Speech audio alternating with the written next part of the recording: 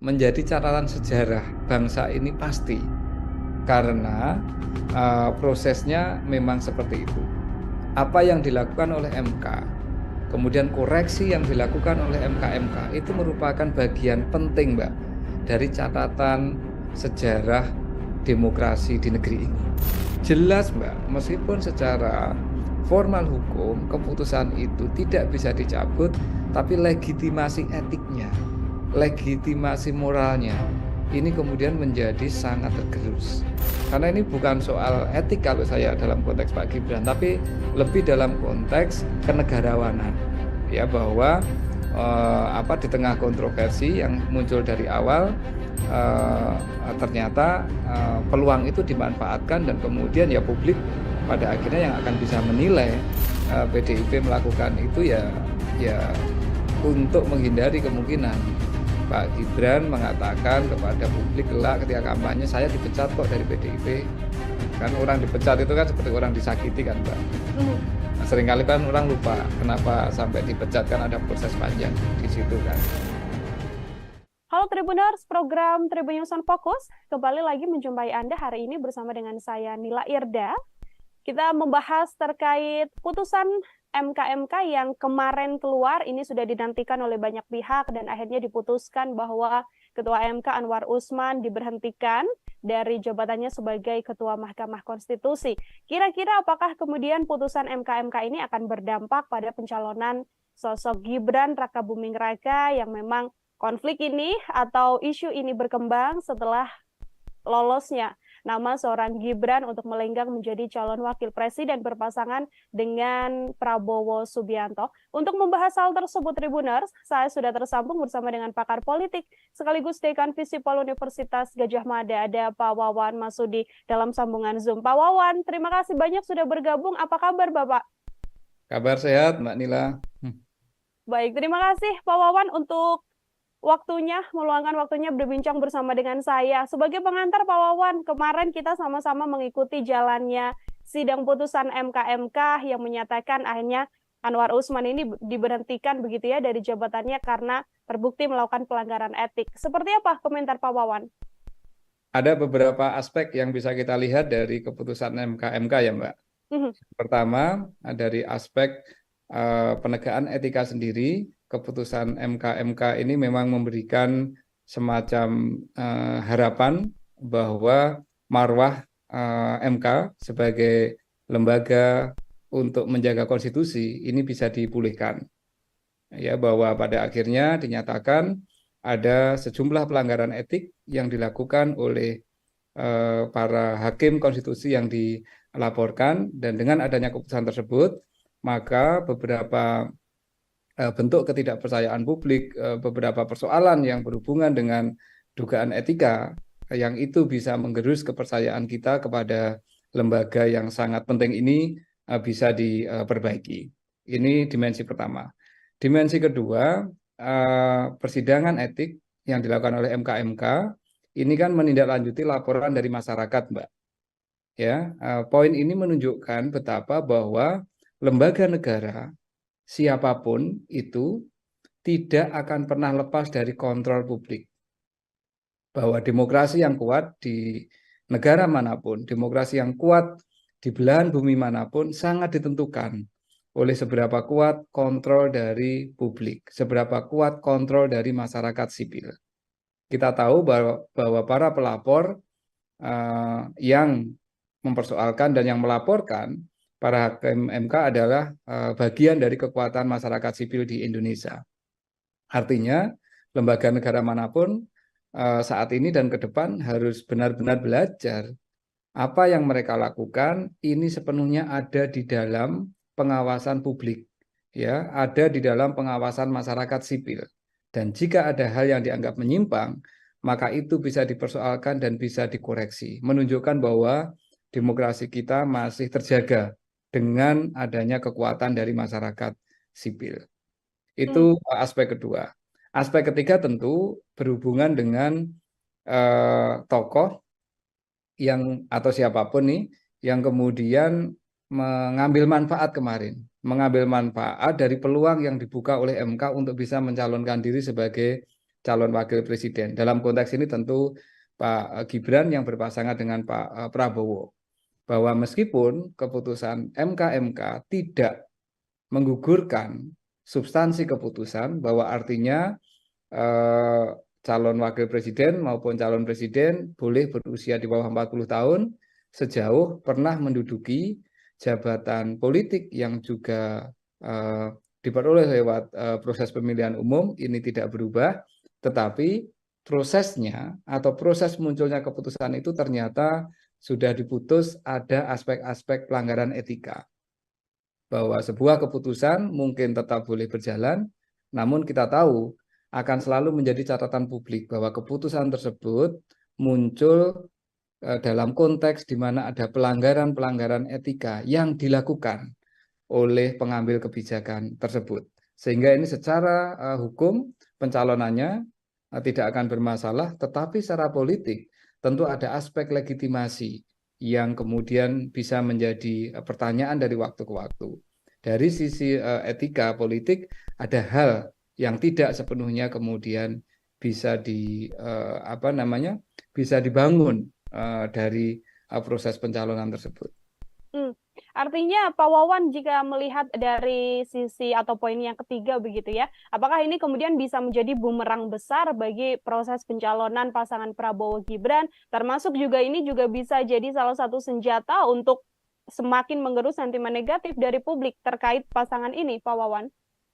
Sekali lagi kalau dari sisi formal hukum, dari sisi legal tidak akan ada persoalan, Mbak, ya, bahwa legitimasi legal, legitimasi formal itu tetap akan ada. Tetapi kita tahu bahwa proses politik, proses kompetisi elektoral itu tidak semata-mata berbasis pada aspek legitimasi legal formal, tetapi ada legitimasi politik itu lebih luas. Ini ada aspek kepatutan yang publik bisa menilai. Ada aspek bahwa keputusan ini dibuat dalam suasana di mana tidak seluruh etika-etika yang harusnya dipegang oleh para hakim MK itu dilaksanakan, ya.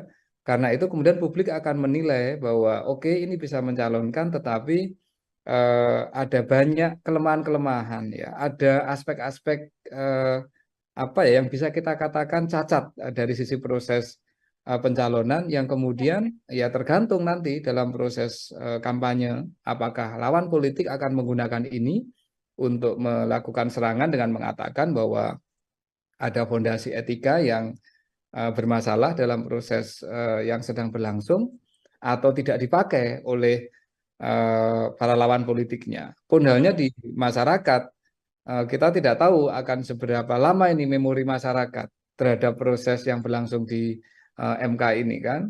Kalau memori masyarakat kita panjang, tentu akan menjadi catatan yang itu akan bisa mempengaruhi keputusan pemilih, keputusan publik ketika menentukan siapa capres dan cawapresnya. Tetapi kalau memori publik kita ini tidak cukup kuat, ya mungkin tidak akan ada persoalan. Jadi ini sangat ditentukan, Mbak, oleh dinamika proses kampanye yang akan berlangsung dalam ya kira-kira 1,5 sampai 2 bulan ke depan, Mbak. Oke, akan dilihat bagaimana kemudian publik begitu ya, memorinya masih berkepanjangan untuk membawa isu ini sampai ke pencapresan nanti, atau akan hilang seiring berjalannya waktu dan dengan dinamika yang juga ada begitu ya, Pak Wawan. Ini kalau setelah putusan atau hasil yang dilakukan oleh MK kan memang tidak hanya berhenti sampai kemudian mengusut Ketua MK begitu ya, Pak Wawan, karena banyak juga publik yang berharap bahwa kemudian putusan ini bisa mengubah putusan nomor 90 soal batas usia capres dan juga cawapres, meskipun MK sendiri memang sudah mengatakan tidak dalam kapasitas hal tersebut. Menurut pandangan Pak Wawan seperti apa? Apakah kemudian dengan ada lanjutan gugatan yang hari ini juga disindangkan, apakah kemudian bisa mengubah hal tersebut, Pak? Gugatan publik terhadap aspek-aspek undang-undang, aspek hukum kepada MK itu bisa dilakukan kapanpun, Mbak. Ya, bisa dilakukan kapanpun. Ya, bisa sekarang, bisa minggu depan, bahkan bisa setelah pemilu. Pertanyaannya adalah kapan kemudian keputusan itu harus berlaku, Mbak. Kalau ini nanti hari ini kalau tidak salah KPU kan akan melakukan penetapan capres dan cawapres ya Mbak. Iya, betul. Kalau KPU sudah menentukan siapa capres dan cawapres, maka ya sudah, pemilu yang akan kita lakukan tanggal 14 Februari tahun depan ya akan diikuti oleh capres dan cawapres yang saat ini ditetapkan oleh KPU. Kecuali kemudian ada yang menggugat KPU dan mempersoalkan keputusannya KPU tersebut. Jadi ini tidak berhubungan langsung dengan persidangan perkara yang saat ini, yang hari ini mulai disidangkan di MK kan, Mbak.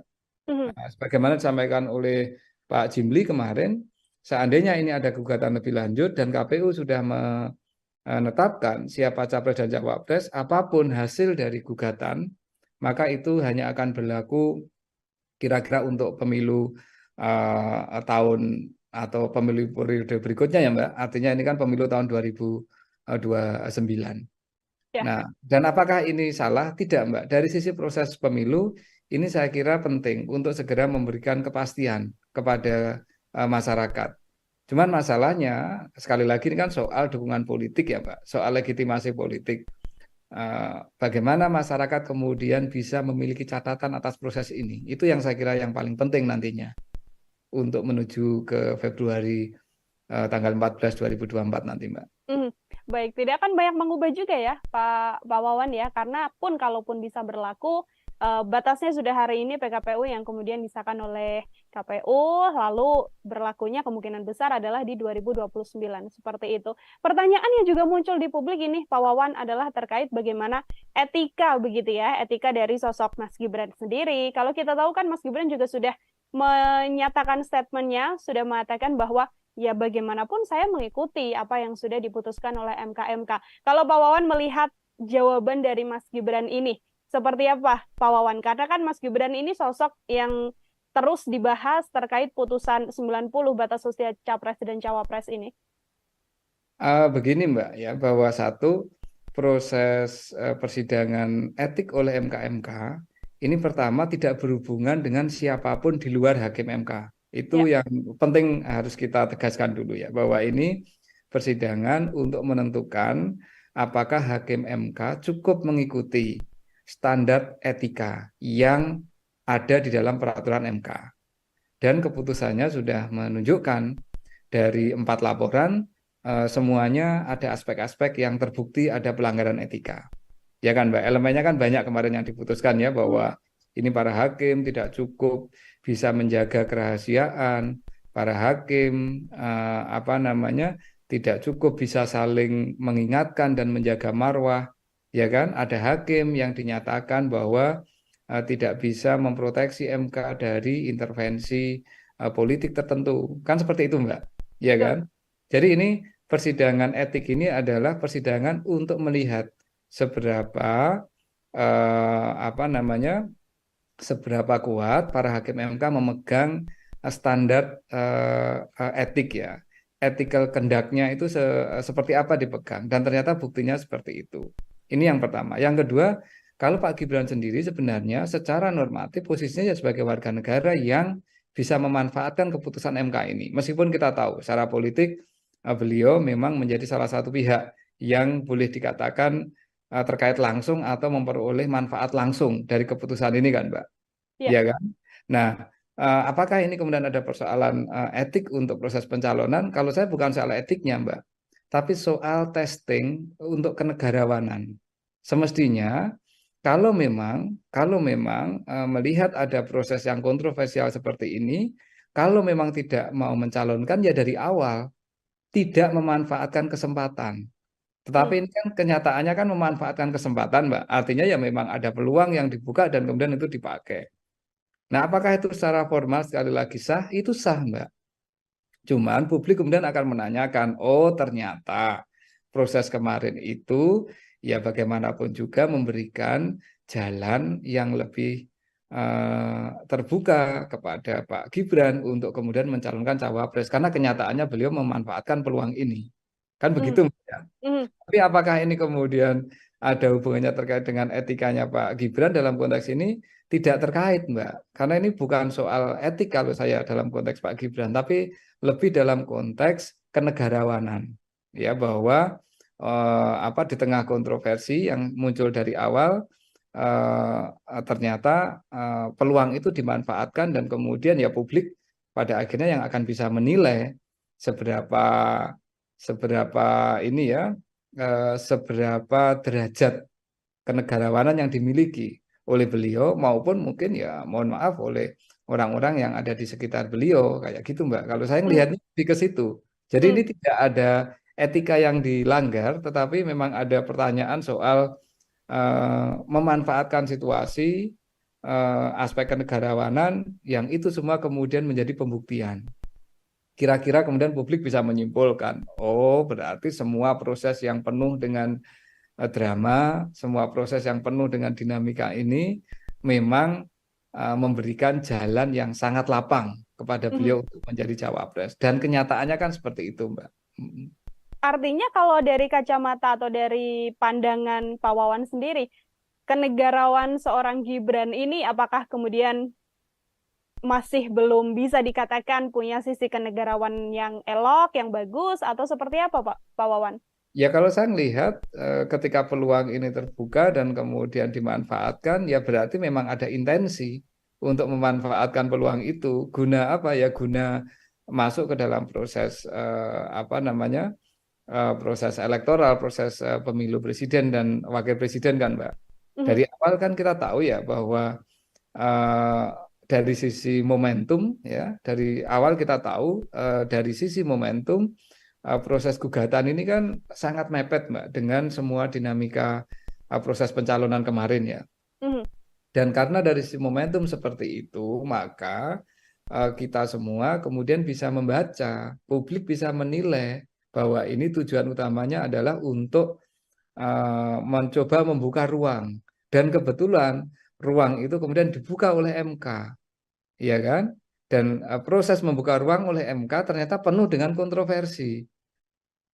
Keputusannya tidak bulat, kemudian dari keputusan yang tidak bulat itu sebenarnya juga tidak ada opini yang bersifat solid, dan setelah itu kemudian muncul ada dugaan pelanggaran etik yang dilakukan oleh Ketua MK karena menyidangkan perkara yang punya kemungkinan interest langsung dengan salah satu anggota keluarga, ya kan Mbak? Dan kemudian di sidang MK, sidang Majelis Kehormatan kemudian membuktikan, oh benar ini terjadi banyak sekali pelanggaran terhadap ethical conduct, ya, terhadap prosedur-prosedur etis yang ada di MK. Jelas Mbak, meskipun secara formal hukum keputusan itu tidak bisa dicabut, tapi legitimasi etiknya, legitimasi moralnya, ini kemudian menjadi sangat tergerus.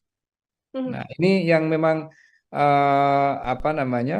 situasi-situasi dilematisnya kan seperti itu ya. MK kan memang tidak punya kewenangan untuk mencabut keputusan kan Mbak.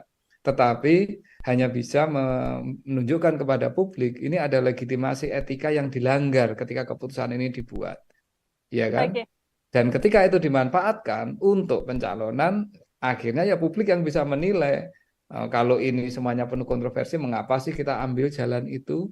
Dan kalau itu diambil, berarti dari awal memang sudah punya niat untuk ikut dalam kontestasi ini. Nah, motif dibalik itu apa? Nah, kita yang nggak tahu kan, Mbak. Apakah ini dalam rangka untuk ekstensi kekuasaan dari keluarga Pak Presiden, ataukah ini ada semangat lain di luar itu, kan kita yang belum tahu nih publik kan. Termasuk kalau kita sedikit tarik mundur ke belakang Pak Wawan, ini apakah proses kenegarawan atau etika seorang Mas Gibran ini juga bisa dilihat dari kemudian hilangnya atau pamitnya Mas Gibran dari PDIP yang selama ini sudah membesarkan namanya, bisa mencalonkan Mas Gibran sebagai wali kota Solo, termasuk juga 2 periode Presiden Joko Widodo bersama dengan PDI Perjuangan yang tiba-tiba bergabungnya bersama dengan Prabowo Subianto begitu?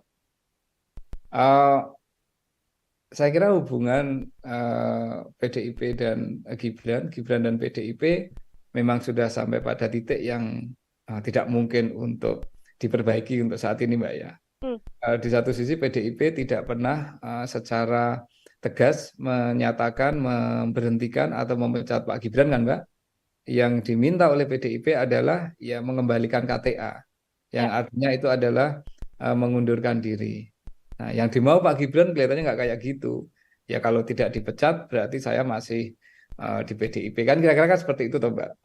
Nah ini apa namanya situasinya ya memang kemudian menjadi serba menggantung, tetapi saya kira PDIP melakukan itu ya untuk menghindari kemungkinan Pak Gibran mengatakan kepada publik kelak ketika kampanye saya dipecat kok dari PDIP. Kan orang dipecat itu kan seperti orang disakiti kan Mbak. Nah, seringkali kan orang lupa kenapa sampai dipecat kan ada proses panjang di situ kan. Nah PDIP nggak mau itu terjadi. Nah PDIP maunya adalah ya Pak Gibran bergabung secara volunteer ke PDIP, kemudian mendapatkan tiket dari PDIP untuk meniti karir politik. Kalau memang sudah berbeda haluan, mengambil jalan berbeda, ya mundur baik-baik. Nah itu kan ini ya apa ungkapan-ungkapan yang disampaikan oleh tokoh-tokoh dan elit-elit PDIP kan Mbak, baik yang di Solo maupun yang di Jakarta. Jadi ini soal tarik ulur politik lah antara Pak Gibran dengan PDIP ya yang saya kira PDIP tidak akan pernah tegas menyatakan memecat dan hanya akan membiarkan membuat Pak Gibran mungkin dalam posisi yang tidak enak juga, tetapi ya udahlah politik ya akan berlangsung seperti ini dan saya kira situasinya ya akan saling menggantung, tetapi publik tahu bahwa akhirnya Pak Gibran sudah tidak lagi di PDIP dan PDIP juga sudah tidak menganggap Pak Gibran, setidaknya seperti itu Mbak. Baik, sudah tidak bisa diperbaiki lagi ya artinya ya Pak Wawan ya, karena proses panjang yang terjadi ini tarik ulur menulur antara PDIP dan juga Mas Gibran. Ya menurut pendapat saya agak susah Mbak, meskipun kita tahu bahwa dalam politik apa sih yang nggak mungkin, ya kan, sejauh kepentingannya kecapean. Tetapi kalau saya lihat dari proses yang berlangsung, ini nampaknya ada proses yang secara sakit hati politik jauh lebih dalam lah. Dari perasaan politik jauh lebih dalam daripada sekedar keluar dari partai untuk pindah ke partai lain atau untuk mengambil pilihan politik lain.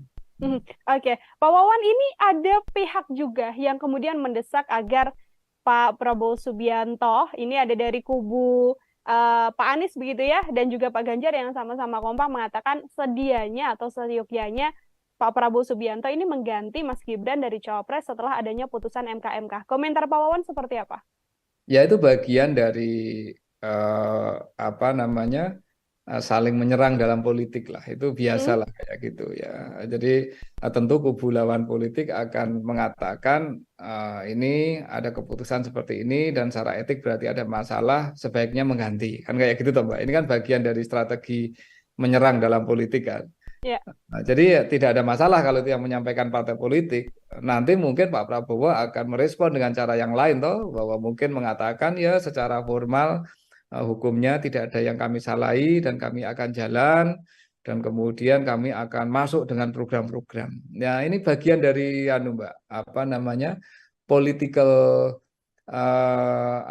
political discourse lah ya, narasi-narasi politik yang dibangun oleh kubu-kubu yang saling sedang bersaing dalam proses pemilu, dan itu wajar dan sah-sah saja Mbak, saya kira. Oke, itu wajar dan sah-sah saja. Namun kalau dari kacamata Pak Wawan ini sebagai pengamat politik juga ya, dari Koalisi Indonesia Maju atau dari pihak Prabowo Subianto, secara etika yang elok, etika yang patut, memberikan sikap terkait putusan MK dan sentimen negatif publik atas pencawapresan Mas Gibran ini yang paling bagus itu seperti apa Pak? Dalam kacamata saya, ini sudah point of no return Mbak, bagi Pak Prabowo dan Koalisi Indonesia Maju. Menunjuk Pak Gibran yang sudah dideklarasikan dan didaftarkan ke KPU, dan kemudian setidaknya hasil MK tidak mencabut keputusan yang memungkinkan Pak Gibran untuk mencalonkan, itu sudah menjadi point of no return. Artinya Koalisi Indonesia Maju, dugaan saya dan saya hampir pasti mengatakan iya, akan mempertahankan duet Pak Prabowo dan Pak Gibran. Yang dilakukan oleh Koalisi Indonesia Maju dalam pandangan saya akan mencoba untuk menutup dan menggeser isu terkait dengan etika, isu terkait dengan patut tidak patut ini dengan narasi-narasi politik yang lain, Mbak. Misalkan kampanye program tertentu, kemudian arah kepemimpinan yang akan mereka bawa, kemudian mencoba untuk membangun narasi-narasi langsung ke publik, membangun komunikasi ke grassroots dan seterusnya. Saya kira itu yang dilakukan. Jadi mereka tidak akan mengconsider lagi soal perdebatan etika itu, Mbak. Dan tetapi bukan berarti etika ini tidak penting. Dalam kacamata saya tetap penting untuk selalu disampaikan kepada publik bahwa ada proses politik, ada proses pembuatan keputusan di MK terkait dengan proses pencalonan ini yang oleh Majelis Kehormatan MK pun dinyatakan terbukti melanggar etik, ya. Dan publik kemudian bisa menilai kalau semua aspek-aspek etika ini kemudian dilanggar, ya, aspek-aspek etika itu dilanggar, sanksinya apa sih, Mbak? Kan sanksi hukum kan nggak bisa kita lakukan. Yang ada itu adalah sanksi sosial biasanya, ya kan? Sanksi sosial, sanksi moral. Nah, sanksi sosial yang bisa dilakukan oleh publik, oleh pemilih itu apa sih pada akhirnya? Ya, mungkin akan mencari alternatif pilihan yang lain. Mungkin akan menentukan pilihan yang lain. Itu kan pemilih ketika sudah masuk ke bilik suara kelak dengan pengetahuan yang dimiliki, itu kan upaya, Mbak, satu untuk memperkuat legitimasi atau untuk mendukung satu pihak, tapi ada juga yang semangatnya itu adalah menghukum pihak lain. Nah, ini dan itu adalah kewenangan voters, Mbak. Itu adalah kewenangan pemilih untuk mendukung atau motivasinya ketika memilih itu adalah untuk mendukung calon yang benar-benar dia pilih, ataukah proses pemilihan yang dia lakukan itu merupakan upaya untuk menghukum pihak yang dia tidak suka. Itu namanya protes voting, Mbak. Nah, ini artinya apa? Artinya ini nanti sudah bergeser, Mbak. Cara untuk melihat dampak dan implikasi dari soal putusan MK ini dalam kaitannya dengan etika politik itu nanti sudah akan bergeser kepada pemilih, akan bergeser ke bilik suara, dan kemudian pemilik suara bisa punya kewenangan yang kita tidak tahu. Kalau dia ingin menghukum, protes voting, ya tentu dia akan melakukan itu. Kalau dia ingin mendukung, ya tentu dia akan mendukung. Nah, seperti itu kira-kira logik berpikirnya seperti itu, Mbak. Oke, baik. Terakhir dari saya, Pak Wawan. Ini kan tadi disampaikan Pak Wawan, dinamika ini tergantung bagaimana nanti publik, apakah isu ini masih akan terus berkembang sampai panjang atau bisa diredam dengan isu atau dinamika politik yang lain. Pertanyaan saya, Pak Wawan, apabila memang kontestasi ini berjalan satu putaran, dua putaran, dan nantinya pasangan Prabowo dan Gibran berkemungkinan untuk memperoleh suara terbanyak dan memenangi Pilpres begitu ya, apakah bumerang atau isu MK ini akan berjalan sebegitu panjang dan akan terus diingat oleh publik sebagai salah satu cacat etika dalam proses ini meskipun keduanya sudah menjabat? Pak Wawan, silahkan. Menjadi catatan publik pasti, menjadi catatan sejarah bangsa ini pasti, karena prosesnya memang seperti itu. Apa yang dilakukan oleh MK, kemudian koreksi yang dilakukan oleh MK itu merupakan bagian penting, Mbak, dari catatan sejarah demokrasi di negeri ini. Dan itu tidak terhapus. Ya, karena itu fakta yang berlangsung. Ya kan, Mbak? Dan apakah itu akan menjadi catatan publik? Ya tentu menjadi catatan, wong itu menjadi catatan sejarah ya. Nah, soal seberapa kuat itu mempengaruhi legitimasi calon terpilih, ya, misalkan kebetulan yang calon yang bisa memanfaatkan peluang MK ini kemudian memenangkan pemilu ya. Tentu yang pertama ketika mereka terpilih ya legitimasi elektoral itu sendiri menjadi penting, Mbak. Artinya ya dia tetap legitimate karena secara elektoral dipilih. Tetapi sekali lagi ini kan ada kekuatan lain di masyarakat kita, Mbak, selain proses pemilu ya. Ya kan, setelah proses pemilu ada kekuatan lain di dalam masyarakat kita. Selain parpol, selain DPR, selain DPD, selain tokoh politik. Siapa mereka? Ya kekuatan masyarakat sipil, kekuatan media massa yang bisa kemudian secara kritis selalu melihat bahwa ada persoalan-persoalan dalam proses pemilu Indonesia tahun 2024 ini yang dipenuhi, ya, yang dipenuhi dengan aspek-aspek yang tadi kita diskusikan, ada code of conduct dalam konteks pengambilan keputusan di MK yang dilanggar, ada proses dan bentuk kenegarawanan yang mungkin tidak diambil, ada diskusi soal bahwa ini semua merupakan bagian dari orkestrasi untuk memperpanjang kekuasaan yang berlangsung, dan seterusnya lah, Mbak. Nah, catatan-catatan kritis ini akan menjadi elemen yang tidak terpisahkan, Mbak, dari proses pemilu tahun 2024 ke depan ini.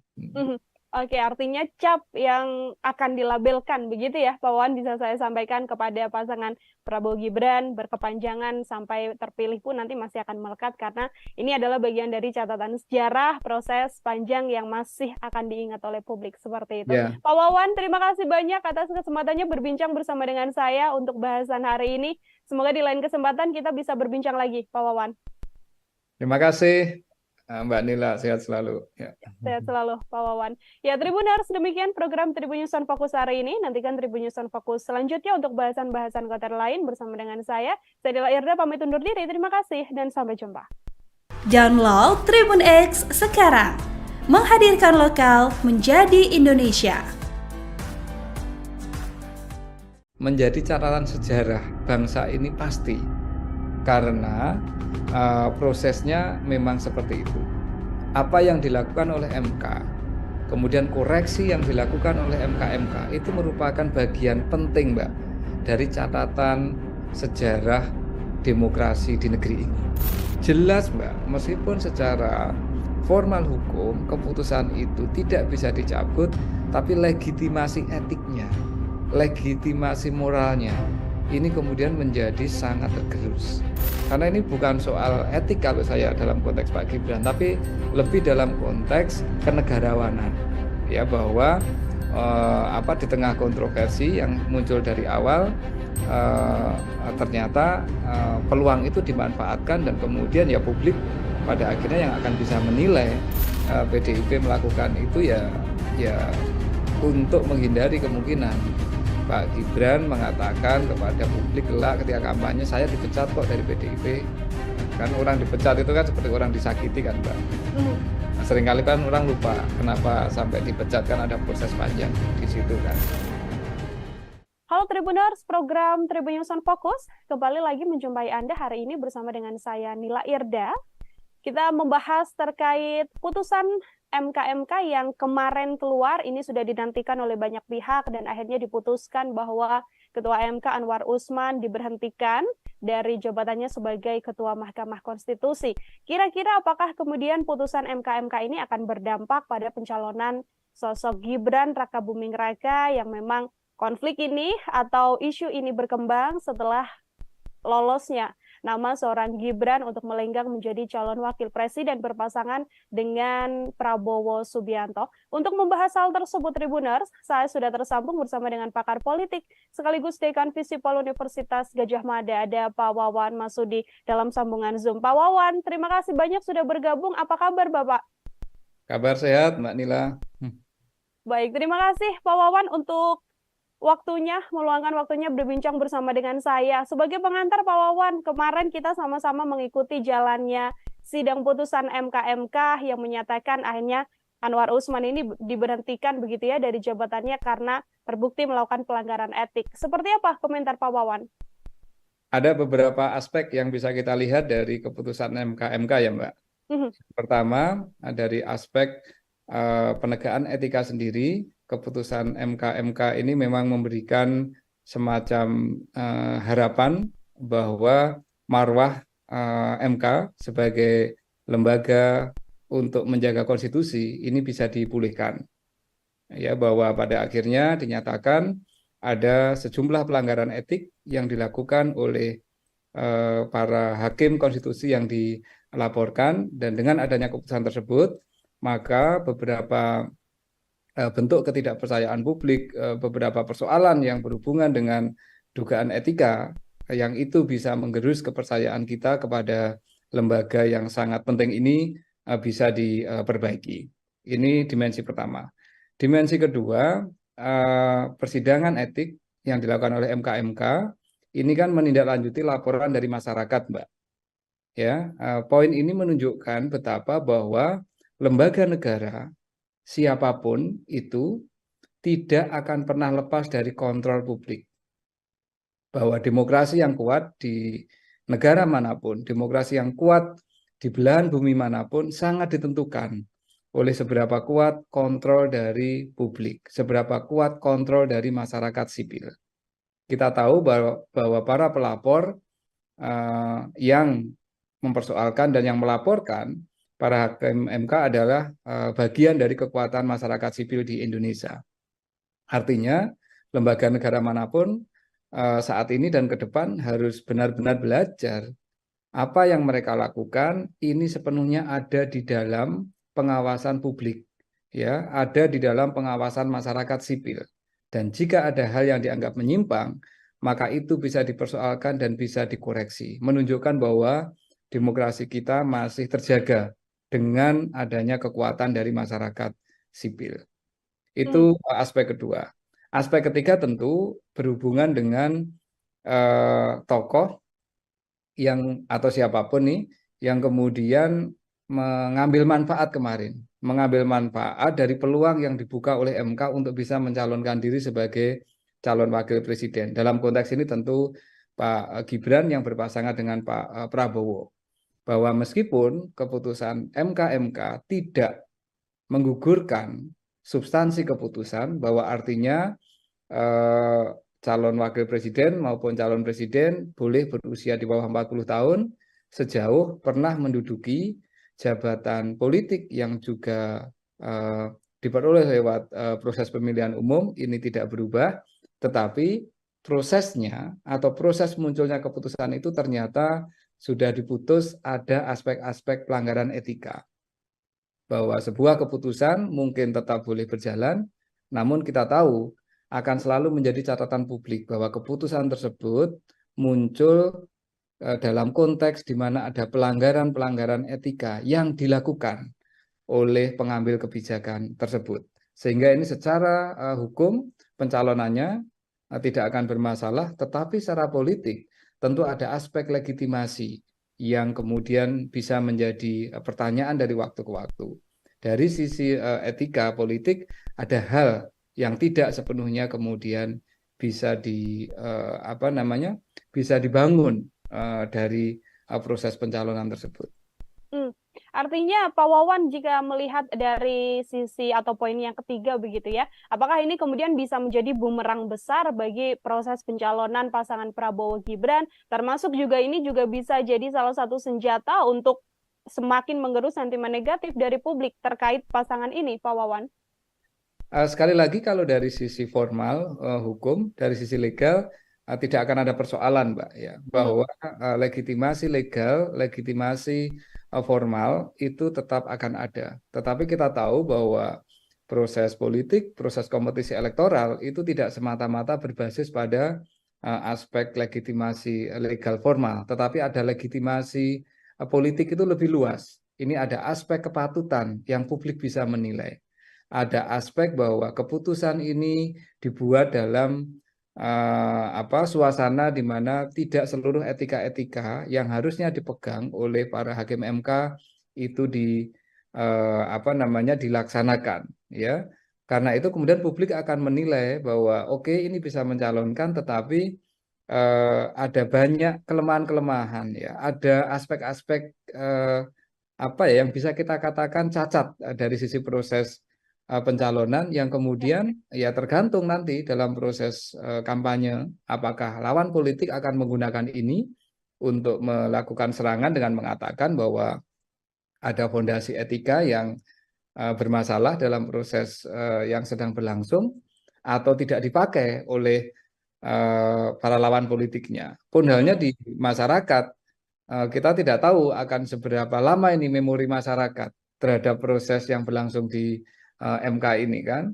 Kalau memori masyarakat kita panjang, tentu akan menjadi catatan yang itu akan bisa mempengaruhi keputusan pemilih, keputusan publik ketika menentukan siapa capres dan cawapresnya. Tetapi kalau memori publik kita ini tidak cukup kuat, ya mungkin tidak akan ada persoalan. Jadi ini sangat ditentukan, Mbak, oleh dinamika proses kampanye yang akan berlangsung dalam ya kira-kira 1,5 sampai 2 bulan ke depan, Mbak.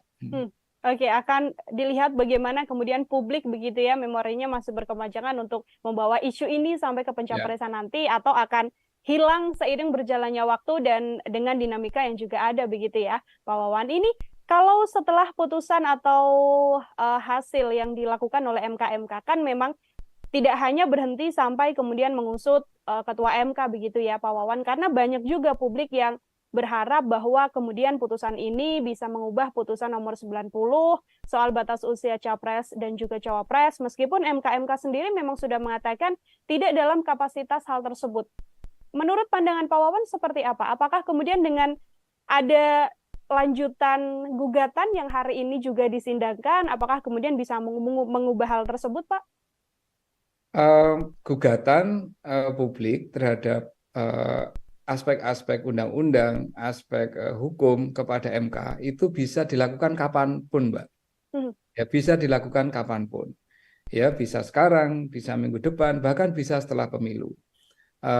Pertanyaannya adalah kapan kemudian keputusan itu harus berlaku, Mbak. Kalau ini nanti, hari ini kalau tidak salah KPU kan akan melakukan penetapan capres dan cawapres ya, Mbak? Iya, betul. Kalau KPU sudah menentukan siapa capres dan cawapres, maka ya sudah, pemilu yang akan kita lakukan tanggal 14 Februari tahun depan ya akan diikuti oleh capres dan cawapres yang saat ini ditetapkan oleh KPU. Kecuali kemudian ada yang menggugat KPU dan mempersoalkan keputusannya KPU tersebut. Jadi ini tidak berhubungan langsung dengan persidangan perkara yang saat ini, yang hari ini mulai disidangkan di MK kan, Mbak? Nah, sebagaimana disampaikan oleh Pak Jimli kemarin, seandainya ini ada gugatan lebih lanjut dan KPU sudah menetapkan siapa capres dan cawapres, apapun hasil dari gugatan, maka itu hanya akan berlaku kira-kira untuk pemilu tahun atau pemilu periode berikutnya ya, Mbak. Artinya ini kan pemilu tahun 2029. Ya. Nah, dan apakah ini salah? Tidak, Mbak. Dari sisi proses pemilu, ini saya kira penting untuk segera memberikan kepastian kepada masyarakat. Cuman masalahnya, sekali lagi ini kan soal dukungan politik ya, Pak, soal legitimasi politik. Bagaimana masyarakat kemudian bisa memiliki catatan atas proses ini. Itu yang saya kira yang paling penting nantinya untuk menuju ke Februari tanggal 14 2024 nanti, Mbak. Baik, tidak akan banyak mengubah juga ya, Pak Wawan ya, karena pun kalaupun bisa berlaku, batasnya sudah hari ini PKPU yang kemudian disahkan oleh KPU, lalu berlakunya kemungkinan besar adalah di 2029, seperti itu. Pertanyaan yang juga muncul di publik ini, Pak Wawan, adalah terkait bagaimana etika begitu ya, etika dari sosok Mas Gibran sendiri. Kalau kita tahu kan Mas Gibran juga sudah menyatakan statementnya, sudah mengatakan bahwa ya bagaimanapun saya mengikuti apa yang sudah diputuskan oleh MK. Kalau Pak Wawan melihat jawaban dari Mas Gibran ini, seperti apa, Pak Wawan? Karena kan Mas Gibran ini sosok yang terus dibahas terkait putusan 90 batas usia capres dan cawapres ini. Begini, Mbak, ya, bahwa satu proses persidangan etik oleh MK ini pertama tidak berhubungan dengan siapapun di luar hakim MK. Itu yang penting harus kita tegaskan dulu ya, bahwa ini persidangan untuk menentukan apakah hakim MK cukup mengikuti standar etika yang ada di dalam peraturan MK. Dan keputusannya sudah menunjukkan dari 4 laporan, semuanya ada aspek-aspek yang terbukti ada pelanggaran etika. Ya kan, Mbak, elemennya kan banyak kemarin yang diputuskan ya, bahwa ini para hakim tidak cukup bisa menjaga kerahasiaan, para hakim tidak cukup bisa saling mengingatkan dan menjaga marwah. Ya kan, ada hakim yang dinyatakan bahwa tidak bisa memproteksi MK dari intervensi politik tertentu. Kan seperti itu, Mbak. Ya kan? Jadi ini persidangan etik ini adalah persidangan untuk melihat seberapa seberapa kuat para hakim MK memegang standar etik ya. Ethical conduct-nya itu seperti apa dipegang, dan ternyata buktinya seperti itu. Ini yang pertama. Yang kedua, kalau Pak Gibran sendiri sebenarnya secara normatif posisinya sebagai warga negara yang bisa memanfaatkan keputusan MK ini. Meskipun kita tahu secara politik beliau memang menjadi salah satu pihak yang boleh dikatakan terkait langsung atau memperoleh manfaat langsung dari keputusan ini kan, Mbak? Iya kan? Nah, apakah ini kemudian ada persoalan etik untuk proses pencalonan? Kalau saya bukan soal etiknya, Mbak, tapi soal testing untuk kenegarawanan. Semestinya kalau memang melihat ada proses yang kontroversial seperti ini, kalau memang tidak mau mencalonkan ya dari awal tidak memanfaatkan kesempatan. Tetapi ini kan kenyataannya kan memanfaatkan kesempatan, Mbak. Artinya ya memang ada peluang yang dibuka dan kemudian itu dipakai. Nah, apakah itu secara formal sekali lagi sah? Itu sah, Mbak. Cuman publik kemudian akan menanyakan, oh ternyata proses kemarin itu ya bagaimanapun juga memberikan jalan yang lebih terbuka kepada Pak Gibran untuk kemudian mencalonkan cawapres. Karena kenyataannya beliau memanfaatkan peluang ini. Kan begitu, Mbak, ya? Tapi apakah ini kemudian ada hubungannya terkait dengan etikanya Pak Gibran dalam konteks ini? Tidak terkait, Mbak. Karena ini bukan soal etik kalau saya dalam konteks Pak Gibran, tapi lebih dalam konteks kenegarawanan.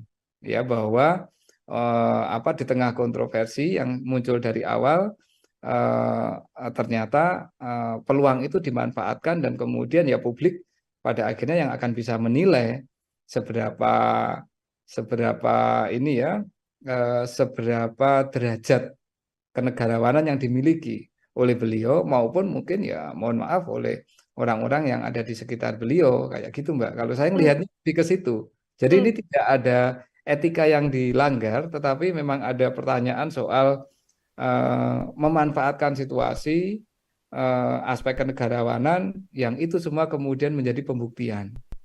Kira-kira kemudian publik bisa menyimpulkan, oh berarti semua proses yang penuh dengan drama, semua proses yang penuh dengan dinamika ini memang memberikan jalan yang sangat lapang kepada beliau untuk menjadi cawapres. Dan kenyataannya kan seperti itu, Mbak. Artinya kalau dari kacamata atau dari pandangan Pak Wawan sendiri, kenegarawan seorang Gibran ini apakah kemudian masih belum bisa dikatakan punya sisi kenegarawan yang elok, yang bagus, atau seperti apa, Pak Wawan? Ya kalau saya melihat ketika peluang ini terbuka dan kemudian dimanfaatkan, ya berarti memang ada intensi untuk memanfaatkan peluang itu. Guna apa ya? Guna masuk ke dalam proses proses elektoral, proses pemilu presiden dan wakil presiden kan, Mbak. Dari awal kan kita tahu ya bahwa dari sisi momentum ya, dari awal kita tahu dari sisi momentum proses gugatan ini kan sangat mepet, Mbak, dengan semua dinamika proses pencalonan kemarin ya. Dan karena dari sisi momentum seperti itu, maka kita semua kemudian bisa membaca, publik bisa menilai bahwa ini tujuan utamanya adalah untuk mencoba membuka ruang. Dan kebetulan ruang itu kemudian dibuka oleh MK, ya kan? Dan proses membuka ruang oleh MK ternyata penuh dengan kontroversi.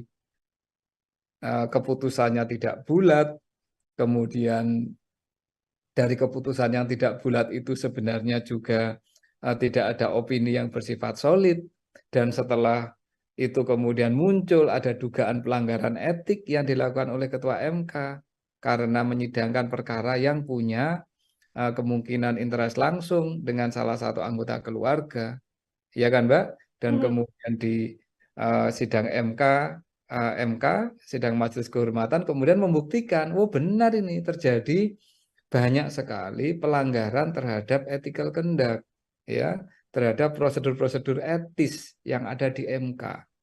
Jelas, Mbak, meskipun secara formal hukum keputusan itu tidak bisa dicabut, tapi legitimasi etiknya, legitimasi moralnya, ini kemudian menjadi sangat tergerus. Nah, ini yang memang situasi-situasi dilematisnya kan seperti itu ya. MK kan memang tidak punya kewenangan untuk mencabut keputusan kan, Mbak. Tetapi hanya bisa menunjukkan kepada publik ini ada legitimasi etika yang dilanggar ketika keputusan ini dibuat, ya kan? Okay. Dan ketika itu dimanfaatkan untuk pencalonan, akhirnya ya publik yang bisa menilai Kalau ini semuanya penuh kontroversi, mengapa sih kita ambil jalan itu? Dan kalau itu diambil, berarti dari awal memang sudah punya niat untuk ikut dalam kontestasi ini. Nah, motif dibalik itu apa? Nah, kita yang nggak tahu kan, Mbak. Apakah ini dalam rangka untuk ekstensi kekuasaan dari keluarga Pak Presiden, ataukah ini ada semangat lain di luar itu, kan kita yang belum tahu nih publik kan.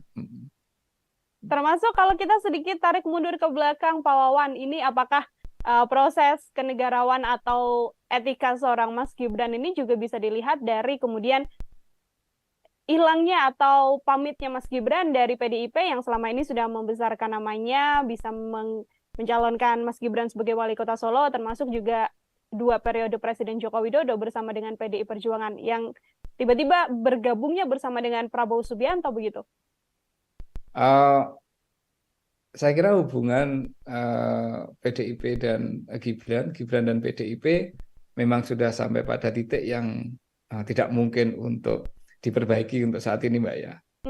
Di satu sisi PDIP tidak pernah secara tegas menyatakan memberhentikan atau memecat Pak Gibran kan, Mbak. Yang diminta oleh PDIP adalah ya mengembalikan KTA, yang artinya itu adalah mengundurkan diri. Nah, yang dimau Pak Gibran kelihatannya nggak kayak gitu. Ya kalau tidak dipecat berarti saya masih di PDIP kan, kira-kira kan seperti itu toh, Mbak. Nah, ini apa namanya, situasinya ya memang kemudian menjadi serba menggantung, tetapi saya kira PDIP melakukan itu ya untuk menghindari kemungkinan Pak Gibran mengatakan kepada publik kelak ketika kampanye, saya dipecat kok dari PDIP. Kan orang dipecat itu kan seperti orang disakiti kan, Mbak. Seringkali kan orang lupa kenapa sampai dipecat, kan ada proses panjang di situ kan. Nah, PDIP nggak mau itu terjadi. Nah, PDIP maunya adalah ya Pak Gibran bergabung secara volunteer ke PDIP, kemudian mendapatkan tiket dari PDIP untuk meniti karir politik. Kalau memang sudah berbeda haluan, mengambil jalan berbeda, ya mundur baik-baik. Nah, itu kan ini ya apa ungkapan-ungkapan yang disampaikan oleh tokoh-tokoh dan elit-elit PDIP kan, Mbak, baik yang di Solo maupun yang di Jakarta. Jadi ini soal tarik ulur politik lah antara Pak Gibran dengan PDIP ya, yang saya kira PDIP tidak akan pernah tegas menyatakan memecat dan hanya akan membiarkan, membuat Pak Gibran mungkin dalam posisi yang tidak enak juga, tetapi ya udahlah, politik ya akan berlangsung seperti ini, dan saya kira situasinya ya akan saling menggantung, tetapi publik tahu bahwa akhirnya Pak Gibran sudah tidak lagi di PDIP dan PDIP juga sudah tidak menganggap Pak Gibran, setidaknya seperti itu, Mbak.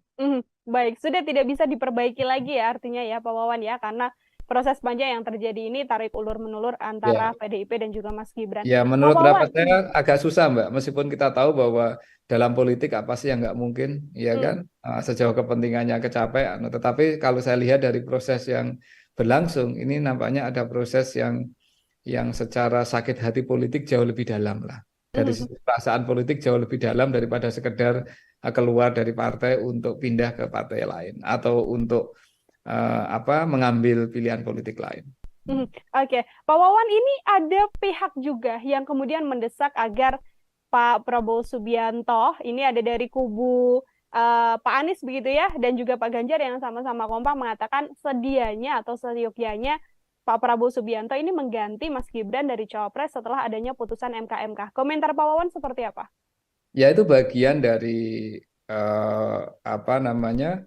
saling menyerang dalam politik lah, itu biasalah kayak gitu ya. Jadi tentu kubu lawan politik akan mengatakan ini ada keputusan seperti ini dan secara etik berarti ada masalah, sebaiknya mengganti, kan kayak gitu toh, Mbak. Ini kan bagian dari strategi menyerang dalam politik kan.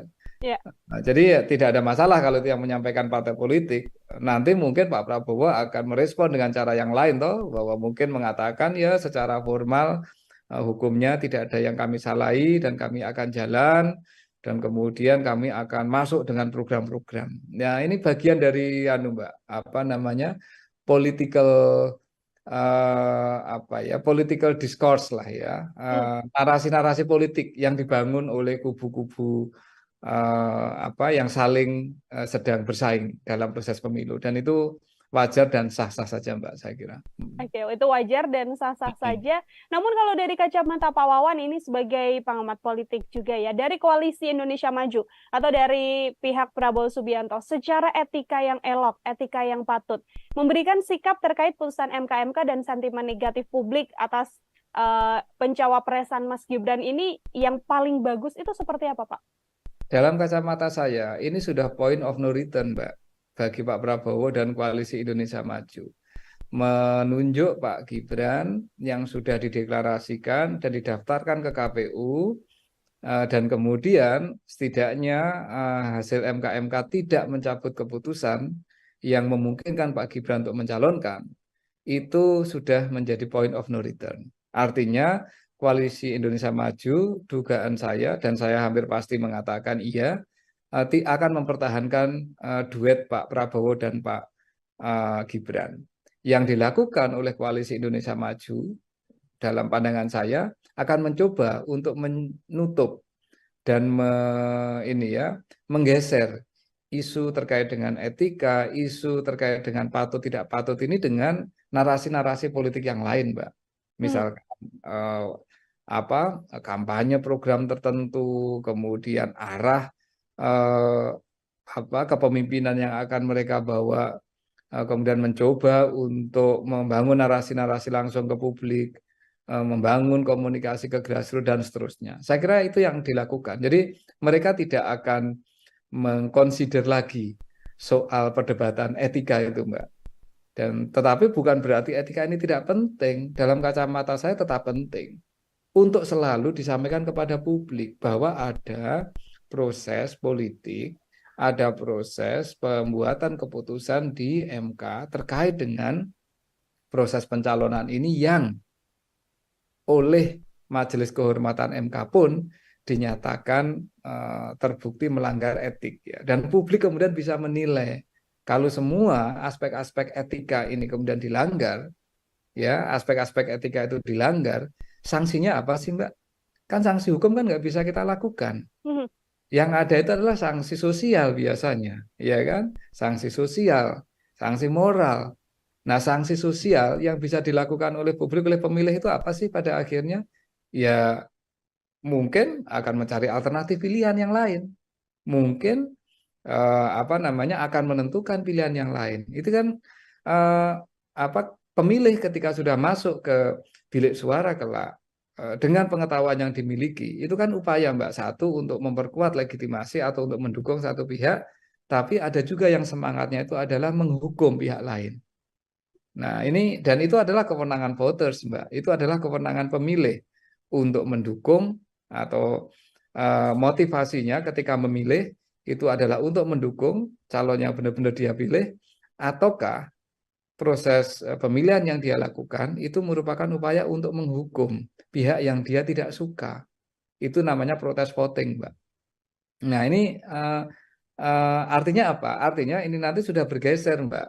Cara untuk melihat dampak dan implikasi dari soal putusan MK ini dalam kaitannya dengan etika politik itu nanti sudah akan bergeser kepada pemilih, akan bergeser ke bilik suara, dan kemudian pemilik suara bisa punya kewenangan yang kita tidak tahu.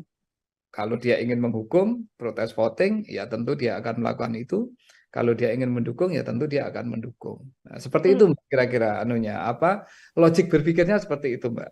Oke, baik. Terakhir dari saya, Pak Wawan. Ini kan tadi disampaikan Pak Wawan, dinamika ini tergantung bagaimana nanti publik, apakah isu ini masih akan terus berkembang sampai panjang atau bisa diredam dengan isu atau dinamika politik yang lain. Pertanyaan saya, Pak Wawan, apabila memang kontestasi ini berjalan satu putaran, 2 putaran, dan nantinya pasangan Prabowo dan Gibran berkemungkinan untuk memperoleh suara terbanyak dan memenangi Pilpres begitu ya, apakah bumerang atau isu MK ini akan berjalan sebegitu panjang dan akan terus diingat oleh publik sebagai salah satu cacat etika dalam proses ini meskipun keduanya sudah menjabat? Pak Wawan, silahkan. Menjadi catatan publik pasti, menjadi catatan sejarah bangsa ini pasti, karena prosesnya memang seperti itu. apa yang dilakukan oleh MK, kemudian koreksi yang dilakukan oleh MK itu merupakan bagian penting, Mbak, dari catatan sejarah demokrasi di negeri ini. Dan itu tidak terhapus. Ya karena itu fakta yang berlangsung. Ya kan, Mbak? Dan apakah itu akan menjadi catatan publik? Ya tentu menjadi catatan, wong itu menjadi catatan sejarah ya. Nah, soal seberapa kuat itu mempengaruhi legitimasi calon terpilih, ya, misalkan kebetulan yang calon yang bisa memanfaatkan peluang MK ini kemudian memenangkan pemilu ya. Tentu yang pertama, ketika mereka terpilih ya legitimasi elektoral itu sendiri menjadi penting, Mbak. Artinya ya dia tetap legitimate karena secara elektoral dipilih. Tetapi sekali lagi ini kan ada kekuatan lain di masyarakat kita, Mbak, selain proses pemilu ya. Ya kan, setelah proses pemilu ada kekuatan lain di dalam masyarakat kita. Selain parpol, selain DPR, selain DPD, selain tokoh politik. Siapa mereka? Ya kekuatan masyarakat sipil, kekuatan media massa yang bisa kemudian secara kritis selalu melihat bahwa ada persoalan-persoalan dalam proses pemilu Indonesia tahun 2024 ini yang dipenuhi ya, yang dipenuhi dengan aspek-aspek yang tadi kita diskusikan. Ada code of conduct dalam konteks pengambilan keputusan di MK yang dilanggar, ada proses dan bentuk kenegarawanan yang mungkin tidak diambil, ada diskusi soal bahwa ini semua merupakan bagian dari orkestrasi untuk memperpanjang kekuasaan yang berlangsung, dan seterusnya lah, Mbak. Nah, catatan kritis ini akan menjadi elemen yang tidak terpisahkan, Mbak, dari proses pemilu tahun 2024 ke depan ini. Oke, artinya cap yang akan dilabelkan begitu ya, Pak Wawan, bisa saya sampaikan kepada pasangan Prabowo Gibran berkepanjangan sampai terpilih pun nanti masih akan melekat karena ini adalah bagian dari catatan sejarah proses panjang yang masih akan diingat oleh publik seperti itu. Yeah. Pak Wawan, terima kasih banyak atas kesempatannya berbincang bersama dengan saya untuk bahasan hari ini. Semoga di lain kesempatan kita bisa berbincang lagi, Pak Wawan. Terima kasih. Mbak Nila, sehat selalu. Ya. Sehat selalu, Pak Wawan. Ya, Tribuners, demikian program Tribun News on Focus hari ini. Nantikan Tribun News on Focus selanjutnya untuk bahasan-bahasan konten lain bersama dengan saya. Saya Nila Irda, pamit undur diri. Terima kasih dan sampai jumpa. Download Tribun X sekarang. Menghadirkan lokal menjadi Indonesia. Menjadi catatan sejarah bangsa ini pasti. Karena prosesnya memang seperti itu. Apa yang dilakukan oleh MK, kemudian koreksi yang dilakukan oleh MK itu merupakan bagian penting, Mbak, dari catatan sejarah demokrasi di negeri ini. Jelas, Mbak, meskipun secara formal hukum keputusan itu tidak bisa dicabut, tapi legitimasi etiknya, legitimasi moralnya ini kemudian menjadi sangat tergerus. Karena ini bukan soal etik kalau saya dalam konteks Pak Gibran, tapi lebih dalam konteks kenegarawanan. Ya, bahwa di tengah kontroversi yang muncul dari awal, ternyata peluang itu dimanfaatkan dan kemudian ya publik pada akhirnya yang akan bisa menilai PDIP melakukan itu ya untuk menghindari kemungkinan Pak Gibran mengatakan kepada publik kelak ketika kampanye, saya dipecat kok dari PDIP. Kan orang dipecat itu kan seperti orang disakiti kan, Mbak. Nah, seringkali kan orang lupa kenapa sampai dipecat, kan ada proses panjang di situ kan. Halo Tribuners, program Tribun News on Focus kembali lagi menjumpai Anda hari ini bersama dengan saya Nila Irda.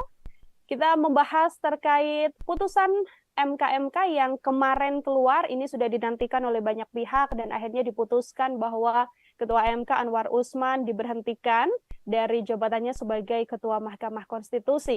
Kira-kira apakah kemudian putusan MK ini akan berdampak pada pencalonan sosok Gibran Rakabuming Raka yang memang konflik ini atau isu ini berkembang setelah lolosnya nama seorang Gibran untuk melenggang menjadi calon wakil presiden berpasangan dengan Prabowo Subianto. Untuk membahas hal tersebut, Tribuners, saya sudah tersambung bersama dengan pakar politik sekaligus Dekan Visipol Universitas Gadjah Mada, ada Pak Wawan Masudi dalam sambungan Zoom. Pak Wawan, terima kasih banyak sudah bergabung. Apa kabar, Bapak?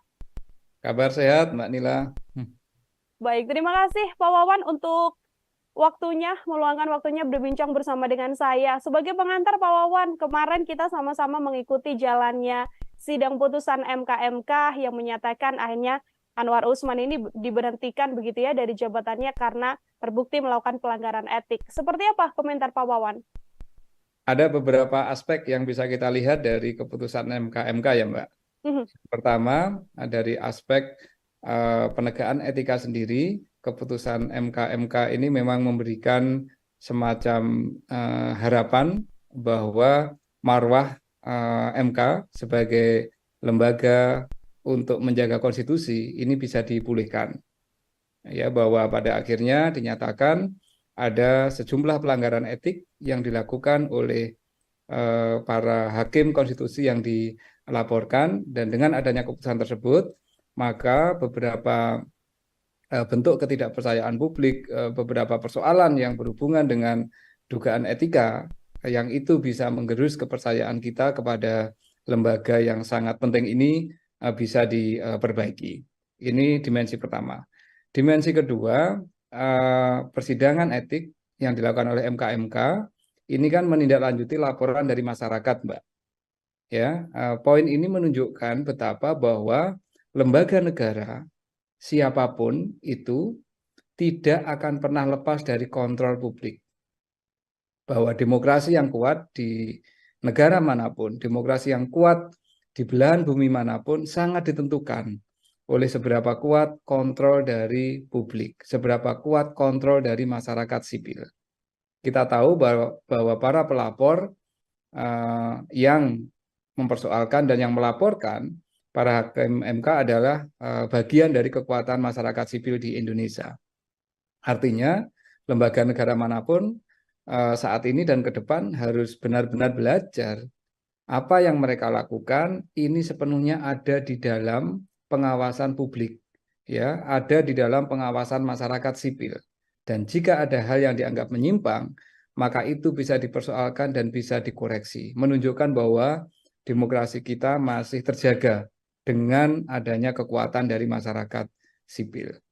Itu aspek kedua.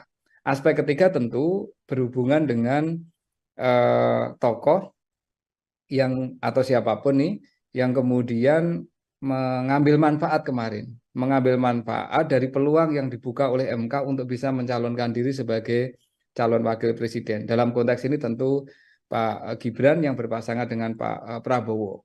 Bahwa meskipun keputusan MK tidak menggugurkan substansi keputusan, bahwa artinya calon wakil presiden maupun calon presiden boleh berusia di bawah 40 tahun sejauh pernah menduduki jabatan politik yang juga diperoleh lewat proses pemilihan umum, ini tidak berubah, tetapi prosesnya atau proses munculnya keputusan itu ternyata sudah diputus ada aspek-aspek pelanggaran etika.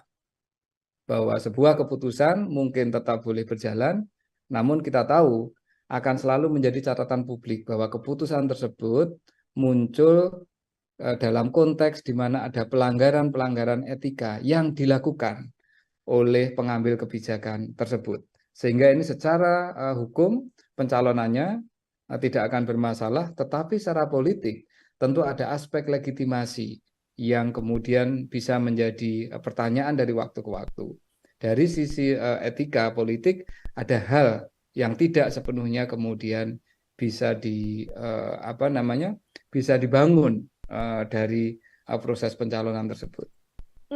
Artinya Pak Wawan jika melihat dari sisi atau poin yang ketiga begitu ya, apakah ini kemudian bisa menjadi bumerang besar bagi proses pencalonan pasangan Prabowo Gibran, termasuk juga ini juga bisa jadi salah satu senjata untuk semakin menggerus sentimen negatif dari publik terkait pasangan ini, Pak Wawan?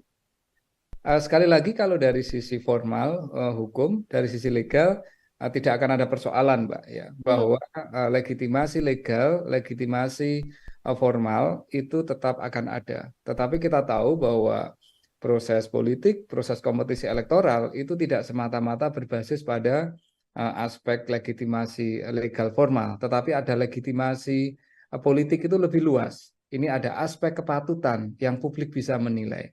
Ada aspek bahwa keputusan ini dibuat dalam suasana di mana tidak seluruh etika-etika yang harusnya dipegang oleh para hakim MK itu dilaksanakan, ya. Karena itu kemudian publik akan menilai bahwa oke, ini bisa mencalonkan, tetapi ada banyak kelemahan-kelemahan, ya. Ada aspek-aspek yang bisa kita katakan cacat dari sisi proses pencalonan yang kemudian ya tergantung nanti dalam proses kampanye apakah lawan politik akan menggunakan ini untuk melakukan serangan dengan mengatakan bahwa ada fondasi etika yang bermasalah dalam proses yang sedang berlangsung atau tidak dipakai oleh para lawan politiknya. Pun halnya di masyarakat, kita tidak tahu akan seberapa lama ini memori masyarakat terhadap proses yang berlangsung di MK ini kan. Kalau memori masyarakat kita panjang, tentu akan menjadi catatan yang itu akan bisa mempengaruhi keputusan pemilih, keputusan publik ketika menentukan siapa capres dan cawapresnya. Tetapi kalau memori publik kita ini tidak cukup kuat, ya mungkin tidak akan ada persoalan. Jadi ini sangat ditentukan, Mbak, oleh dinamika proses kampanye yang akan berlangsung dalam ya kira-kira 1,5 sampai 2 bulan ke depan, Mbak.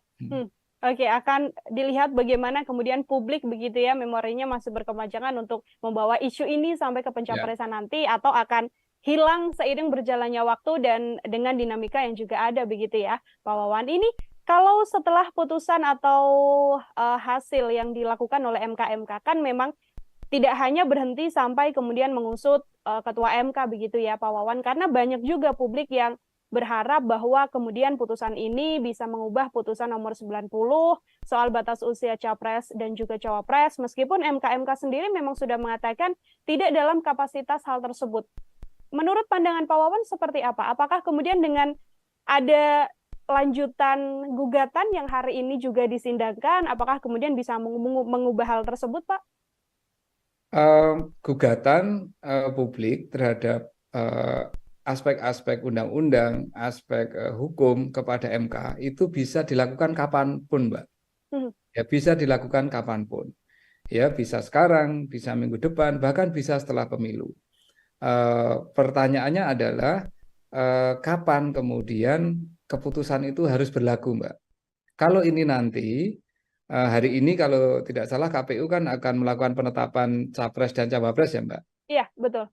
Kalau KPU sudah menentukan siapa capres dan cawapres, maka ya sudah, pemilu yang akan kita lakukan tanggal 14 Februari tahun depan ya akan diikuti oleh capres dan cawapres yang saat ini ditetapkan oleh KPU. Kecuali kemudian ada yang menggugat KPU dan mempersoalkan keputusannya KPU tersebut. Jadi ini tidak berhubungan langsung dengan persidangan perkara yang saat ini, yang hari ini mulai disidangkan di MK kan, Mbak. Nah, sebagaimana disampaikan oleh Pak Jimli kemarin, seandainya ini ada gugatan lebih lanjut dan KPU sudah menetapkan siapa capres dan cawapres, apapun hasil dari gugatan, maka itu hanya akan berlaku kira-kira untuk pemilu tahun atau pemilu periode berikutnya ya, Mbak. Artinya ini kan pemilu tahun 2029. Ya. Nah, dan apakah ini salah? Tidak, Mbak. Dari sisi proses pemilu, ini saya kira penting untuk segera memberikan kepastian kepada masyarakat.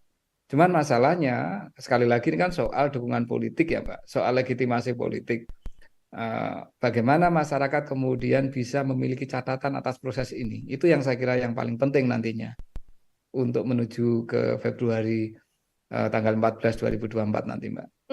Baik, tidak akan banyak mengubah juga ya Pak Wawan ya, karena pun kalaupun bisa berlaku, batasnya sudah hari ini PKPU yang kemudian disahkan oleh KPU, lalu berlakunya kemungkinan besar adalah di 2029, seperti itu. Pertanyaan yang juga muncul di publik ini, Pak Wawan, adalah terkait bagaimana etika begitu ya, etika dari sosok Mas Gibran sendiri. Kalau kita tahu kan Mas Gibran juga sudah menyatakan statementnya, sudah mengatakan bahwa ya bagaimanapun saya mengikuti apa yang sudah diputuskan oleh MK. Kalau Pak Wawan melihat jawaban dari Mas Gibran ini, seperti apa Pak Wawan? Karena kan Mas Gibran ini sosok yang terus dibahas terkait putusan 90 batas usia capres dan cawapres ini. Begini Mbak ya, bahwa satu proses persidangan etik oleh MK-MK ini pertama tidak berhubungan dengan siapapun di luar hakim MK. Itu Ya. yang penting harus kita tegaskan dulu ya, bahwa ini persidangan untuk menentukan apakah hakim MK cukup mengikuti standar etika yang ada di dalam peraturan MK. Dan keputusannya sudah menunjukkan dari 4 laporan semuanya ada aspek-aspek yang terbukti ada pelanggaran etika. Ya kan Mbak, elemennya kan banyak kemarin yang diputuskan ya, bahwa ini para hakim tidak cukup bisa menjaga kerahasiaan, para hakim tidak cukup bisa saling mengingatkan dan menjaga marwah, ya kan? Ada hakim yang dinyatakan bahwa tidak bisa memproteksi MK dari intervensi politik tertentu. Kan seperti itu Mbak, ya kan? Jadi ini persidangan etik ini adalah persidangan untuk melihat seberapa seberapa kuat para hakim MK memegang standar etik ya, ethical conduct-nya itu seperti apa dipegang, dan ternyata buktinya seperti itu. Ini yang pertama. Yang kedua, kalau Pak Gibran sendiri sebenarnya secara normatif posisinya ya sebagai warga negara yang bisa memanfaatkan keputusan MK ini. Meskipun kita tahu secara politik beliau memang menjadi salah satu pihak yang boleh dikatakan terkait langsung atau memperoleh manfaat langsung dari keputusan ini kan Mbak. Ya. Ya kan? Nah, apakah ini kemudian ada persoalan etik untuk proses pencalonan? Kalau saya bukan soal etiknya Mbak, tapi soal testing untuk kenegarawanan. Semestinya kalau memang melihat ada proses yang kontroversial seperti ini, kalau memang tidak mau mencalonkan ya dari awal tidak memanfaatkan kesempatan. Tetapi ini kan kenyataannya kan memanfaatkan kesempatan, Mbak. Artinya ya memang ada peluang yang dibuka dan kemudian itu dipakai. Nah, apakah itu secara formal sekali lagi sah? Itu sah, Mbak. Cuman publik kemudian akan menanyakan, oh ternyata proses kemarin itu ya bagaimanapun juga memberikan jalan yang lebih terbuka kepada Pak Gibran untuk kemudian mencalonkan cawapres, karena kenyataannya beliau memanfaatkan peluang ini. Kan begitu, Mbak, ya? Tapi apakah ini kemudian ada hubungannya terkait dengan etikanya Pak Gibran dalam konteks ini? Tidak terkait, Mbak. Karena ini bukan soal etik kalau saya dalam konteks Pak Gibran, tapi lebih dalam konteks kenegarawanan. Ya, bahwa di tengah kontroversi yang muncul dari awal, ternyata peluang itu dimanfaatkan dan kemudian ya publik pada akhirnya yang akan bisa menilai seberapa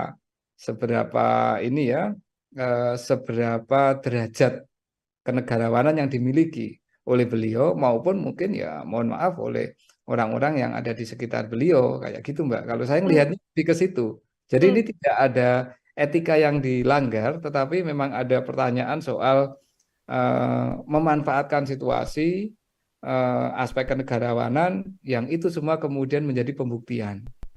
Kira-kira kemudian publik bisa menyimpulkan, oh berarti semua proses yang penuh dengan drama, semua proses yang penuh dengan dinamika ini memang memberikan jalan yang sangat lapang kepada beliau untuk menjadi cawapres. Dan kenyataannya kan seperti itu, Mbak.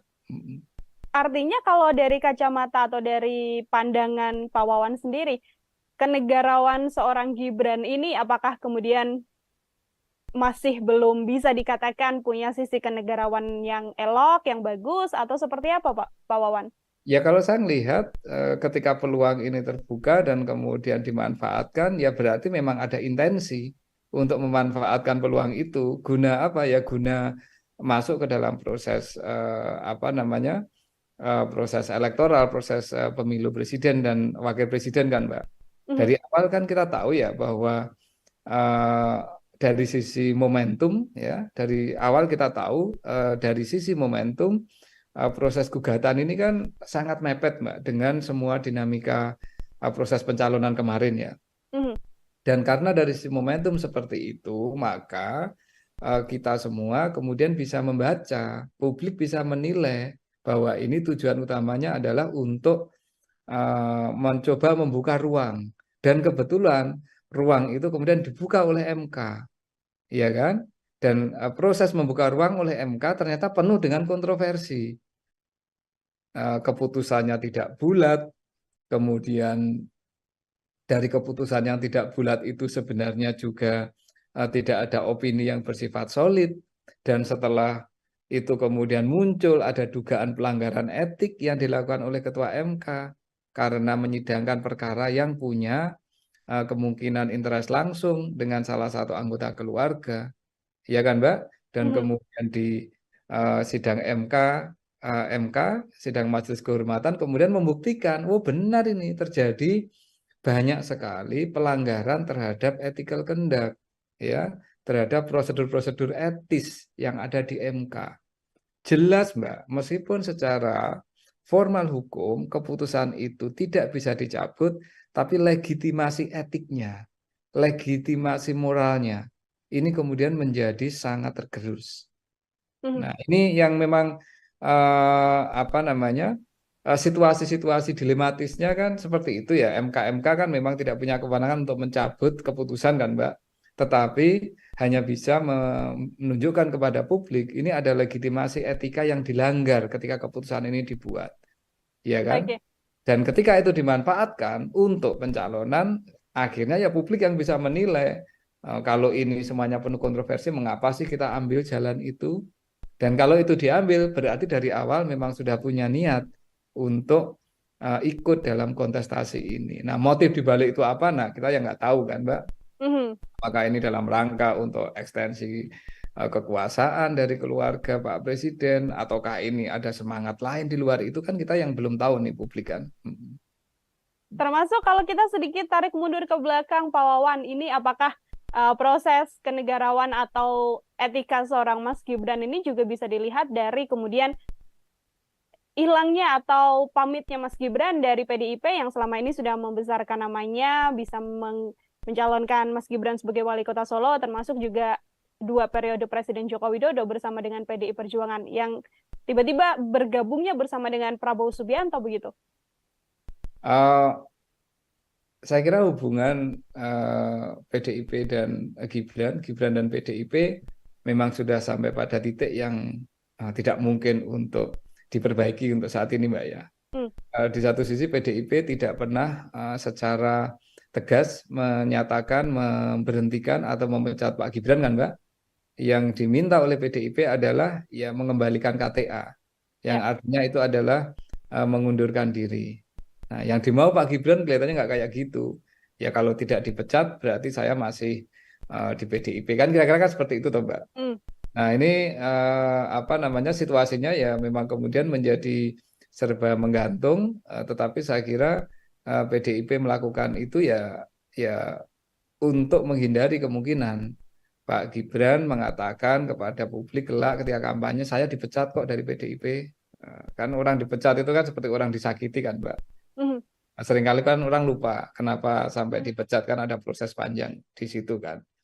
Nah PDIP nggak mau itu terjadi. Nah PDIP maunya adalah ya Pak Gibran bergabung secara volunteer ke PDIP, kemudian mendapatkan tiket dari PDIP untuk meniti karir politik.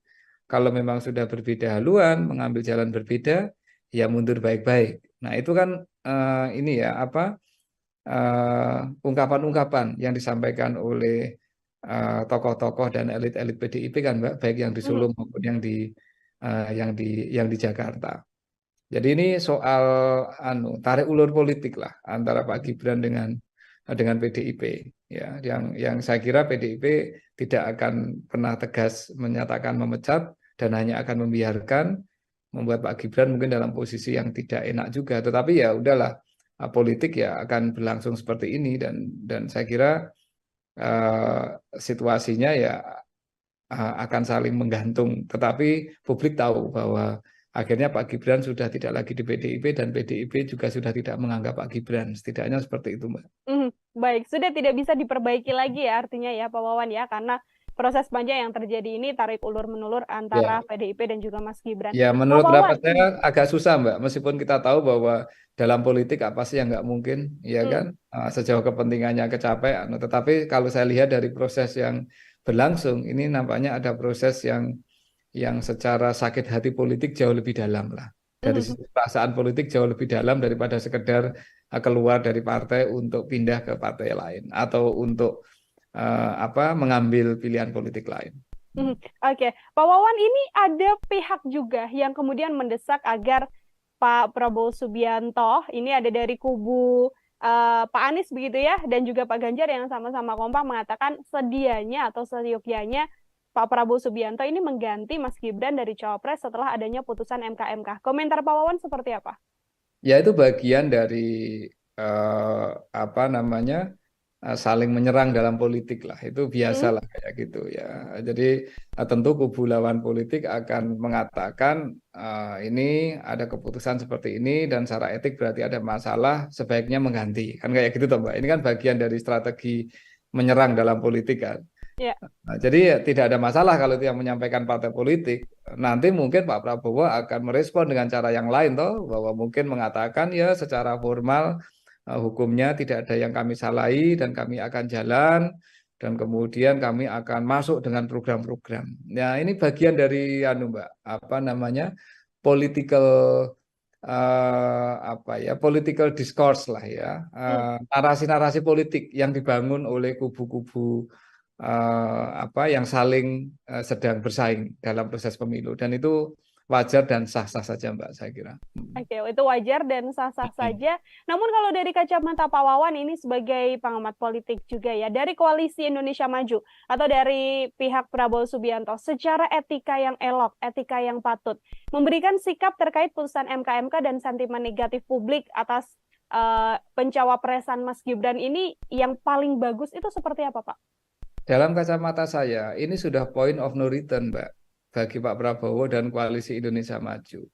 Menunjuk Pak Gibran yang sudah dideklarasikan dan didaftarkan ke KPU, dan kemudian setidaknya hasil MK tidak mencabut keputusan yang memungkinkan Pak Gibran untuk mencalonkan, itu sudah menjadi point of no return. Artinya Koalisi Indonesia Maju, dugaan saya, dan saya hampir pasti mengatakan iya, akan mempertahankan duet Pak Prabowo dan Pak Gibran.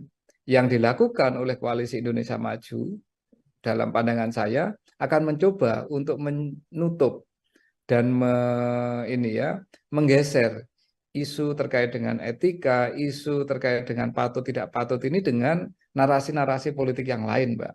Misalkan kampanye program tertentu, kemudian arah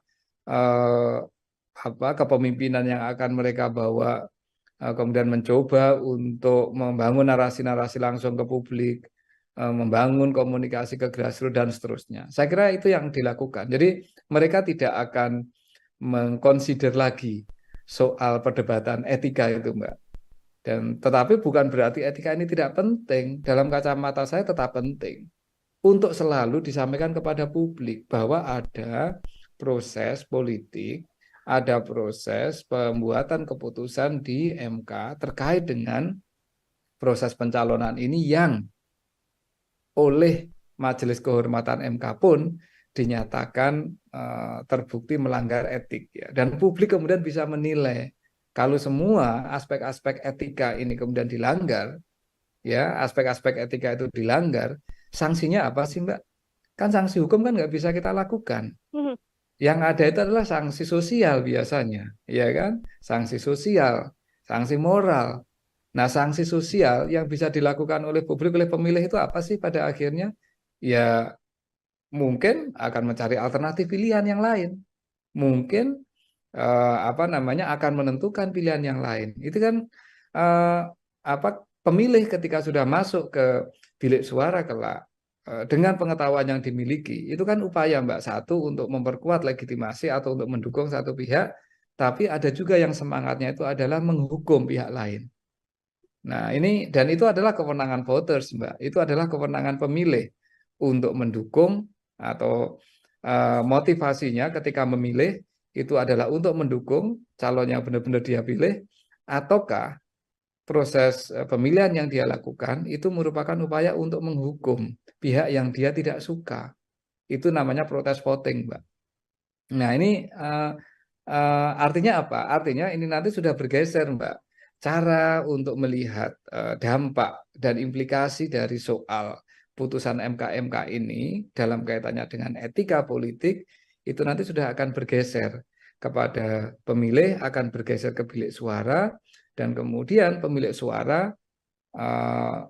bisa punya kewenangan yang kita tidak tahu. Kalau dia ingin menghukum, protes voting, ya tentu dia akan melakukan itu.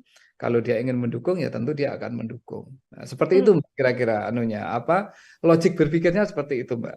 Oke, baik. Terakhir dari saya, Pak Wawan. Ini kan tadi disampaikan Pak Wawan, dinamika ini tergantung bagaimana nanti publik, apakah isu ini masih akan terus berkembang sampai panjang atau bisa diredam dengan isu atau dinamika politik yang lain. Pertanyaan saya, Pak Wawan, apabila memang kontestasi ini berjalan satu putaran, 2 putaran, dan nantinya pasangan Prabowo dan Gibran berkemungkinan untuk memperoleh suara terbanyak dan memenangi Pilpres begitu ya, apakah bumerang atau isu MK ini akan berjalan sebegitu panjang dan akan terus diingat oleh publik sebagai salah satu cacat etika dalam proses ini meskipun keduanya sudah menjabat? Pak Wawan, silahkan. Menjadi catatan publik pasti, menjadi catatan sejarah bangsa ini pasti, karena prosesnya memang seperti itu. Apa yang dilakukan oleh MK, kemudian koreksi yang dilakukan oleh MK itu merupakan bagian penting, Mbak, dari catatan sejarah demokrasi di negeri ini. Dan itu tidak terhapus. Ya karena itu fakta yang berlangsung. Ya kan, Mbak? Dan apakah itu akan menjadi catatan publik? Ya tentu menjadi catatan, wong itu menjadi catatan sejarah ya. Nah, soal seberapa kuat itu mempengaruhi legitimasi calon terpilih, ya, misalkan kebetulan yang calon yang bisa memanfaatkan peluang MK ini kemudian memenangkan pemilu ya. Tentu yang pertama ketika mereka terpilih ya legitimasi elektoral itu sendiri menjadi penting, Mbak. Artinya ya dia tetap legitimate karena secara elektoral dipilih. Tetapi sekali lagi ini kan ada kekuatan lain di masyarakat kita, Mbak, selain proses pemilu ya. Ya kan, setelah proses pemilu ada kekuatan lain di dalam masyarakat kita. Selain parpol, selain DPR, selain DPD, selain tokoh politik. Siapa mereka? Ya kekuatan masyarakat sipil, kekuatan media massa yang bisa kemudian secara kritis selalu melihat bahwa ada persoalan-persoalan dalam proses pemilu Indonesia tahun 2024 ini yang dipenuhi ya, yang dipenuhi dengan aspek-aspek yang tadi kita diskusikan. Ada code of conduct dalam konteks pengambilan keputusan di MK yang dilanggar, ada proses dan bentuk kenegarawanan yang mungkin tidak diambil, ada diskusi soal bahwa ini semua merupakan bagian dari orkestrasi untuk memperpanjang kekuasaan yang berlangsung, dan seterusnya lah, Mbak. Nah, catatan kritis ini akan menjadi elemen yang tidak terpisahkan, Mbak, dari proses pemilu tahun 2024 ke depan ini. Oke, artinya cap yang akan dilabelkan begitu ya, Pak Wawan, bisa saya sampaikan kepada pasangan Prabowo Gibran berkepanjangan sampai terpilih pun nanti masih akan melekat karena ini adalah bagian dari catatan sejarah proses panjang yang masih akan diingat oleh publik seperti itu. Yeah. Pak Wawan, terima kasih banyak atas kesempatannya berbincang bersama dengan saya untuk bahasan hari ini. Semoga di lain kesempatan kita bisa berbincang lagi, Pak Wawan. Terima kasih. Mbak Nila, sehat selalu. Ya. Sehat selalu, Pak Wawan. Ya, Tribuners, demikian program Tribun News on Focus hari ini. Nantikan Tribun News on Focus selanjutnya untuk bahasan-bahasan konten lain bersama dengan saya. Saya Nila Irda, pamit undur diri. Terima kasih dan sampai jumpa. Download Tribun X sekarang. Menghadirkan lokal menjadi Indonesia. Menjadi catatan sejarah bangsa ini pasti. Karena prosesnya memang seperti itu. Apa yang dilakukan oleh MK, kemudian koreksi yang dilakukan oleh MK itu merupakan bagian penting, Mbak, dari catatan sejarah demokrasi di negeri ini. Jelas, Mbak, meskipun secara formal hukum keputusan itu tidak bisa dicabut, tapi legitimasi etiknya, legitimasi moralnya ini kemudian menjadi sangat tergerus. Karena ini bukan soal etik kalau saya dalam konteks Pak Gibran, tapi lebih dalam konteks kenegarawanan.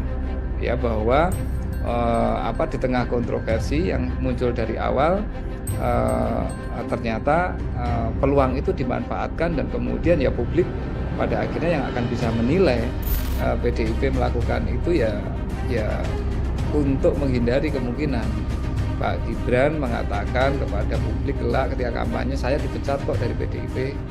Kan orang dipecat itu kan seperti orang disakiti kan, Mbak. Nah, seringkali kan orang lupa kenapa sampai dipecat, kan ada proses panjang di situ kan. Halo Tribuners, program Tribun News on Focus kembali lagi menjumpai Anda hari ini bersama dengan saya Nila Irda. Kita membahas terkait putusan MK yang kemarin keluar, ini sudah dinantikan oleh banyak pihak dan akhirnya diputuskan bahwa Ketua MK Anwar Usman diberhentikan dari jabatannya sebagai Ketua Mahkamah Konstitusi. Kira-kira apakah kemudian putusan MK ini akan berdampak pada pencalonan sosok Gibran Rakabuming Raka yang memang konflik ini atau isu ini berkembang setelah lolosnya nama seorang Gibran untuk melenggang menjadi calon wakil presiden berpasangan dengan Prabowo Subianto. Untuk membahas hal tersebut, Tribuners, saya sudah tersambung bersama dengan pakar politik sekaligus Dekan Visipol Universitas Gadjah Mada, ada Pak Wawan Masudi dalam sambungan Zoom. Pak Wawan, terima kasih banyak sudah bergabung. Apa kabar, Bapak? Kabar sehat, Mbak Nila. Baik, terima kasih Pak Wawan untuk meluangkan waktunya berbincang bersama dengan saya. Sebagai pengantar Pak Wawan, kemarin kita sama-sama mengikuti jalannya sidang putusan MK yang menyatakan akhirnya Anwar Usman ini diberhentikan begitu ya dari jabatannya karena terbukti melakukan pelanggaran etik. Seperti apa komentar Pak Wawan? Ada beberapa aspek yang bisa kita lihat dari keputusan MK ya, Mbak. Pertama, dari aspek penegakan etika sendiri. Keputusan MK ini memang memberikan semacam harapan bahwa marwah MK sebagai lembaga untuk menjaga konstitusi ini bisa dipulihkan. Ya, bahwa pada akhirnya dinyatakan ada sejumlah pelanggaran etik yang dilakukan oleh para hakim konstitusi yang dilaporkan, dan dengan adanya keputusan tersebut maka beberapa bentuk ketidakpercayaan publik, beberapa persoalan yang berhubungan dengan dugaan etika yang itu bisa menggerus kepercayaan kita kepada lembaga yang sangat penting ini bisa diperbaiki. Ini dimensi pertama. Dimensi kedua, persidangan etik yang dilakukan oleh MK ini kan menindaklanjuti laporan dari masyarakat, Mbak. Ya, poin ini menunjukkan betapa bahwa lembaga negara siapapun itu tidak akan pernah lepas dari kontrol publik. Bahwa demokrasi yang kuat di negara manapun, demokrasi yang kuat di belahan bumi manapun sangat ditentukan oleh seberapa kuat kontrol dari publik, seberapa kuat kontrol dari masyarakat sipil. Kita tahu bahwa para pelapor yang mempersoalkan dan yang melaporkan para hakim MK adalah bagian dari kekuatan masyarakat sipil di Indonesia. Artinya, lembaga negara manapun saat ini dan ke depan harus benar-benar belajar apa yang mereka lakukan ini sepenuhnya ada di dalam pengawasan publik, ya, ada di dalam pengawasan masyarakat sipil. Dan jika ada hal yang dianggap menyimpang, maka itu bisa dipersoalkan dan bisa dikoreksi, menunjukkan bahwa demokrasi kita masih terjaga dengan adanya kekuatan dari masyarakat sipil. Itu aspek kedua. Aspek ketiga tentu berhubungan dengan tokoh yang atau siapapun nih yang kemudian mengambil manfaat kemarin, mengambil manfaat dari peluang yang dibuka oleh MK untuk bisa mencalonkan diri sebagai calon wakil presiden. Dalam konteks ini tentu Pak Gibran yang berpasangan dengan Pak Prabowo. Bahwa meskipun keputusan MK tidak menggugurkan substansi keputusan, bahwa artinya calon wakil presiden maupun calon presiden boleh berusia di bawah 40 tahun sejauh pernah menduduki jabatan politik yang juga diperoleh lewat proses pemilihan umum, ini tidak berubah, tetapi prosesnya atau proses munculnya keputusan itu ternyata sudah diputus ada aspek-aspek pelanggaran etika. Bahwa sebuah keputusan mungkin tetap boleh berjalan, Namun kita tahu akan selalu menjadi catatan publik bahwa keputusan tersebut muncul dalam konteks di mana ada pelanggaran-pelanggaran etika yang dilakukan oleh pengambil kebijakan tersebut. Sehingga ini secara hukum pencalonannya tidak akan bermasalah, tetapi secara politik tentu ada aspek legitimasi yang kemudian bisa menjadi pertanyaan dari waktu ke waktu. Dari sisi etika politik ada hal yang tidak sepenuhnya kemudian bisa bisa dibangun dari proses pencalonan tersebut. Artinya Pak Wawan jika melihat dari sisi atau poin yang ketiga begitu ya, apakah ini kemudian bisa menjadi bumerang besar bagi proses pencalonan pasangan Prabowo Gibran, termasuk juga ini juga bisa jadi salah satu senjata untuk semakin menggerus sentimen negatif dari publik terkait pasangan ini, Pak Wawan? Sekali lagi kalau dari sisi formal hukum, dari sisi legal tidak akan ada persoalan, Mbak, ya, bahwa legitimasi legal, legitimasi formal itu tetap akan ada. Tetapi kita tahu bahwa proses politik, proses kompetisi elektoral itu tidak semata-mata berbasis pada aspek legitimasi legal formal, tetapi ada legitimasi politik itu lebih luas. Ini ada aspek kepatutan yang publik bisa menilai.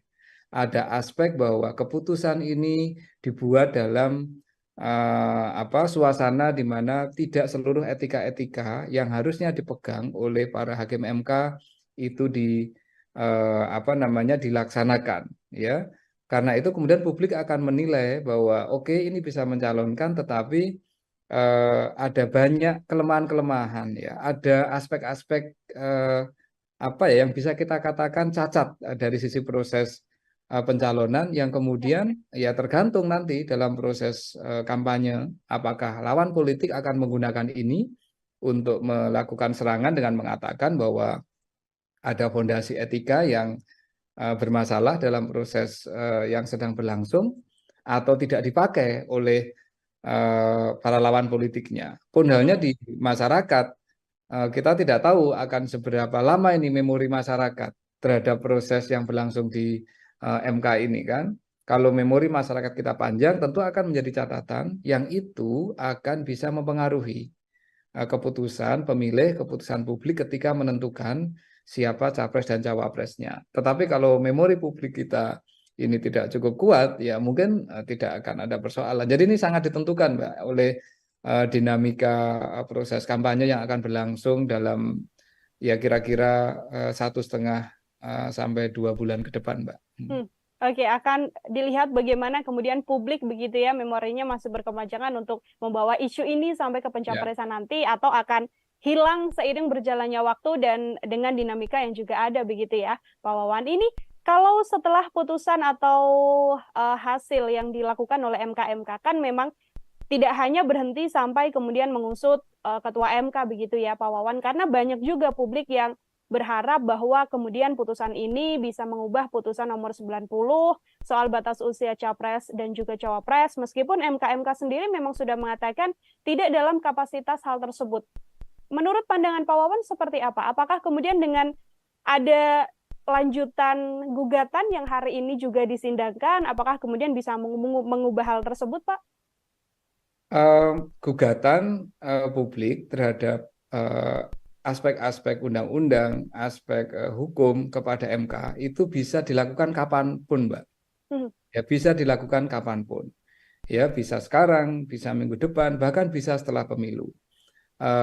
Pertanyaannya adalah kapan kemudian keputusan itu harus berlaku, Mbak. Kalau ini nanti, hari ini kalau tidak salah KPU kan akan melakukan penetapan capres dan cawapres ya, Mbak? Iya, betul. Kalau KPU sudah menentukan siapa capres dan cawapres, maka ya sudah, pemilu yang akan kita lakukan tanggal 14 Februari tahun depan ya akan diikuti oleh capres dan cawapres yang saat ini ditetapkan oleh KPU. Kecuali kemudian ada yang menggugat KPU dan mempersoalkan keputusannya KPU tersebut. Jadi ini tidak berhubungan langsung dengan persidangan perkara yang saat ini, yang hari ini mulai disidangkan di MK kan, Mbak. Nah, sebagaimana disampaikan oleh Pak Jimli kemarin, seandainya ini ada gugatan lebih lanjut dan KPU sudah menetapkan siapa capres dan cawapres, apapun hasil dari gugatan, maka itu hanya akan berlaku kira-kira untuk pemilu tahun atau pemilu periode berikutnya ya Mbak. Artinya ini kan pemilu tahun 2029.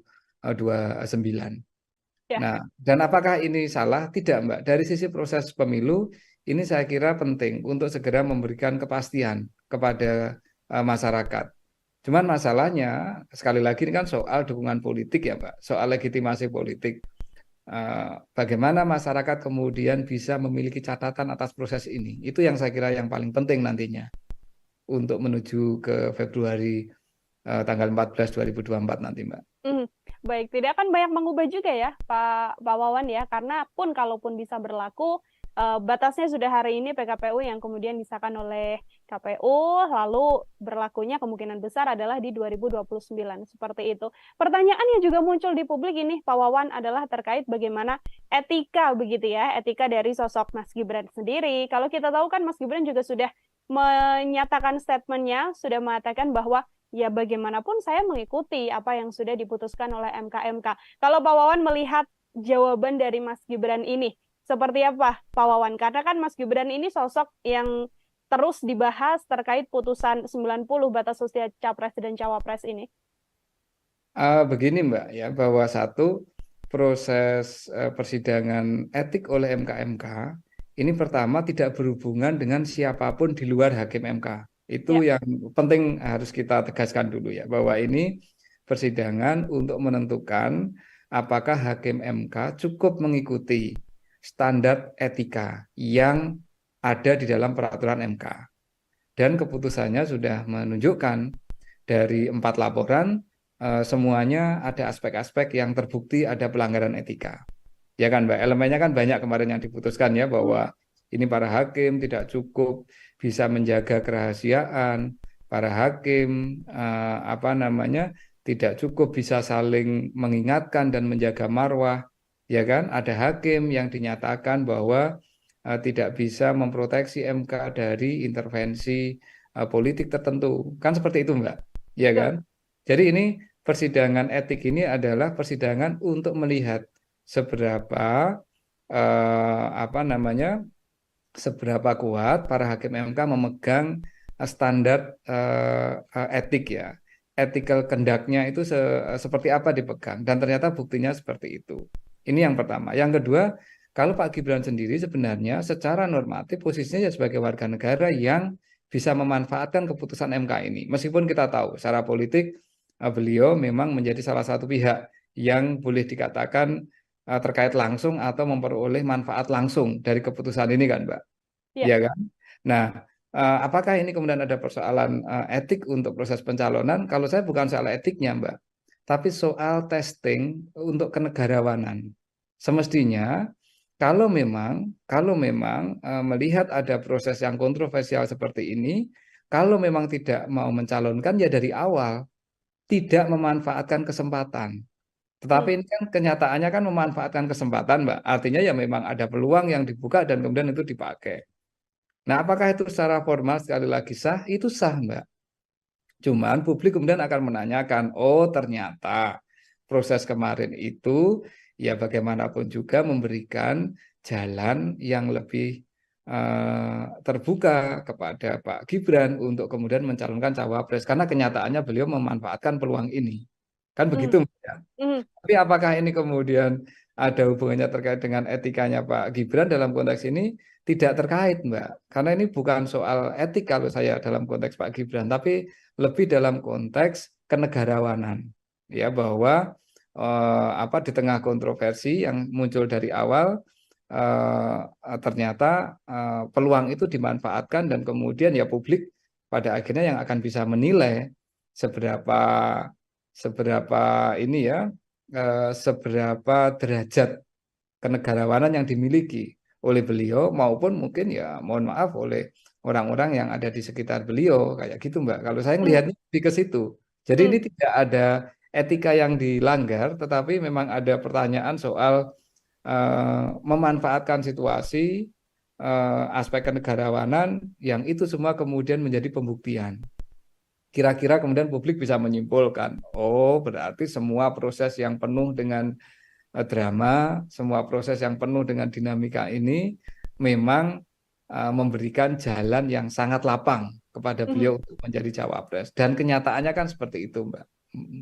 Artinya kalau dari kacamata atau dari pandangan Pak Wawan sendiri, kenegarawan seorang Gibran ini apakah kemudian masih belum bisa dikatakan punya sisi kenegarawan yang elok, yang bagus, atau seperti apa Pak Wawan? Ya kalau saya melihat ketika peluang ini terbuka dan kemudian dimanfaatkan, ya berarti memang ada intensi untuk memanfaatkan peluang itu. Guna apa ya? Guna masuk ke dalam proses proses elektoral, proses pemilu presiden dan wakil presiden kan, Mbak. Dari awal kan kita tahu ya bahwa dari sisi momentum ya, dari awal kita tahu dari sisi momentum proses gugatan ini kan sangat mepet, Mbak, dengan semua dinamika proses pencalonan kemarin ya. Dan karena dari sisi momentum seperti itu, maka kita semua kemudian bisa membaca, publik bisa menilai bahwa ini tujuan utamanya adalah untuk mencoba membuka ruang. Dan kebetulan ruang itu kemudian dibuka oleh MK, ya kan?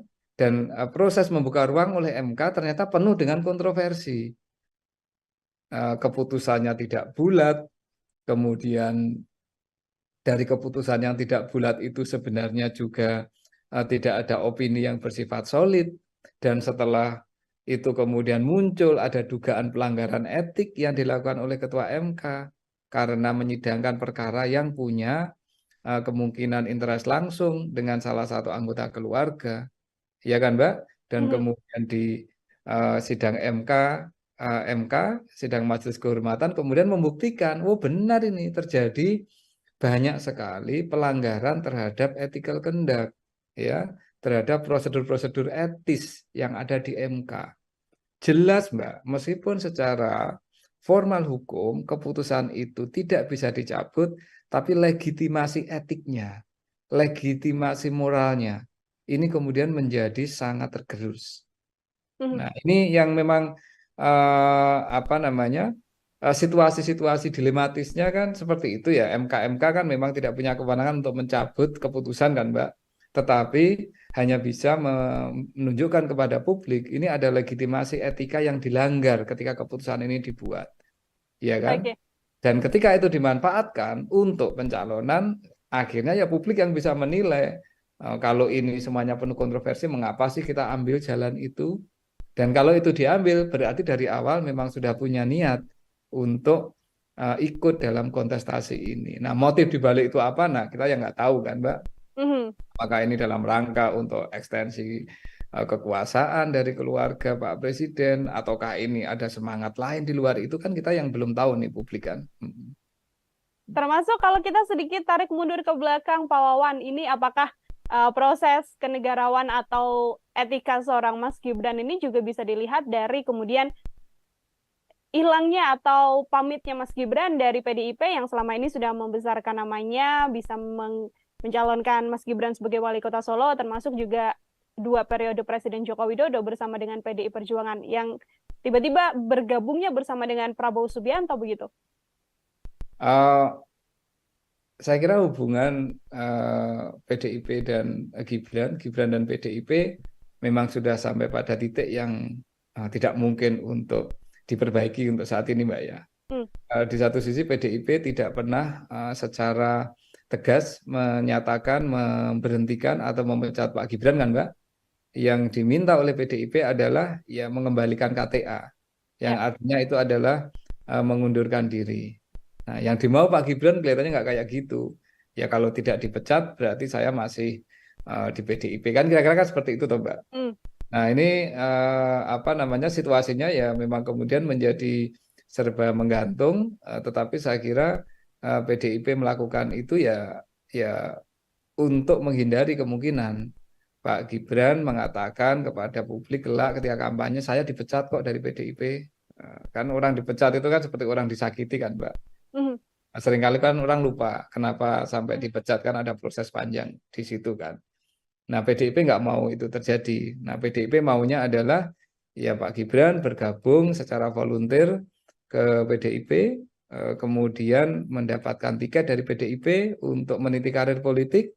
Kalau memang sudah berbeda haluan, mengambil jalan berbeda, ya mundur baik-baik. Nah itu kan ini ya apa ungkapan-ungkapan yang disampaikan oleh tokoh-tokoh dan elit-elit PDIP kan Mbak, baik yang di Solo maupun yang di Jakarta. Jadi ini soal tarik ulur politik lah antara Pak Gibran dengan PDIP ya, yang saya kira PDIP tidak akan pernah tegas menyatakan memecat dan hanya akan membiarkan, membuat Pak Gibran mungkin dalam posisi yang tidak enak juga. Tetapi ya udahlah, politik ya akan berlangsung seperti ini dan saya kira situasinya ya akan saling menggantung. Tetapi publik tahu bahwa akhirnya Pak Gibran sudah tidak lagi di PDIP dan PDIP juga sudah tidak menganggap Pak Gibran. Setidaknya seperti itu, Mbak. Baik, sudah tidak bisa diperbaiki lagi ya artinya ya Pak Wawan ya, karena proses panjang yang terjadi ini tarik ulur menulur antara PDIP dan juga Mas Gibran. Ya, menurut pendapat saya agak susah, Mbak. Meskipun kita tahu bahwa dalam politik apa sih yang nggak mungkin, ya kan? Sejauh kepentingannya kecapai. Tetapi kalau saya lihat dari proses yang berlangsung, ini nampaknya ada proses yang secara sakit hati politik jauh lebih dalam lah. Dari sisi perasaan politik jauh lebih dalam daripada sekedar keluar dari partai untuk pindah ke partai lain atau untuk mengambil pilihan politik lain. Oke, Pak Wawan, ini ada pihak juga yang kemudian mendesak agar Pak Prabowo Subianto, ini ada dari kubu Pak Anies begitu ya, dan juga Pak Ganjar yang sama-sama kompak mengatakan sedianya atau seyogyanya Pak Prabowo Subianto ini mengganti Mas Gibran dari Cawapres setelah adanya putusan MK. Komentar Pak Wawan seperti apa? Ya itu bagian dari saling menyerang dalam politik lah, itu biasalah kayak gitu ya. Jadi tentu kubu lawan politik akan mengatakan ini ada keputusan seperti ini dan secara etik berarti ada masalah, sebaiknya mengganti, kan kayak gitu toh Mbak. Ini kan bagian dari strategi menyerang dalam politik kan. Nah, jadi ya, tidak ada masalah kalau itu yang menyampaikan partai politik. Nanti mungkin Pak Prabowo akan merespon dengan cara yang lain toh, bahwa mungkin mengatakan ya secara formal hukumnya tidak ada yang kami salahi dan kami akan jalan dan kemudian kami akan masuk dengan program-program. Ya ini bagian dari Mbak, political political discourse lah ya, narasi-narasi politik yang dibangun oleh kubu-kubu yang saling sedang bersaing dalam proses pemilu, dan itu wajar dan sah-sah saja Mbak, saya kira. Oke, itu wajar dan sah-sah saja. Namun kalau dari kacamata Pak Wawan ini sebagai pengamat politik juga ya, dari Koalisi Indonesia Maju atau dari pihak Prabowo Subianto, secara etika yang elok, etika yang patut, memberikan sikap terkait putusan MK dan sentimen negatif publik atas pencawapresan Mas Gibran ini yang paling bagus itu seperti apa, Pak? Dalam kacamata saya, ini sudah point of no return, Mbak, bagi Pak Prabowo dan Koalisi Indonesia Maju. Menunjuk Pak Gibran yang sudah dideklarasikan dan didaftarkan ke KPU, dan kemudian setidaknya hasil MK tidak mencabut keputusan yang memungkinkan Pak Gibran untuk mencalonkan, itu sudah menjadi point of no return. Artinya Koalisi Indonesia Maju, dugaan saya dan saya hampir pasti mengatakan iya, akan mempertahankan duet Pak Prabowo dan Pak Gibran. Yang dilakukan oleh Koalisi Indonesia Maju dalam pandangan saya akan mencoba untuk menutup dan menggeser isu terkait dengan etika, isu terkait dengan patut tidak patut ini dengan narasi-narasi politik yang lain, Mbak. Misalkan kampanye program tertentu, kemudian arah kepemimpinan yang akan mereka bawa, kemudian mencoba untuk membangun narasi-narasi langsung ke publik, membangun komunikasi ke grassroots dan seterusnya. Saya kira itu yang dilakukan. Jadi mereka tidak akan mengconsider lagi soal perdebatan etika itu, Mbak. Tetapi bukan berarti etika ini tidak penting. Dalam kacamata saya tetap penting untuk selalu disampaikan kepada publik bahwa ada proses politik, ada proses pembuatan keputusan di MK terkait dengan proses pencalonan ini yang oleh Majelis Kehormatan MK pun dinyatakan terbukti melanggar etik ya. Dan publik kemudian bisa menilai kalau semua aspek-aspek etika ini kemudian dilanggar, ya aspek-aspek etika itu dilanggar, sanksinya apa sih Mbak? Kan sanksi hukum kan nggak bisa kita lakukan. Yang ada itu adalah sanksi sosial biasanya, ya kan? Sanksi sosial, sanksi moral. Nah, sanksi sosial yang bisa dilakukan oleh publik, oleh pemilih itu apa sih pada akhirnya? Ya, mungkin akan mencari alternatif pilihan yang lain. Mungkin akan menentukan pilihan yang lain. Itu kan pemilih ketika sudah masuk ke bilik suara kelak dengan pengetahuan yang dimiliki, itu kan upaya Mbak, satu untuk memperkuat legitimasi atau untuk mendukung satu pihak, tapi ada juga yang semangatnya itu adalah menghukum pihak lain. Nah, dan itu adalah kewenangan voters, Mbak. Itu adalah kewenangan pemilih untuk mendukung atau motivasinya ketika memilih itu adalah untuk mendukung calon yang benar-benar dia pilih, ataukah proses pemilihan yang dia lakukan itu merupakan upaya untuk menghukum pihak yang dia tidak suka. Itu namanya protes voting, Mbak. Nah, ini artinya apa? Artinya ini nanti sudah bergeser, Mbak. Cara untuk melihat dampak dan implikasi dari soal putusan MK ini dalam kaitannya dengan etika politik itu nanti sudah akan bergeser kepada pemilih, akan bergeser ke bilik suara, dan kemudian pemilik suara bisa punya kewenangan yang kita tidak tahu. Kalau dia ingin menghukum, protes voting, ya tentu dia akan melakukan itu. Kalau dia ingin mendukung, ya tentu dia akan mendukung. Nah, seperti itu kira-kira logik berpikirnya seperti itu, Mbak. Oke, baik. Terakhir dari saya, Pak Wawan. Ini kan tadi disampaikan Pak Wawan, dinamika ini tergantung bagaimana nanti publik, apakah isu ini masih akan terus berkembang sampai panjang atau bisa diredam dengan isu atau dinamika politik yang lain. Pertanyaan saya, Pak Wawan, apabila memang kontestasi ini berjalan satu putaran, 2 putaran, dan nantinya pasangan Prabowo dan Gibran berkemungkinan untuk memperoleh suara terbanyak dan memenangi Pilpres begitu ya, apakah bumerang atau isu MK ini akan berjalan sebegitu panjang dan akan terus diingat oleh publik sebagai salah satu cacat etika dalam proses ini meskipun keduanya sudah menjabat? Pak Wawan, silahkan. Menjadi catatan publik pasti, menjadi catatan sejarah bangsa ini pasti, karena prosesnya memang seperti itu.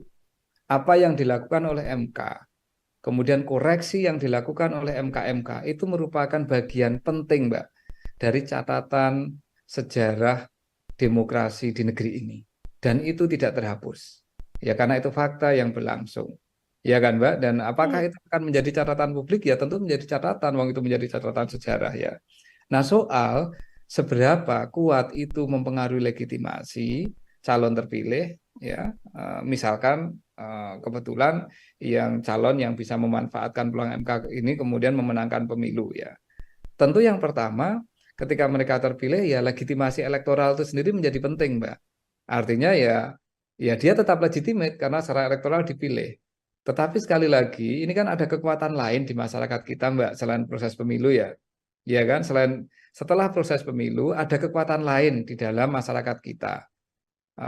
Selain parpol, selain DPR, selain DPD, selain tokoh politik. Siapa mereka? Ya kekuatan masyarakat sipil, kekuatan media massa yang bisa kemudian secara kritis selalu melihat bahwa ada persoalan-persoalan dalam proses pemilu Indonesia tahun 2024 ini yang dipenuhi ya, yang dipenuhi dengan aspek-aspek yang tadi kita diskusikan. Ada code of conduct dalam konteks pengambilan keputusan di MK yang dilanggar, ada proses dan bentuk kenegarawanan yang mungkin tidak diambil, ada diskusi soal bahwa ini semua merupakan bagian dari orkestrasi untuk memperpanjang kekuasaan yang berlangsung, dan seterusnya lah, Mbak. Nah, catatan kritis ini akan menjadi elemen yang tidak terpisahkan, Mbak, dari proses pemilu tahun 2024 ke depan ini.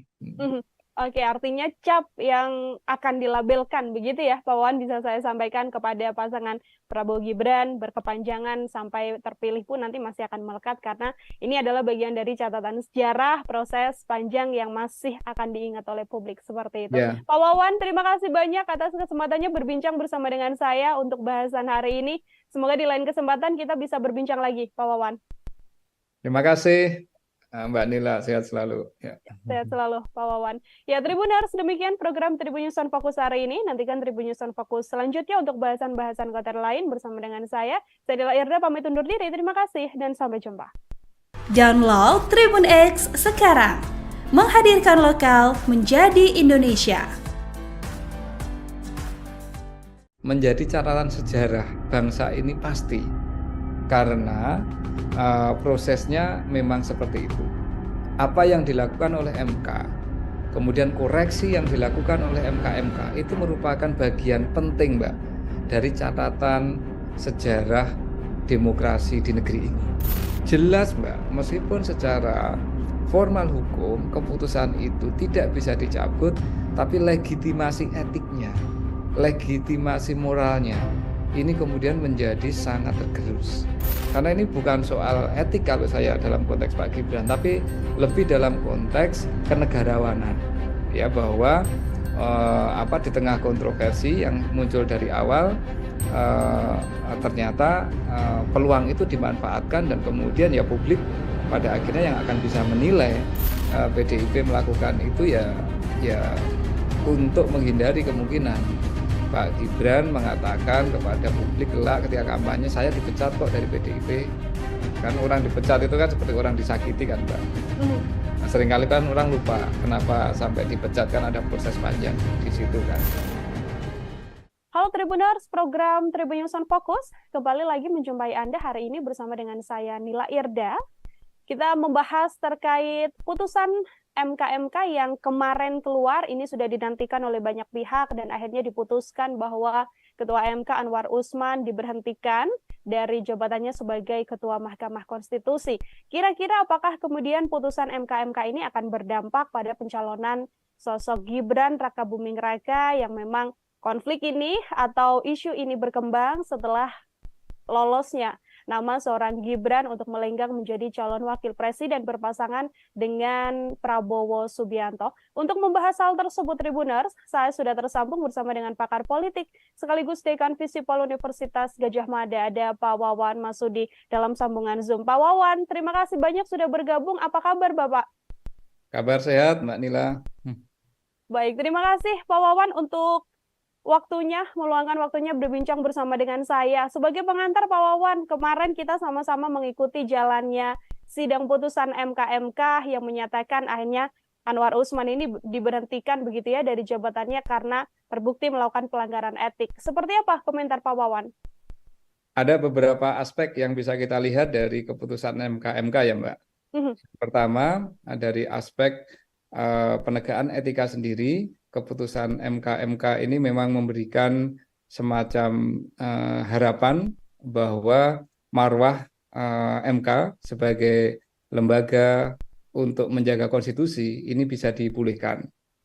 Ya, bahwa pada akhirnya dinyatakan ada sejumlah pelanggaran etik yang dilakukan oleh para hakim konstitusi yang dilaporkan, dan dengan adanya keputusan tersebut maka beberapa bentuk ketidakpercayaan publik, beberapa persoalan yang berhubungan dengan dugaan etika yang itu bisa menggerus kepercayaan kita kepada lembaga yang sangat penting ini bisa diperbaiki. Ini dimensi pertama. Dimensi kedua, persidangan etik yang dilakukan oleh MK-MK ini kan menindaklanjuti laporan dari masyarakat, Mbak.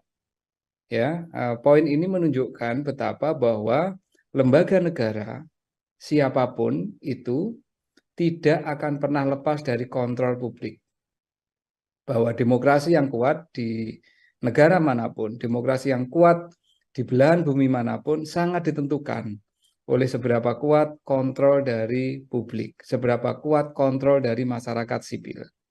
Kita tahu bahwa para pelapor yang mempersoalkan dan yang melaporkan para hakim MK adalah bagian dari kekuatan masyarakat sipil di Indonesia. Artinya, lembaga negara manapun saat ini dan ke depan harus benar-benar belajar apa yang mereka lakukan ini sepenuhnya ada di dalam pengawasan publik, ya, ada di dalam pengawasan masyarakat sipil. Dan jika ada hal yang dianggap menyimpang, maka itu bisa dipersoalkan dan bisa dikoreksi, menunjukkan bahwa demokrasi kita masih terjaga dengan adanya kekuatan dari masyarakat sipil. Itu aspek kedua. Aspek ketiga tentu berhubungan dengan tokoh yang atau siapapun nih yang kemudian mengambil manfaat kemarin, mengambil manfaat dari peluang yang dibuka oleh MK untuk bisa mencalonkan diri sebagai calon wakil presiden. Dalam konteks ini tentu Pak Gibran yang berpasangan dengan Pak Prabowo. Bahwa meskipun keputusan MK tidak menggugurkan substansi keputusan, bahwa artinya calon wakil presiden maupun calon presiden boleh berusia di bawah 40 tahun sejauh pernah menduduki jabatan politik yang juga diperoleh lewat proses pemilihan umum, ini tidak berubah, tetapi prosesnya atau proses munculnya keputusan itu ternyata sudah diputus ada aspek-aspek pelanggaran etika. Bahwa sebuah keputusan mungkin tetap boleh berjalan, namun kita tahu akan selalu menjadi catatan publik bahwa keputusan tersebut muncul dalam konteks di mana ada pelanggaran-pelanggaran etika yang dilakukan oleh pengambil kebijakan tersebut. Sehingga ini secara hukum pencalonannya tidak akan bermasalah, tetapi secara politik tentu ada aspek legitimasi yang kemudian bisa menjadi pertanyaan dari waktu ke waktu. Dari sisi etika politik ada hal yang tidak sepenuhnya kemudian bisa bisa dibangun dari proses pencalonan tersebut. Artinya Pak Wawan jika melihat dari sisi atau poin yang ketiga begitu ya, apakah ini kemudian bisa menjadi bumerang besar bagi proses pencalonan pasangan Prabowo Gibran, termasuk juga ini juga bisa jadi salah satu senjata untuk semakin menggerus sentimen negatif dari publik terkait pasangan ini, Pak Wawan? Sekali lagi kalau dari sisi formal hukum, dari sisi legal tidak akan ada persoalan, Mbak, ya, bahwa legitimasi legal, legitimasi formal itu tetap akan ada. Tetapi kita tahu bahwa proses politik, proses kompetisi elektoral itu tidak semata-mata berbasis pada aspek legitimasi legal formal, tetapi ada legitimasi politik itu lebih luas. Ini ada aspek kepatutan yang publik bisa menilai. Ada aspek bahwa keputusan ini dibuat dalam suasana di mana tidak seluruh etika-etika yang harusnya dipegang oleh para hakim MK itu dilaksanakan, ya.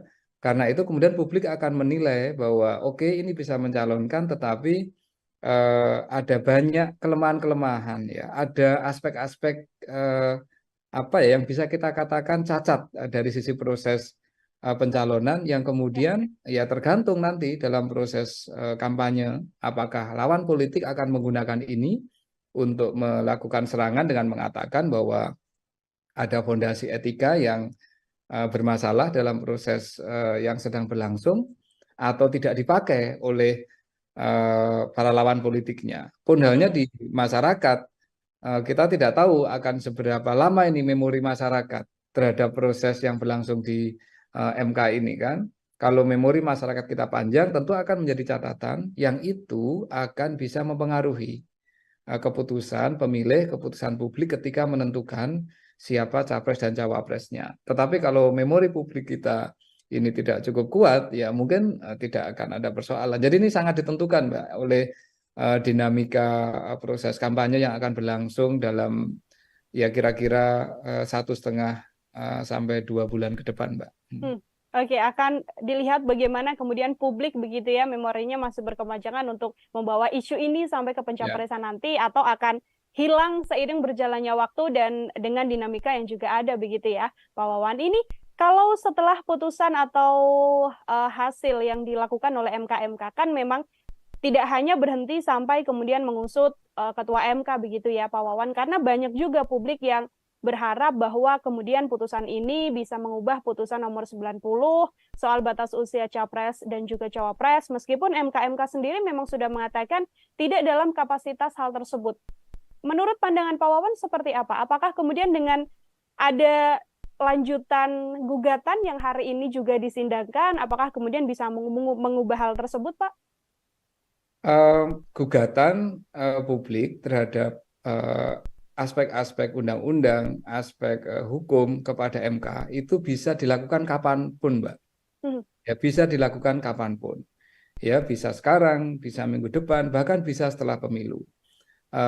Pertanyaannya adalah kapan kemudian keputusan itu harus berlaku, Mbak.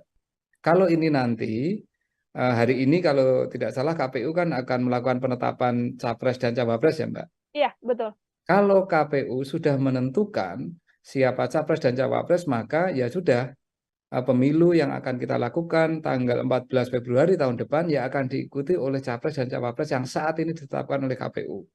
Kecuali kemudian ada yang menggugat KPU dan mempersoalkan keputusannya KPU tersebut. Jadi ini tidak berhubungan langsung dengan persidangan perkara yang saat ini, yang hari ini mulai disidangkan di MK kan, Mbak? Nah, sebagaimana disampaikan oleh Pak Jimli kemarin, seandainya ini ada gugatan lebih lanjut dan KPU sudah menetapkan siapa capres dan cawapres, apapun hasil dari gugatan, maka itu hanya akan berlaku kira-kira untuk pemilu tahun atau pemilu periode berikutnya ya, Mbak. Artinya ini kan pemilu tahun 2029. Ya. Nah, dan apakah ini salah? Tidak, Mbak. Dari sisi proses pemilu, ini saya kira penting untuk segera memberikan kepastian kepada masyarakat. Cuman masalahnya, sekali lagi ini kan soal dukungan politik ya, Pak. Soal legitimasi politik. Bagaimana masyarakat kemudian bisa memiliki catatan atas proses ini. Itu yang saya kira yang paling penting nantinya. Untuk menuju ke Februari tanggal 14 2024 nanti, Mbak. Baik, tidak akan banyak mengubah juga ya Pak Wawan ya, karena kalaupun bisa berlaku, batasnya sudah hari ini PKPU yang kemudian disahkan oleh KPU, lalu berlakunya kemungkinan besar adalah di 2029, seperti itu. Pertanyaan yang juga muncul di publik ini Pak Wawan adalah terkait bagaimana etika begitu ya, etika dari sosok Mas Gibran sendiri. Kalau kita tahu kan Mas Gibran juga sudah menyatakan statementnya, sudah mengatakan bahwa ya bagaimanapun saya mengikuti apa yang sudah diputuskan oleh MK. Kalau Pak Wawan melihat jawaban dari Mas Gibran ini, seperti apa Pak Wawan? Karena kan Mas Gibran ini sosok yang terus dibahas terkait putusan 90 batas usia capres dan cawapres ini. Begini Mbak ya, bahwa satu proses persidangan etik oleh MK ini pertama tidak berhubungan dengan siapapun di luar hakim MK. Itu yang penting harus kita tegaskan dulu ya, bahwa ini persidangan untuk menentukan apakah hakim MK cukup mengikuti standar etika yang ada di dalam peraturan MK. Dan keputusannya sudah menunjukkan dari 4 laporan, semuanya ada aspek-aspek yang terbukti ada pelanggaran etika. Ya kan Mbak, elemennya kan banyak kemarin yang diputuskan ya, bahwa ini para hakim tidak cukup bisa menjaga kerahasiaan, para hakim tidak cukup bisa saling mengingatkan dan menjaga marwah, ya kan? Ada hakim yang dinyatakan bahwa tidak bisa memproteksi MK dari intervensi politik tertentu, kan seperti itu Mbak, ya kan? Jadi ini persidangan etik ini adalah persidangan untuk melihat seberapa seberapa kuat para hakim MK memegang standar etik ya, ethical conduct-nya itu seperti apa dipegang, dan ternyata buktinya seperti itu. Ini yang pertama. Yang kedua, kalau Pak Gibran sendiri sebenarnya secara normatif posisinya sebagai warga negara yang bisa memanfaatkan keputusan MK ini. Meskipun kita tahu secara politik beliau memang menjadi salah satu pihak yang boleh dikatakan terkait langsung atau memperoleh manfaat langsung dari keputusan ini kan Mbak? Ya kan? Nah, apakah ini kemudian ada persoalan etik untuk proses pencalonan? Kalau saya bukan soal etiknya Mbak, tapi soal testing untuk kenegarawanan. Semestinya kalau memang melihat ada proses yang kontroversial seperti ini, kalau memang tidak mau mencalonkan ya dari awal tidak memanfaatkan kesempatan. Tetapi ini kan kenyataannya kan memanfaatkan kesempatan, Mbak. Artinya ya memang ada peluang yang dibuka dan kemudian itu dipakai. Nah, apakah itu secara formal sekali lagi sah? Itu sah, Mbak. Cuman publik kemudian akan menanyakan, oh ternyata proses kemarin itu ya bagaimanapun juga memberikan jalan yang lebih terbuka kepada Pak Gibran untuk kemudian mencalonkan cawapres karena kenyataannya beliau memanfaatkan peluang ini. Kan begitu, Mbak, ya? Tapi apakah ini kemudian ada hubungannya terkait dengan etikanya Pak Gibran dalam konteks ini? Tidak terkait, Mbak. Karena ini bukan soal etik kalau saya dalam konteks Pak Gibran, tapi lebih dalam konteks kenegarawanan. Ya, bahwa di tengah kontroversi yang muncul dari awal ternyata peluang itu dimanfaatkan dan kemudian ya publik pada akhirnya yang akan bisa menilai seberapa ini ya seberapa derajat kenegarawanan yang dimiliki oleh beliau maupun mungkin ya mohon maaf oleh orang-orang yang ada di sekitar beliau kayak gitu, Mbak. Kalau saya melihatnya lebih ke situ. Jadi ini tidak ada etika yang dilanggar, tetapi memang ada pertanyaan soal memanfaatkan situasi aspek kenegarawanan yang itu semua kemudian menjadi pembuktian. Kira-kira kemudian publik bisa menyimpulkan, oh berarti semua proses yang penuh dengan drama, semua proses yang penuh dengan dinamika ini memang memberikan jalan yang sangat lapang kepada beliau untuk menjadi cawapres. Dan kenyataannya kan seperti itu, Mbak. Artinya kalau dari kacamata atau dari pandangan Pak Wawan sendiri, kenegarawan seorang Gibran ini apakah kemudian masih belum bisa dikatakan punya sisi kenegarawan yang elok, yang bagus, atau seperti apa, Pak Wawan? Ya kalau saya melihat ketika peluang ini terbuka dan kemudian dimanfaatkan, ya berarti memang ada intensi untuk memanfaatkan peluang itu guna apa ya? Guna masuk ke dalam proses proses elektoral, proses pemilu presiden dan wakil presiden kan, Mbak. Dari awal kan kita tahu ya bahwa dari sisi momentum ya, dari awal kita tahu dari sisi momentum proses gugatan ini kan sangat mepet, Mbak, dengan semua dinamika proses pencalonan kemarin ya. Dan karena dari sisi momentum seperti itu, maka kita semua kemudian bisa membaca, publik bisa menilai bahwa ini tujuan utamanya adalah untuk mencoba membuka ruang. Dan kebetulan ruang itu kemudian dibuka oleh MK, ya kan? Dan proses membuka ruang oleh MK ternyata penuh dengan kontroversi. Keputusannya tidak bulat, kemudian dari keputusan yang tidak bulat itu sebenarnya juga tidak ada opini yang bersifat solid. Dan setelah itu kemudian muncul ada dugaan pelanggaran etik yang dilakukan oleh Ketua MK karena menyidangkan perkara yang punya kemungkinan interest langsung dengan salah satu anggota keluarga, ya kan, Mbak? Dan kemudian di sidang sidang Majelis Kehormatan kemudian membuktikan, oh benar ini terjadi banyak sekali pelanggaran terhadap ethical conduct, ya, terhadap prosedur-prosedur etis yang ada di MK. Jelas, Mbak, meskipun secara formal hukum keputusan itu tidak bisa dicabut, tapi legitimasi etiknya, legitimasi moralnya, ini kemudian menjadi sangat tergerus. Nah, ini yang memang situasi-situasi dilematisnya kan seperti itu ya. MK kan memang tidak punya kewenangan untuk mencabut keputusan kan, Mbak. Tetapi hanya bisa menunjukkan kepada publik ini ada legitimasi etika yang dilanggar ketika keputusan ini dibuat, ya kan? Okay. Dan ketika itu dimanfaatkan untuk pencalonan, akhirnya ya publik yang bisa menilai kalau ini semuanya penuh kontroversi, mengapa sih kita ambil jalan itu? Dan kalau itu diambil, berarti dari awal memang sudah punya niat untuk ikut dalam kontestasi ini. Nah, motif dibalik itu apa? Nah, kita yang nggak tahu kan, Mbak. Apakah ini dalam rangka untuk ekstensi kekuasaan dari keluarga Pak Presiden, ataukah ini ada semangat lain di luar itu, kan kita yang belum tahu nih publik kan. Termasuk kalau kita sedikit tarik mundur ke belakang, Pak Wawan, ini apakah proses kenegarawan atau etika seorang Mas Gibran ini juga bisa dilihat dari kemudian hilangnya atau pamitnya Mas Gibran dari PDIP yang selama ini sudah membesarkan namanya, bisa mencalonkan Mas Gibran sebagai wali kota Solo, termasuk juga 2 periode Presiden Joko Widodo bersama dengan PDI Perjuangan, yang tiba-tiba bergabungnya bersama dengan Prabowo Subianto begitu. Saya kira hubungan PDIP dan Gibran dan PDIP memang sudah sampai pada titik yang tidak mungkin untuk diperbaiki untuk saat ini, Mbak ya.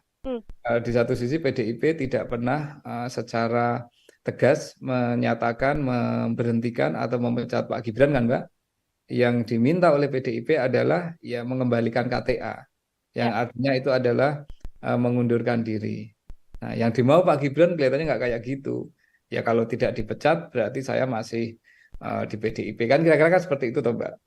Nah ini situasinya ya memang kemudian menjadi serba menggantung, tetapi saya kira PDIP melakukan itu ya untuk menghindari kemungkinan Pak Gibran mengatakan kepada publik kelak ketika kampanye, saya dipecat kok dari PDIP. Kan orang dipecat itu kan seperti orang disakiti kan, Mbak. Seringkali kan orang lupa kenapa sampai dipecat, kan ada proses panjang di situ kan. Nah, PDIP nggak mau itu terjadi. Nah, PDIP maunya adalah ya Pak Gibran bergabung secara volunteer ke PDIP, kemudian mendapatkan tiket dari PDIP untuk meniti karir politik. Kalau memang sudah berbeda haluan, mengambil jalan berbeda, ya mundur baik-baik. Nah, itu kan ungkapan-ungkapan yang disampaikan oleh tokoh-tokoh dan elit-elit PDIP kan, Mbak, baik yang di Solo maupun yang di Jakarta. Jadi ini soal tarik ulur politik lah antara Pak Gibran dengan PDIP ya, yang saya kira PDIP tidak akan pernah tegas menyatakan memecat dan hanya akan membiarkan, membuat Pak Gibran mungkin dalam posisi yang tidak enak juga. Tetapi ya udahlah, politik ya akan berlangsung seperti ini, dan saya kira situasinya ya akan saling menggantung. Tetapi publik tahu bahwa akhirnya Pak Gibran sudah tidak lagi di PDIP dan PDIP juga sudah tidak menganggap Pak Gibran. Setidaknya seperti itu, Mbak. Baik, sudah tidak bisa diperbaiki lagi ya artinya ya Pak Wawan ya, karena proses panjang yang terjadi ini tarik ulur menulur antara PDIP dan juga Mas Gibran. Ya, menurut pendapat saya agak susah, Mbak. Meskipun kita tahu bahwa dalam politik apa sih yang nggak mungkin, ya kan? Sejauh kepentingannya kecapai. Tetapi kalau saya lihat dari proses yang berlangsung, ini nampaknya ada proses yang secara sakit hati politik jauh lebih dalam lah. Dari perasaan politik jauh lebih dalam daripada sekedar keluar dari partai untuk pindah ke partai lain atau untuk mengambil pilihan politik lain. Oke, Pak Wawan, ini ada pihak juga yang kemudian mendesak agar Pak Prabowo Subianto, ini ada dari kubu Pak Anies begitu ya, dan juga Pak Ganjar yang sama-sama kompak mengatakan sedianya atau seyogyanya Pak Prabowo Subianto ini mengganti Mas Gibran dari Cawapres setelah adanya putusan MK. Komentar Pak Wawan seperti apa? Ya, itu bagian dari saling menyerang dalam politik lah, itu biasalah kayak gitu ya. Jadi tentu kubu lawan politik akan mengatakan ini ada keputusan seperti ini dan secara etik berarti ada masalah, sebaiknya mengganti, kan kayak gitu toh, Mbak. Ini kan bagian dari strategi menyerang dalam politik kan. Nah, jadi ya, tidak ada masalah kalau itu yang menyampaikan partai politik. Nanti mungkin Pak Prabowo akan merespon dengan cara yang lain toh, bahwa mungkin mengatakan ya secara formal hukumnya tidak ada yang kami salahi dan kami akan jalan, dan kemudian kami akan masuk dengan program-program. Nah, ini bagian dari Mbak, political discourse lah ya, narasi-narasi politik yang dibangun oleh kubu-kubu yang saling sedang bersaing dalam proses pemilu, dan itu wajar dan sah-sah saja, Mbak, saya kira. Oke, itu wajar dan sah-sah saja. Namun kalau dari kacamata Pak Wawan ini sebagai pengamat politik juga ya, dari Koalisi Indonesia Maju atau dari pihak Prabowo Subianto, secara etika yang elok, etika yang patut, memberikan sikap terkait putusan MK dan sentimen negatif publik atas pencawapresan Mas Gibran ini yang paling bagus itu seperti apa, Pak? Dalam kacamata saya, ini sudah point of no return, Mbak. bagi Pak Prabowo dan Koalisi Indonesia Maju. Menunjuk Pak Gibran yang sudah dideklarasikan dan didaftarkan ke KPU, dan kemudian setidaknya hasil MK tidak mencabut keputusan yang memungkinkan Pak Gibran untuk mencalonkan, itu sudah menjadi point of no return. Artinya Koalisi Indonesia Maju, dugaan saya dan saya hampir pasti mengatakan iya, akan mempertahankan duet Pak Prabowo dan Pak Gibran.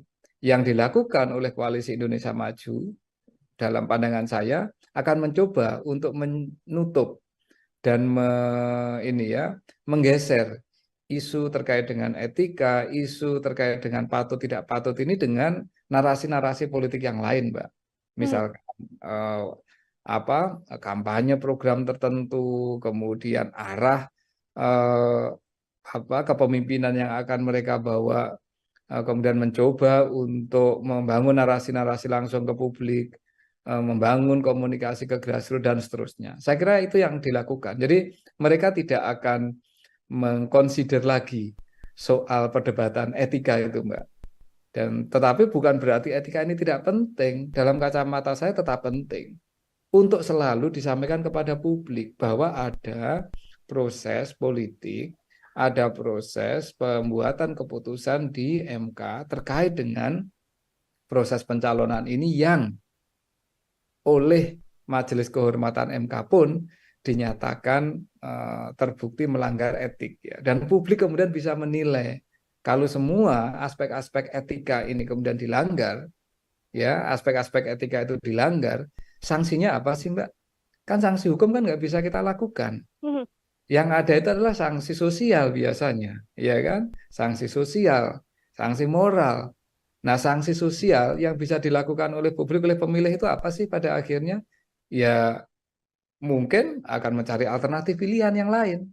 Mungkin akan menentukan pilihan yang lain. Itu kan pemilih ketika sudah masuk ke bilik suara kelak, dengan pengetahuan yang dimiliki, itu kan upaya, Mbak, satu untuk memperkuat legitimasi atau untuk mendukung satu pihak, tapi ada juga yang semangatnya itu adalah menghukum pihak lain.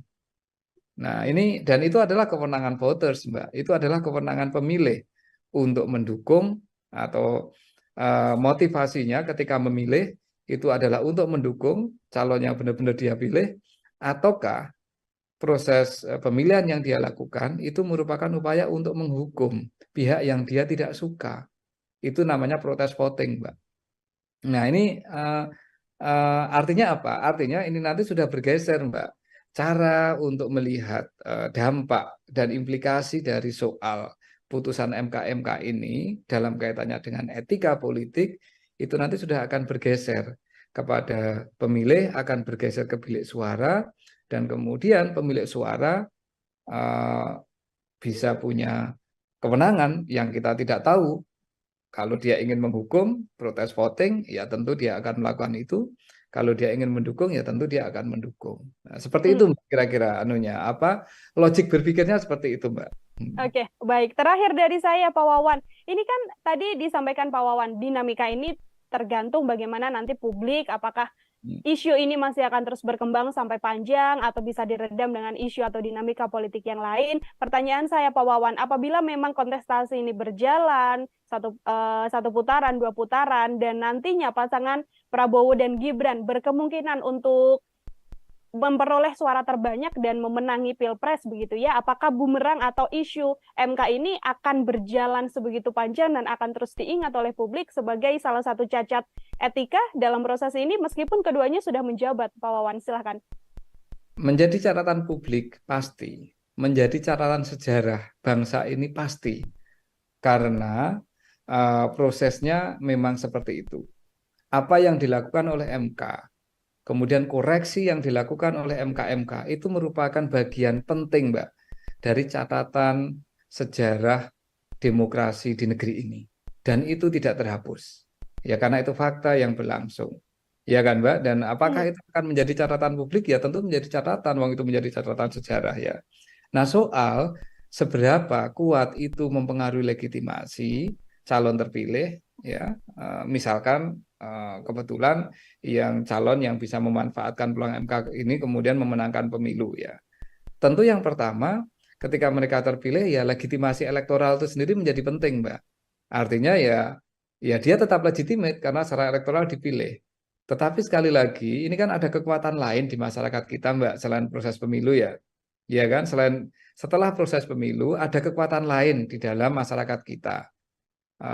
Selain parpol, selain DPR, selain DPD, selain tokoh politik. Siapa mereka? Ya kekuatan masyarakat sipil, kekuatan media massa yang bisa kemudian secara kritis selalu melihat bahwa ada persoalan-persoalan dalam proses pemilu Indonesia tahun 2024 ini yang dipenuhi dengan aspek-aspek yang tadi kita diskusikan. Ada code of conduct dalam konteks pengambilan keputusan di MK yang dilanggar, ada proses dan bentuk kenegarawanan yang mungkin tidak diambil, ada diskusi soal bahwa ini semua merupakan bagian dari orkestrasi untuk memperpanjang kekuasaan yang berlangsung, dan seterusnya lah, Mbak. Nah, cara pencatatan kritis ini akan menjadi elemen yang tidak terpisahkan, Mbak, dari proses pemilu tahun 2024 ke depan ini.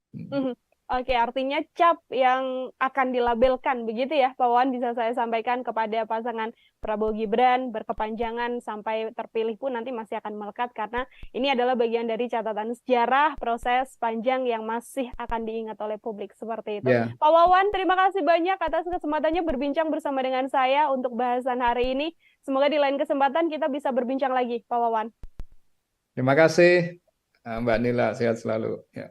Sehat selalu, Pak Wawan. Ya, Tribuners, demikian program Tribun News on Fokus hari ini. Nantikan Tribun News on Fokus selanjutnya untuk bahasan-bahasan konten lain bersama dengan saya. Saya Nila Irda, pamit undur diri. Terima kasih dan sampai jumpa.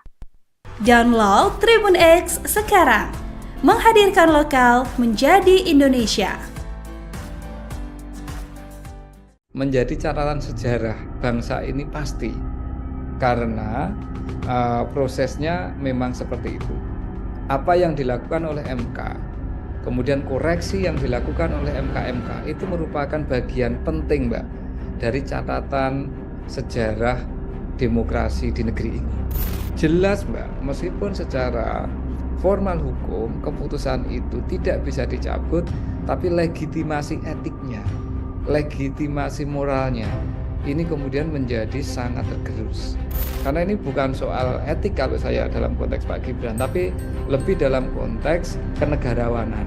Ya, bahwa di tengah kontroversi yang muncul dari awal ternyata peluang itu dimanfaatkan dan kemudian ya publik pada akhirnya yang akan bisa menilai PDIP melakukan itu ya untuk menghindari kemungkinan Pak Gibran mengatakan kepada publik kelak ketika kampanye, saya dipecat kok dari PDIP.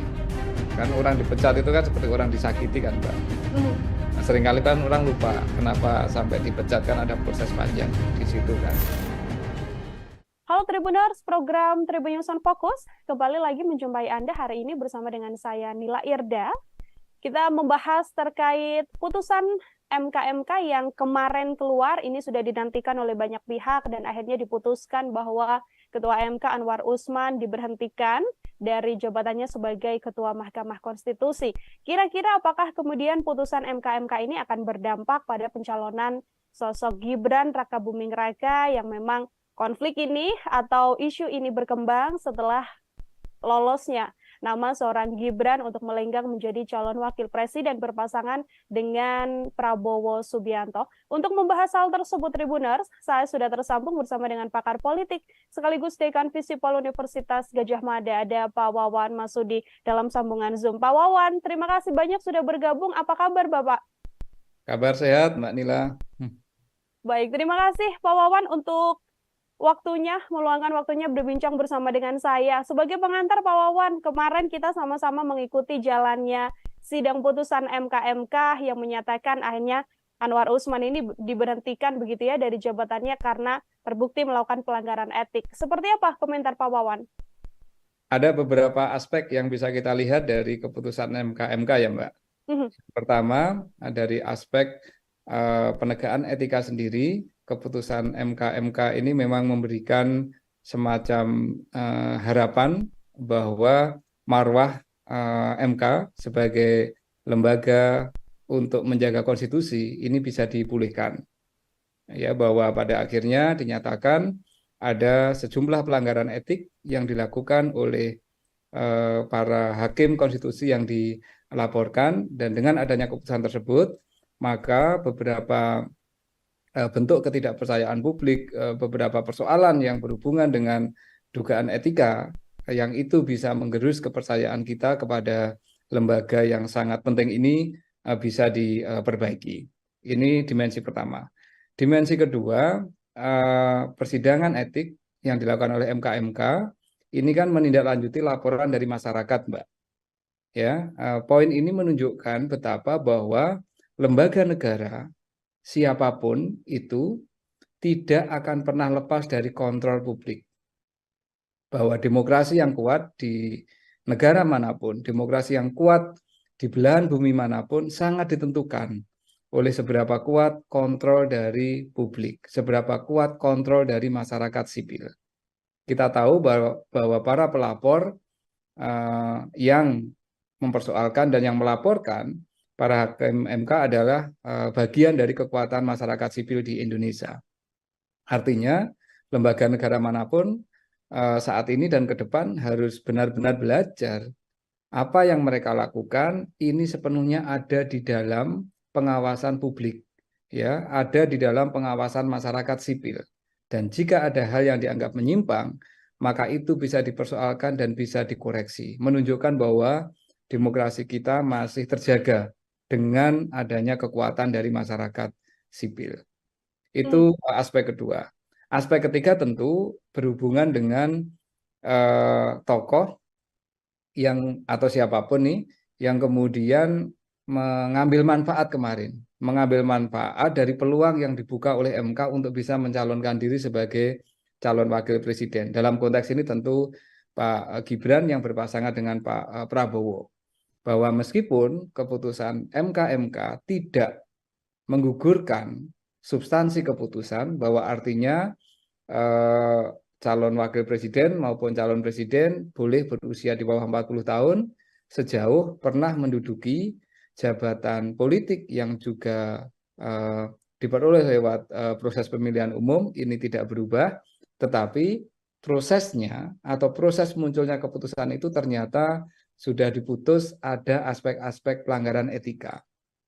Bahwa sebuah keputusan mungkin tetap boleh berjalan, namun kita tahu akan selalu menjadi catatan publik bahwa keputusan tersebut muncul dalam konteks di mana ada pelanggaran-pelanggaran etika yang dilakukan oleh pengambil kebijakan tersebut. Sehingga ini secara hukum pencalonannya tidak akan bermasalah, tetapi secara politik tentu ada aspek legitimasi yang kemudian bisa menjadi pertanyaan dari waktu ke waktu. Dari sisi etika politik ada hal yang tidak sepenuhnya kemudian bisa bisa dibangun dari proses pencalonan tersebut. Artinya Pak Wawan jika melihat dari sisi atau poin yang ketiga begitu ya, apakah ini kemudian bisa menjadi bumerang besar bagi proses pencalonan pasangan Prabowo Gibran, termasuk juga ini juga bisa jadi salah satu senjata untuk semakin menggerus sentimen negatif dari publik terkait pasangan ini, Pak Wawan? Sekali lagi kalau dari sisi formal hukum, dari sisi legal tidak akan ada persoalan, Mbak, ya, bahwa legitimasi legal, legitimasi formal itu tetap akan ada. Tetapi kita tahu bahwa proses politik, proses kompetisi elektoral itu tidak semata-mata berbasis pada aspek legitimasi legal formal, tetapi ada legitimasi politik itu lebih luas. Ini ada aspek kepatutan yang publik bisa menilai.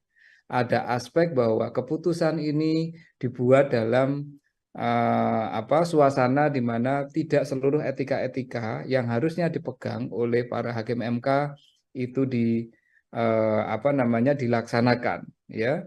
Karena itu kemudian publik akan menilai bahwa oke, ini bisa mencalonkan, tetapi ada banyak kelemahan-kelemahan, ya. Ada aspek-aspek apa ya yang bisa kita katakan cacat dari sisi proses pencalonan yang kemudian ya tergantung nanti dalam proses kampanye apakah lawan politik akan menggunakan ini untuk melakukan serangan dengan mengatakan bahwa ada fondasi etika yang bermasalah dalam proses yang sedang berlangsung atau tidak dipakai oleh para lawan politiknya. Pun halnya di masyarakat, kita tidak tahu akan seberapa lama ini memori masyarakat terhadap proses yang berlangsung di MK ini kan. Kalau memori masyarakat kita panjang, tentu akan menjadi catatan yang itu akan bisa mempengaruhi keputusan pemilih, keputusan publik ketika menentukan siapa capres dan cawapresnya. Tetapi kalau memori publik kita ini tidak cukup kuat, ya mungkin tidak akan ada persoalan. Jadi ini sangat ditentukan, Mbak, oleh dinamika proses kampanye yang akan berlangsung dalam ya kira-kira 1,5 sampai 2 bulan ke depan, Mbak.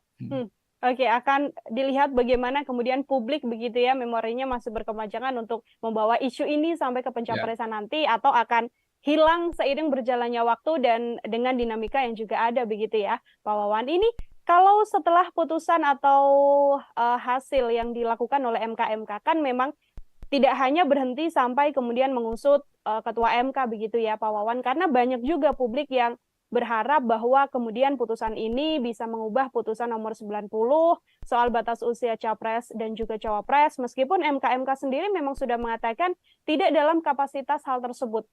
Menurut pandangan Pak Wawan seperti apa? Apakah kemudian dengan ada lanjutan gugatan yang hari ini juga disindangkan, apakah kemudian bisa mengubah hal tersebut, Pak? Gugatan publik terhadap aspek-aspek undang-undang, aspek hukum kepada MK itu bisa dilakukan kapanpun, Mbak. Ya bisa dilakukan kapanpun. Ya bisa sekarang, bisa minggu depan, bahkan bisa setelah pemilu. Pertanyaannya adalah kapan kemudian keputusan itu harus berlaku, Mbak. Kalau ini nanti hari ini kalau tidak salah KPU kan akan melakukan penetapan capres dan cawapres ya, Mbak. Iya, betul. Kalau KPU sudah menentukan siapa capres dan cawapres, maka ya sudah pemilu yang akan kita lakukan tanggal 14 Februari tahun depan ya akan diikuti oleh capres dan cawapres yang saat ini ditetapkan oleh KPU. Kecuali kemudian ada yang menggugat KPU dan mempersoalkan keputusannya KPU tersebut. Jadi ini tidak berhubungan langsung dengan persidangan perkara yang saat ini, yang hari ini mulai disidangkan di MK kan, Mbak. Nah, sebagaimana disampaikan oleh Pak Jimli kemarin, seandainya ini ada gugatan lebih lanjut dan KPU sudah menetapkan siapa capres dan cawapres, apapun hasil dari gugatan, maka itu hanya akan berlaku kira-kira untuk pemilu tahun atau pemilu periode berikutnya ya, Mbak. Artinya ini kan pemilu tahun 2029. Ya. Nah, dan apakah ini salah? Tidak, Mbak. Dari sisi proses pemilu, ini saya kira penting untuk segera memberikan kepastian kepada masyarakat. Cuman masalahnya, sekali lagi ini kan soal dukungan politik ya, Mbak. Soal legitimasi politik. Bagaimana masyarakat kemudian bisa memiliki catatan atas proses ini. Itu yang saya kira yang paling penting nantinya untuk menuju ke Februari tanggal 14 2024 nanti, Mbak. Baik, tidak akan banyak mengubah juga ya Pak Wawan ya, karena pun kalaupun bisa berlaku, batasnya sudah hari ini PKPU yang kemudian disahkan oleh KPU, lalu berlakunya kemungkinan besar adalah di 2029, seperti itu. Pertanyaan yang juga muncul di publik ini, Pak Wawan, adalah terkait bagaimana etika begitu ya, etika dari sosok Mas Gibran sendiri. Kalau kita tahu kan Mas Gibran juga sudah menyatakan statementnya, sudah mengatakan bahwa ya bagaimanapun saya mengikuti apa yang sudah diputuskan oleh MK. Kalau Pak Wawan melihat jawaban dari Mas Gibran ini, seperti apa Pak Wawan? Karena kan Mas Gibran ini sosok yang terus dibahas terkait putusan 90 batas usia capres dan cawapres ini. Begini Mbak ya, bahwa satu proses persidangan etik oleh MK ini pertama tidak berhubungan dengan siapapun di luar hakim MK. Itu yang penting harus kita tegaskan dulu ya, bahwa ini persidangan untuk menentukan apakah hakim MK cukup mengikuti standar etika yang ada di dalam peraturan MK. Dan keputusannya sudah menunjukkan dari 4 laporan semuanya ada aspek-aspek yang terbukti ada pelanggaran etika. Ya kan Mbak, elemennya kan banyak kemarin yang diputuskan ya, bahwa ini para hakim tidak cukup bisa menjaga kerahasiaan, para hakim tidak cukup bisa saling mengingatkan dan menjaga marwah, ya kan? Ada hakim yang dinyatakan bahwa tidak bisa memproteksi MK dari intervensi politik tertentu, kan seperti itu Mbak, ya kan? Jadi ini persidangan etik ini adalah persidangan untuk melihat seberapa seberapa kuat para hakim MK memegang standar etik ya, ethical conduct-nya itu seperti apa dipegang, dan ternyata buktinya seperti itu. Ini yang pertama. Yang kedua, kalau Pak Gibran sendiri sebenarnya secara normatif posisinya ya sebagai warga negara yang bisa memanfaatkan keputusan MK ini. Meskipun kita tahu secara politik beliau memang menjadi salah satu pihak yang boleh dikatakan terkait langsung atau memperoleh manfaat langsung dari keputusan ini kan Mbak, ya kan? Nah, apakah ini kemudian ada persoalan etik untuk proses pencalonan? Kalau saya bukan soal etiknya Mbak, tapi soal testing untuk kenegarawanan. Semestinya kalau memang melihat ada proses yang kontroversial seperti ini, kalau memang tidak mau mencalonkan ya dari awal tidak memanfaatkan kesempatan.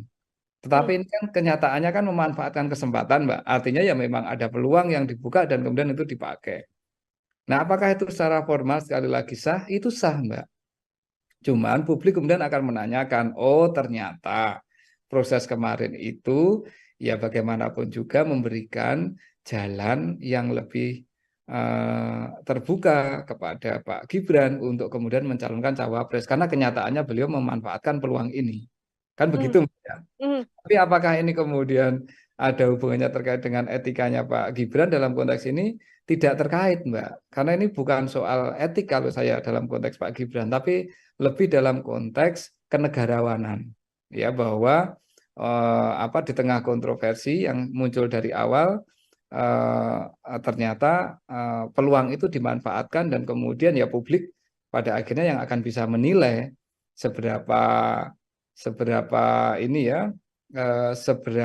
derajat kenegarawanan yang dimiliki oleh beliau maupun mungkin ya mohon maaf oleh orang-orang yang ada di sekitar beliau kayak gitu Mbak. Kalau saya melihatnya lebih ke situ. Jadi ini tidak ada etika yang dilanggar, tetapi memang ada pertanyaan soal memanfaatkan situasi aspek kenegarawanan yang itu semua kemudian menjadi pembuktian. Kira-kira kemudian publik bisa menyimpulkan, oh berarti semua proses yang penuh dengan drama, semua proses yang penuh dengan dinamika ini memang memberikan jalan yang sangat lapang kepada beliau untuk menjadi cawapres. Dan kenyataannya kan seperti itu, Mbak. Artinya kalau dari kacamata atau dari pandangan Pak Wawan sendiri, kenegarawan seorang Gibran ini apakah kemudian masih belum bisa dikatakan punya sisi kenegarawan yang elok, yang bagus, atau seperti apa Pak Wawan? Ya kalau saya melihat ketika peluang ini terbuka dan kemudian dimanfaatkan, ya berarti memang ada intensi untuk memanfaatkan peluang itu. Guna apa ya? Guna masuk ke dalam proses proses elektoral, proses pemilu presiden dan wakil presiden kan Mbak. Dari awal kan kita tahu ya bahwa dari sisi momentum ya, dari awal kita tahu dari sisi momentum proses gugatan ini kan sangat mepet Mbak dengan semua dinamika proses pencalonan kemarin ya. Dan karena dari sisi momentum seperti itu, maka kita semua kemudian bisa membaca, publik bisa menilai bahwa ini tujuan utamanya adalah untuk mencoba membuka ruang. Dan kebetulan ruang itu kemudian dibuka oleh MK. Ya kan? Dan proses membuka ruang oleh MK ternyata penuh dengan kontroversi. Keputusannya tidak bulat, kemudian dari keputusan yang tidak bulat itu sebenarnya juga tidak ada opini yang bersifat solid, dan setelah itu kemudian muncul ada dugaan pelanggaran etik yang dilakukan oleh Ketua MK karena menyidangkan perkara yang punya kemungkinan interest langsung dengan salah satu anggota keluarga, ya kan Mbak? Dan kemudian sidang MK, sidang Majelis Kehormatan, kemudian membuktikan, oh benar ini terjadi banyak sekali pelanggaran terhadap ethical conduct, ya, terhadap prosedur-prosedur etis yang ada di MK. Jelas, Mbak, meskipun secara formal hukum keputusan itu tidak bisa dicabut, tapi legitimasi etiknya, legitimasi moralnya, ini kemudian menjadi sangat tergerus. Nah, ini yang memang situasi-situasi dilematisnya kan seperti itu ya. MK kan memang tidak punya kewenangan untuk mencabut keputusan kan, Mbak. Tetapi hanya bisa menunjukkan kepada publik ini ada legitimasi etika yang dilanggar ketika keputusan ini dibuat. Ya kan? Oke. Dan ketika itu dimanfaatkan untuk pencalonan, akhirnya ya publik yang bisa menilai kalau ini semuanya penuh kontroversi, mengapa sih kita ambil jalan itu? Dan kalau itu diambil, berarti dari awal memang sudah punya niat untuk ikut dalam kontestasi ini. Nah, motif dibalik itu apa? Nah, kita yang nggak tahu kan, Mbak. Apakah ini dalam rangka untuk ekstensi kekuasaan dari keluarga Pak Presiden, ataukah ini ada semangat lain di luar itu, kan kita yang belum tahu nih publik kan. Termasuk kalau kita sedikit tarik mundur ke belakang, Pak Wawan, ini apakah proses kenegarawan atau etika seorang Mas Gibran ini juga bisa dilihat dari kemudian hilangnya atau pamitnya Mas Gibran dari PDIP yang selama ini sudah membesarkan namanya, bisa mencalonkan Mas Gibran sebagai wali kota Solo, termasuk juga 2 periode Presiden Joko Widodo bersama dengan PDI Perjuangan yang tiba-tiba bergabungnya bersama dengan Prabowo Subianto begitu? Saya kira hubungan PDIP dan Gibran dan PDIP memang sudah sampai pada titik yang tidak mungkin untuk diperbaiki untuk saat ini, Mbak ya. Di satu sisi PDIP tidak pernah secara tegas menyatakan memberhentikan atau memecat Pak Gibran kan, Mbak. Yang diminta oleh PDIP adalah ya mengembalikan KTA, yang artinya itu adalah mengundurkan diri. Nah, yang dimau Pak Gibran kelihatannya nggak kayak gitu. Ya kalau tidak dipecat berarti saya masih di PDIP kan, kira-kira kan seperti itu toh, Mbak. Nah, ini situasinya ya memang kemudian menjadi serba menggantung, tetapi saya kira PDIP melakukan itu ya untuk menghindari kemungkinan Pak Gibran mengatakan kepada publik kelak ketika kampanye, saya dipecat kok dari PDIP. Kan orang dipecat itu kan seperti orang disakiti kan, Mbak. Seringkali kan orang lupa kenapa sampai dipecat, kan ada proses panjang di situ kan. Nah, PDIP nggak mau itu terjadi. Nah, PDIP maunya adalah ya Pak Gibran bergabung secara volunteer ke PDIP, kemudian mendapatkan tiket dari PDIP untuk meniti karir politik. Kalau memang sudah berbeda haluan, mengambil jalan berbeda, ya mundur baik-baik. Nah, itu kan ungkapan-ungkapan yang disampaikan oleh tokoh-tokoh dan elit-elit PDIP kan, Mbak, baik yang di Solo maupun yang di Jakarta. Jadi ini soal tarik ulur politik lah antara Pak Gibran dengan PDIP ya, yang saya kira PDIP tidak akan pernah tegas menyatakan memecat dan hanya akan membiarkan, membuat Pak Gibran mungkin dalam posisi yang tidak enak juga. Tetapi ya udahlah, politik ya akan berlangsung seperti ini, dan saya kira situasinya ya akan saling menggantung. Tetapi publik tahu bahwa akhirnya Pak Gibran sudah tidak lagi di PDIP dan PDIP juga sudah tidak menganggap Pak Gibran. Setidaknya seperti itu, Mbak. Baik, sudah tidak bisa diperbaiki lagi ya artinya ya Pak Wawan ya, karena proses panjang yang terjadi ini tarik ulur-menulur antara PDIP dan juga Mas Gibran. Ya, menurut pendapat saya agak susah, Mbak. Meskipun kita tahu bahwa dalam politik apa sih yang nggak mungkin, ya kan? Sejauh kepentingannya kecapai. Tetapi kalau saya lihat dari proses yang berlangsung, ini nampaknya ada proses yang secara sakit hati politik jauh lebih dalam lah. Dari perasaan politik jauh lebih dalam daripada sekedar keluar dari partai untuk pindah ke partai lain atau untuk mengambil pilihan politik lain. Oke, Pak Wawan, ini ada pihak juga yang kemudian mendesak agar Pak Prabowo Subianto, ini ada dari kubu Pak Anies begitu ya, dan juga Pak Ganjar yang sama-sama kompak mengatakan sedianya atau seyogyanya Pak Prabowo Subianto ini mengganti Mas Gibran dari Cawapres setelah adanya putusan MK. Komentar Pak Wawan seperti apa? Ya itu bagian dari apa namanya saling menyerang dalam politik lah. Itu biasa lah kayak gitu ya. Jadi tentu kubu lawan politik akan mengatakan ini ada keputusan seperti ini dan secara etik berarti ada masalah, sebaiknya mengganti. Kan kayak gitu toh Mbak. Ini kan bagian dari strategi menyerang dalam politik kan. Ya. Nah, jadi ya, tidak ada masalah kalau itu yang menyampaikan partai politik. Nanti mungkin Pak Prabowo akan merespon dengan cara yang lain toh, bahwa mungkin mengatakan ya secara formal hukumnya tidak ada yang kami salahi dan kami akan jalan dan kemudian kami akan masuk dengan program-program. Ya ini bagian dari Mbak, apa namanya political apa ya political discourse lah ya, narasi-narasi politik yang dibangun oleh kubu-kubu apa yang saling sedang bersaing dalam proses pemilu dan itu wajar dan sah-sah saja Mbak saya kira. Oke, itu wajar dan sah-sah saja. Namun kalau dari kacamata Pak Wawan ini sebagai pengamat politik juga ya, dari Koalisi Indonesia Maju atau dari pihak Prabowo Subianto, secara etika yang elok, etika yang patut, memberikan sikap terkait putusan MK dan sentimen negatif publik atas pencawapresan Mas Gibran ini yang paling bagus itu seperti apa Pak? Dalam kacamata saya, ini sudah point of no return, Mbak, bagi Pak Prabowo dan Koalisi Indonesia Maju. Menunjuk Pak Gibran yang sudah dideklarasikan dan didaftarkan ke KPU, dan kemudian setidaknya hasil MK tidak mencabut keputusan yang memungkinkan Pak Gibran untuk mencalonkan, itu sudah menjadi point of no return. Artinya, Koalisi Indonesia Maju, dugaan saya dan saya hampir pasti mengatakan iya, akan mempertahankan duet Pak Prabowo dan Pak Gibran. Yang dilakukan oleh Koalisi Indonesia Maju dalam pandangan saya akan mencoba untuk menutup dan menggeser isu terkait dengan etika, isu terkait dengan patut tidak patut ini dengan narasi-narasi politik yang lain, Mbak. Misalkan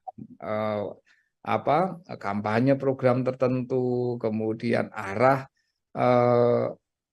kepemimpinan yang akan mereka bawa, kemudian mencoba untuk membangun narasi-narasi langsung ke publik, membangun komunikasi ke grassroots dan seterusnya. Saya kira itu yang dilakukan. Jadi mereka tidak akan mengconsider lagi soal perdebatan etika itu, Mbak. Dan tetapi bukan berarti etika ini tidak penting. Dalam kacamata saya tetap penting untuk selalu disampaikan kepada publik bahwa ada proses politik, ada proses pembuatan keputusan di MK terkait dengan proses pencalonan ini yang oleh Majelis Kehormatan MK pun dinyatakan terbukti melanggar etik ya. Dan publik kemudian bisa menilai kalau semua aspek-aspek etika ini kemudian dilanggar, ya aspek-aspek etika itu dilanggar, sanksinya apa sih Mbak? Kan sanksi hukum kan nggak bisa kita lakukan. Yang ada itu adalah sanksi sosial biasanya, ya kan? Sanksi sosial, sanksi moral. Nah, sanksi sosial yang bisa dilakukan oleh publik, oleh pemilih itu apa sih pada akhirnya? Ya mungkin akan mencari alternatif pilihan yang lain. Mungkin akan menentukan pilihan yang lain. Itu kan pemilih ketika sudah masuk ke bilik suara kelak dengan pengetahuan yang dimiliki, itu kan upaya Mbak, satu untuk memperkuat legitimasi atau untuk mendukung satu pihak, tapi ada juga yang semangatnya itu adalah menghukum pihak lain. Nah, ini dan itu adalah kewenangan voters, Mbak. Itu adalah kewenangan pemilih untuk mendukung atau motivasinya ketika memilih itu adalah untuk mendukung calon yang benar-benar dia pilih, ataukah proses pemilihan yang dia lakukan itu merupakan upaya untuk menghukum pihak yang dia tidak suka. Itu namanya protes voting, Mbak. Nah, ini artinya apa? Artinya ini nanti sudah bergeser, Mbak. Cara untuk melihat dampak dan implikasi dari soal putusan MK ini dalam kaitannya dengan etika politik itu nanti sudah akan bergeser kepada pemilih, akan bergeser ke bilik suara, dan kemudian pemilik suara bisa punya kewenangan yang kita tidak tahu. Kalau dia ingin menghukum, protes voting, ya tentu dia akan melakukan itu.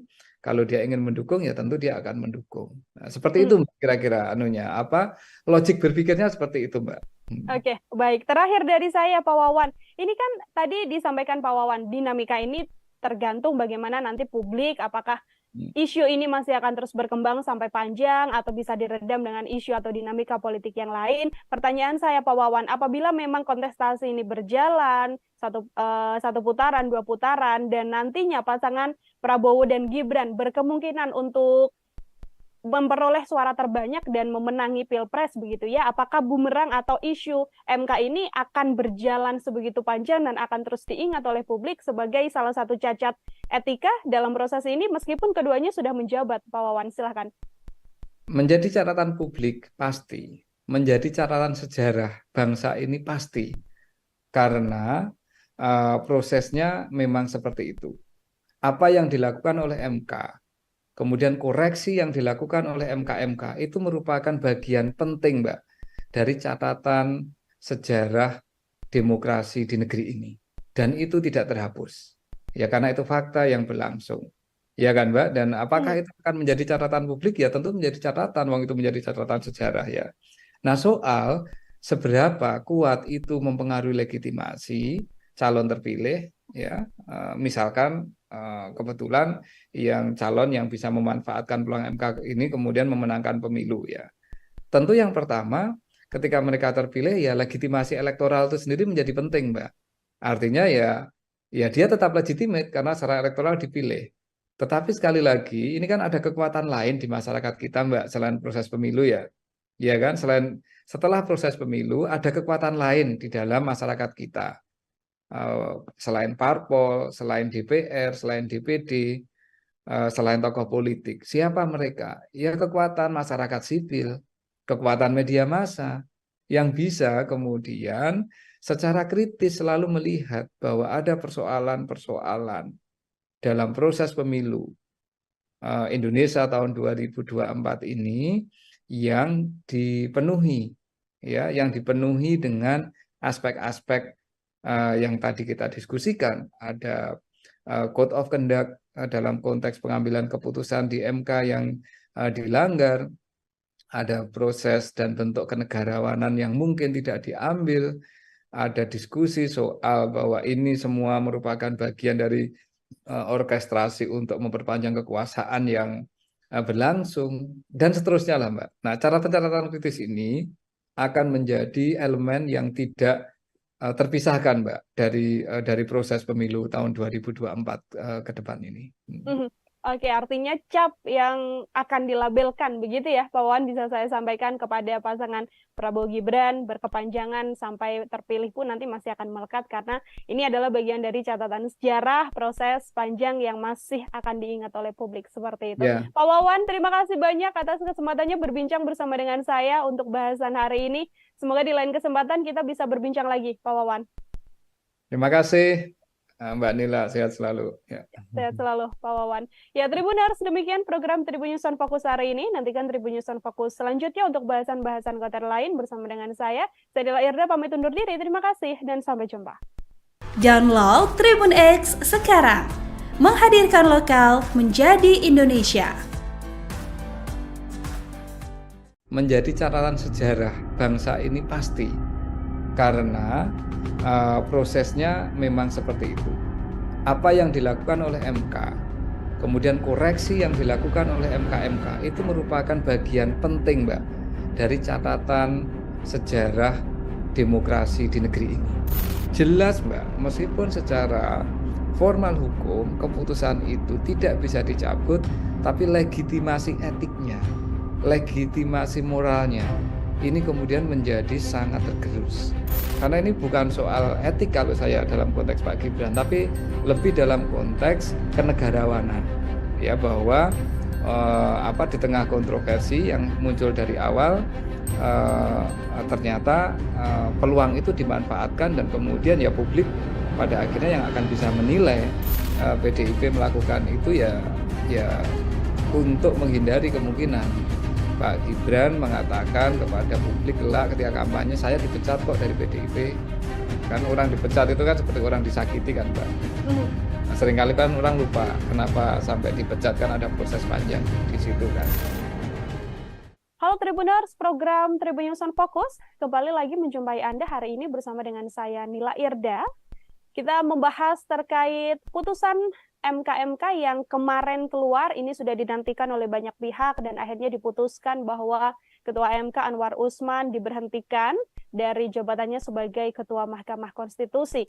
Kira-kira apakah kemudian putusan MK ini akan berdampak pada pencalonan sosok Gibran Rakabuming Raka yang memang konflik ini atau isu ini berkembang setelah lolosnya nama seorang Gibran untuk melenggang menjadi calon wakil presiden berpasangan dengan Prabowo Subianto. Untuk membahas hal tersebut, Tribuners, saya sudah tersambung bersama dengan pakar politik sekaligus Dekan Visipol Universitas Gadjah Mada, ada Pak Wawan Masudi dalam sambungan Zoom. Pak Wawan, terima kasih banyak sudah bergabung. Apa kabar, Bapak?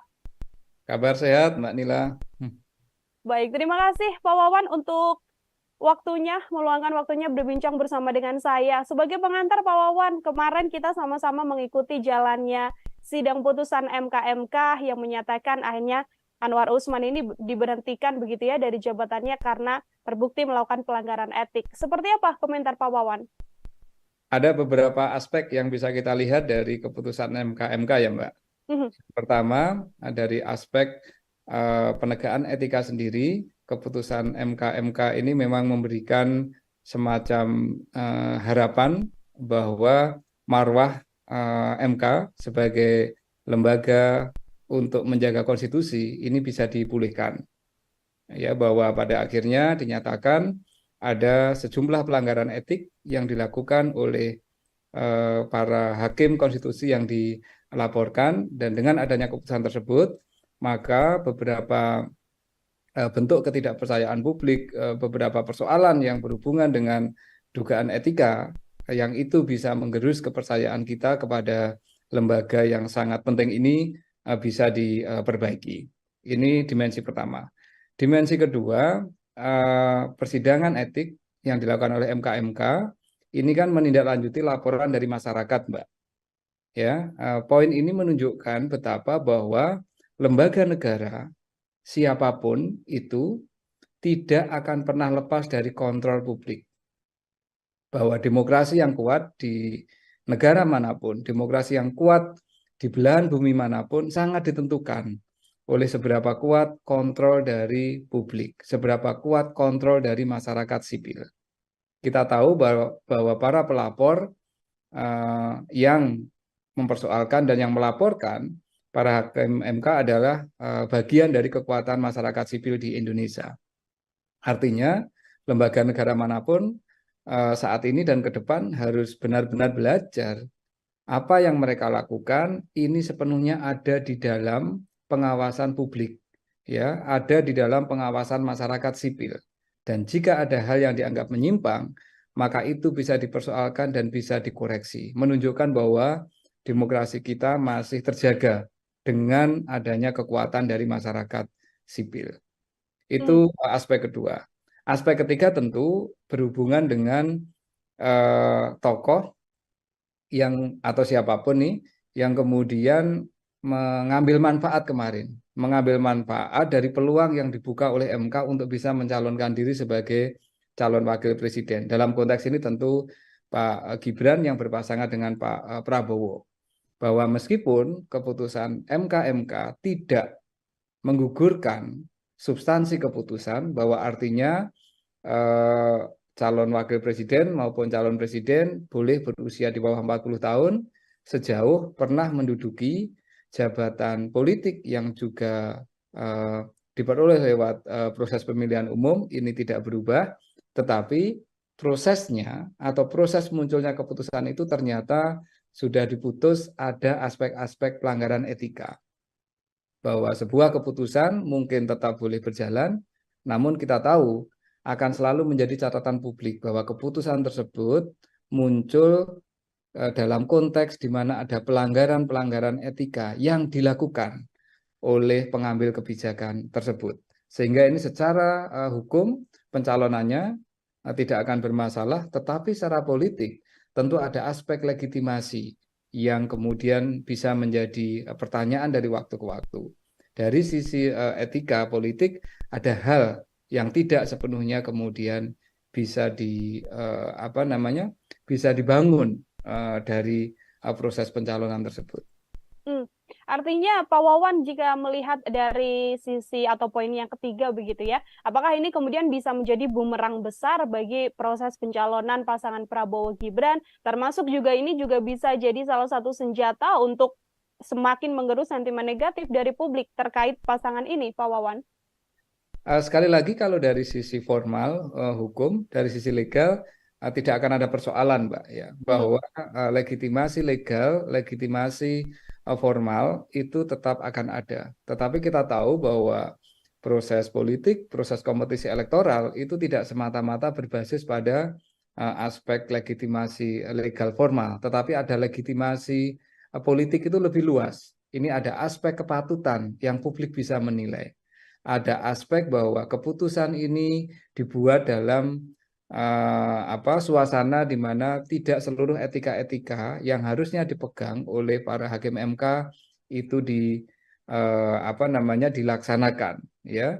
Karena itu kemudian publik akan menilai bahwa oke, ini bisa mencalonkan, tetapi ada banyak kelemahan-kelemahan, ya. Ada aspek-aspek yang bisa kita katakan cacat dari sisi proses pencalonan yang kemudian ya tergantung nanti dalam proses kampanye apakah lawan politik akan menggunakan ini untuk melakukan serangan dengan mengatakan bahwa ada fondasi etika yang bermasalah dalam proses yang sedang berlangsung atau tidak dipakai oleh para lawan politiknya. Pun halnya di masyarakat, kita tidak tahu akan seberapa lama ini memori masyarakat terhadap proses yang berlangsung di MK ini kan.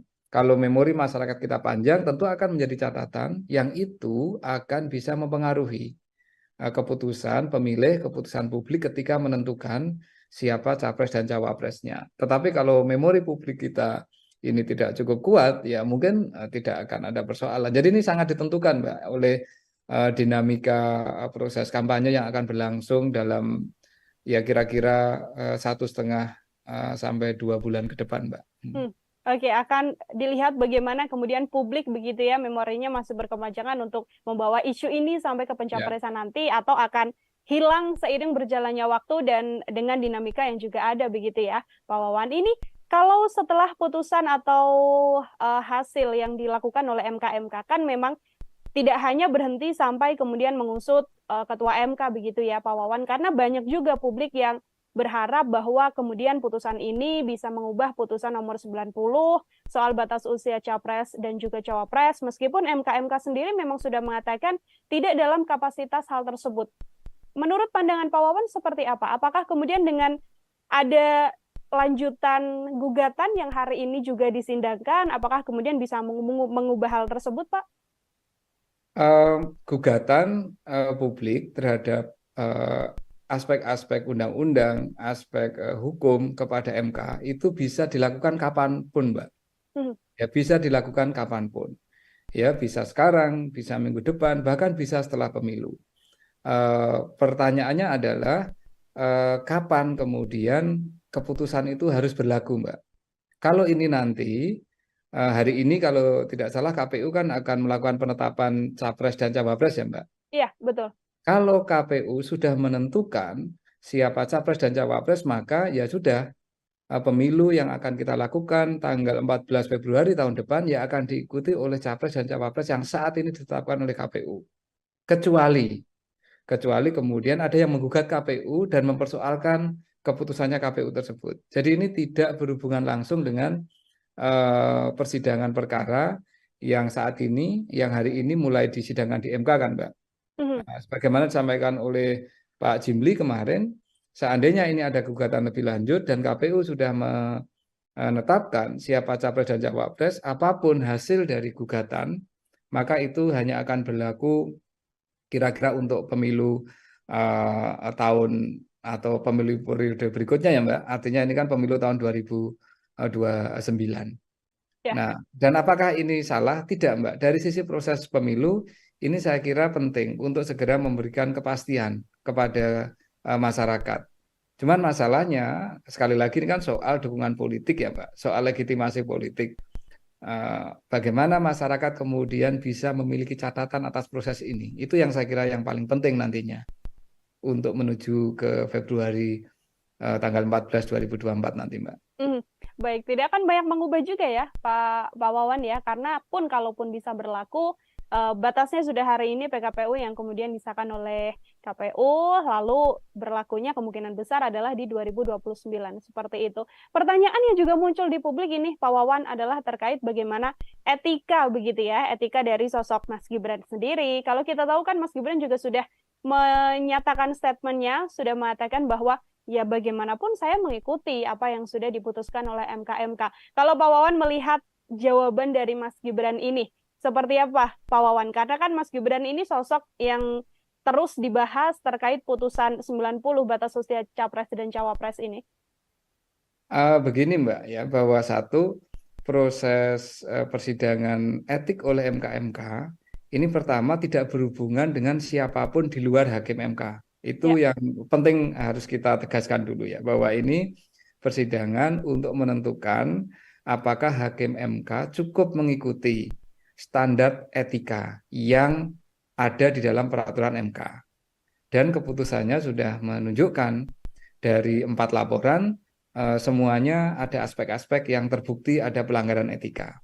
Ya kan Mbak, elemennya kan banyak kemarin yang diputuskan ya, bahwa ini para hakim tidak cukup bisa menjaga kerahasiaan, para hakim tidak cukup bisa saling mengingatkan dan menjaga marwah, ya kan? Ada hakim yang dinyatakan bahwa tidak bisa memproteksi MK dari intervensi politik tertentu, kan seperti itu Mbak, ya kan? Jadi ini persidangan etik ini adalah persidangan untuk melihat seberapa seberapa kuat para hakim MK memegang standar etik ya, ethical conduct-nya itu seperti apa dipegang, dan ternyata buktinya seperti itu. Ini yang pertama. Yang kedua, kalau Pak Gibran sendiri sebenarnya secara normatif posisinya ya sebagai warga negara yang bisa memanfaatkan keputusan MK ini. Meskipun kita tahu secara politik beliau memang menjadi salah satu pihak yang boleh dikatakan terkait langsung atau memperoleh manfaat langsung dari keputusan ini kan Mbak, ya kan? Nah, apakah ini kemudian ada persoalan etik untuk proses pencalonan? Kalau saya bukan soal etiknya Mbak, tapi soal testing untuk kenegarawanan. Semestinya kalau memang melihat ada proses yang kontroversial seperti ini, kalau memang tidak mau mencalonkan ya dari awal tidak memanfaatkan kesempatan. Tetapi ini kan kenyataannya kan memanfaatkan kesempatan, Mbak. Artinya ya memang ada peluang yang dibuka dan kemudian itu dipakai. Nah, apakah itu secara formal sekali lagi sah? Itu sah, Mbak. Cuman publik kemudian akan menanyakan, oh ternyata proses kemarin itu ya bagaimanapun juga memberikan jalan yang lebih terbuka kepada Pak Gibran untuk kemudian mencalonkan cawapres, karena kenyataannya beliau memanfaatkan peluang ini. Kan begitu Mbak ya? Tapi apakah ini kemudian ada hubungannya terkait dengan etikanya Pak Gibran dalam konteks ini? Tidak terkait Mbak, karena ini bukan soal etik kalau saya dalam konteks Pak Gibran, tapi lebih dalam konteks kenegarawanan. Ya, bahwa di tengah kontroversi yang muncul dari awal, ternyata peluang itu dimanfaatkan dan kemudian ya publik pada akhirnya yang akan bisa menilai seberapa derajat kenegarawanan yang dimiliki oleh beliau, maupun mungkin ya mohon maaf oleh orang-orang yang ada di sekitar beliau, kayak gitu Mbak. Kalau saya melihatnya lebih ke situ. Jadi ini tidak ada etika yang dilanggar, tetapi memang ada pertanyaan soal memanfaatkan situasi, aspek kenegarawanan, yang itu semua kemudian menjadi pembuktian. Kira-kira kemudian publik bisa menyimpulkan, oh berarti semua proses yang penuh dengan drama, semua proses yang penuh dengan dinamika ini memang memberikan jalan yang sangat lapang kepada beliau untuk menjadi cawapres. Dan kenyataannya kan seperti itu, Mbak. Artinya kalau dari kacamata atau dari pandangan Pak Wawan sendiri, kenegarawan seorang Gibran ini apakah kemudian masih belum bisa dikatakan punya sisi kenegarawan yang elok, yang bagus, atau seperti apa Pak Wawan? Ya kalau saya melihat ketika peluang ini terbuka dan kemudian dimanfaatkan, ya berarti memang ada intensi untuk memanfaatkan peluang itu. Guna apa ya? Guna masuk ke dalam proses apa namanya? Proses elektoral, proses pemilu presiden dan wakil presiden kan, Mbak. Dari awal kan kita tahu ya bahwa dari sisi momentum ya, dari awal kita tahu dari sisi momentum proses gugatan ini kan sangat mepet, Mbak, dengan semua dinamika proses pencalonan kemarin ya. Dan karena dari sisi momentum seperti itu, maka kita semua kemudian bisa membaca, publik bisa menilai bahwa ini tujuan utamanya adalah untuk mencoba membuka ruang. Dan kebetulan ruang itu kemudian dibuka oleh MK, ya kan? Dan proses membuka ruang oleh MK ternyata penuh dengan kontroversi. Keputusannya tidak bulat, kemudian dari keputusan yang tidak bulat itu sebenarnya juga tidak ada opini yang bersifat solid, dan setelah itu kemudian muncul ada dugaan pelanggaran etik yang dilakukan oleh Ketua MK karena menyidangkan perkara yang punya kemungkinan interest langsung dengan salah satu anggota keluarga, ya kan, Mbak? Dan kemudian di sidang MK, sidang Majelis Kehormatan kemudian membuktikan, oh benar ini terjadi banyak sekali pelanggaran terhadap ethical conduct, ya, terhadap prosedur-prosedur etis yang ada di MK. Jelas, Mbak, meskipun secara formal hukum keputusan itu tidak bisa dicabut, tapi legitimasi etiknya, legitimasi moralnya, ini kemudian menjadi sangat tergerus. Nah, ini yang memang apa namanya? Situasi-situasi dilematisnya kan seperti itu ya. MK kan memang tidak punya kewenangan untuk mencabut keputusan kan, Mbak. Tetapi hanya bisa menunjukkan kepada publik ini ada legitimasi etika yang dilanggar ketika keputusan ini dibuat. Ya kan? Dan ketika itu dimanfaatkan untuk pencalonan, akhirnya ya publik yang bisa menilai kalau ini semuanya penuh kontroversi, mengapa sih kita ambil jalan itu?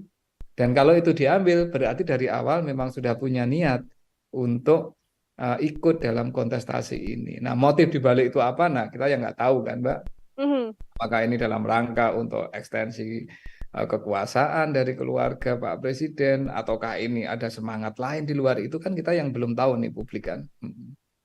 Termasuk kalau kita sedikit tarik mundur ke belakang, Pak Wawan, ini apakah proses kenegarawan atau etika seorang Mas Gibran ini juga bisa dilihat dari kemudian hilangnya atau pamitnya Mas Gibran dari PDIP yang selama ini sudah membesarkan namanya, bisa mencalonkan Mas Gibran sebagai wali kota Solo, termasuk juga 2 periode Presiden Joko Widodo bersama dengan PDI Perjuangan yang tiba-tiba bergabungnya bersama dengan Prabowo Subianto begitu? Saya kira hubungan PDIP dan Gibran dan PDIP memang sudah sampai pada titik yang tidak mungkin untuk diperbaiki untuk saat ini, Mbak ya. Di satu sisi PDIP tidak pernah secara tegas menyatakan memberhentikan atau memecat Pak Gibran kan, Mbak. Yang diminta oleh PDIP adalah ya mengembalikan KTA, yang artinya itu adalah mengundurkan diri.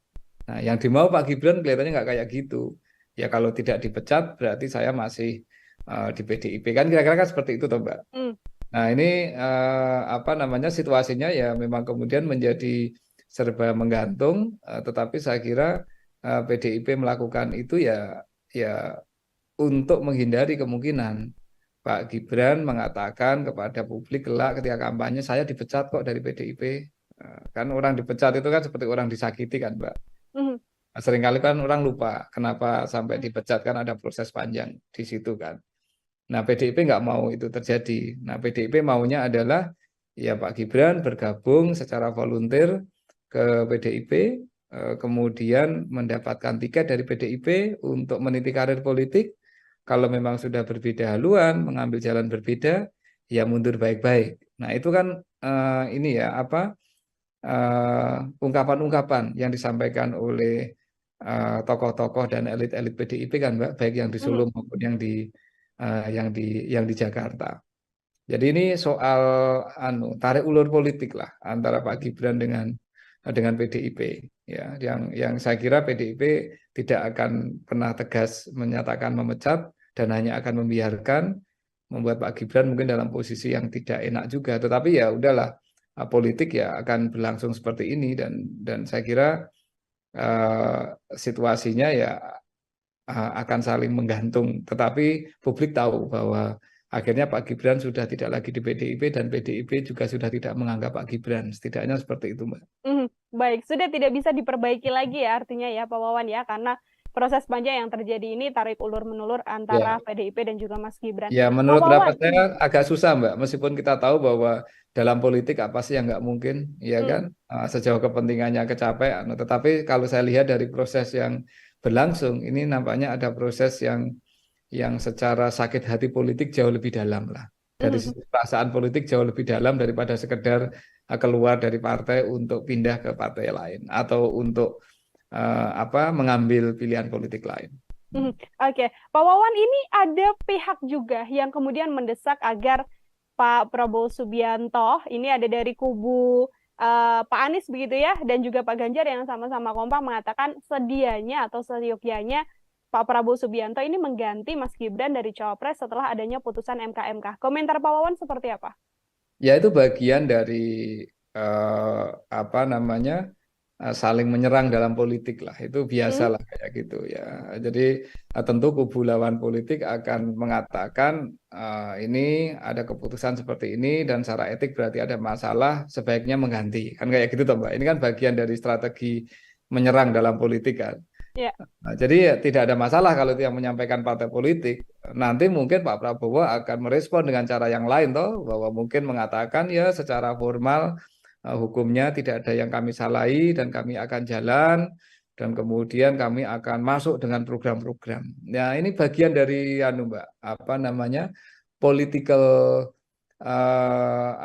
political discourse lah ya, narasi-narasi politik yang dibangun oleh kubu-kubu yang saling sedang bersaing dalam proses pemilu, dan itu wajar dan sah-sah saja, Mbak, saya kira. Oke, itu wajar dan sah-sah saja. Namun kalau dari kacamata Pak Wawan ini sebagai pengamat politik juga ya, dari Koalisi Indonesia Maju atau dari pihak Prabowo Subianto, secara etika yang elok, etika yang patut, memberikan sikap terkait putusan MK dan sentimen negatif publik atas pencawapresan Mas Gibran ini yang paling bagus itu seperti apa, Pak? Dalam kacamata saya, ini sudah point of no return, Mbak, bagi Pak Prabowo dan Koalisi Indonesia Maju. Menunjuk Pak Gibran yang sudah dideklarasikan dan didaftarkan ke KPU, dan kemudian setidaknya hasil MK tidak mencabut keputusan yang memungkinkan Pak Gibran untuk mencalonkan, itu sudah menjadi point of no return. Artinya Koalisi Indonesia Maju, dugaan saya, dan saya hampir pasti mengatakan iya, akan mempertahankan duet Pak Prabowo dan Pak Gibran. Yang dilakukan oleh Koalisi Indonesia Maju, dalam pandangan saya, akan mencoba untuk menutup dan menggeser isu terkait dengan etika, isu terkait dengan patut tidak patut ini dengan narasi-narasi politik yang lain, Mbak. Misalkan kampanye program tertentu, kemudian arah kepemimpinan yang akan mereka bawa, kemudian mencoba untuk membangun narasi-narasi langsung ke publik, membangun komunikasi ke grassroots dan seterusnya. Saya kira itu yang dilakukan. Jadi mereka tidak akan mengconsider lagi soal perdebatan etika itu, Mbak.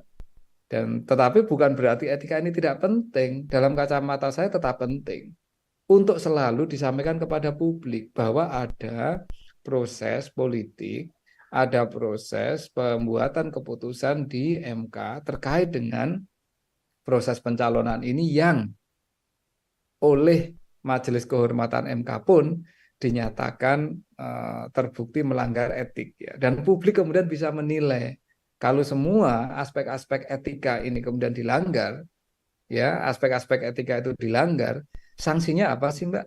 Kan sanksi hukum kan nggak bisa kita lakukan.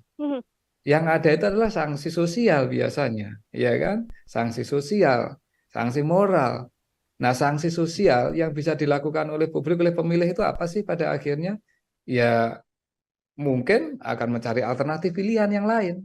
Mungkin akan menentukan pilihan yang lain. Itu kan pemilih ketika sudah masuk ke bilik suara kelak dengan pengetahuan yang dimiliki, itu kan upaya Mbak, satu untuk memperkuat legitimasi atau untuk mendukung satu pihak, tapi ada juga yang semangatnya itu adalah menghukum pihak lain. Nah, dan itu adalah kewenangan voters, Mbak. Itu adalah kewenangan pemilih untuk mendukung atau motivasinya ketika memilih itu adalah untuk mendukung calon yang benar-benar dia pilih, ataukah proses pemilihan yang dia lakukan itu merupakan upaya untuk menghukum pihak yang dia tidak suka. Itu namanya protes voting, Mbak. Nah, ini artinya apa? Artinya ini nanti sudah bergeser, Mbak. Cara untuk melihat dampak dan implikasi dari soal putusan MK ini dalam kaitannya dengan etika politik itu nanti sudah akan bergeser kepada pemilih, akan bergeser ke bilik suara, dan kemudian pemilik suara bisa punya kewenangan yang kita tidak tahu. Kalau dia ingin menghukum, protes voting, ya tentu dia akan melakukan itu. Kalau dia ingin mendukung, ya tentu dia akan mendukung. Nah, seperti itu kira-kira logik berpikirnya seperti itu, Mbak. Oke, baik. Terakhir dari saya, Pak Wawan. Ini kan tadi disampaikan Pak Wawan, dinamika ini tergantung bagaimana nanti publik, apakah isu ini masih akan terus berkembang sampai panjang atau bisa diredam dengan isu atau dinamika politik yang lain. Pertanyaan saya, Pak Wawan, apabila memang kontestasi ini berjalan satu putaran, 2 putaran, dan nantinya pasangan Prabowo dan Gibran berkemungkinan untuk memperoleh suara terbanyak dan memenangi Pilpres begitu ya, apakah bumerang atau isu MK ini akan berjalan sebegitu panjang dan akan terus diingat oleh publik sebagai salah satu cacat etika dalam proses ini meskipun keduanya sudah menjabat? Pak Wawan, silahkan. Menjadi catatan publik pasti, menjadi catatan sejarah bangsa ini pasti, karena prosesnya memang seperti itu. Apa yang dilakukan oleh MK, kemudian koreksi yang dilakukan oleh MK itu merupakan bagian penting, Mbak, dari catatan sejarah demokrasi di negeri ini. Dan itu tidak terhapus. Ya, karena itu fakta yang berlangsung. Ya kan, Mbak? Dan apakah itu akan menjadi catatan publik? Ya tentu menjadi catatan, wong itu menjadi catatan sejarah ya. Nah, soal seberapa kuat itu mempengaruhi legitimasi calon terpilih, ya, misalkan kebetulan yang calon yang bisa memanfaatkan peluang MK ini kemudian memenangkan pemilu ya. Tentu yang pertama ketika mereka terpilih ya legitimasi elektoral itu sendiri menjadi penting, Mbak. Artinya ya dia tetap legitimate karena secara elektoral dipilih. Tetapi sekali lagi ini kan ada kekuatan lain di masyarakat kita, Mbak, selain proses pemilu ya. Ya kan, setelah proses pemilu ada kekuatan lain di dalam masyarakat kita. Selain parpol, selain DPR, selain DPD, selain tokoh politik. Siapa mereka? Ya kekuatan masyarakat sipil, kekuatan media massa yang bisa kemudian secara kritis selalu melihat bahwa ada persoalan-persoalan dalam proses pemilu Indonesia tahun 2024 ini yang dipenuhi dengan aspek-aspek yang tadi kita diskusikan. Ada code of conduct dalam konteks pengambilan keputusan di MK yang dilanggar, ada proses dan bentuk kenegarawanan yang mungkin tidak diambil, ada diskusi soal bahwa ini semua merupakan bagian dari orkestrasi untuk memperpanjang kekuasaan yang berlangsung, dan seterusnya lah, Mbak. Nah, catatan kritis ini akan menjadi elemen yang tidak terpisahkan, Mbak, dari proses pemilu tahun 2024 ke depan ini. Oke, artinya cap yang akan dilabelkan begitu ya, Pak Wawan, bisa saya sampaikan kepada pasangan Prabowo Gibran berkepanjangan sampai terpilih pun nanti masih akan melekat karena ini adalah bagian dari catatan sejarah proses panjang yang masih akan diingat oleh publik seperti itu. Yeah. Pak Wawan, terima kasih banyak atas kesempatannya berbincang bersama dengan saya untuk bahasan hari ini. Semoga di lain kesempatan kita bisa berbincang lagi, Pak Wawan. Terima kasih. Mbak Nila, sehat selalu. Ya. Sehat selalu, Pak Wawan. Ya, Tribuners, demikian program Tribun News on Focus hari ini. Nantikan Tribun News on Focus selanjutnya untuk bahasan-bahasan konten lain bersama dengan saya. Saya Nila Irda, pamit undur diri. Terima kasih dan sampai jumpa. Download Tribun X sekarang, menghadirkan lokal menjadi Indonesia. Menjadi catatan sejarah bangsa ini pasti, karena prosesnya memang seperti itu. Apa yang dilakukan oleh MK, kemudian koreksi yang dilakukan oleh MK itu merupakan bagian penting, Mbak, dari catatan sejarah demokrasi di negeri ini. Jelas, Mbak, meskipun secara formal hukum keputusan itu tidak bisa dicabut, tapi legitimasi etiknya, legitimasi moralnya ini kemudian menjadi sangat tergerus. Karena ini bukan soal etik kalau saya dalam konteks Pak Gibran, tapi lebih dalam konteks kenegarawanan, ya, bahwa di tengah kontroversi yang muncul dari awal, ternyata peluang itu dimanfaatkan dan kemudian ya publik pada akhirnya yang akan bisa menilai PDIP melakukan itu ya untuk menghindari kemungkinan Pak Gibran mengatakan kepada publik kelak ketika kampanye, saya dipecat kok dari PDIP. Kan orang dipecat itu kan seperti orang disakiti kan, Mbak. Nah, seringkali kan orang lupa kenapa sampai dipecat, kan ada proses panjang di situ kan. Halo Tribuners, program Tribun News on Focus kembali lagi menjumpai Anda hari ini bersama dengan saya Nila Irda. Kita membahas terkait putusan MK yang kemarin keluar, ini sudah dinantikan oleh banyak pihak dan akhirnya diputuskan bahwa Ketua MK Anwar Usman diberhentikan dari jabatannya sebagai Ketua Mahkamah Konstitusi. Kira-kira apakah kemudian putusan MK ini akan berdampak pada pencalonan sosok Gibran Rakabuming Raka yang memang konflik ini atau isu ini berkembang setelah lolosnya nama seorang Gibran untuk melenggang menjadi calon wakil presiden berpasangan dengan Prabowo Subianto. Untuk membahas hal tersebut, Tribuners, saya sudah tersambung bersama dengan pakar politik sekaligus Dekan Visipol Universitas Gadjah Mada, ada Pak Wawan Masudi dalam sambungan Zoom. Pak Wawan, terima kasih banyak sudah bergabung. Apa kabar, Bapak? Kabar sehat, Mbak Nila. Baik, terima kasih Pak Wawan untuk meluangkan waktunya berbincang bersama dengan saya. Sebagai pengantar Pak Wawan, kemarin kita sama-sama mengikuti jalannya sidang putusan MK yang menyatakan akhirnya Anwar Usman ini diberhentikan begitu ya dari jabatannya karena terbukti melakukan pelanggaran etik. Seperti apa komentar Pak Wawan? Ada beberapa aspek yang bisa kita lihat dari keputusan MK ya, Mbak. Pertama, dari aspek penegakan etika sendiri. Keputusan MK ini memang memberikan semacam harapan bahwa marwah MK sebagai lembaga untuk menjaga konstitusi ini bisa dipulihkan. Ya, bahwa pada akhirnya dinyatakan ada sejumlah pelanggaran etik yang dilakukan oleh para hakim konstitusi yang dilaporkan, dan dengan adanya keputusan tersebut maka beberapa bentuk ketidakpercayaan publik, beberapa persoalan yang berhubungan dengan dugaan etika yang itu bisa menggerus kepercayaan kita kepada lembaga yang sangat penting ini bisa diperbaiki. Ini dimensi pertama. Dimensi kedua, persidangan etik yang dilakukan oleh MK ini kan menindaklanjuti laporan dari masyarakat, Mbak. Ya, poin ini menunjukkan betapa bahwa lembaga negara siapapun itu tidak akan pernah lepas dari kontrol publik. Bahwa demokrasi yang kuat di negara manapun, demokrasi yang kuat di belahan bumi manapun sangat ditentukan oleh seberapa kuat kontrol dari publik, seberapa kuat kontrol dari masyarakat sipil. Kita tahu bahwa para pelapor yang mempersoalkan dan yang melaporkan para hakim MK adalah bagian dari kekuatan masyarakat sipil di Indonesia.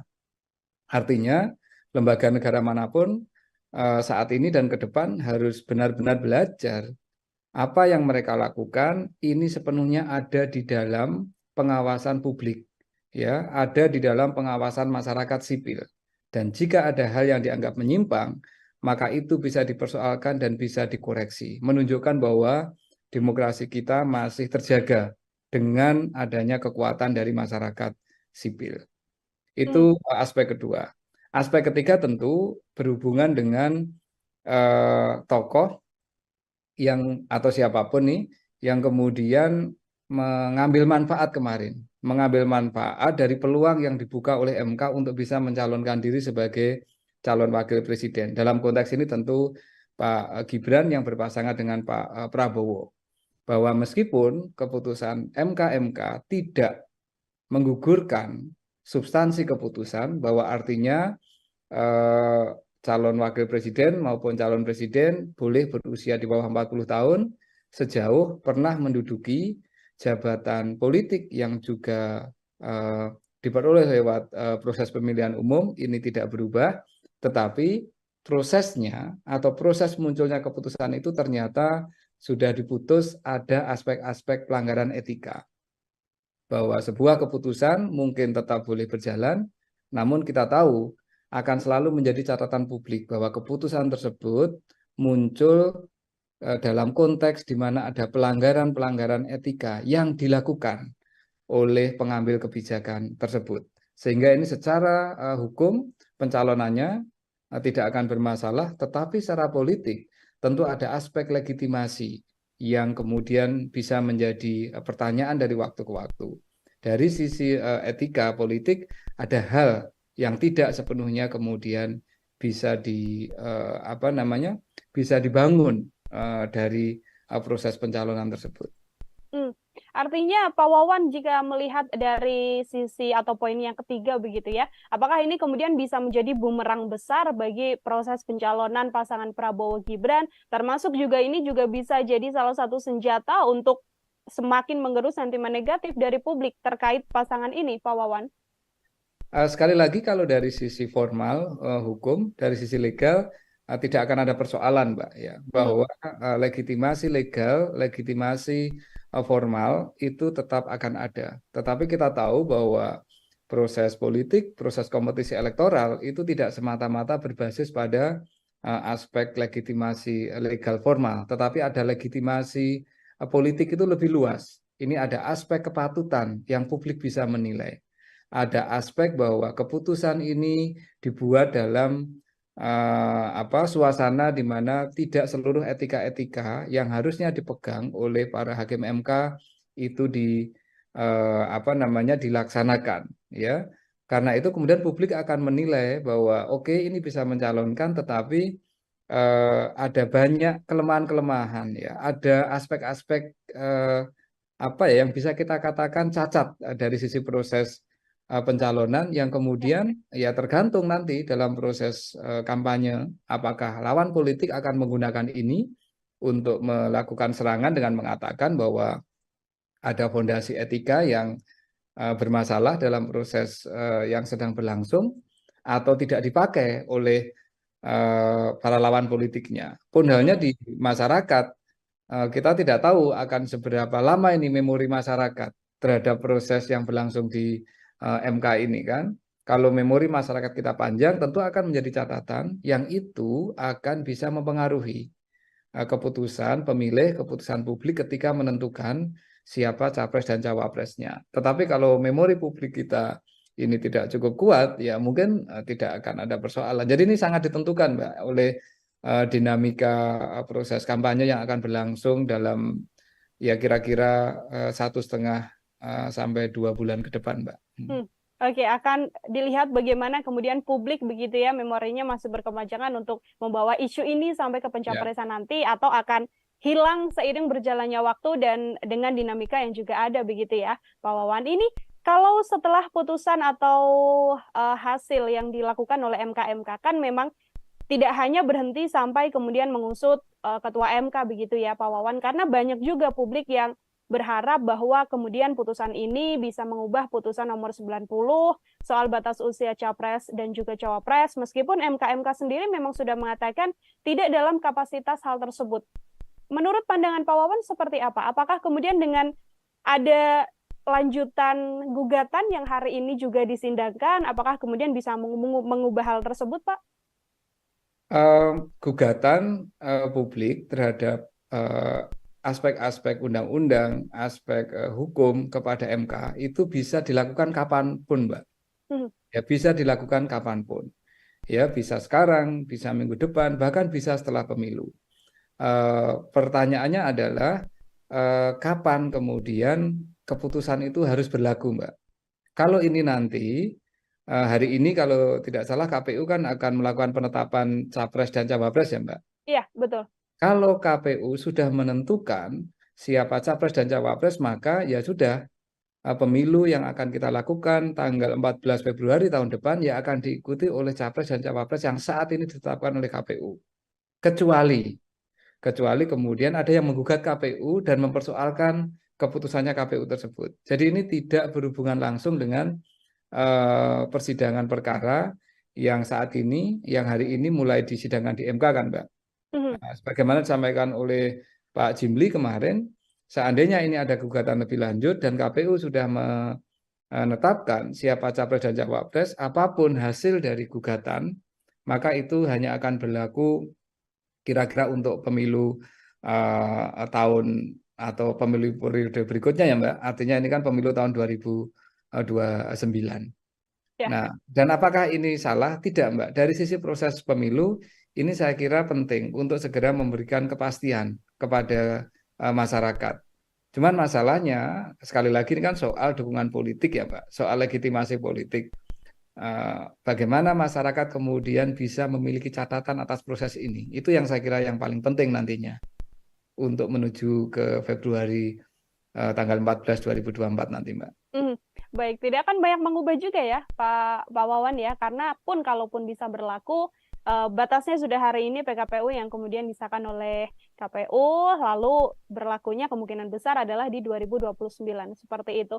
Pertanyaan yang juga muncul di publik ini, Pak Wawan, adalah terkait bagaimana etika begitu ya, etika dari sosok Mas Gibran sendiri. Kalau kita tahu kan Mas Gibran juga sudah menyatakan statementnya, sudah mengatakan bahwa ya bagaimanapun saya mengikuti apa yang sudah diputuskan oleh MK. Kalau Pak Wawan melihat jawaban dari Mas Gibran ini, seperti apa Pak Wawan? Karena kan Mas Gibran ini sosok yang terus dibahas terkait putusan 90 batas usia capres dan cawapres ini. Begini Mbak ya, bahwa satu proses persidangan etik oleh MK ini pertama tidak berhubungan dengan siapapun di luar hakim MK. Itu yang penting harus kita tegaskan dulu ya, bahwa ini persidangan untuk menentukan apakah hakim MK cukup mengikuti standar etika yang ada di dalam peraturan MK. Dan keputusannya sudah menunjukkan dari 4 laporan, semuanya ada aspek-aspek yang terbukti ada pelanggaran etika. Ya kan Mbak, elemennya kan banyak kemarin yang diputuskan ya, bahwa ini para hakim tidak cukup bisa menjaga kerahasiaan, para hakim tidak cukup bisa saling mengingatkan dan menjaga marwah, ya kan? Ada hakim yang dinyatakan bahwa tidak bisa memproteksi MK dari intervensi politik tertentu, kan seperti itu Mbak, ya kan? Jadi ini persidangan etik ini adalah persidangan untuk melihat seberapa seberapa kuat para hakim MK memegang standar etik ya, ethical conduct-nya itu seperti apa dipegang, dan ternyata buktinya seperti itu. Ini yang pertama. Yang kedua, kalau Pak Gibran sendiri sebenarnya secara normatif posisinya sebagai warga negara yang bisa memanfaatkan keputusan MK ini. Meskipun kita tahu secara politik beliau memang menjadi salah satu pihak yang boleh dikatakan terkait langsung atau memperoleh manfaat langsung dari keputusan ini kan Mbak, ya kan? Nah, apakah ini kemudian ada persoalan etik untuk proses pencalonan? Kalau saya bukan soal etiknya Mbak, tapi soal testing untuk kenegarawanan. Semestinya kalau memang melihat ada proses yang kontroversial seperti ini, kalau memang tidak mau mencalonkan ya dari awal tidak memanfaatkan kesempatan. Tetapi ini kan kenyataannya kan memanfaatkan kesempatan Mbak. Artinya ya memang ada peluang yang dibuka dan kemudian itu dipakai. Nah, apakah itu secara formal sekali lagi sah? Itu sah Mbak. Cuman publik kemudian akan menanyakan, oh ternyata proses kemarin itu ya bagaimanapun juga memberikan jalan yang lebih terbuka kepada Pak Gibran untuk kemudian mencalonkan cawapres. Karena kenyataannya beliau memanfaatkan peluang ini. Kan begitu Mbak. Tapi apakah ini kemudian ada hubungannya terkait dengan etikanya Pak Gibran dalam konteks ini tidak terkait, Mbak. Karena ini bukan soal etik kalau saya dalam konteks Pak Gibran, tapi lebih dalam konteks kenegarawanan. Ya, bahwa di tengah kontroversi yang muncul dari awal, ternyata peluang itu dimanfaatkan dan kemudian ya publik pada akhirnya yang akan bisa menilai seberapa ini ya, seberapa derajat kenegarawanan yang dimiliki oleh beliau maupun mungkin ya mohon maaf oleh orang-orang yang ada di sekitar beliau, kayak gitu Mbak. Kalau saya melihatnya lebih ke situ. Jadi ini tidak ada etika yang dilanggar, tetapi memang ada pertanyaan soal memanfaatkan situasi, aspek kenegarawanan yang itu semua kemudian menjadi pembuktian. Kira-kira kemudian publik bisa menyimpulkan, oh berarti semua proses yang penuh dengan drama, semua proses yang penuh dengan dinamika ini memang memberikan jalan yang sangat lapang kepada beliau untuk menjadi cawapres. Dan kenyataannya kan seperti itu, Mbak. Artinya kalau dari kacamata atau dari pandangan Pak Wawan sendiri, kenegarawan seorang Gibran ini apakah kemudian masih belum bisa dikatakan punya sisi kenegarawan yang elok, yang bagus, atau seperti apa Pak Wawan? Ya kalau saya melihat ketika peluang ini terbuka dan kemudian dimanfaatkan, ya berarti memang ada intensi untuk memanfaatkan peluang itu. Guna apa ya? Guna masuk ke dalam proses proses elektoral, proses pemilu presiden dan wakil presiden kan, Mbak. Dari awal kan kita tahu ya bahwa dari sisi momentum ya, dari awal kita tahu dari sisi momentum proses gugatan ini kan sangat mepet Mbak dengan semua dinamika proses pencalonan kemarin ya. Dan karena dari sisi momentum seperti itu, maka kita semua kemudian bisa membaca, publik bisa menilai bahwa ini tujuan utamanya adalah untuk mencoba membuka ruang. Dan kebetulan ruang itu kemudian dibuka oleh MK, ya kan? Dan proses membuka ruang oleh MK ternyata penuh dengan kontroversi. Keputusannya tidak bulat, kemudian dari keputusan yang tidak bulat itu sebenarnya juga tidak ada opini yang bersifat solid. Dan setelah itu kemudian muncul ada dugaan pelanggaran etik yang dilakukan oleh Ketua MK karena menyidangkan perkara yang punya kemungkinan interest langsung dengan salah satu anggota keluarga, ya kan Mbak? Dan kemudian di sidang sidang Majelis Kehormatan kemudian membuktikan, oh benar ini terjadi banyak sekali pelanggaran terhadap ethical conduct, ya, terhadap prosedur-prosedur etis yang ada di MK. Jelas Mbak, meskipun secara formal hukum keputusan itu tidak bisa dicabut, tapi legitimasi etiknya, legitimasi moralnya, ini kemudian menjadi sangat tergerus. Nah, ini yang memang situasi-situasi dilematisnya kan seperti itu ya. MK kan memang tidak punya kewenangan untuk mencabut keputusan kan Mbak, tetapi hanya bisa menunjukkan kepada publik ini ada legitimasi etika yang dilanggar ketika keputusan ini dibuat, ya kan? Okay. Dan ketika itu dimanfaatkan untuk pencalonan, akhirnya ya publik yang bisa menilai kalau ini semuanya penuh kontroversi, mengapa sih kita ambil jalan itu? Dan kalau itu diambil, berarti dari awal memang sudah punya niat untuk ikut dalam kontestasi ini. Nah, motif dibalik itu apa? Nah, kita yang nggak tahu kan, Mbak. Apakah ini dalam rangka untuk ekstensi kekuasaan dari keluarga Pak Presiden, ataukah ini ada semangat lain di luar itu, kan kita yang belum tahu nih publik kan.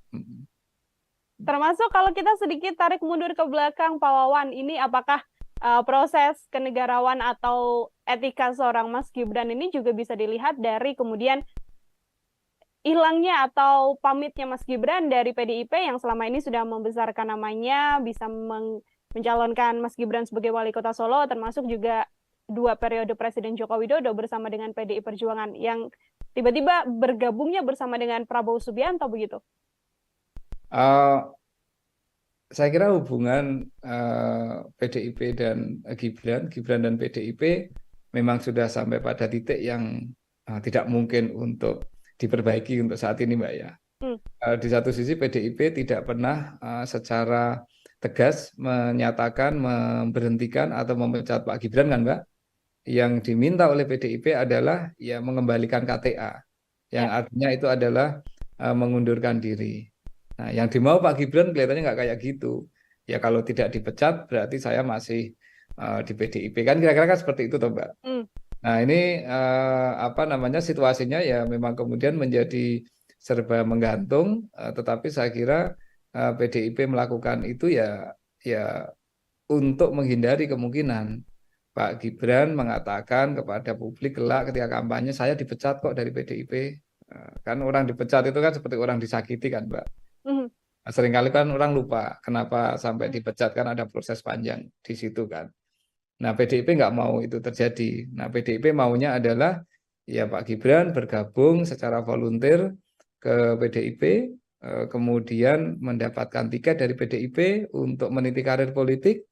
Kalau memang sudah berbeda haluan, mengambil jalan berbeda, ya mundur baik-baik. Nah itu kan ini ya apa ungkapan-ungkapan yang disampaikan oleh tokoh-tokoh dan elit-elit PDIP kan Mbak, baik yang di Solo maupun yang di Jakarta. Jadi ini soal tarik ulur politik lah antara Pak Gibran dengan PDIP ya, yang saya kira PDIP tidak akan pernah tegas menyatakan memecat dan hanya akan membiarkan membuat Pak Gibran mungkin dalam posisi yang tidak enak juga, tetapi ya udahlah, politik ya akan berlangsung seperti ini dan saya kira situasinya ya akan saling menggantung, tetapi publik tahu bahwa akhirnya Pak Gibran sudah tidak lagi di PDIP dan PDIP juga sudah tidak menganggap Pak Gibran, setidaknya seperti itu Mbak. Baik, sudah tidak bisa diperbaiki lagi ya artinya ya Pak Wawan ya, karena proses panjang yang terjadi ini tarik ulur menulur antara PDIP dan juga Mas Gibran. Ya menurut pendapat saya agak susah Mbak, meskipun kita tahu bahwa dalam politik apa sih yang nggak mungkin, ya kan, sejauh kepentingannya kecapean. Tetapi kalau saya lihat dari proses yang berlangsung, ini nampaknya ada proses yang secara sakit hati politik jauh lebih dalam lah. Dari perasaan politik jauh lebih dalam daripada sekedar keluar dari partai untuk pindah ke partai lain atau untuk mengambil pilihan politik lain. Oke, Pak Wawan, ini ada pihak juga yang kemudian mendesak agar Pak Prabowo Subianto, ini ada dari kubu Pak Anies begitu ya, dan juga Pak Ganjar yang sama-sama kompak mengatakan sedianya atau seyogyanya Pak Prabowo Subianto ini mengganti Mas Gibran dari Cawapres setelah adanya putusan MK. Komentar Pak Wawan seperti apa? Ya itu bagian dari saling menyerang dalam politik lah, itu biasalah kayak gitu ya. Jadi tentu kubu lawan politik akan mengatakan ini ada keputusan seperti ini dan secara etik berarti ada masalah, sebaiknya mengganti, kan kayak gitu toh Mbak. Ini kan bagian dari strategi menyerang dalam politik kan. Nah, jadi ya, tidak ada masalah kalau itu yang menyampaikan partai politik. Nanti mungkin Pak Prabowo akan merespon dengan cara yang lain toh, bahwa mungkin mengatakan ya secara formal hukumnya tidak ada yang kami salahi dan kami akan jalan dan kemudian kami akan masuk dengan program-program. Nah, ini bagian dari Mbak, political political discourse lah ya. Narasi-narasi politik yang dibangun oleh kubu-kubu yang saling sedang bersaing dalam proses pemilu, dan itu wajar dan sah-sah saja Mbak, saya kira. Oke, itu wajar dan sah-sah saja. Namun kalau dari kacamata Pak Wawan ini sebagai pengamat politik juga ya, dari Koalisi Indonesia Maju atau dari pihak Prabowo Subianto, secara etika yang elok, etika yang patut, memberikan sikap terkait putusan MK dan sentimen negatif publik atas pencawapresan Mas Gibran ini yang paling bagus itu seperti apa Pak? Dalam kacamata saya, ini sudah point of no return Mbak, bagi Pak Prabowo dan Koalisi Indonesia Maju. Menunjuk Pak Gibran yang sudah dideklarasikan dan didaftarkan ke KPU, dan kemudian setidaknya hasil MK tidak mencabut keputusan yang memungkinkan Pak Gibran untuk mencalonkan, itu sudah menjadi point of no return. Artinya Koalisi Indonesia Maju, dugaan saya dan saya hampir pasti mengatakan iya, akan mempertahankan duet Pak Prabowo dan Pak Gibran. Yang dilakukan oleh Koalisi Indonesia Maju dalam pandangan saya akan mencoba untuk menutup dan menggeser isu terkait dengan etika, isu terkait dengan patut tidak patut ini dengan narasi-narasi politik yang lain, Mbak. Misalkan kampanye program tertentu, kemudian arah kepemimpinan yang akan mereka bawa, kemudian mencoba untuk membangun narasi-narasi langsung ke publik, membangun komunikasi ke grassroots dan seterusnya. Saya kira itu yang dilakukan. Jadi mereka tidak akan mengconsider lagi soal perdebatan etika itu, Mbak. Dan tetapi bukan berarti etika ini tidak penting. Dalam kacamata saya tetap penting untuk selalu disampaikan kepada publik bahwa ada proses politik, ada proses pembuatan keputusan di MK terkait dengan proses pencalonan ini yang oleh Majelis Kehormatan MK pun dinyatakan terbukti melanggar etik, ya. Dan publik kemudian bisa menilai kalau semua aspek-aspek etika ini kemudian dilanggar, ya, aspek-aspek etika itu dilanggar, sanksinya apa sih, Mbak? Kan sanksi hukum kan nggak bisa kita lakukan.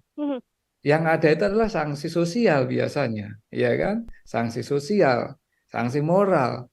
Nah, sanksi sosial yang bisa dilakukan oleh publik, oleh pemilih itu apa sih pada akhirnya? Ya, mungkin akan mencari alternatif pilihan yang lain. Mungkin akan menentukan pilihan yang lain. Itu kan pemilih ketika sudah masuk ke bilik suara kelak dengan pengetahuan yang dimiliki, itu kan upaya, Mbak, satu untuk memperkuat legitimasi atau untuk mendukung satu pihak, tapi ada juga yang semangatnya itu adalah menghukum pihak lain. Nah, ini dan itu adalah kewenangan voters, Mbak. Itu adalah kewenangan pemilih untuk mendukung atau motivasinya ketika memilih itu adalah untuk mendukung calon yang benar-benar dia pilih, ataukah proses pemilihan yang dia lakukan itu merupakan upaya untuk menghukum pihak yang dia tidak suka. Itu namanya protes voting, Mbak. Nah, ini artinya apa? Artinya ini nanti sudah bergeser, Mbak. Cara untuk melihat dampak dan implikasi dari soal putusan MK ini dalam kaitannya dengan etika politik itu nanti sudah akan bergeser kepada pemilih, akan bergeser ke bilik suara, dan kemudian pemilik suara bisa punya kewenangan yang kita tidak tahu. Kalau dia ingin menghukum, protes voting, ya tentu dia akan melakukan itu. Kalau dia ingin mendukung, ya tentu dia akan mendukung. Nah, seperti itu kira-kira logik berpikirnya seperti itu, Mbak.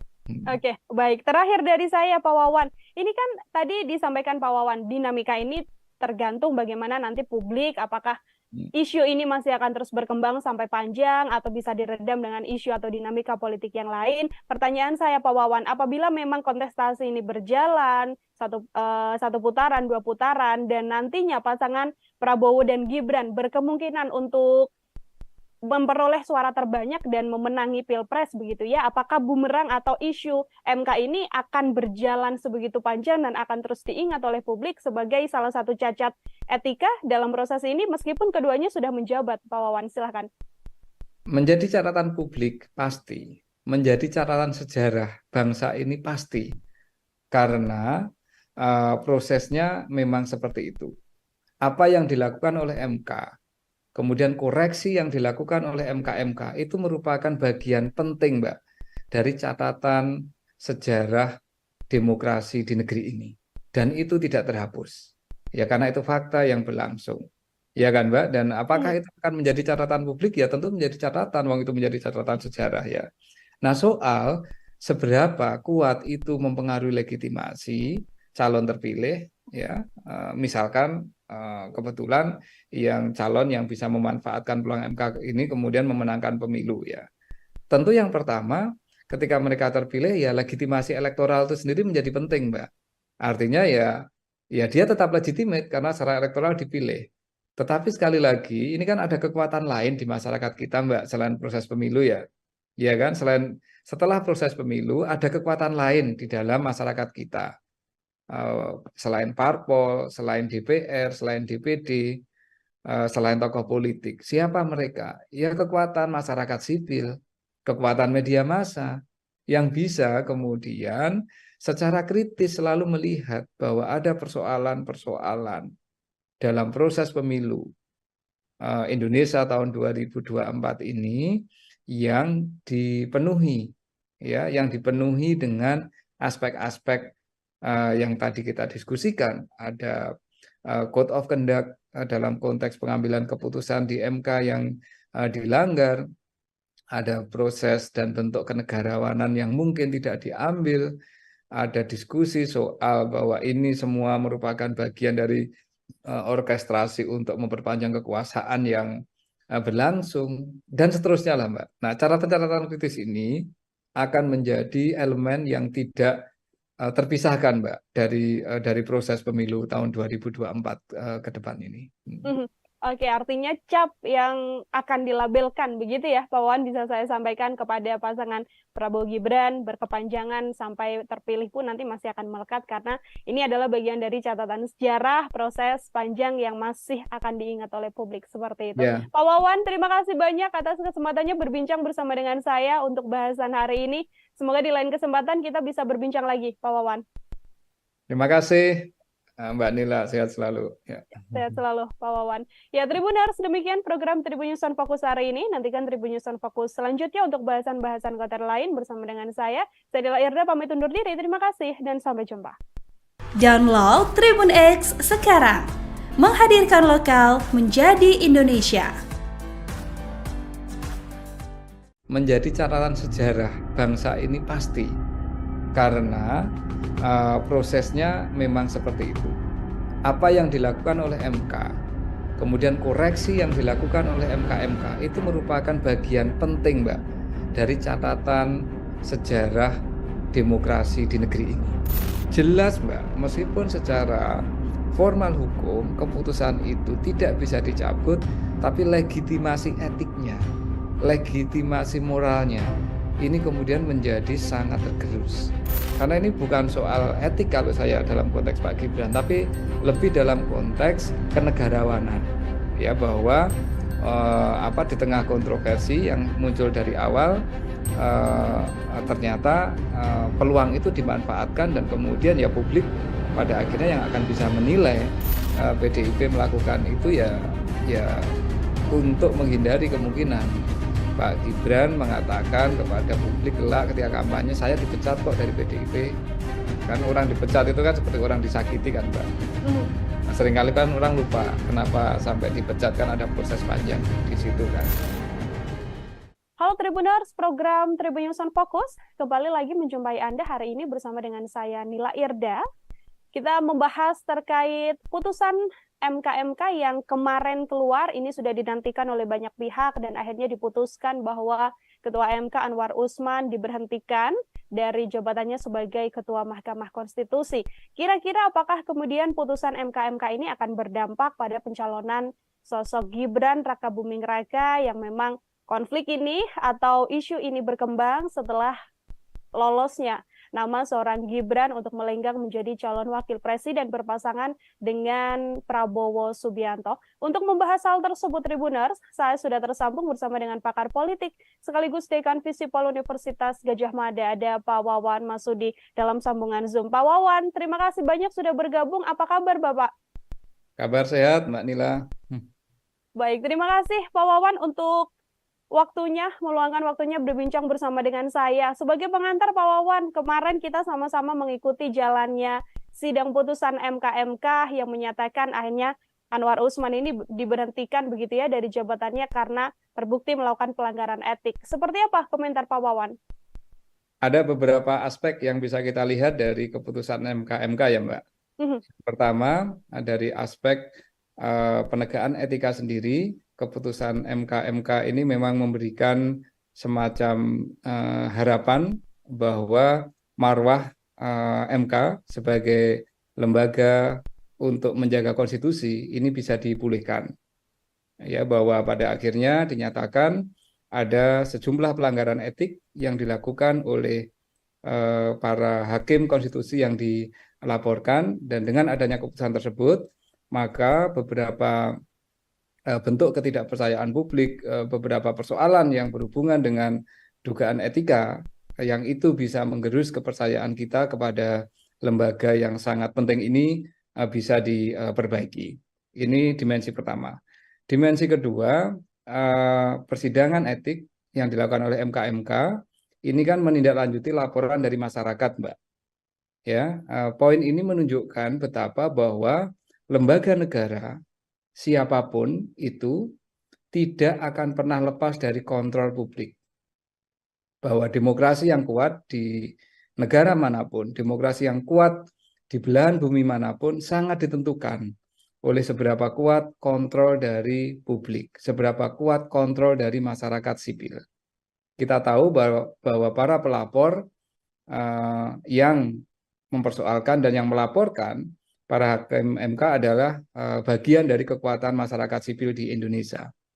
Artinya, lembaga negara manapun saat ini dan ke depan harus benar-benar belajar apa yang mereka lakukan ini sepenuhnya ada di dalam pengawasan publik, ya, ada di dalam pengawasan masyarakat sipil. Dan jika ada hal yang dianggap menyimpang, maka itu bisa dipersoalkan dan bisa dikoreksi, menunjukkan bahwa demokrasi kita masih terjaga dengan adanya kekuatan dari masyarakat sipil. Itu aspek kedua. Aspek ketiga tentu berhubungan dengan tokoh yang atau siapapun nih yang kemudian mengambil manfaat kemarin, mengambil manfaat dari peluang yang dibuka oleh MK untuk bisa mencalonkan diri sebagai calon wakil presiden. Dalam konteks ini tentu Pak Gibran yang berpasangan dengan Pak Prabowo.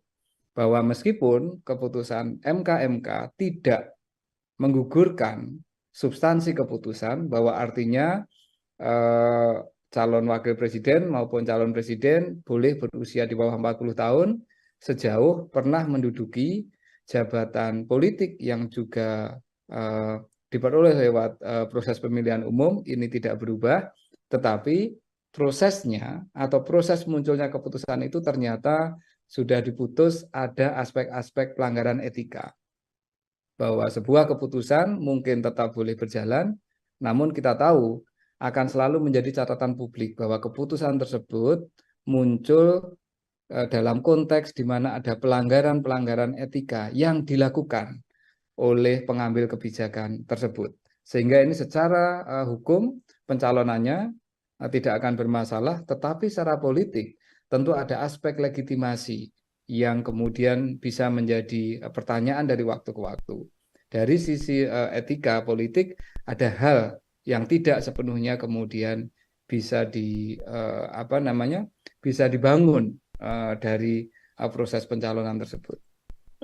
Artinya Pak Wawan jika melihat dari sisi atau poin yang ketiga begitu ya, apakah ini kemudian bisa menjadi bumerang besar bagi proses pencalonan pasangan Prabowo Gibran, termasuk juga ini juga bisa jadi salah satu senjata untuk semakin menggerus sentimen negatif dari publik terkait pasangan ini, Pak Wawan? Sekali lagi kalau dari sisi formal hukum, dari sisi legal tidak akan ada persoalan, Mbak, ya, bahwa legitimasi legal, legitimasi formal itu tetap akan ada. Tetapi kita tahu bahwa proses politik, proses kompetisi elektoral itu tidak semata-mata berbasis pada aspek legitimasi legal formal, tetapi ada legitimasi politik itu lebih luas. Ini ada aspek kepatutan yang publik bisa menilai. Ada aspek bahwa keputusan ini dibuat dalam suasana di mana tidak seluruh etika-etika yang harusnya dipegang oleh para hakim MK itu dilaksanakan, ya. Karena itu kemudian publik akan menilai bahwa oke, ini bisa mencalonkan, tetapi ada banyak kelemahan-kelemahan, ya. Ada aspek-aspek yang bisa kita katakan cacat dari sisi proses pencalonan yang kemudian ya tergantung nanti dalam proses kampanye apakah lawan politik akan menggunakan ini untuk melakukan serangan dengan mengatakan bahwa ada fondasi etika yang bermasalah dalam proses yang sedang berlangsung atau tidak dipakai oleh para lawan politiknya. Pun halnya di masyarakat, kita tidak tahu akan seberapa lama ini memori masyarakat terhadap proses yang berlangsung di MK ini kan. Kalau memori masyarakat kita panjang tentu akan menjadi catatan yang itu akan bisa mempengaruhi keputusan pemilih, keputusan publik ketika menentukan siapa capres dan cawapresnya. Tetapi kalau memori publik kita ini tidak cukup kuat, ya mungkin tidak akan ada persoalan. Jadi ini sangat ditentukan, Mbak, oleh dinamika proses kampanye yang akan berlangsung dalam ya kira-kira 1,5 sampai 2 bulan ke depan, Mbak.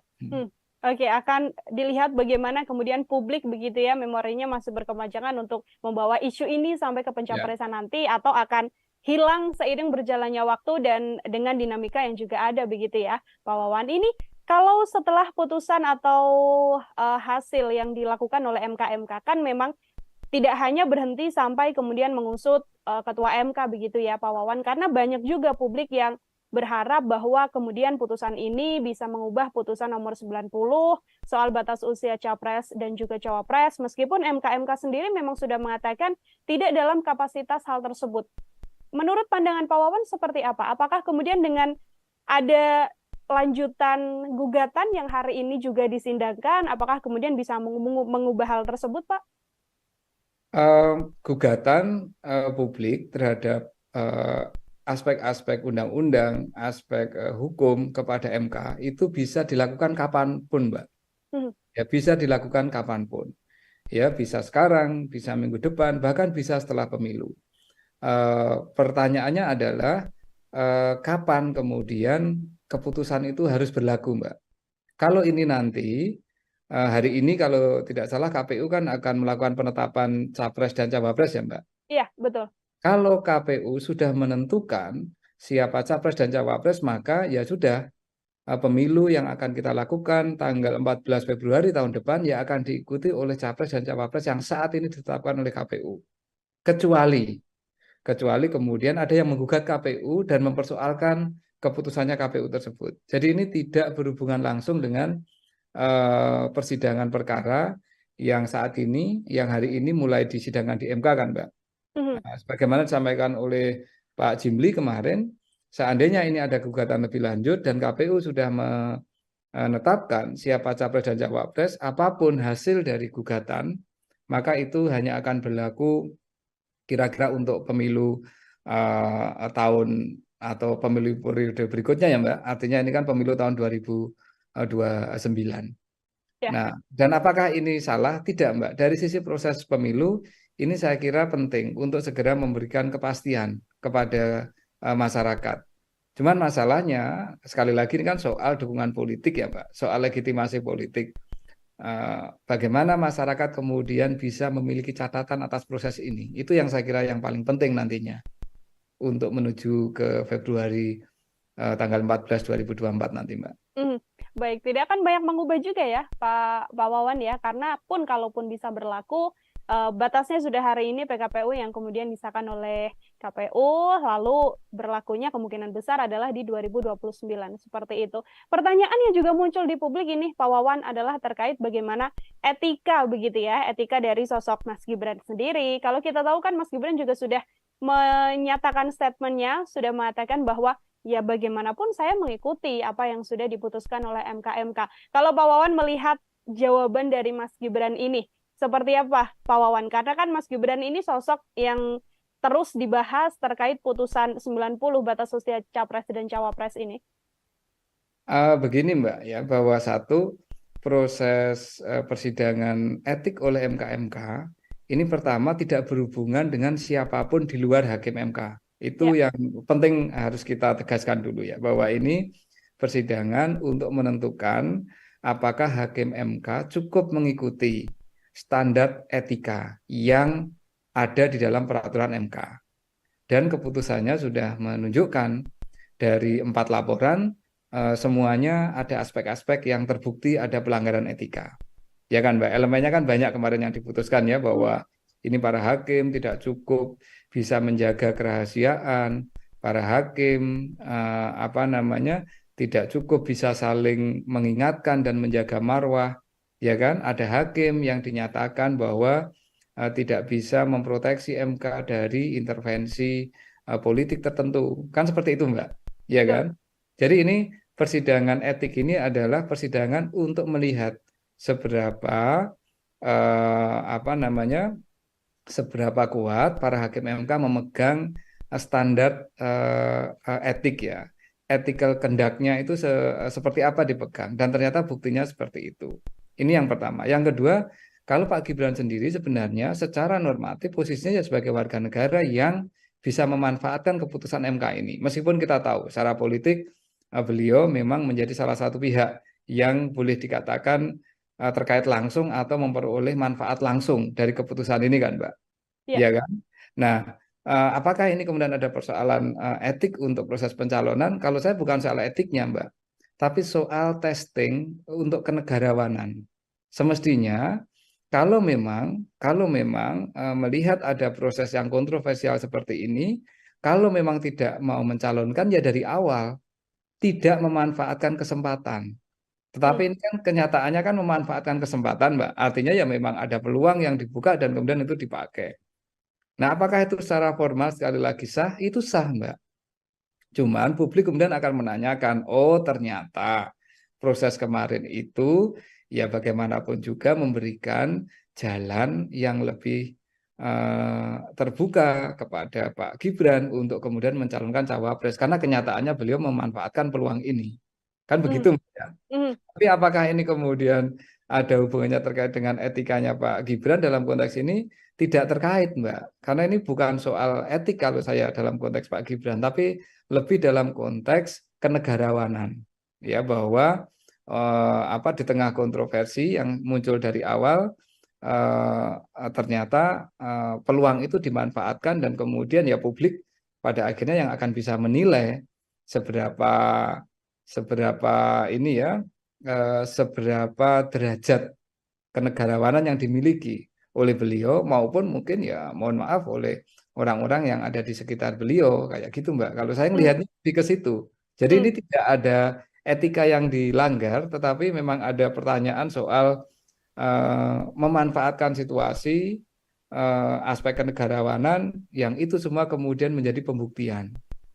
Kira-kira kemudian publik bisa menyimpulkan, oh berarti semua proses yang penuh dengan drama, semua proses yang penuh dengan dinamika ini memang memberikan jalan yang sangat lapang kepada beliau untuk menjadi cawapres. Dan kenyataannya kan seperti itu, Mbak.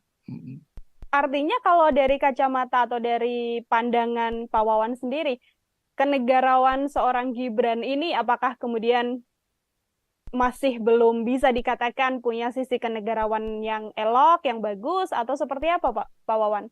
Ya kalau saya melihat ketika peluang ini terbuka dan kemudian dimanfaatkan, ya berarti memang ada intensi untuk memanfaatkan peluang itu guna apa ya? Guna masuk ke dalam proses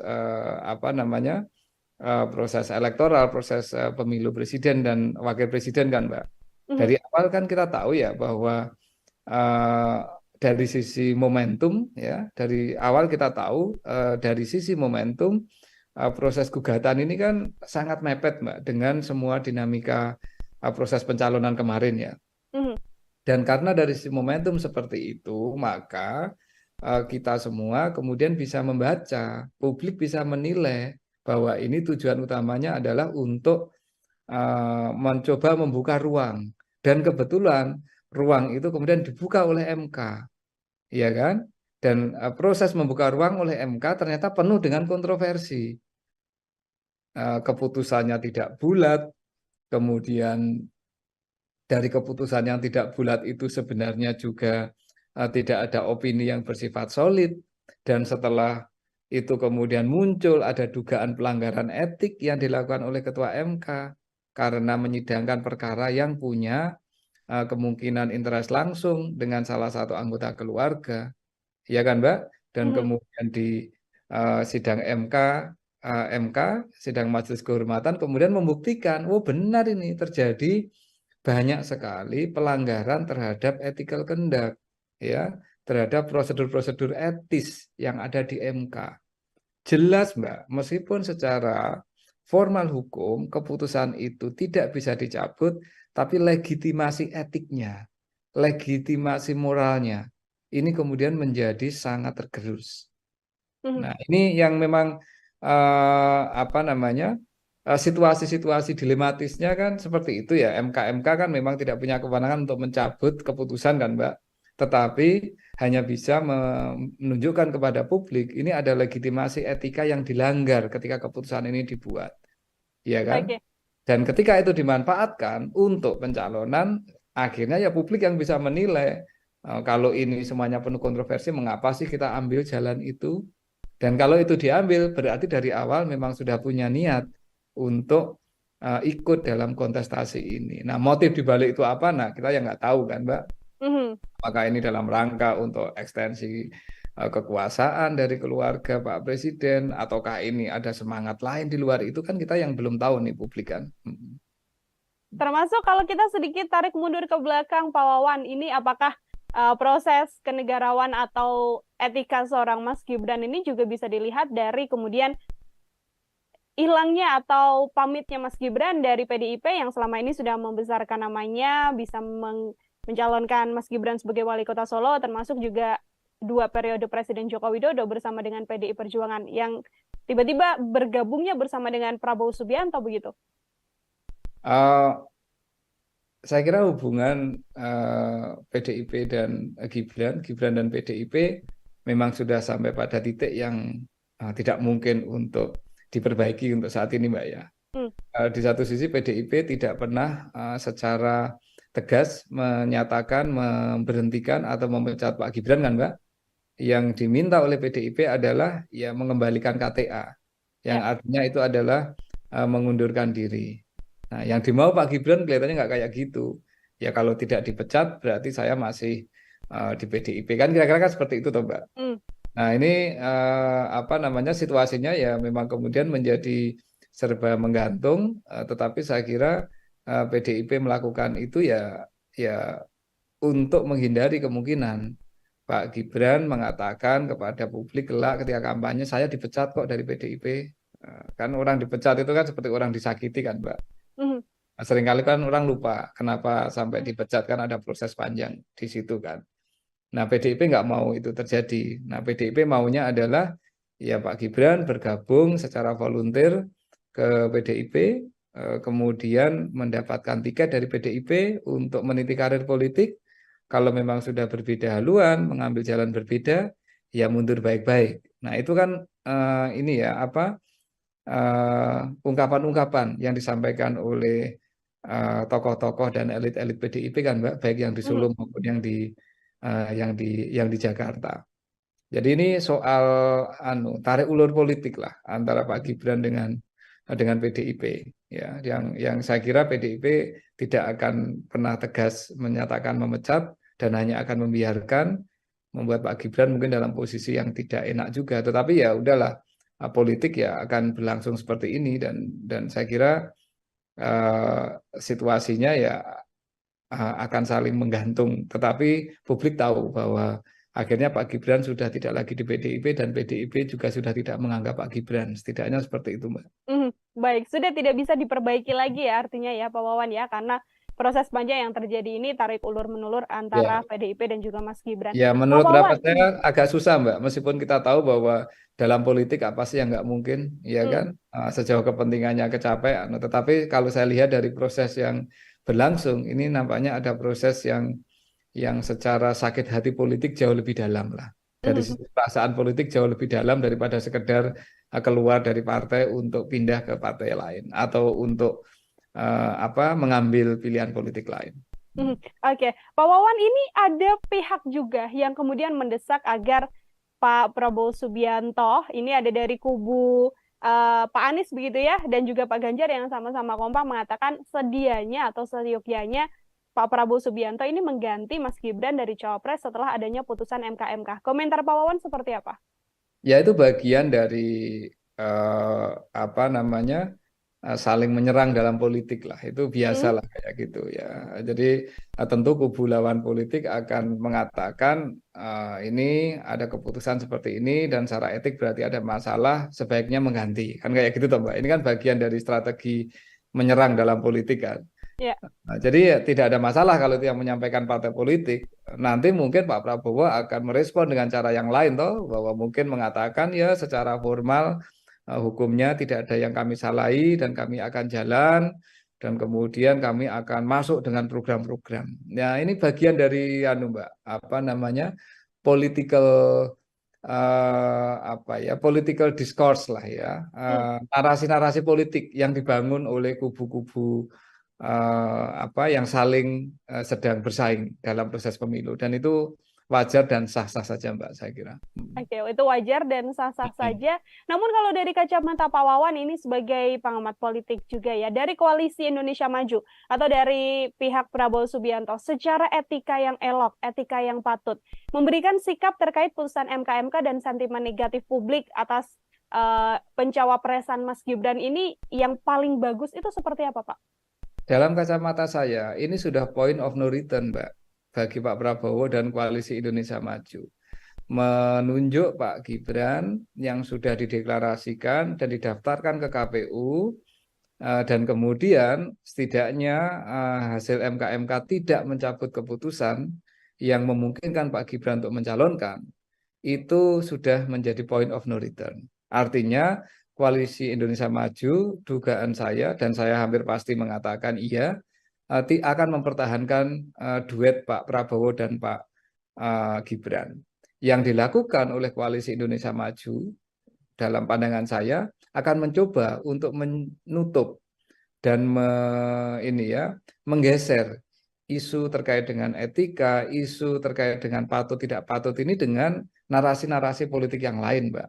Misalkan kampanye program tertentu, kemudian arah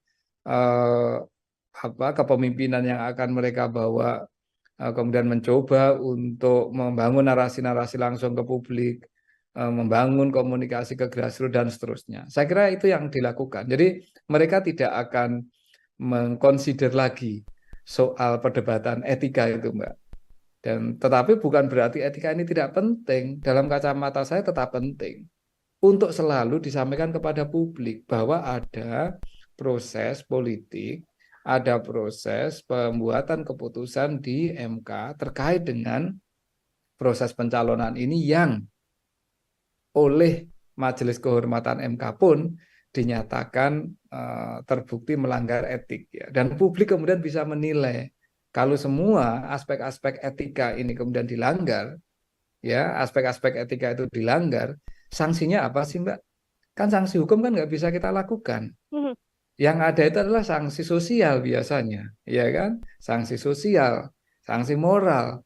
Nah, sanksi sosial yang bisa dilakukan oleh publik, oleh pemilih itu apa sih pada akhirnya? Ya, mungkin akan mencari alternatif pilihan yang lain.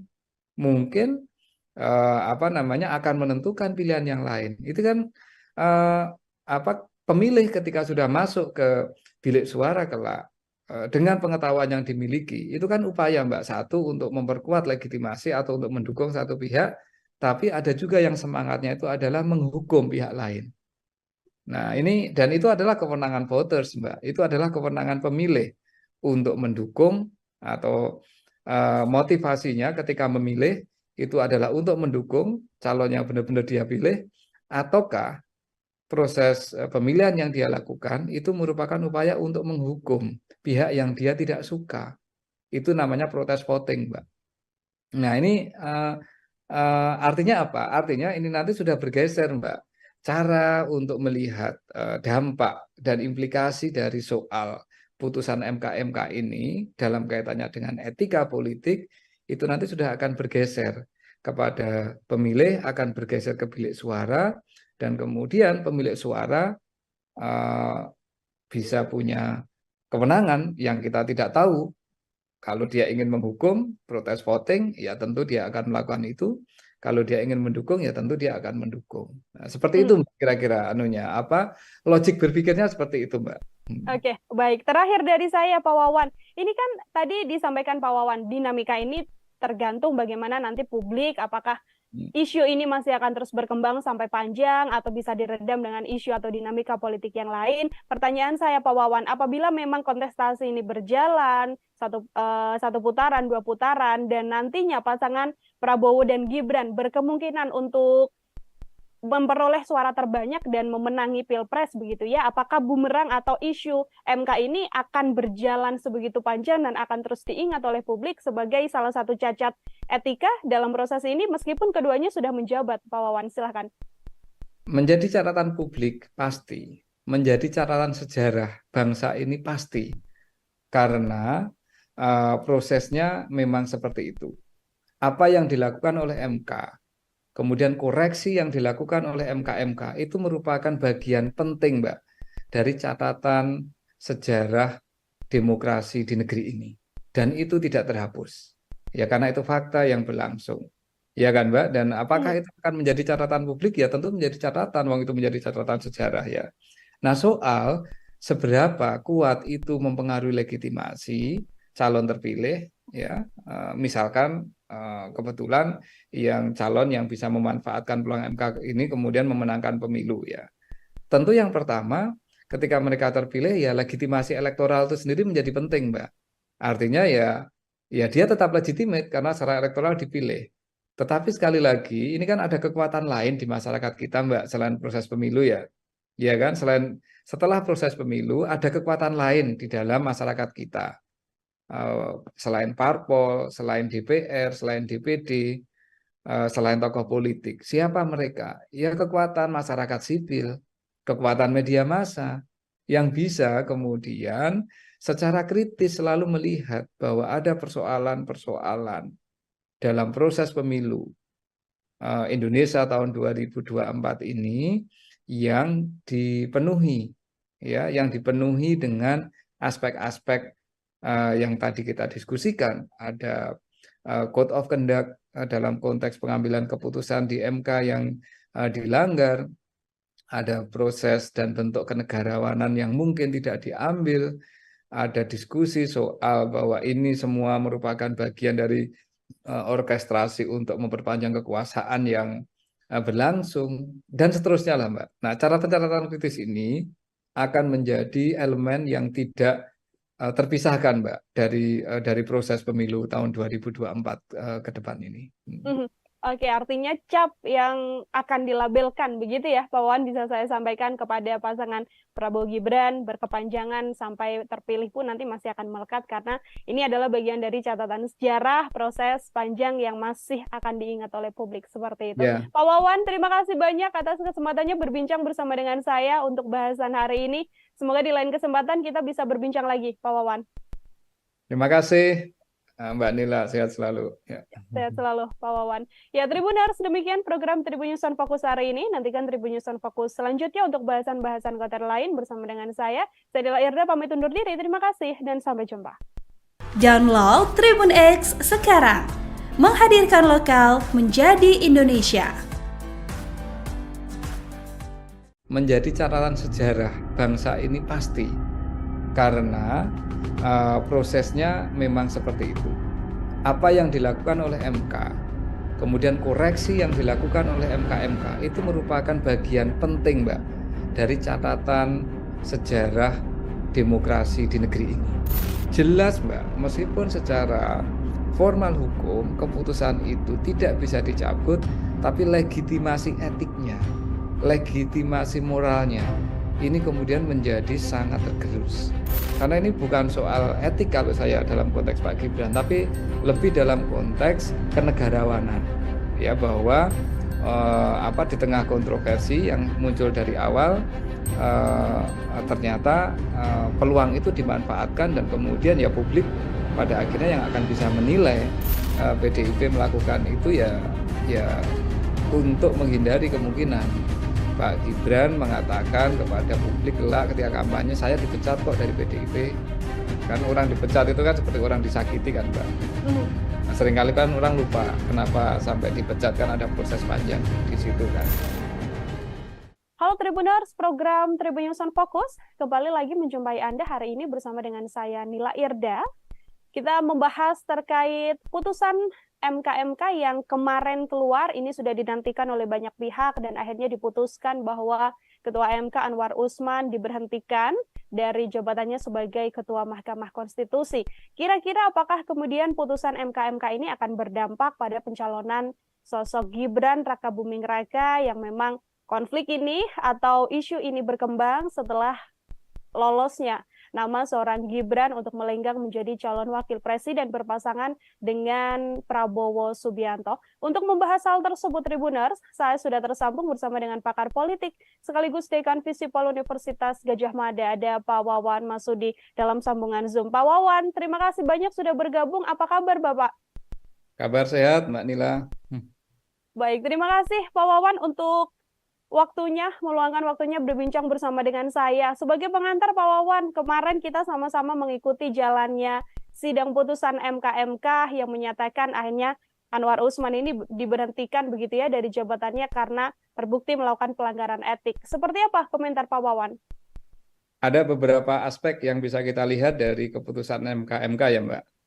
Pertama, dari aspek penegakan etika sendiri. Keputusan MK ini memang memberikan semacam harapan bahwa marwah MK sebagai lembaga untuk menjaga konstitusi ini bisa dipulihkan.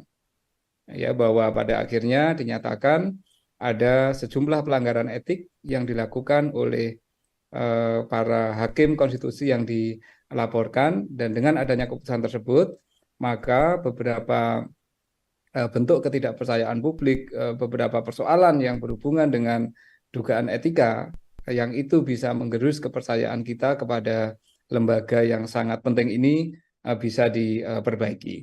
Ini dimensi pertama. Dimensi kedua, persidangan etik yang dilakukan oleh MK ini kan menindaklanjuti laporan dari masyarakat, Mbak.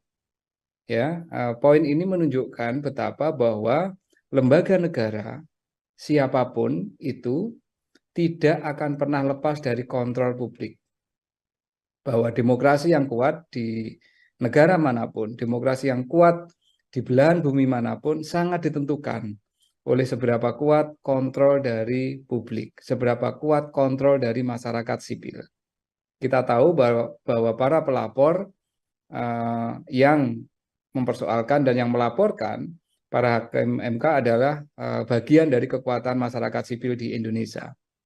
Artinya, lembaga negara manapun saat ini dan ke depan harus benar-benar belajar apa yang mereka lakukan ini sepenuhnya ada di dalam pengawasan publik, ya, ada di dalam pengawasan masyarakat sipil.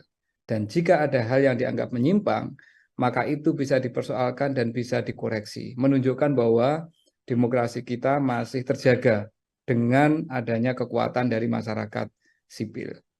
Itu aspek kedua. Aspek ketiga tentu berhubungan dengan tokoh yang atau siapapun nih yang kemudian mengambil manfaat kemarin, mengambil manfaat dari peluang yang dibuka oleh MK untuk bisa mencalonkan diri sebagai calon wakil presiden. Dalam konteks ini tentu Pak Gibran yang berpasangan dengan Pak Prabowo. Bahwa meskipun keputusan MK tidak menggugurkan substansi keputusan, bahwa artinya calon wakil presiden maupun calon presiden boleh berusia di bawah 40 tahun sejauh pernah menduduki jabatan politik yang juga diperoleh lewat proses pemilihan umum, ini tidak berubah, tetapi prosesnya atau proses munculnya keputusan itu ternyata sudah diputus ada aspek-aspek pelanggaran etika. Bahwa sebuah keputusan mungkin tetap boleh berjalan, namun kita tahu akan selalu menjadi catatan publik bahwa keputusan tersebut muncul dalam konteks di mana ada pelanggaran-pelanggaran etika yang dilakukan oleh pengambil kebijakan tersebut. Sehingga ini secara hukum pencalonannya tidak akan bermasalah, tetapi secara politik tentu ada aspek legitimasi yang kemudian bisa menjadi pertanyaan dari waktu ke waktu. Dari sisi etika politik ada hal yang tidak sepenuhnya kemudian bisa bisa dibangun dari proses pencalonan tersebut. Artinya Pak Wawan jika melihat dari sisi atau poin yang ketiga begitu ya, apakah ini kemudian bisa menjadi bumerang besar bagi proses pencalonan pasangan Prabowo Gibran, termasuk juga ini juga bisa jadi salah satu senjata untuk semakin menggerus sentimen negatif dari publik terkait pasangan ini, Pak Wawan? Sekali lagi kalau dari sisi formal hukum, dari sisi legal tidak akan ada persoalan, Mbak, ya, bahwa legitimasi legal, legitimasi formal itu tetap akan ada. Tetapi kita tahu bahwa proses politik, proses kompetisi elektoral itu tidak semata-mata berbasis pada aspek legitimasi legal formal, tetapi ada legitimasi politik itu lebih luas. Ini ada aspek kepatutan yang publik bisa menilai. Ada aspek bahwa keputusan ini dibuat dalam suasana di mana tidak seluruh etika-etika yang harusnya dipegang oleh para hakim MK itu dilaksanakan, ya. Karena itu kemudian publik akan menilai bahwa oke, ini bisa mencalonkan, tetapi ada banyak kelemahan-kelemahan, ya. Ada aspek-aspek yang bisa kita katakan cacat dari sisi proses pencalonan yang kemudian ya tergantung nanti dalam proses kampanye apakah lawan politik akan menggunakan ini untuk melakukan serangan dengan mengatakan bahwa ada fondasi etika yang bermasalah dalam proses yang sedang berlangsung atau tidak dipakai oleh para lawan politiknya. Pun halnya di masyarakat, kita tidak tahu akan seberapa lama ini memori masyarakat terhadap proses yang berlangsung di MK ini kan. Kalau memori masyarakat kita panjang, tentu akan menjadi catatan yang itu akan bisa mempengaruhi keputusan pemilih, keputusan publik ketika menentukan siapa capres dan cawapresnya. Tetapi kalau memori publik kita ini tidak cukup kuat, ya mungkin tidak akan ada persoalan. Jadi ini sangat ditentukan, Mbak, oleh dinamika proses kampanye yang akan berlangsung dalam ya kira-kira 1,5 sampai 2 bulan ke depan, Mbak. Oke, akan dilihat bagaimana kemudian publik begitu ya, memorinya masih berkepanjangan untuk membawa isu ini sampai ke pencapresan nanti, atau akan hilang seiring berjalannya waktu dan dengan dinamika yang juga ada begitu ya, Pak Wawan. Ini kalau setelah putusan atau hasil yang dilakukan oleh MK kan memang tidak hanya berhenti sampai kemudian mengusut Ketua MK begitu ya, Pak Wawan, karena banyak juga publik yang berharap bahwa kemudian putusan ini bisa mengubah putusan nomor 90 soal batas usia capres dan juga cawapres, meskipun MK sendiri memang sudah mengatakan tidak dalam kapasitas hal tersebut. Menurut pandangan Pak Wawan seperti apa? Apakah kemudian dengan ada lanjutan gugatan yang hari ini juga disindangkan, apakah kemudian bisa mengubah hal tersebut, Pak? Gugatan publik terhadap aspek-aspek undang-undang, aspek hukum kepada MK itu bisa dilakukan kapanpun, Mbak. Ya, bisa dilakukan kapanpun. Ya, bisa sekarang, bisa minggu depan, bahkan bisa setelah pemilu. Pertanyaannya adalah kapan kemudian keputusan itu harus berlaku, Mbak. Kalau ini nanti hari ini kalau tidak salah KPU kan akan melakukan penetapan capres dan cawapres ya, Mbak? Iya, betul. Kalau KPU sudah menentukan siapa capres dan cawapres, maka ya sudah, pemilu yang akan kita lakukan tanggal 14 Februari tahun depan ya akan diikuti oleh capres dan cawapres yang saat ini ditetapkan oleh KPU. Kecuali kemudian ada yang menggugat KPU dan mempersoalkan keputusannya KPU tersebut. Jadi ini tidak berhubungan langsung dengan persidangan perkara yang saat ini, yang hari ini mulai disidangkan di MK kan, Mbak. Nah, sebagaimana disampaikan oleh Pak Jimli kemarin, seandainya ini ada gugatan lebih lanjut dan KPU sudah menetapkan siapa capres dan cawapres, apapun hasil dari gugatan, maka itu hanya akan berlaku kira-kira untuk pemilu tahun atau pemilu periode berikutnya ya, Mbak. Artinya ini kan pemilu tahun 2029. Ya. Nah, dan apakah ini salah? Tidak, Mbak. Dari sisi proses pemilu, ini saya kira penting untuk segera memberikan kepastian kepada masyarakat. Cuman masalahnya, sekali lagi ini kan soal dukungan politik ya, Mbak. Soal legitimasi politik. Bagaimana masyarakat kemudian bisa memiliki catatan atas proses ini. Itu yang saya kira yang paling penting nantinya untuk menuju ke Februari tanggal 14 2024 nanti, Mbak. Baik, tidak akan banyak mengubah juga ya Pak Wawan ya, karena kalaupun bisa berlaku, batasnya sudah hari ini PKPU yang kemudian disahkan oleh KPU, lalu berlakunya kemungkinan besar adalah di 2029, seperti itu. Pertanyaan yang juga muncul di publik ini, Pak Wawan, adalah terkait bagaimana etika begitu ya, etika dari sosok Mas Gibran sendiri. Kalau kita tahu kan Mas Gibran juga sudah menyatakan statementnya, sudah mengatakan bahwa ya bagaimanapun saya mengikuti apa yang sudah diputuskan oleh MK-MK. Kalau Pak Wawan melihat jawaban dari Mas Gibran ini, seperti apa Pak Wawan? Karena kan Mas Gibran ini sosok yang terus dibahas terkait putusan 90 batas usia Capres dan Cawapres ini. Begini Mbak, ya bahwa satu proses persidangan etik oleh MK-MK ini pertama tidak berhubungan dengan siapapun di luar hakim MK. Itu yang penting harus kita tegaskan dulu ya, bahwa ini persidangan untuk menentukan apakah hakim MK cukup mengikuti standar etika yang ada di dalam peraturan MK. Dan keputusannya sudah menunjukkan dari 4 laporan semuanya ada aspek-aspek yang terbukti ada pelanggaran etika. Ya kan Mbak, elemennya kan banyak kemarin yang diputuskan ya, bahwa ini para hakim tidak cukup bisa menjaga kerahasiaan, para hakim tidak cukup bisa saling mengingatkan dan menjaga marwah, ya kan? Ada hakim yang dinyatakan bahwa tidak bisa memproteksi MK dari intervensi politik tertentu, kan seperti itu Mbak, ya kan? Jadi ini persidangan etik ini adalah persidangan untuk melihat seberapa seberapa kuat para hakim MK memegang standar etik ya, ethical conduct-nya itu seperti apa dipegang, dan ternyata buktinya seperti itu. Ini yang pertama. Yang kedua, kalau Pak Gibran sendiri sebenarnya secara normatif posisinya ya sebagai warga negara yang bisa memanfaatkan keputusan MK ini. Meskipun kita tahu secara politik beliau memang menjadi salah satu pihak yang boleh dikatakan terkait langsung atau memperoleh manfaat langsung dari keputusan ini kan Mbak, ya kan? Nah, apakah ini kemudian ada persoalan etik untuk proses pencalonan? Kalau saya bukan soal etiknya Mbak, tapi soal testing untuk kenegarawanan. Semestinya kalau memang melihat ada proses yang kontroversial seperti ini, kalau memang tidak mau mencalonkan ya dari awal tidak memanfaatkan kesempatan. Tetapi ini kan kenyataannya kan memanfaatkan kesempatan Mbak. Artinya ya memang ada peluang yang dibuka dan kemudian itu dipakai. Nah, apakah itu secara formal sekali lagi sah? Itu sah Mbak.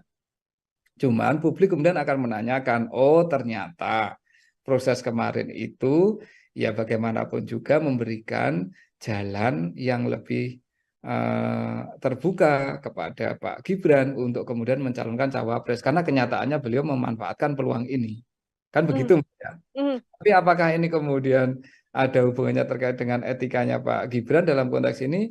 Tidak terkait Mbak, karena ini bukan soal etik kalau saya dalam konteks Pak Gibran, tapi lebih dalam konteks kenegarawanan, ya bahwa di tengah kontroversi yang muncul dari awal ternyata peluang itu dimanfaatkan dan kemudian ya publik pada akhirnya yang akan bisa menilai seberapa derajat kenegarawanan yang dimiliki oleh beliau maupun mungkin ya mohon maaf oleh orang-orang yang ada di sekitar beliau kayak gitu Mbak. Kalau saya melihatnya lebih ke situ. Jadi ini tidak ada etika yang dilanggar, tetapi memang ada pertanyaan soal memanfaatkan situasi aspek kenegarawanan yang itu semua kemudian menjadi pembuktian. Kira-kira kemudian publik bisa menyimpulkan, oh berarti semua proses yang penuh dengan drama, semua proses yang penuh dengan dinamika ini memang memberikan jalan yang sangat lapang kepada beliau untuk menjadi cawapres. Dan kenyataannya kan seperti itu, Mbak. Artinya kalau dari kacamata atau dari pandangan Pak Wawan sendiri, kenegarawan seorang Gibran ini apakah kemudian masih belum bisa dikatakan punya sisi kenegarawan yang elok, yang bagus, atau seperti apa Pak Wawan? Ya kalau saya melihat ketika peluang ini terbuka dan kemudian dimanfaatkan, ya berarti memang ada intensi untuk memanfaatkan peluang itu. Guna apa ya? Guna masuk ke dalam proses proses elektoral, proses pemilu presiden dan wakil presiden kan Mbak. Dari awal kan kita tahu ya bahwa dari sisi momentum ya, dari awal kita tahu dari sisi momentum proses gugatan ini kan sangat mepet Mbak dengan semua dinamika proses pencalonan kemarin ya. Dan karena dari sisi momentum seperti itu, maka kita semua kemudian bisa membaca, publik bisa menilai bahwa ini tujuan utamanya adalah untuk mencoba membuka ruang. Dan kebetulan ruang itu kemudian dibuka oleh MK, ya kan? Dan proses membuka ruang oleh MK ternyata penuh dengan kontroversi. Keputusannya tidak bulat, kemudian dari keputusan yang tidak bulat itu sebenarnya juga tidak ada opini yang bersifat solid, dan setelah itu kemudian muncul ada dugaan pelanggaran etik yang dilakukan oleh Ketua MK karena menyidangkan perkara yang punya kemungkinan interest langsung dengan salah satu anggota keluarga, ya kan Mbak? Dan kemudian di sidang MK, sidang Majelis Kehormatan kemudian membuktikan, oh benar ini terjadi banyak sekali pelanggaran terhadap ethical conduct, ya, terhadap prosedur-prosedur etis yang ada di MK. Jelas Mbak, meskipun secara formal hukum keputusan itu tidak bisa dicabut, tapi legitimasi etiknya, legitimasi moralnya, ini kemudian menjadi sangat tergerus. Nah, ini yang memang situasi-situasi dilematisnya kan seperti itu ya. MK kan memang tidak punya kewenangan untuk mencabut keputusan kan Mbak, tetapi hanya bisa menunjukkan kepada publik ini ada legitimasi etika yang dilanggar ketika keputusan ini dibuat, ya kan? Dan ketika itu dimanfaatkan untuk pencalonan, akhirnya ya publik yang bisa menilai kalau ini semuanya penuh kontroversi, mengapa sih kita ambil jalan itu? Dan kalau itu diambil, berarti dari awal memang sudah punya niat untuk ikut dalam kontestasi ini. Nah, motif dibalik itu apa? Nah, kita yang nggak tahu kan, Mbak. Apakah ini dalam rangka untuk ekstensi kekuasaan dari keluarga Pak Presiden, ataukah ini ada semangat lain di luar itu, kan kita yang belum tahu nih publik kan. Termasuk kalau kita sedikit tarik mundur ke belakang, Pak Wawan, ini apakah proses kenegarawan atau etika seorang Mas Gibran ini juga bisa dilihat dari kemudian hilangnya atau pamitnya Mas Gibran dari PDIP yang selama ini sudah membesarkan namanya, bisa mencalonkan Mas Gibran sebagai wali kota Solo, termasuk juga 2 periode Presiden Joko Widodo bersama dengan PDI Perjuangan yang tiba-tiba bergabungnya bersama dengan Prabowo Subianto begitu? Saya kira hubungan PDIP dan Gibran dan PDIP memang sudah sampai pada titik yang tidak mungkin untuk diperbaiki untuk saat ini Mbak ya. Di satu sisi PDIP tidak pernah secara tegas menyatakan memberhentikan atau memecat Pak Gibran kan Mbak. Yang diminta oleh PDIP adalah ya mengembalikan KTA, yang artinya itu adalah mengundurkan diri. Nah, yang dimau Pak Gibran kelihatannya nggak kayak gitu. Ya kalau tidak dipecat berarti saya masih di PDIP kan, kira-kira kan seperti itu toh Mbak. Nah ini situasinya ya memang kemudian menjadi serba menggantung, tetapi saya kira PDIP melakukan itu ya untuk menghindari kemungkinan Pak Gibran mengatakan kepada publik kelak ketika kampanye, saya dipecat kok dari PDIP. Kan orang dipecat itu kan seperti orang disakiti kan Mbak. Seringkali kan orang lupa kenapa sampai dipecat, kan ada proses panjang di situ kan. Nah PDIP nggak mau itu terjadi. Nah PDIP maunya adalah ya Pak Gibran bergabung secara volunteer ke PDIP, kemudian mendapatkan tiket dari PDIP untuk meniti karir politik. Kalau memang sudah berbeda haluan, mengambil jalan berbeda, ya mundur baik-baik. Nah itu kan ungkapan-ungkapan yang disampaikan oleh tokoh-tokoh dan elit-elit PDIP kan Mbak, baik yang di Solo maupun yang di Jakarta. Jadi ini soal tarik ulur politik lah antara Pak Gibran dengan PDIP ya, yang saya kira PDIP tidak akan pernah tegas menyatakan memecat dan hanya akan membiarkan, membuat Pak Gibran mungkin dalam posisi yang tidak enak juga, tetapi ya udahlah, politik ya akan berlangsung seperti ini, dan saya kira situasinya ya akan saling menggantung. Tetapi publik tahu bahwa akhirnya Pak Gibran sudah tidak lagi di PDIP dan PDIP juga sudah tidak menganggap Pak Gibran. Setidaknya seperti itu, Mbak. Baik, sudah tidak bisa diperbaiki lagi ya artinya ya Pak Wawan ya, karena proses panjang yang terjadi ini tarik ulur menulur antara PDIP dan juga Mas Gibran. Ya, menurut pendapat saya agak susah, Mbak. Meskipun kita tahu bahwa dalam politik apa sih yang nggak mungkin, ya kan? Sejauh kepentingannya kecapai. Tetapi kalau saya lihat dari proses yang berlangsung, ini nampaknya ada proses yang secara sakit hati politik jauh lebih dalam lah. Dari perasaan politik jauh lebih dalam daripada sekedar keluar dari partai untuk pindah ke partai lain atau untuk mengambil pilihan politik lain. Oke, Pak Wawan, ini ada pihak juga yang kemudian mendesak agar Pak Prabowo Subianto, ini ada dari kubu Pak Anies begitu ya, dan juga Pak Ganjar yang sama-sama kompak mengatakan sedianya atau seyogyanya Pak Prabowo Subianto ini mengganti Mas Gibran dari Cawapres setelah adanya putusan MK. Komentar Pak Wawan seperti apa? Ya, itu bagian dari saling menyerang dalam politik lah, itu biasa lah kayak gitu ya. Jadi tentu kubu lawan politik akan mengatakan ini ada keputusan seperti ini dan secara etik berarti ada masalah, sebaiknya mengganti, kan kayak gitu toh, Mbak. Ini kan bagian dari strategi menyerang dalam politik kan. Nah, jadi tidak ada masalah kalau itu yang menyampaikan partai politik. Nanti mungkin Pak Prabowo akan merespon dengan cara yang lain toh, bahwa mungkin mengatakan ya secara formal hukumnya tidak ada yang kami salahi dan kami akan jalan dan kemudian kami akan masuk dengan program-program. Ya, ini bagian dari Mbak, political political discourse lah ya, narasi-narasi politik yang dibangun oleh kubu-kubu yang saling sedang bersaing dalam proses pemilu, dan itu wajar dan sah-sah saja, Mbak, saya kira. Oke, itu wajar dan sah-sah saja. Namun kalau dari kacamata Pak Wawan ini sebagai pengamat politik juga ya, dari Koalisi Indonesia Maju atau dari pihak Prabowo Subianto, secara etika yang elok, etika yang patut, memberikan sikap terkait putusan MK dan sentimen negatif publik atas pencawapresan Mas Gibran ini yang paling bagus itu seperti apa, Pak? Dalam kacamata saya, ini sudah point of no return, Mbak, bagi Pak Prabowo dan Koalisi Indonesia Maju.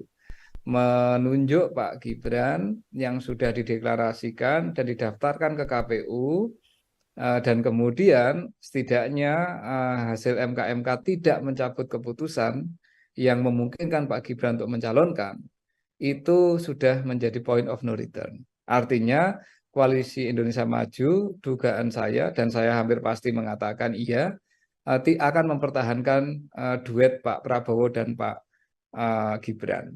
Yang dilakukan oleh Koalisi Indonesia Maju dalam pandangan saya akan mencoba untuk menutup dan menggeser isu terkait dengan etika, isu terkait dengan patut tidak patut ini dengan narasi-narasi politik yang lain, Mbak. Misalkan kampanye program tertentu, kemudian arah kepemimpinan yang akan mereka bawa, kemudian mencoba untuk membangun narasi-narasi langsung ke publik, membangun komunikasi ke grassroots dan seterusnya. Saya kira itu yang dilakukan. Jadi mereka tidak akan mengconsider lagi soal perdebatan etika itu, Mbak. Dan tetapi bukan berarti etika ini tidak penting. Dalam kacamata saya tetap penting untuk selalu disampaikan kepada publik bahwa ada proses politik, ada proses pembuatan keputusan di MK terkait dengan proses pencalonan ini yang oleh Majelis Kehormatan MK pun dinyatakan terbukti melanggar etik ya. Dan publik kemudian bisa menilai kalau semua aspek-aspek etika ini kemudian dilanggar, ya, aspek-aspek etika itu dilanggar, sanksinya apa sih, Mbak? Kan sanksi hukum kan nggak bisa kita lakukan. Yang ada itu adalah sanksi sosial biasanya, ya kan? Sanksi sosial, sanksi moral. Nah, sanksi sosial yang bisa dilakukan oleh publik, oleh pemilih itu apa sih pada akhirnya? Ya, mungkin akan mencari alternatif pilihan yang lain. Mungkin akan menentukan pilihan yang lain. Itu kan pemilih ketika sudah masuk ke bilik suara kelak, dengan pengetahuan yang dimiliki, itu kan upaya, Mbak, satu untuk memperkuat legitimasi atau untuk mendukung satu pihak, tapi ada juga yang semangatnya itu adalah menghukum pihak lain. Nah, ini dan itu adalah kewenangan voters, Mbak. Itu adalah kewenangan pemilih untuk mendukung atau motivasinya ketika memilih itu adalah untuk mendukung calon yang benar-benar dia pilih, ataukah proses pemilihan yang dia lakukan itu merupakan upaya untuk menghukum pihak yang dia tidak suka. Itu namanya protes voting, Mbak. Nah, ini artinya apa? Artinya ini nanti sudah bergeser, Mbak.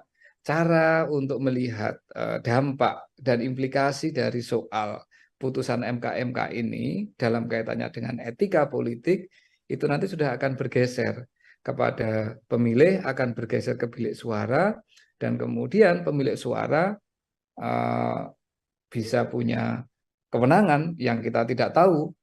Kalau dia ingin menghukum, protes voting, ya tentu dia akan melakukan itu. Kalau dia ingin mendukung, ya tentu dia akan mendukung. Nah, seperti itu kira-kira logik berpikirnya seperti itu, Mbak. Oke, baik. Terakhir dari saya, Pak Wawan. Ini kan tadi disampaikan Pak Wawan, dinamika ini tergantung bagaimana nanti publik, apakah isu ini masih akan terus berkembang sampai panjang atau bisa diredam dengan isu atau dinamika politik yang lain. Pertanyaan saya, Pak Wawan, apabila memang kontestasi ini berjalan satu putaran, 2 putaran, dan nantinya pasangan Prabowo dan Gibran berkemungkinan untuk memperoleh suara terbanyak dan memenangi Pilpres begitu ya, apakah bumerang atau isu MK ini akan berjalan sebegitu panjang dan akan terus diingat oleh publik sebagai salah satu cacat etika dalam proses ini meskipun keduanya sudah menjabat? Pak Wawan, silahkan. Menjadi catatan publik pasti, menjadi catatan sejarah bangsa ini pasti, karena prosesnya memang seperti itu. Apa yang dilakukan oleh MK, kemudian koreksi yang dilakukan oleh MK itu merupakan bagian penting, Mbak, dari catatan sejarah demokrasi di negeri ini. Dan itu tidak terhapus. Ya, karena itu fakta yang berlangsung. Ya kan, Mbak? Dan apakah itu akan menjadi catatan publik? Ya tentu menjadi catatan, wong itu menjadi catatan sejarah ya. Nah, soal seberapa kuat itu mempengaruhi legitimasi calon terpilih, ya, misalkan kebetulan yang calon yang bisa memanfaatkan peluang MK ini kemudian memenangkan pemilu ya. Tentu yang pertama ketika mereka terpilih ya legitimasi elektoral itu sendiri menjadi penting, Mbak. Artinya ya dia tetap legitimate karena secara elektoral dipilih. Tetapi sekali lagi ini kan ada kekuatan lain di masyarakat kita, Mbak, selain proses pemilu ya. Ya kan, setelah proses pemilu ada kekuatan lain di dalam masyarakat kita.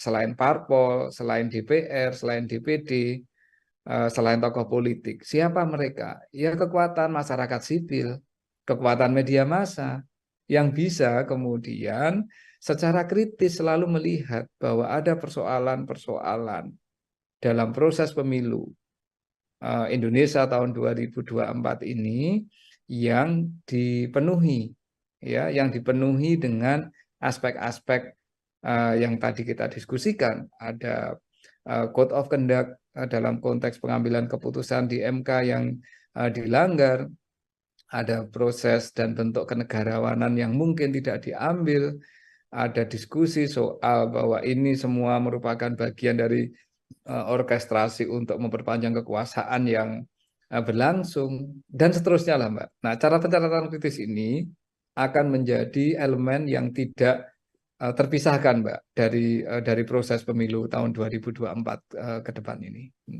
Oke, artinya cap yang akan dilabelkan begitu ya, Pak Wawan, bisa saya sampaikan kepada pasangan Prabowo Gibran berkepanjangan sampai terpilih pun nanti masih akan melekat karena ini adalah bagian dari catatan sejarah proses panjang yang masih akan diingat oleh publik seperti itu. Yeah. Pak Wawan, terima kasih banyak atas kesempatannya berbincang bersama dengan saya untuk bahasan hari ini. Semoga di lain kesempatan kita bisa berbincang lagi, Pak Wawan. Terima kasih, Mbak Nila, sehat selalu. Ya. Sehat selalu, Pak Wawan. Ya, Tribuners, demikian program Tribun News on Focus hari ini. Nantikan Tribun News on Focus selanjutnya untuk bahasan-bahasan konten lain bersama dengan saya. Saya Nila Irda, pamit undur diri. Terima kasih dan sampai jumpa. Download Tribun X sekarang. Menghadirkan lokal menjadi Indonesia.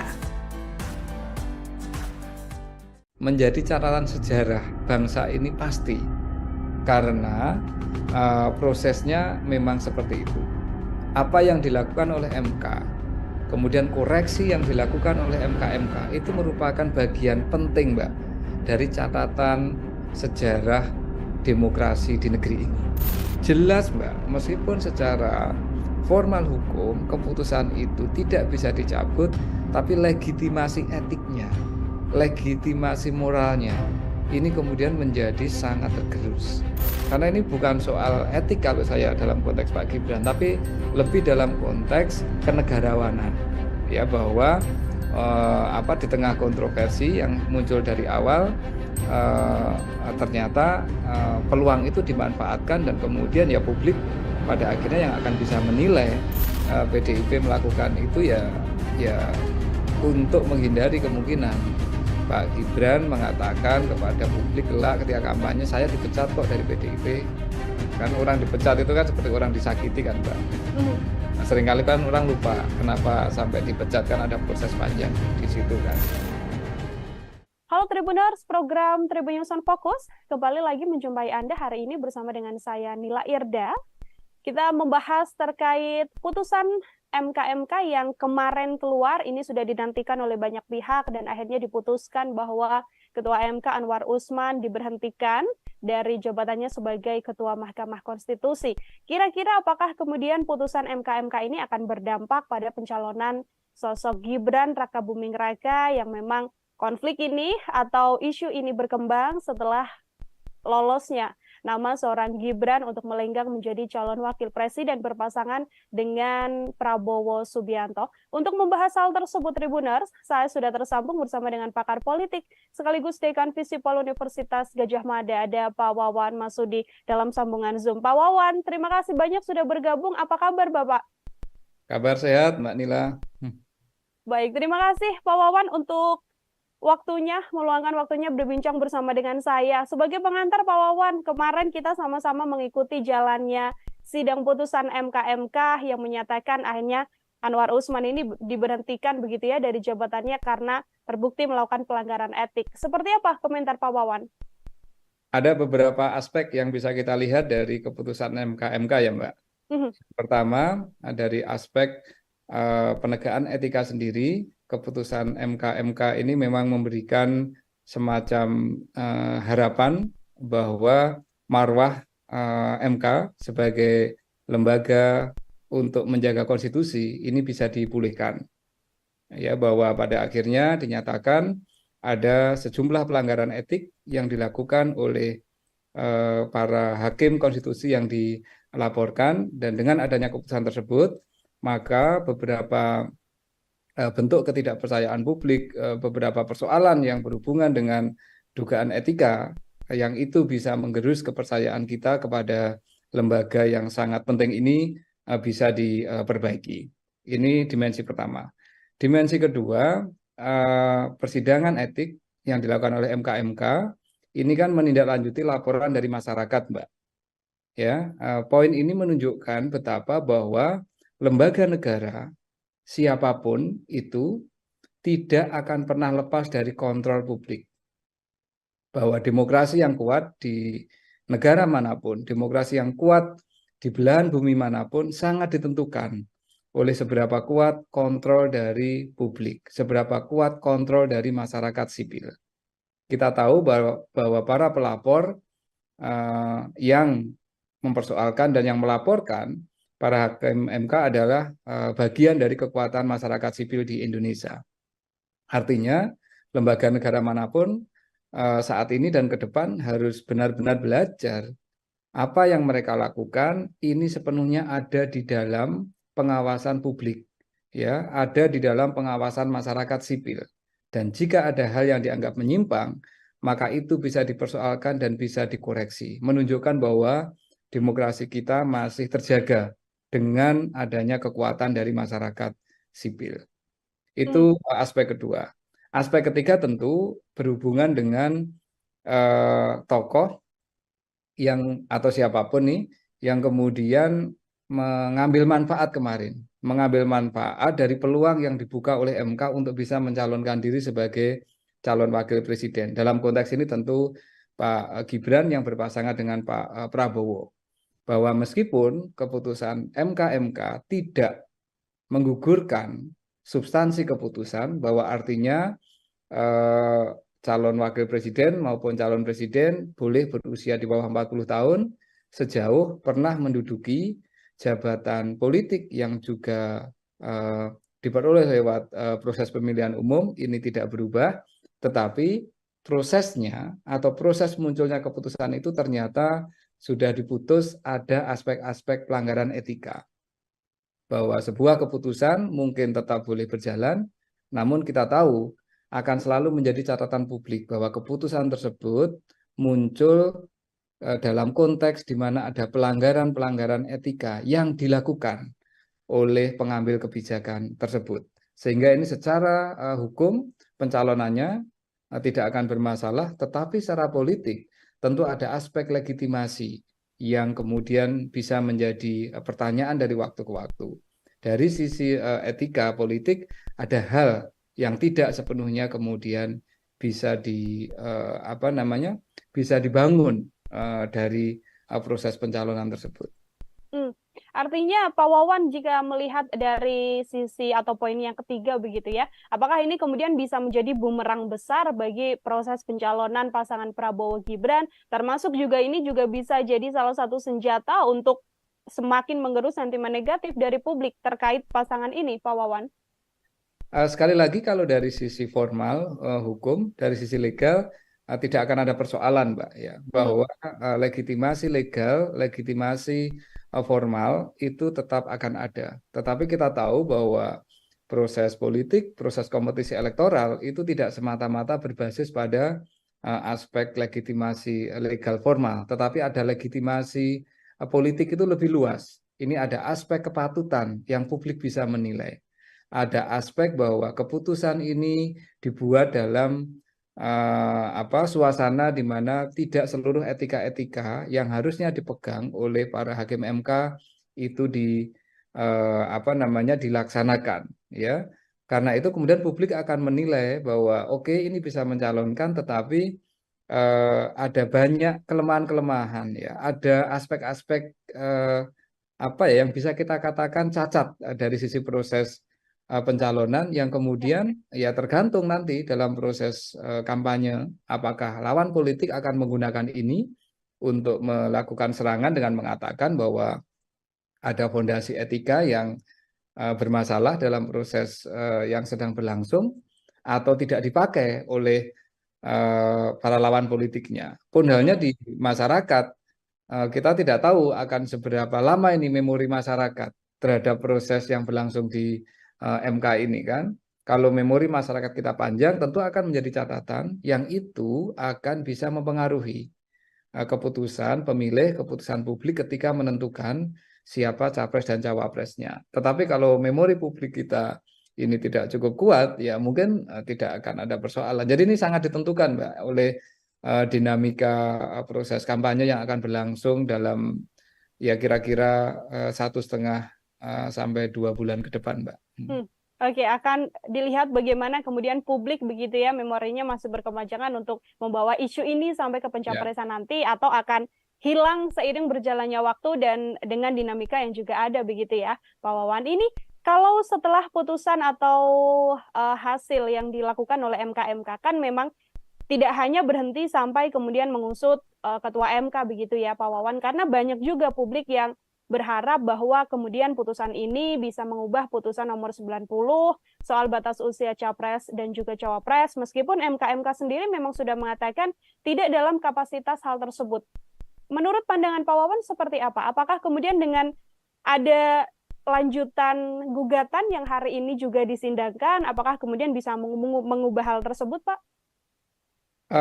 Gugatan publik terhadap aspek-aspek undang-undang, aspek hukum kepada MK itu bisa dilakukan kapanpun, Mbak.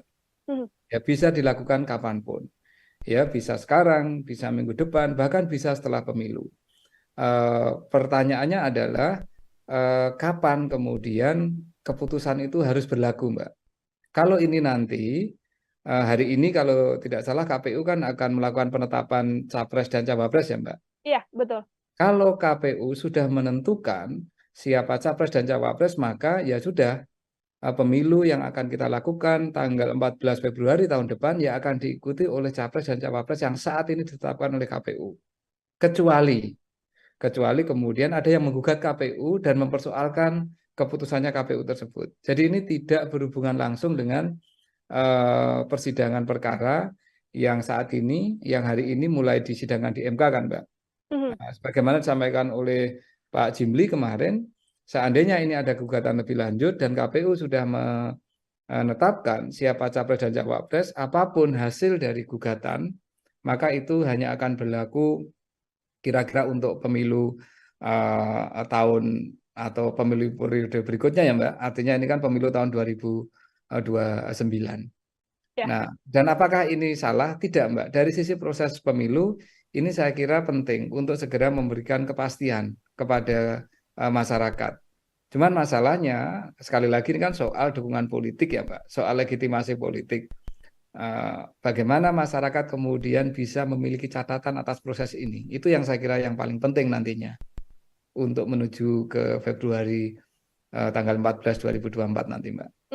Baik, tidak akan banyak mengubah juga ya Pak Wawan ya, karena pun kalaupun bisa berlaku, batasnya sudah hari ini PKPU yang kemudian disahkan oleh KPU, lalu berlakunya kemungkinan besar adalah di 2029, seperti itu. Pertanyaan yang juga muncul di publik ini, Pak Wawan, adalah terkait bagaimana etika begitu ya, etika dari sosok Mas Gibran sendiri. Kalau kita tahu kan Mas Gibran juga sudah menyatakan statementnya, sudah mengatakan bahwa ya bagaimanapun saya mengikuti apa yang sudah diputuskan oleh MK.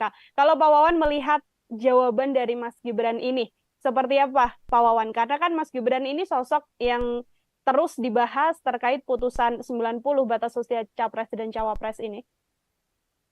Begini Mbak ya, bahwa satu proses persidangan etik oleh MK ini pertama tidak berhubungan dengan siapapun di luar hakim MK. Itu yang penting harus kita tegaskan dulu ya, bahwa ini persidangan untuk menentukan apakah hakim MK cukup mengikuti standar etika yang ada di dalam peraturan MK. Dan keputusannya sudah menunjukkan dari 4 laporan, semuanya ada aspek-aspek yang terbukti ada pelanggaran etika. Ya kan Mbak, elemennya kan banyak kemarin yang diputuskan ya, bahwa ini para hakim tidak cukup bisa menjaga kerahasiaan, para hakim tidak cukup bisa saling mengingatkan dan menjaga marwah, ya kan? Ada hakim yang dinyatakan bahwa tidak bisa memproteksi MK dari intervensi politik tertentu, kan seperti itu Mbak, ya kan? Jadi ini persidangan etik ini adalah persidangan untuk melihat seberapa seberapa kuat para hakim MK memegang standar etik ya, ethical conduct-nya itu seperti apa dipegang, dan ternyata buktinya seperti itu. Ini yang pertama. Yang kedua, kalau Pak Gibran sendiri sebenarnya secara normatif posisinya ya sebagai warga negara yang bisa memanfaatkan keputusan MK ini. Meskipun kita tahu secara politik beliau memang menjadi salah satu pihak yang boleh dikatakan terkait langsung atau memperoleh manfaat langsung dari keputusan ini kan Mbak, ya kan? Nah, apakah ini kemudian ada persoalan etik untuk proses pencalonan? Kalau saya bukan soal etiknya Mbak, tapi soal testing untuk kenegarawanan.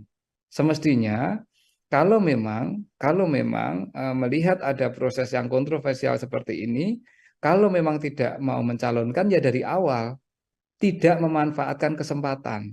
Tetapi ini kan kenyataannya kan memanfaatkan kesempatan Mbak. Artinya ya memang ada peluang yang dibuka dan kemudian itu dipakai. Nah, apakah itu secara formal sekali lagi sah? Itu sah Mbak. Cuman publik kemudian akan menanyakan, oh ternyata proses kemarin itu ya bagaimanapun juga memberikan jalan yang lebih terbuka kepada Pak Gibran untuk kemudian mencalonkan cawapres. Karena kenyataannya beliau memanfaatkan peluang ini. Kan begitu Mbak ya? Tapi apakah ini kemudian ada hubungannya terkait dengan etikanya Pak Gibran dalam konteks ini? Tidak terkait Mbak, karena ini bukan soal etik kalau saya dalam konteks Pak Gibran, tapi lebih dalam konteks kenegarawanan, ya, bahwa di tengah kontroversi yang muncul dari awal, ternyata peluang itu dimanfaatkan dan kemudian ya publik pada akhirnya yang akan bisa menilai seberapa seberapa ini ya, seberapa derajat kenegarawanan yang dimiliki oleh beliau maupun mungkin ya mohon maaf oleh orang-orang yang ada di sekitar beliau kayak gitu Mbak. Kalau saya melihatnya lebih ke situ. Jadi ini tidak ada etika yang dilanggar, tetapi memang ada pertanyaan soal memanfaatkan situasi, aspek kenegarawanan yang itu semua kemudian menjadi pembuktian. Kira-kira kemudian publik bisa menyimpulkan, oh berarti semua proses yang penuh dengan drama, semua proses yang penuh dengan dinamika ini memang memberikan jalan yang sangat lapang kepada beliau untuk menjadi cawapres. Dan kenyataannya kan seperti itu, Mbak. Artinya kalau dari kacamata atau dari pandangan Pak Wawan sendiri, kenegarawan seorang Gibran ini apakah kemudian masih belum bisa dikatakan punya sisi kenegarawan yang elok, yang bagus, atau seperti apa Pak Wawan? Ya kalau saya melihat ketika peluang ini terbuka dan kemudian dimanfaatkan, ya berarti memang ada intensi untuk memanfaatkan peluang itu. Guna apa ya? Guna masuk ke dalam proses proses elektoral, proses pemilu presiden dan wakil presiden kan Mbak. Dari awal kan kita tahu ya bahwa dari sisi momentum ya, dari awal kita tahu dari sisi momentum proses gugatan ini kan sangat mepet Mbak dengan semua dinamika proses pencalonan kemarin ya. Dan karena dari sisi momentum seperti itu, maka kita semua kemudian bisa membaca, publik bisa menilai bahwa ini tujuan utamanya adalah untuk mencoba membuka ruang. Dan kebetulan ruang itu kemudian dibuka oleh MK, ya kan? Dan proses membuka ruang oleh MK ternyata penuh dengan kontroversi. Keputusannya tidak bulat, kemudian dari keputusan yang tidak bulat itu sebenarnya juga tidak ada opini yang bersifat solid, dan setelah itu kemudian muncul ada dugaan pelanggaran etik yang dilakukan oleh Ketua MK karena menyidangkan perkara yang punya kemungkinan interest langsung dengan salah satu anggota keluarga, ya kan Mbak? Dan kemudian di sidang MK, sidang Majelis Kehormatan kemudian membuktikan, oh benar ini terjadi banyak sekali pelanggaran terhadap ethical conduct, ya, terhadap prosedur-prosedur etis yang ada di MK. Jelas Mbak, meskipun secara formal hukum keputusan itu tidak bisa dicabut, tapi legitimasi etiknya, legitimasi moralnya, ini kemudian menjadi sangat tergerus. Nah, ini yang memang situasi-situasi dilematisnya kan seperti itu ya. MK kan memang tidak punya kewenangan untuk mencabut keputusan kan Mbak, tetapi hanya bisa menunjukkan kepada publik ini ada legitimasi etika yang dilanggar ketika keputusan ini dibuat, ya kan? Dan ketika itu dimanfaatkan untuk pencalonan, akhirnya ya publik yang bisa menilai kalau ini semuanya penuh kontroversi, mengapa sih kita ambil jalan itu? Dan kalau itu diambil, berarti dari awal memang sudah punya niat untuk ikut dalam kontestasi ini. Nah, motif dibalik itu apa? Nah, kita yang nggak tahu kan, Mbak. Apakah ini dalam rangka untuk ekstensi kekuasaan dari keluarga Pak Presiden, ataukah ini ada semangat lain di luar itu, kan kita yang belum tahu nih publik kan. Termasuk kalau kita sedikit tarik mundur ke belakang Pak Wawan, ini apakah proses kenegarawan atau etika seorang Mas Gibran ini juga bisa dilihat dari kemudian hilangnya atau pamitnya Mas Gibran dari PDIP yang selama ini sudah membesarkan namanya, bisa mencalonkan Mas Gibran sebagai wali kota Solo, termasuk juga 2 periode Presiden Joko Widodo bersama dengan PDI Perjuangan yang tiba-tiba bergabungnya bersama dengan Prabowo Subianto begitu? Saya kira hubungan PDIP dan Gibran dan PDIP memang sudah sampai pada titik yang tidak mungkin untuk diperbaiki untuk saat ini Mbak ya. Di satu sisi PDIP tidak pernah secara tegas menyatakan memberhentikan atau memecat Pak Gibran kan Mbak. Yang diminta oleh PDIP adalah ya mengembalikan KTA, yang artinya itu adalah mengundurkan diri. Nah, yang dimau Pak Gibran kelihatannya nggak kayak gitu. Ya kalau tidak dipecat berarti saya masih di PDIP kan, kira-kira kan seperti itu toh Mbak. Nah, ini apa namanya situasinya ya memang kemudian menjadi serba menggantung, tetapi saya kira PDIP melakukan itu ya untuk menghindari kemungkinan Pak Gibran mengatakan kepada publik kelak ketika kampanye saya dipecat kok dari PDIP. Kan orang dipecat itu kan seperti orang disakiti kan, Mbak. Mhm. Seringkali kan orang lupa kenapa sampai dipecat, kan ada proses panjang di situ kan. Nah, PDIP nggak mau itu terjadi. Nah, PDIP maunya adalah ya Pak Gibran bergabung secara volunteer ke PDIP, kemudian mendapatkan tiket dari PDIP untuk meniti karir politik. Kalau memang sudah berbeda haluan, mengambil jalan berbeda, ya mundur baik-baik. Nah, itu kan ini ya apa ungkapan-ungkapan yang disampaikan oleh tokoh-tokoh dan elit-elit PDIP kan, Mbak, baik yang di Solo maupun yang di Jakarta. Jadi ini soal tarik ulur politik lah antara Pak Gibran dengan PDIP ya, yang saya kira PDIP tidak akan pernah tegas menyatakan memecat dan hanya akan membiarkan, membuat Pak Gibran mungkin dalam posisi yang tidak enak juga, tetapi ya udahlah, politik ya akan berlangsung seperti ini, dan saya kira situasinya ya akan saling menggantung, tetapi publik tahu bahwa akhirnya Pak Gibran sudah tidak lagi di PDIP dan PDIP juga sudah tidak menganggap Pak Gibran, setidaknya seperti itu, Mbak. Baik, sudah tidak bisa diperbaiki lagi ya artinya ya Pak Wawan ya, karena proses panjang yang terjadi ini tarik ulur menulur antara Ya. PDIP dan juga Mas Gibran. Ya, Pak menurut Wawan, pendapat saya agak susah, Mbak. Meskipun kita tahu bahwa dalam politik apa sih yang nggak mungkin, ya kan? Sejauh kepentingannya kecapean. Tetapi kalau saya lihat dari proses yang berlangsung, ini nampaknya ada proses yang secara sakit hati politik jauh lebih dalam lah. Dari sisi perasaan politik jauh lebih dalam daripada sekedar keluar dari partai untuk pindah ke partai lain atau untuk mengambil pilihan politik lain. Oke, Pak Wawan, ini ada pihak juga yang kemudian mendesak agar Pak Prabowo Subianto, ini ada dari kubu Pak Anies begitu ya, dan juga Pak Ganjar yang sama-sama kompak mengatakan sedianya atau seyogyanya Pak Prabowo Subianto ini mengganti Mas Gibran dari Cawapres setelah adanya putusan MK. Komentar Pak Wawan seperti apa? Ya, itu bagian dari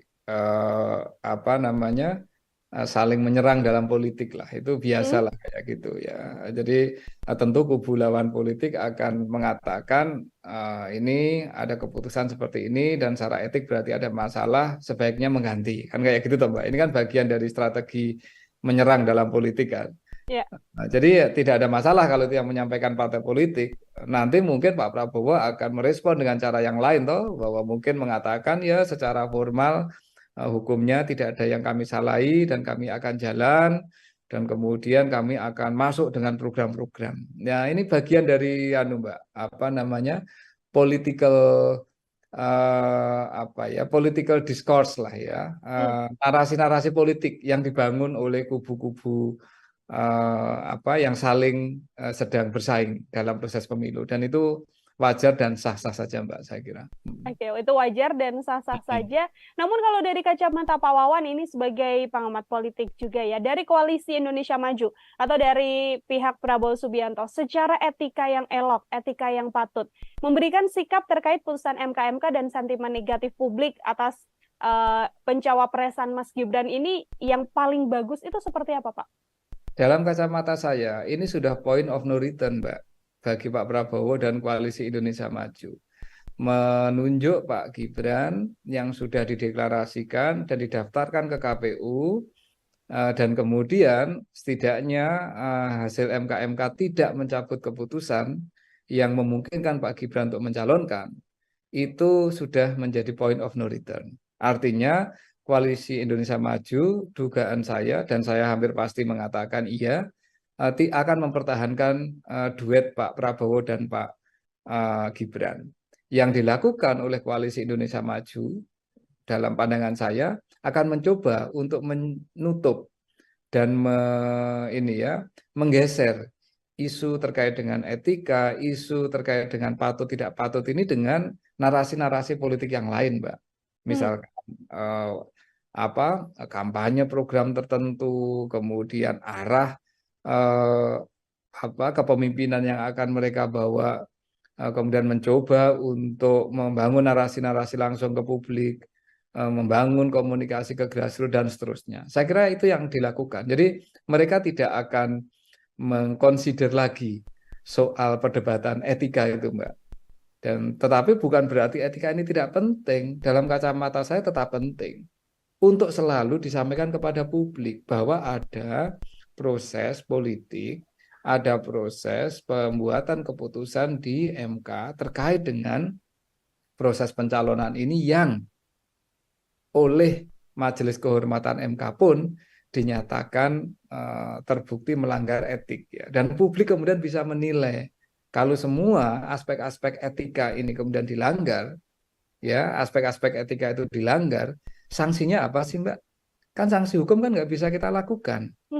Yang ada itu adalah sanksi sosial biasanya, ya kan? Sanksi sosial, sanksi moral. Nah, sanksi sosial yang bisa dilakukan oleh publik, oleh pemilih itu apa sih pada akhirnya? Ya, mungkin akan mencari alternatif pilihan yang lain. Mungkin akan menentukan pilihan yang lain. Itu kan pemilih ketika sudah masuk ke bilik suara kelak dengan pengetahuan yang dimiliki, itu kan upaya, Mbak, satu untuk memperkuat legitimasi atau untuk mendukung satu pihak, tapi ada juga yang semangatnya itu adalah menghukum pihak lain. Nah, ini dan itu adalah kewenangan voters, Mbak. Itu adalah kewenangan pemilih untuk mendukung atau motivasinya ketika memilih itu adalah untuk mendukung calon yang benar-benar dia pilih, ataukah proses pemilihan yang dia lakukan itu merupakan upaya untuk menghukum pihak yang dia tidak suka. Itu namanya protes voting, Mbak. Nah, ini artinya apa? Artinya ini nanti sudah bergeser, Mbak. Cara untuk melihat dampak dan implikasi dari soal putusan MK ini dalam kaitannya dengan etika politik itu nanti sudah akan bergeser kepada pemilih, akan bergeser ke bilik suara, dan kemudian pemilik suara bisa punya kewenangan yang kita tidak tahu. Kalau dia ingin menghukum protes voting, ya tentu dia akan melakukan itu. Kalau dia ingin mendukung, ya tentu dia akan mendukung. Nah, seperti itu kira-kira logik berpikirnya seperti itu, Mbak. Oke, baik. Terakhir dari saya, Pak Wawan. Ini kan tadi disampaikan Pak Wawan, dinamika ini tergantung bagaimana nanti publik, apakah isu ini masih akan terus berkembang sampai panjang atau bisa diredam dengan isu atau dinamika politik yang lain. Pertanyaan saya, Pak Wawan, apabila memang kontestasi ini berjalan satu putaran, dua putaran, dan nantinya pasangan Prabowo dan Gibran berkemungkinan untuk memperoleh suara terbanyak dan memenangi Pilpres begitu ya, apakah bumerang atau isu MK ini akan berjalan sebegitu panjang dan akan terus diingat oleh publik sebagai salah satu cacat etika dalam proses ini meskipun keduanya sudah menjabat? Pak Wawan, silahkan. Menjadi catatan publik pasti, menjadi catatan sejarah bangsa ini pasti, karena prosesnya memang seperti itu. Apa yang dilakukan oleh MK, kemudian koreksi yang dilakukan oleh MK itu merupakan bagian penting, Mbak, dari catatan sejarah demokrasi di negeri ini. Dan itu tidak terhapus. Ya, karena itu fakta yang berlangsung. Ya kan, Mbak? Dan apakah itu akan menjadi catatan publik? Ya tentu menjadi catatan, wong itu menjadi catatan sejarah ya. Nah, soal seberapa kuat itu mempengaruhi legitimasi calon terpilih, ya, misalkan kebetulan yang calon yang bisa memanfaatkan peluang MK ini kemudian memenangkan pemilu ya. Tentu yang pertama ketika mereka terpilih ya legitimasi elektoral itu sendiri menjadi penting, Mbak. Artinya ya dia tetap legitimate karena secara elektoral dipilih. Tetapi sekali lagi ini kan ada kekuatan lain di masyarakat kita, Mbak, selain proses pemilu ya. Ya kan, setelah proses pemilu ada kekuatan lain di dalam masyarakat kita. Selain parpol, selain DPR, selain DPD, selain tokoh politik. Siapa mereka? Ya kekuatan masyarakat sipil, kekuatan media massa yang bisa kemudian secara kritis selalu melihat bahwa ada persoalan-persoalan dalam proses pemilu Indonesia tahun 2024 ini yang dipenuhi dengan aspek-aspek yang tadi kita diskusikan. Ada code of conduct dalam konteks pengambilan keputusan di MK yang dilanggar, ada proses dan bentuk kenegarawanan yang mungkin tidak diambil, ada diskusi soal bahwa ini semua merupakan bagian dari orkestrasi untuk memperpanjang kekuasaan yang berlangsung, dan seterusnya lah, Mbak. Nah, catatan-catatan kritis ini akan menjadi elemen yang tidak terpisahkan, Mbak, dari proses pemilu tahun 2024 ke depan ini. Oke, artinya cap yang akan dilabelkan begitu ya, Pak Wawan, bisa saya sampaikan kepada pasangan Prabowo Gibran berkepanjangan sampai terpilih pun nanti masih akan melekat, karena ini adalah bagian dari catatan sejarah proses panjang yang masih akan diingat oleh publik seperti itu. Ya. Pak Wawan, terima kasih banyak atas kesempatannya berbincang bersama dengan saya untuk bahasan hari ini. Semoga di lain kesempatan kita bisa berbincang lagi, Pak Wawan. Terima kasih, Mbak Nila, sehat selalu. Ya. Sehat selalu, Pak Wawan. Ya, Tribuners, demikian program Tribun News on Fokus hari ini. Nantikan Tribun News on Fokus selanjutnya untuk bahasan-bahasan konten lain bersama dengan saya. Saya Nila Irda, pamit undur diri. Terima kasih dan sampai jumpa. Download Tribun X sekarang. Menghadirkan lokal menjadi Indonesia. Menjadi catatan sejarah bangsa ini pasti, karena prosesnya memang seperti itu. Apa yang dilakukan oleh MK, kemudian koreksi yang dilakukan oleh MK itu merupakan bagian penting, Mbak, dari catatan sejarah demokrasi di negeri ini. Jelas, Mbak, meskipun secara formal hukum keputusan itu tidak bisa dicabut, tapi legitimasi etiknya, legitimasi moralnya ini kemudian menjadi sangat tergerus. Karena ini bukan soal etik kalau saya dalam konteks Pak Gibran, tapi lebih dalam konteks kenegarawanan. Ya, bahwa di tengah kontroversi yang muncul dari awal, ternyata peluang itu dimanfaatkan, dan kemudian ya publik pada akhirnya yang akan bisa menilai PDIP melakukan itu ya untuk menghindari kemungkinan Pak Gibran mengatakan kepada publik kelak ketika kampanye, saya dipecat kok dari PDIP. Kan orang dipecat itu kan seperti orang disakiti kan, Mbak. Nah, seringkali kan orang lupa kenapa sampai dipecat, kan ada proses panjang di situ kan.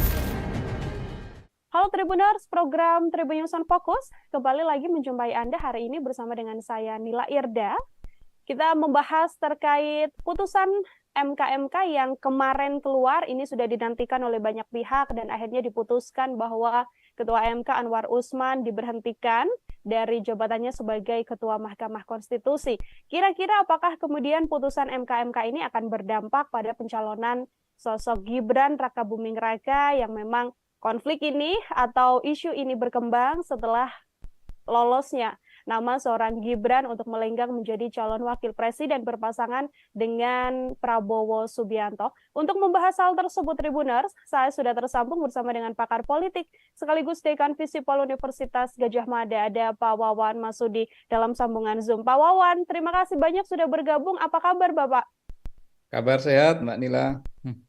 Baik, terima kasih Pak Wawan untuk meluangkan waktunya berbincang bersama dengan saya. Sebagai pengantar Pak Wawan, kemarin kita sama-sama mengikuti jalannya sidang putusan MK yang menyatakan akhirnya Anwar Usman ini diberhentikan begitu ya dari jabatannya karena terbukti melakukan pelanggaran etik. Seperti apa komentar Pak Wawan? Ada beberapa aspek yang bisa kita lihat dari keputusan MK ya, Mbak. Pertama, dari aspek penegakan etika sendiri. Keputusan MK ini memang memberikan semacam harapan bahwa marwah MK sebagai lembaga untuk menjaga konstitusi ini bisa dipulihkan. Ya, bahwa pada akhirnya dinyatakan ada sejumlah pelanggaran etik yang dilakukan oleh para hakim konstitusi yang dilaporkan, dan dengan adanya keputusan tersebut maka beberapa bentuk ketidakpercayaan publik, beberapa persoalan yang berhubungan dengan dugaan etika yang itu bisa menggerus kepercayaan kita kepada lembaga yang sangat penting ini bisa diperbaiki. Ini dimensi pertama.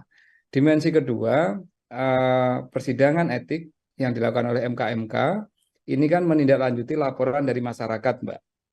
Ya, poin ini menunjukkan betapa bahwa lembaga negara siapapun itu tidak akan pernah lepas dari kontrol publik. bahwa demokrasi yang kuat di negara manapun, demokrasi yang kuat di belahan bumi manapun sangat ditentukan oleh seberapa kuat kontrol dari publik, seberapa kuat kontrol dari masyarakat sipil. Kita tahu bahwa para pelapor yang mempersoalkan dan yang melaporkan para hakim MK adalah bagian dari kekuatan masyarakat sipil di Indonesia. Artinya, lembaga negara manapun saat ini dan ke depan harus benar-benar belajar apa yang mereka lakukan ini sepenuhnya ada di dalam pengawasan publik, ya, ada di dalam pengawasan masyarakat sipil. Dan jika ada hal yang dianggap menyimpang, maka itu bisa dipersoalkan dan bisa dikoreksi, menunjukkan bahwa demokrasi kita masih terjaga dengan adanya kekuatan dari masyarakat sipil. Itu aspek kedua. Aspek ketiga tentu berhubungan dengan tokoh yang atau siapapun nih yang kemudian mengambil manfaat kemarin, mengambil manfaat dari peluang yang dibuka oleh MK untuk bisa mencalonkan diri sebagai calon wakil presiden. Dalam konteks ini tentu Pak Gibran yang berpasangan dengan Pak Prabowo.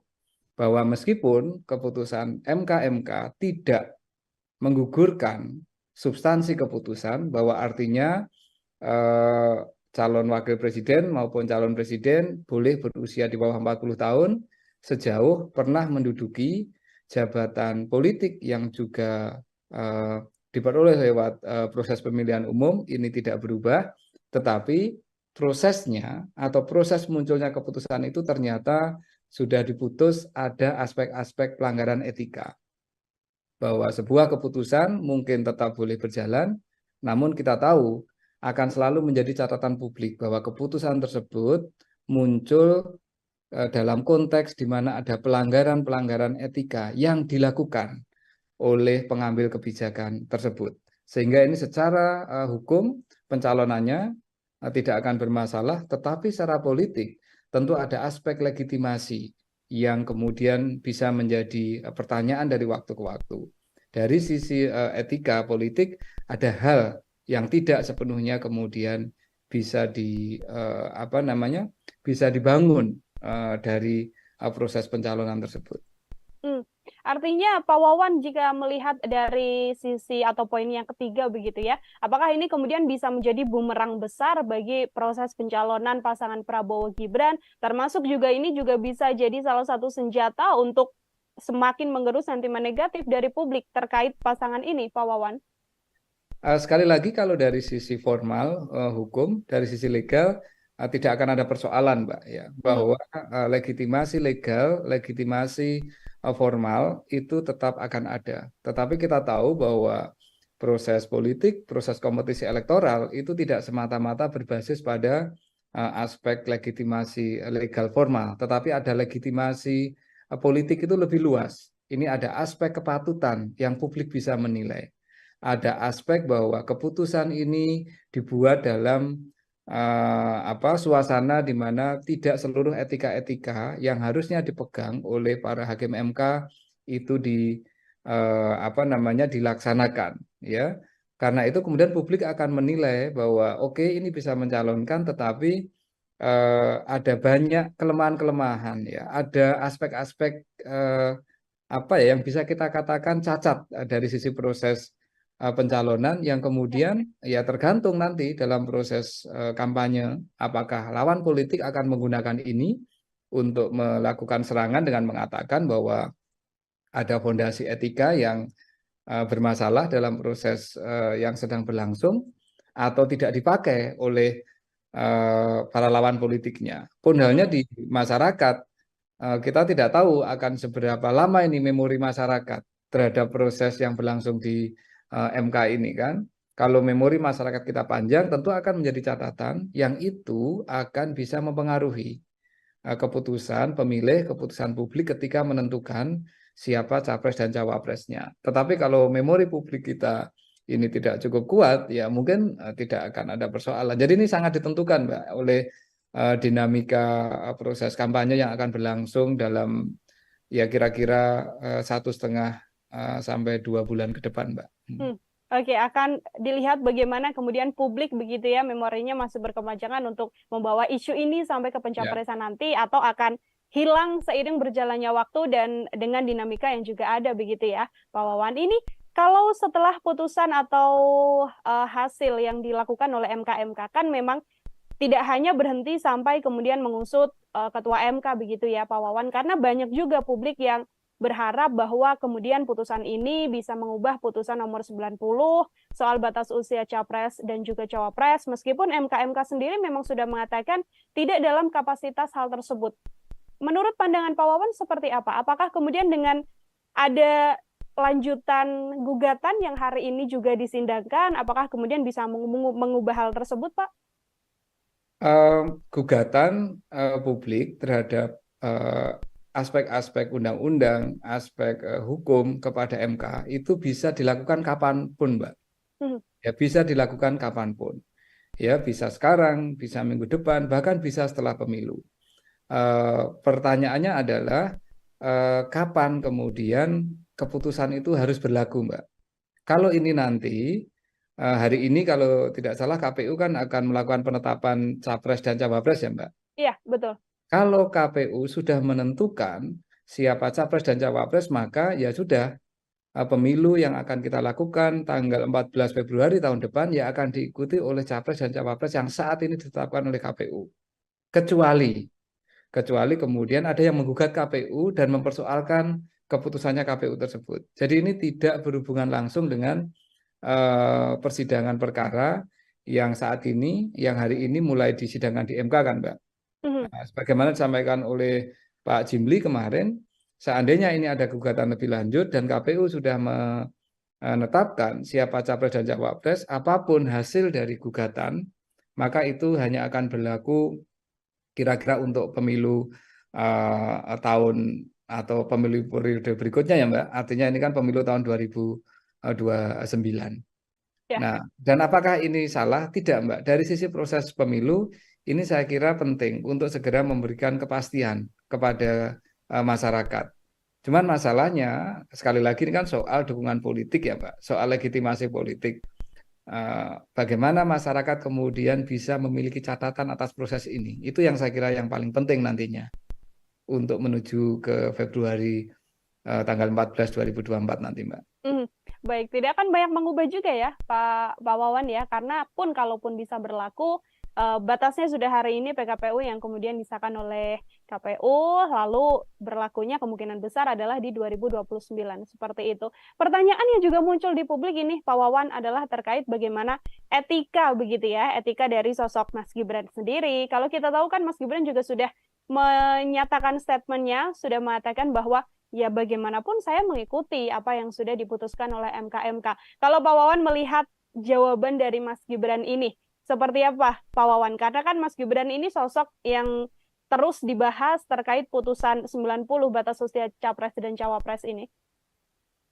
Begini Mbak ya, bahwa satu proses persidangan etik oleh MK ini pertama tidak berhubungan dengan siapapun di luar hakim MK. Itu yang penting harus kita tegaskan dulu ya, bahwa ini persidangan untuk menentukan apakah hakim MK cukup mengikuti standar etika yang ada di dalam peraturan MK. Dan keputusannya sudah menunjukkan dari 4 laporan, semuanya ada aspek-aspek yang terbukti ada pelanggaran etika. Ya kan Mbak, elemennya kan banyak kemarin yang diputuskan ya, bahwa ini para hakim tidak cukup bisa menjaga kerahasiaan, para hakim tidak cukup bisa saling mengingatkan dan menjaga marwah, ya kan? Ada hakim yang dinyatakan bahwa tidak bisa memproteksi MK dari intervensi politik tertentu, kan seperti itu Mbak, ya kan? Jadi ini persidangan etik ini adalah persidangan untuk melihat seberapa seberapa kuat para hakim MK memegang standar etik ya, ethical conduct-nya itu seperti apa dipegang, dan ternyata buktinya seperti itu. Ini yang pertama. Yang kedua, kalau Pak Gibran sendiri sebenarnya secara normatif posisinya ya sebagai warga negara yang bisa memanfaatkan keputusan MK ini. Meskipun kita tahu secara politik beliau memang menjadi salah satu pihak yang boleh dikatakan terkait langsung atau memperoleh manfaat langsung dari keputusan ini kan, Mbak? Iya. Ya kan? Nah, apakah ini kemudian ada persoalan etik untuk proses pencalonan? Kalau saya bukan soal etiknya, Mbak, tapi soal testing untuk kenegarawanan. Semestinya kalau memang melihat ada proses yang kontroversial seperti ini, kalau memang tidak mau mencalonkan ya dari awal tidak memanfaatkan kesempatan. Tetapi ini kan kenyataannya kan memanfaatkan kesempatan, Mbak. Artinya ya memang ada peluang yang dibuka dan kemudian itu dipakai. Nah, apakah itu secara formal sekali lagi sah? Itu sah, Mbak. Cuman publik kemudian akan menanyakan, oh ternyata proses kemarin itu ya bagaimanapun juga memberikan jalan yang lebih terbuka kepada Pak Gibran untuk kemudian mencalonkan cawapres. Karena kenyataannya beliau memanfaatkan peluang ini. Kan begitu, Mbak, ya? Tapi apakah ini kemudian ada hubungannya terkait dengan etikanya Pak Gibran dalam konteks ini? Tidak terkait, Mbak. Karena ini bukan soal etik kalau saya dalam konteks Pak Gibran, tapi lebih dalam konteks kenegarawanan.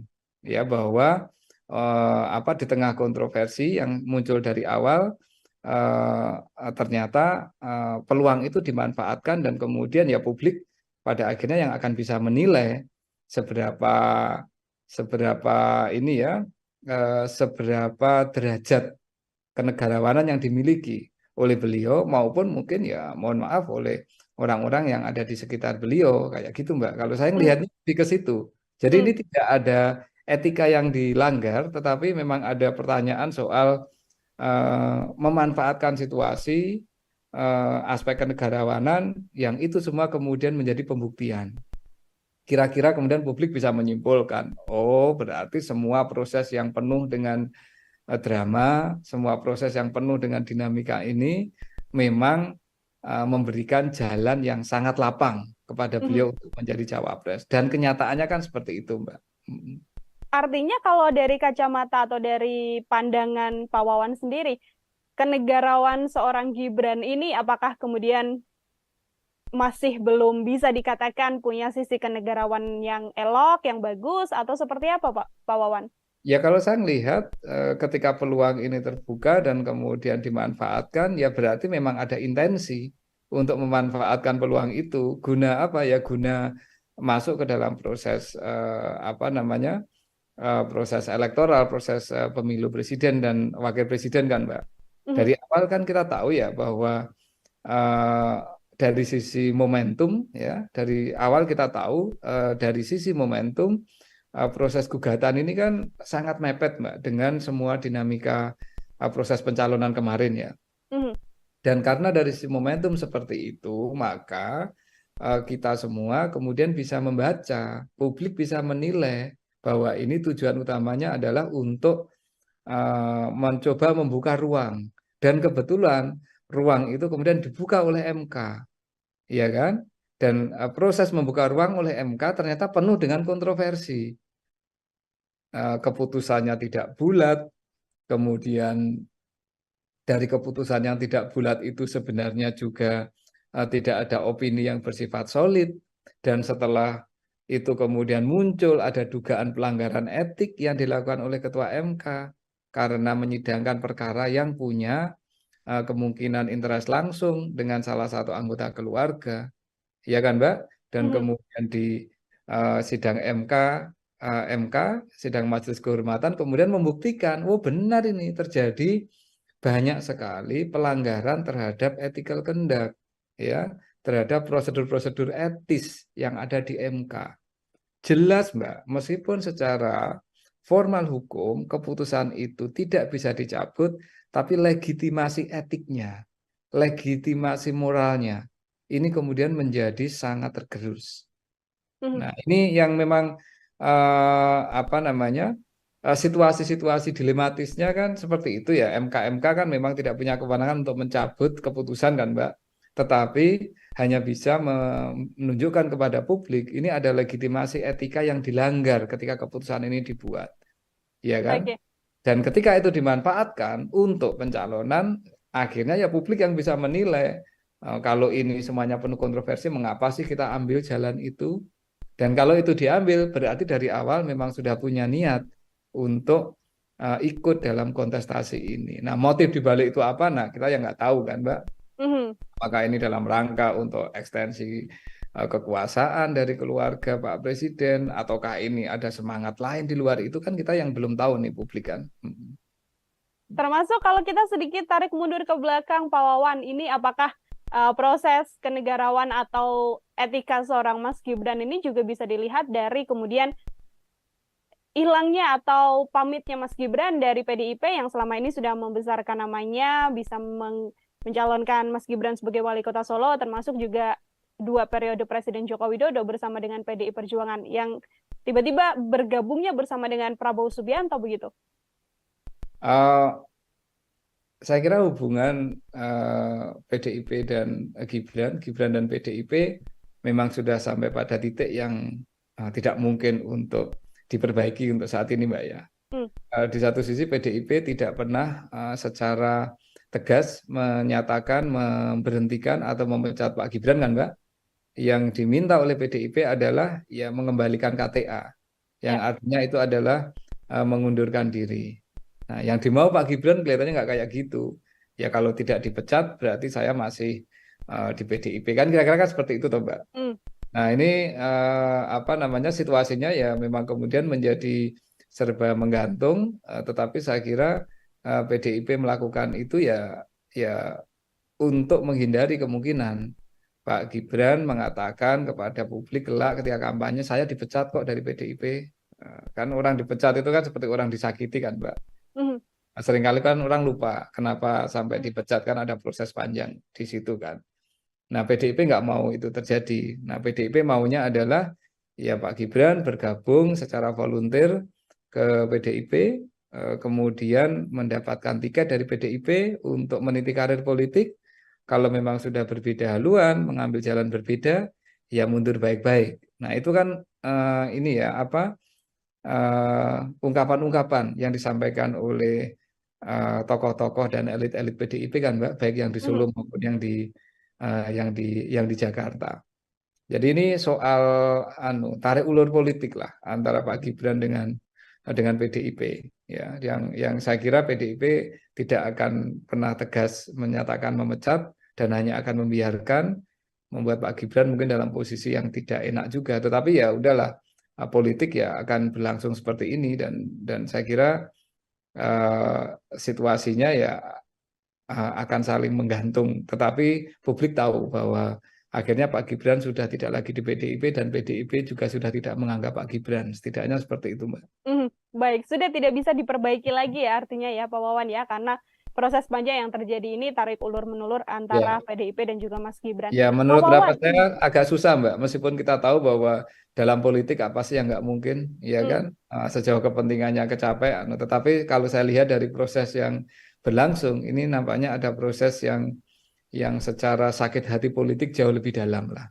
Dari perasaan politik jauh lebih dalam daripada sekedar keluar dari partai untuk pindah ke partai lain atau untuk mengambil pilihan politik lain. Oke, Pak Wawan, ini ada pihak juga yang kemudian mendesak agar Pak Prabowo Subianto, ini ada dari kubu Pak Anies begitu ya, dan juga Pak Ganjar yang sama-sama kompak mengatakan sedianya atau seyogyanya Pak Prabowo Subianto ini mengganti Mas Gibran dari Cawapres setelah adanya putusan MK. Komentar Pak Wawan seperti apa? Ya, itu bagian dari saling menyerang dalam politik lah. Itu biasalah kayak gitu ya. Jadi tentu kubu lawan politik akan mengatakan ini ada keputusan seperti ini dan secara etik berarti ada masalah, sebaiknya mengganti. Kan kayak gitu toh, Mbak. Ini kan bagian dari strategi menyerang dalam politik kan. Nah, jadi ya, tidak ada masalah kalau itu yang menyampaikan partai politik. Nanti mungkin Pak Prabowo akan merespon dengan cara yang lain toh, bahwa mungkin mengatakan ya secara formal hukumnya tidak ada yang kami salahi dan kami akan jalan, dan kemudian kami akan masuk dengan program-program. Nah, ini bagian dari Mbak, political discourse lah ya, narasi-narasi politik yang dibangun oleh kubu-kubu yang saling sedang bersaing dalam proses pemilu, dan itu wajar dan sah-sah saja, Mbak, saya kira. Oke, itu wajar dan sah-sah saja. Namun kalau dari kacamata Pak Wawan ini sebagai pengamat politik juga ya, dari Koalisi Indonesia Maju atau dari pihak Prabowo Subianto, secara etika yang elok, etika yang patut, memberikan sikap terkait putusan MK dan sentimen negatif publik atas pencawapresan Mas Gibran ini yang paling bagus itu seperti apa, Pak? Dalam kacamata saya, ini sudah point of no return, Mbak, bagi Pak Prabowo dan Koalisi Indonesia Maju. Menunjuk Pak Gibran yang sudah dideklarasikan dan didaftarkan ke KPU, dan kemudian setidaknya hasil MK tidak mencabut keputusan yang memungkinkan Pak Gibran untuk mencalonkan, itu sudah menjadi point of no return. Artinya Koalisi Indonesia Maju, dugaan saya dan saya hampir pasti mengatakan iya, akan mempertahankan duet Pak Prabowo dan Pak Gibran. Yang dilakukan oleh Koalisi Indonesia Maju dalam pandangan saya akan mencoba untuk menutup dan menggeser isu terkait dengan etika, isu terkait dengan patut tidak patut ini dengan narasi-narasi politik yang lain, Mbak. Misalkan kampanye program tertentu, kemudian arah kepemimpinan yang akan mereka bawa, kemudian mencoba untuk membangun narasi-narasi langsung ke publik, membangun komunikasi ke grassroots dan seterusnya. Saya kira itu yang dilakukan. Jadi mereka tidak akan mengconsider lagi soal perdebatan etika itu, Mbak. Dan tetapi bukan berarti etika ini tidak penting. Dalam kacamata saya tetap penting untuk selalu disampaikan kepada publik bahwa ada proses politik, ada proses pembuatan keputusan di MK terkait dengan proses pencalonan ini yang oleh Majelis Kehormatan MK pun dinyatakan terbukti melanggar etik, ya. Dan publik kemudian bisa menilai kalau semua aspek-aspek etika ini kemudian dilanggar, ya, aspek-aspek etika itu dilanggar, sanksinya apa sih, Mbak? Kan sanksi hukum kan nggak bisa kita lakukan. Yang ada itu adalah sanksi sosial biasanya, ya kan? Sanksi sosial, sanksi moral. Nah, sanksi sosial yang bisa dilakukan oleh publik, oleh pemilih itu apa sih pada akhirnya? Ya, mungkin akan mencari alternatif pilihan yang lain. Mungkin akan menentukan pilihan yang lain. Itu kan pemilih ketika sudah masuk ke bilik suara kelak dengan pengetahuan yang dimiliki, itu kan upaya, Mbak, satu untuk memperkuat legitimasi atau untuk mendukung satu pihak, tapi ada juga yang semangatnya itu adalah menghukum pihak lain. Nah, ini dan itu adalah kewenangan voters, Mbak. Itu adalah kewenangan pemilih untuk mendukung atau motivasinya ketika memilih itu adalah untuk mendukung calon yang benar-benar dia pilih, ataukah proses pemilihan yang dia lakukan itu merupakan upaya untuk menghukum pihak yang dia tidak suka. Itu namanya protes voting, Mbak. Nah, ini artinya apa? Artinya ini nanti sudah bergeser, Mbak. Cara untuk melihat dampak dan implikasi dari soal putusan MK ini dalam kaitannya dengan etika politik itu nanti sudah akan bergeser kepada pemilih, akan bergeser ke bilik suara, dan kemudian pemilik suara bisa punya kewenangan yang kita tidak tahu. Kalau dia ingin menghukum, protes voting, ya tentu dia akan melakukan itu. Kalau dia ingin mendukung, ya tentu dia akan mendukung. Nah, seperti itu kira-kira logik berpikirnya seperti itu, Mbak. Oke, baik. Terakhir dari saya, Pak Wawan. Ini kan tadi disampaikan Pak Wawan, dinamika ini tergantung bagaimana nanti publik, apakah isu ini masih akan terus berkembang sampai panjang atau bisa diredam dengan isu atau dinamika politik yang lain. Pertanyaan saya, Pak Wawan, apabila memang kontestasi ini berjalan satu putaran, 2 putaran, dan nantinya pasangan Prabowo dan Gibran berkemungkinan untuk memperoleh suara terbanyak dan memenangi Pilpres begitu ya, apakah bumerang atau isu MK ini akan berjalan sebegitu panjang dan akan terus diingat oleh publik sebagai salah satu cacat etika dalam proses ini meskipun keduanya sudah menjabat? Pak Wawan, silahkan. Menjadi catatan publik pasti, menjadi catatan sejarah bangsa ini pasti, karena prosesnya memang seperti itu. Apa yang dilakukan oleh MK kemudian koreksi yang dilakukan oleh MK-MK itu merupakan bagian penting, Mbak, dari catatan sejarah demokrasi di negeri ini. Dan itu tidak terhapus. Ya, karena itu fakta yang berlangsung. Ya kan, Mbak? Dan apakah itu akan menjadi catatan publik? Ya tentu menjadi catatan, wong itu menjadi catatan sejarah ya. Nah, soal seberapa kuat itu mempengaruhi legitimasi calon terpilih, ya, misalkan kebetulan yang calon yang bisa memanfaatkan peluang MK ini kemudian memenangkan pemilu ya. Tentu yang pertama, ketika mereka terpilih ya legitimasi elektoral itu sendiri menjadi penting, Mbak. Artinya ya dia tetap legitimate karena secara elektoral dipilih. Tetapi sekali lagi, ini kan ada kekuatan lain di masyarakat kita, Mbak, selain proses pemilu ya. Ya kan, setelah proses pemilu ada kekuatan lain di dalam masyarakat kita. Selain parpol, selain DPR, selain DPD, selain tokoh politik. Siapa mereka? Ya kekuatan masyarakat sipil, kekuatan media massa yang bisa kemudian secara kritis selalu melihat bahwa ada persoalan-persoalan dalam proses pemilu Indonesia tahun 2024 ini yang dipenuhi dengan aspek-aspek yang tadi kita diskusikan. Ada code of conduct dalam konteks pengambilan keputusan di MK yang dilanggar, ada proses dan bentuk kenegarawanan yang mungkin tidak diambil, ada diskusi soal bahwa ini semua merupakan bagian dari orkestrasi untuk memperpanjang kekuasaan yang berlangsung dan seterusnya lah, Mbak. Nah, catatan kritis ini akan menjadi elemen yang tidak terpisahkan, Mbak, dari proses pemilu tahun 2024 ke depan ini. Oke, artinya cap yang akan dilabelkan begitu ya, Pak Wawan, bisa saya sampaikan kepada pasangan Prabowo Gibran berkepanjangan sampai terpilih pun nanti masih akan melekat karena ini adalah bagian dari catatan sejarah proses panjang yang masih akan diingat oleh publik seperti itu. Yeah. Pak Wawan, terima kasih banyak atas kesempatannya berbincang bersama dengan saya untuk bahasan hari ini. Semoga di lain kesempatan kita bisa berbincang lagi, Pak Wawan. Terima kasih. Mbak Nila, sehat selalu. Ya. Sehat selalu, Pak Wawan. Ya, Tribuners, demikian program Tribun News on Focus hari ini. Nantikan Tribun News on Focus selanjutnya untuk bahasan-bahasan konten lain bersama dengan saya. Saya Nila Irda, pamit undur diri. Terima kasih dan sampai jumpa. Download Tribun X sekarang. Menghadirkan lokal menjadi Indonesia. Menjadi catatan sejarah bangsa ini pasti. Karena prosesnya memang seperti itu. Apa yang dilakukan oleh MK, kemudian koreksi yang dilakukan oleh MK-MK itu merupakan bagian penting, Mbak, dari catatan sejarah demokrasi di negeri ini.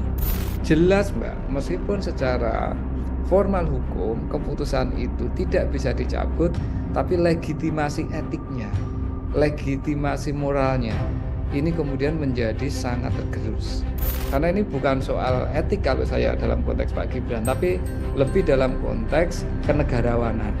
Ya, bahwa di tengah kontroversi yang muncul dari awal ternyata peluang itu dimanfaatkan dan kemudian ya publik pada akhirnya yang akan bisa menilai PDIP melakukan itu ya untuk menghindari kemungkinan Pak Gibran mengatakan kepada publik kelak ketika kampanye, saya dipecat kok dari PDIP. Kan orang dipecat itu kan seperti orang disakiti kan, Mbak. Nah, seringkali kan orang lupa kenapa sampai dipecat, kan ada proses panjang di situ kan.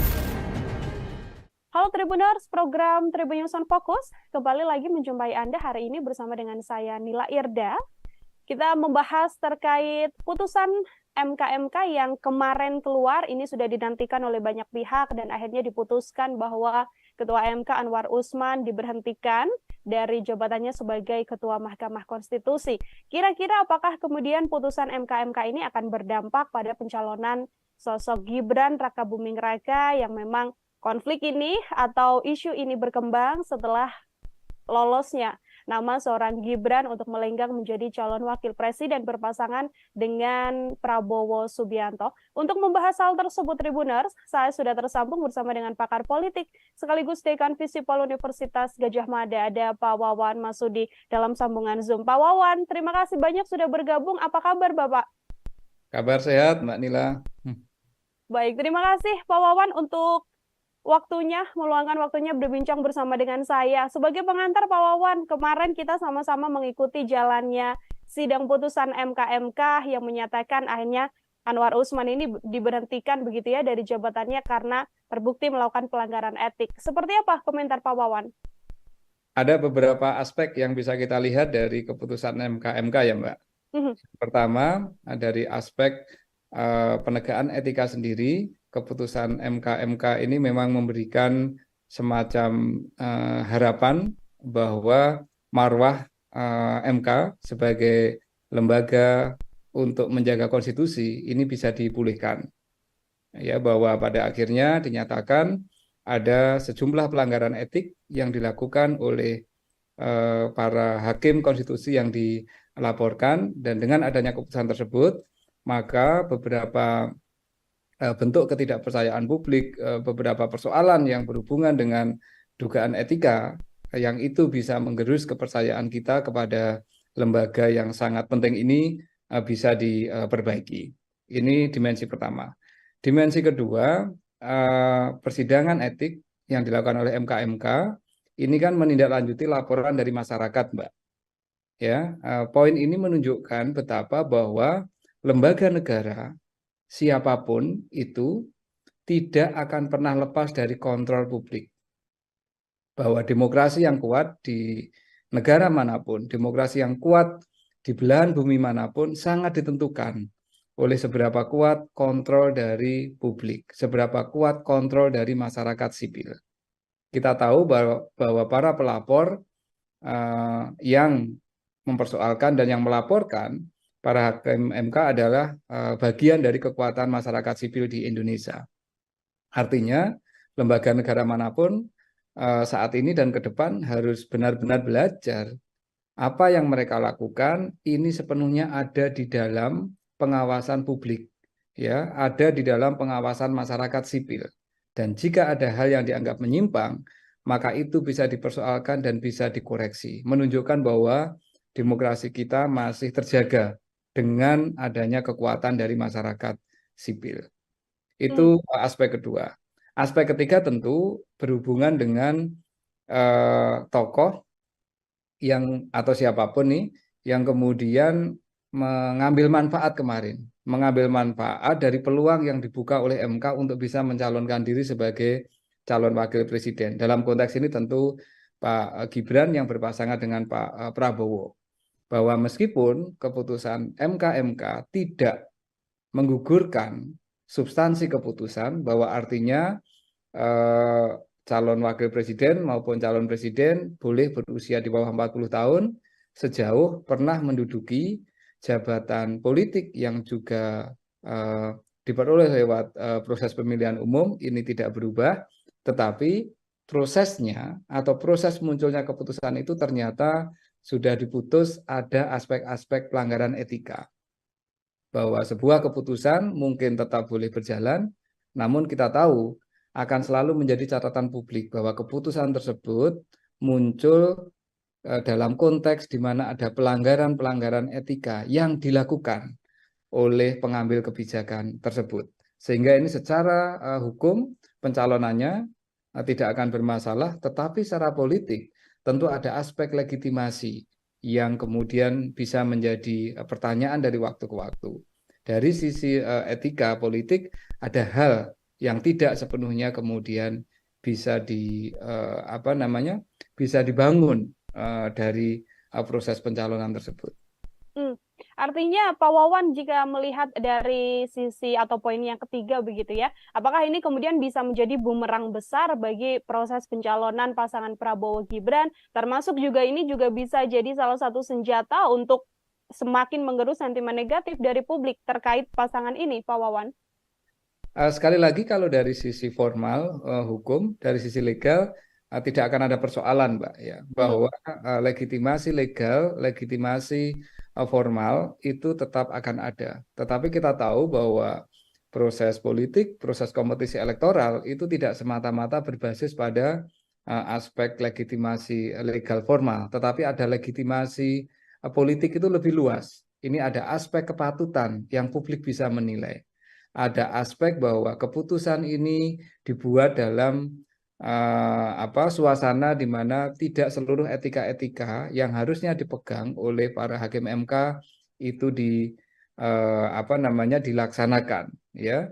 Karena itu kemudian publik akan menilai bahwa oke, ini bisa mencalonkan, tetapi ada banyak kelemahan-kelemahan, ya. Ada aspek-aspek yang bisa kita katakan cacat dari sisi proses pencalonan, yang kemudian ya tergantung nanti dalam proses kampanye apakah lawan politik akan menggunakan ini untuk melakukan serangan dengan mengatakan bahwa ada fondasi etika yang bermasalah dalam proses yang sedang berlangsung, atau tidak dipakai oleh para lawan politiknya. Pun halnya di masyarakat, kita tidak tahu akan seberapa lama ini memori masyarakat terhadap proses yang berlangsung di MK ini, kan.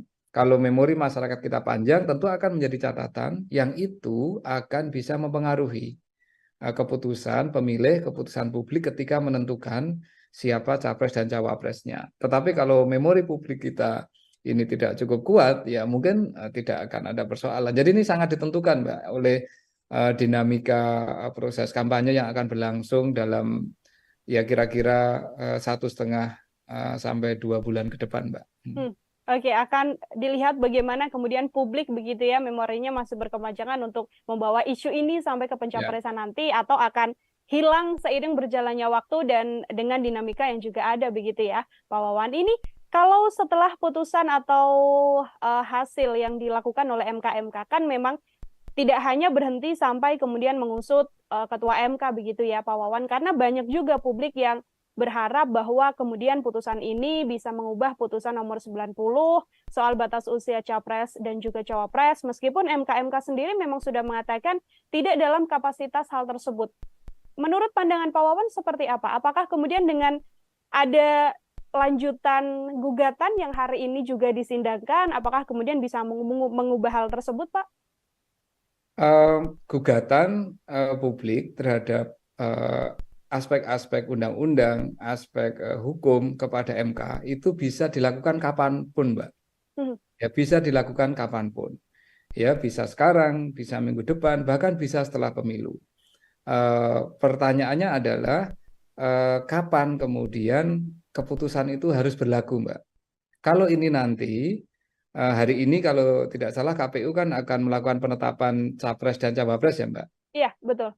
Kalau KPU sudah menentukan siapa capres dan cawapres, maka ya sudah, pemilu yang akan kita lakukan tanggal 14 Februari tahun depan ya akan diikuti oleh capres dan cawapres yang saat ini ditetapkan oleh KPU. Kecuali kemudian ada yang menggugat KPU dan mempersoalkan keputusannya KPU tersebut. Jadi ini tidak berhubungan langsung dengan persidangan perkara yang saat ini, yang hari ini mulai disidangkan di MK kan, Mbak. Nah, sebagaimana disampaikan oleh Pak Jimli kemarin, seandainya ini ada gugatan lebih lanjut dan KPU sudah menetapkan siapa capres dan cawapres, apapun hasil dari gugatan, maka itu hanya akan berlaku kira-kira untuk pemilu tahun atau pemilu periode berikutnya ya, Mbak. Artinya ini kan pemilu tahun 2029. Ya. Nah, dan apakah ini salah? Tidak, Mbak. Dari sisi proses pemilu, ini saya kira penting untuk segera memberikan kepastian kepada masyarakat. Cuman masalahnya, sekali lagi ini kan soal dukungan politik ya, Mbak. Soal legitimasi politik.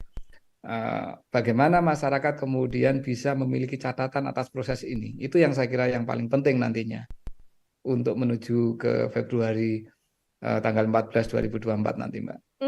Baik, tidak akan banyak mengubah juga ya Pak Wawan ya, karena pun kalaupun bisa berlaku, batasnya sudah hari ini PKPU yang kemudian disahkan oleh KPU, lalu berlakunya kemungkinan besar adalah di 2029, seperti itu. Pertanyaan yang juga muncul di publik ini, Pak Wawan, adalah terkait bagaimana etika begitu ya, etika dari sosok Mas Gibran sendiri. Kalau kita tahu kan Mas Gibran juga sudah menyatakan statementnya, sudah mengatakan bahwa ya bagaimanapun saya mengikuti apa yang sudah diputuskan oleh MK. Kalau Pak Wawan melihat jawaban dari Mas Gibran ini, seperti apa Pak Wawan? Karena kan Mas Gibran ini sosok yang terus dibahas terkait putusan 90 batas usia capres dan cawapres ini.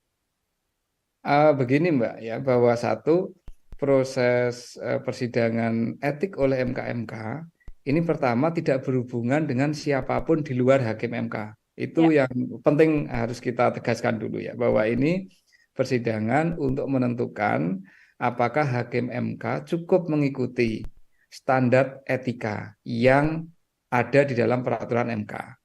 Dan keputusannya sudah menunjukkan dari 4 laporan semuanya ada aspek-aspek yang terbukti ada pelanggaran etika. Ya kan Mbak, elemennya kan banyak kemarin yang diputuskan ya, bahwa ini para hakim tidak cukup bisa menjaga kerahasiaan, para hakim tidak cukup bisa saling mengingatkan dan menjaga marwah, ya kan? Ada hakim yang dinyatakan bahwa tidak bisa memproteksi MK dari intervensi politik tertentu, kan seperti itu Mbak, ya kan? Jadi ini persidangan etik ini adalah persidangan untuk melihat seberapa seberapa kuat para hakim MK memegang standar etik ya, ethical conduct-nya itu seperti apa dipegang, dan ternyata buktinya seperti itu. Ini yang pertama. Yang kedua, kalau Pak Gibran sendiri sebenarnya secara normatif posisinya ya sebagai warga negara yang bisa memanfaatkan keputusan MK ini. Meskipun kita tahu secara politik beliau memang menjadi salah satu pihak yang boleh dikatakan terkait langsung atau memperoleh manfaat langsung dari keputusan ini kan Mbak? Iya kan? Nah, apakah ini kemudian ada persoalan etik untuk proses pencalonan? Kalau saya bukan soal etiknya Mbak, tapi soal testing untuk kenegarawanan. Semestinya kalau memang melihat ada proses yang kontroversial seperti ini, kalau memang tidak mau mencalonkan ya dari awal tidak memanfaatkan kesempatan. Tetapi ini kan kenyataannya kan memanfaatkan kesempatan Mbak. Artinya ya memang ada peluang yang dibuka dan kemudian itu dipakai. Nah, apakah itu secara formal sekali lagi sah? Itu sah Mbak. Cuman publik kemudian akan menanyakan, oh ternyata proses kemarin itu ya bagaimanapun juga memberikan jalan yang lebih terbuka kepada Pak Gibran untuk kemudian mencalonkan cawapres, karena kenyataannya beliau memanfaatkan peluang ini. Kan begitu Mbak ya? Tapi apakah ini kemudian ada hubungannya terkait dengan etikanya Pak Gibran dalam konteks ini? Tidak terkait Mbak, karena ini bukan soal etik kalau saya dalam konteks Pak Gibran, tapi lebih dalam konteks kenegarawanan, ya, bahwa di tengah kontroversi yang muncul dari awal ternyata peluang itu dimanfaatkan dan kemudian ya publik pada akhirnya yang akan bisa menilai seberapa derajat kenegarawanan yang dimiliki oleh beliau maupun mungkin ya mohon maaf oleh orang-orang yang ada di sekitar beliau, kayak gitu Mbak. Kalau saya melihatnya lebih ke situ. Jadi ini tidak ada etika yang dilanggar, tetapi memang ada pertanyaan soal memanfaatkan situasi, aspek kenegarawanan yang itu semua kemudian menjadi pembuktian. Kira-kira kemudian publik bisa menyimpulkan, oh berarti semua proses yang penuh dengan drama, semua proses yang penuh dengan dinamika ini memang memberikan jalan yang sangat lapang kepada beliau untuk menjadi cawapres. Dan kenyataannya kan seperti itu, Mbak. Artinya kalau dari kacamata atau dari pandangan Pak Wawan sendiri, kenegarawan seorang Gibran ini apakah kemudian masih belum bisa dikatakan punya sisi kenegarawan yang elok, yang bagus, atau seperti apa Pak Wawan? Ya kalau saya melihat ketika peluang ini terbuka dan kemudian dimanfaatkan, ya berarti memang ada intensi untuk memanfaatkan peluang itu. Guna apa ya? Guna masuk ke dalam proses proses elektoral, proses pemilu presiden dan wakil presiden kan Mbak. Dari awal kan kita tahu ya bahwa dari sisi momentum ya, dari awal kita tahu dari sisi momentum proses gugatan ini kan sangat mepet Mbak dengan semua dinamika proses pencalonan kemarin ya. Dan karena dari sisi momentum seperti itu, maka kita semua kemudian bisa membaca, publik bisa menilai bahwa ini tujuan utamanya adalah untuk mencoba membuka ruang. Dan kebetulan ruang itu kemudian dibuka oleh MK, ya kan? Dan proses membuka ruang oleh MK ternyata penuh dengan kontroversi. Keputusannya tidak bulat, kemudian dari keputusan yang tidak bulat itu sebenarnya juga tidak ada opini yang bersifat solid, dan setelah itu kemudian muncul ada dugaan pelanggaran etik yang dilakukan oleh Ketua MK karena menyidangkan perkara yang punya kemungkinan interest langsung dengan salah satu anggota keluarga, ya kan Mbak? Dan kemudian di sidang MK, sidang Majelis Kehormatan kemudian membuktikan, oh benar ini terjadi banyak sekali pelanggaran terhadap ethical conduct, ya, terhadap prosedur-prosedur etis yang ada di MK. Jelas Mbak, meskipun secara formal hukum keputusan itu tidak bisa dicabut, tapi legitimasi etiknya, legitimasi moralnya, ini kemudian menjadi sangat tergerus. Nah, ini yang memang situasi-situasi dilematisnya kan seperti itu ya. MK kan memang tidak punya kewenangan untuk mencabut keputusan kan Mbak, tetapi hanya bisa menunjukkan kepada publik ini ada legitimasi etika yang dilanggar ketika keputusan ini dibuat, ya kan?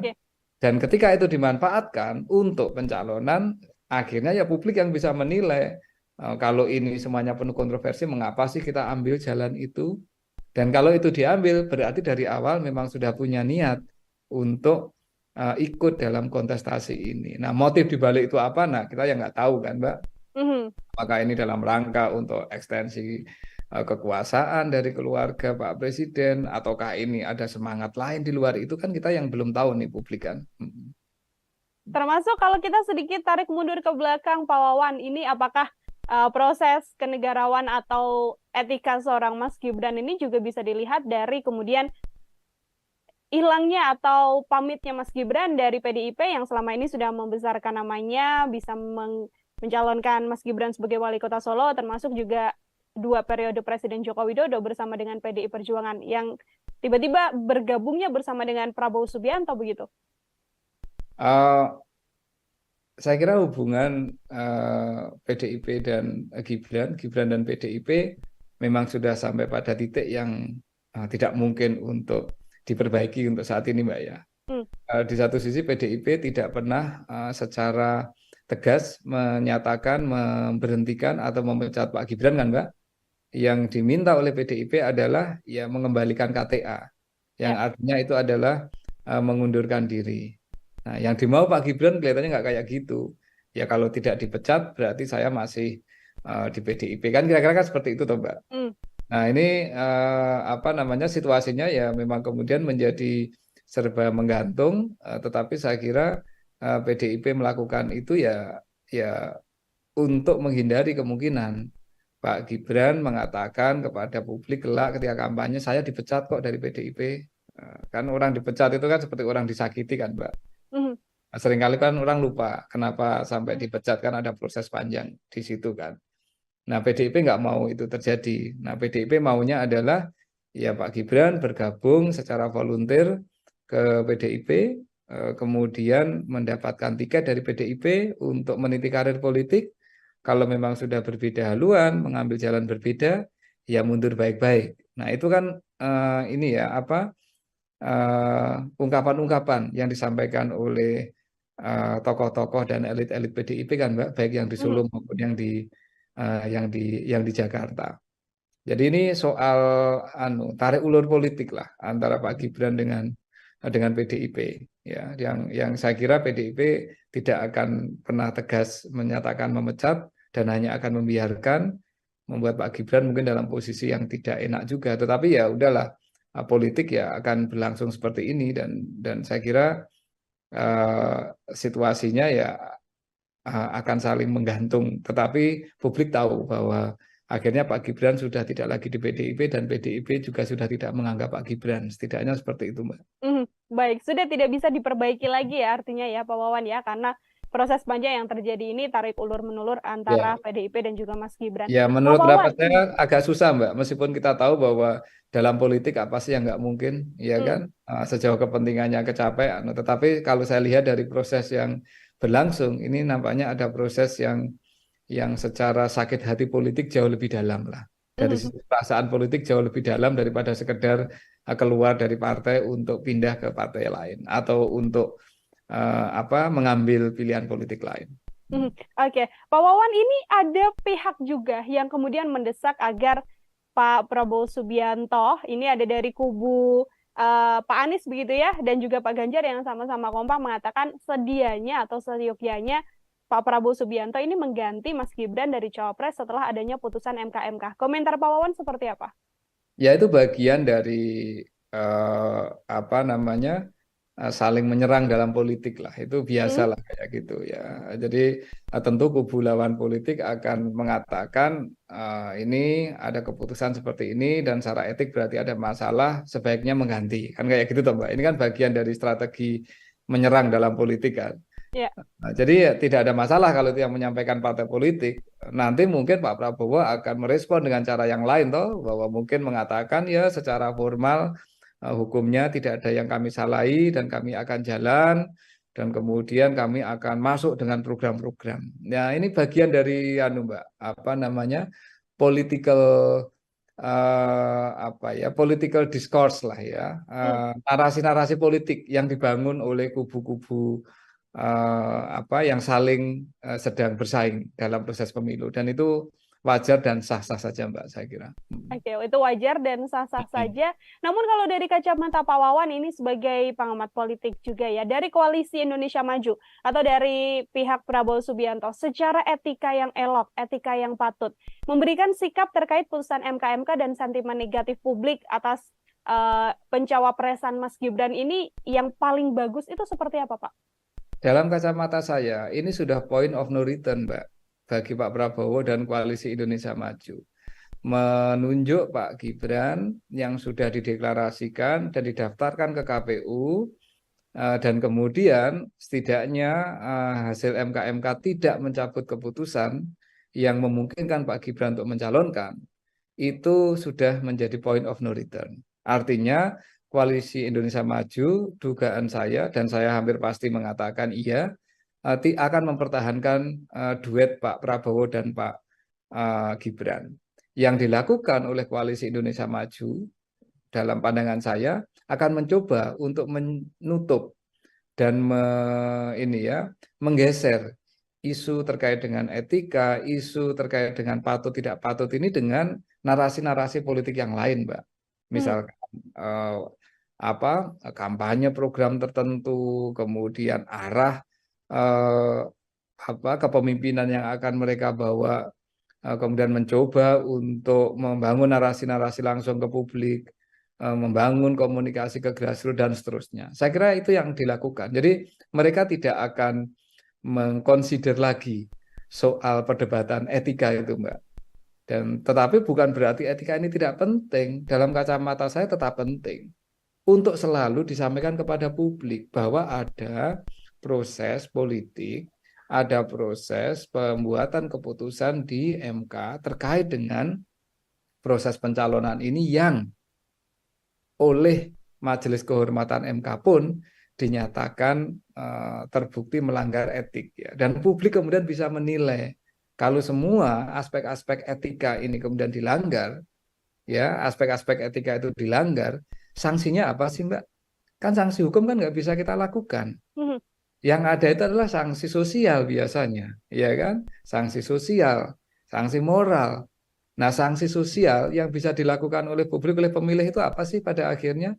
Ya, mungkin akan mencari alternatif pilihan yang lain. Mungkin akan menentukan pilihan yang lain. Itu kan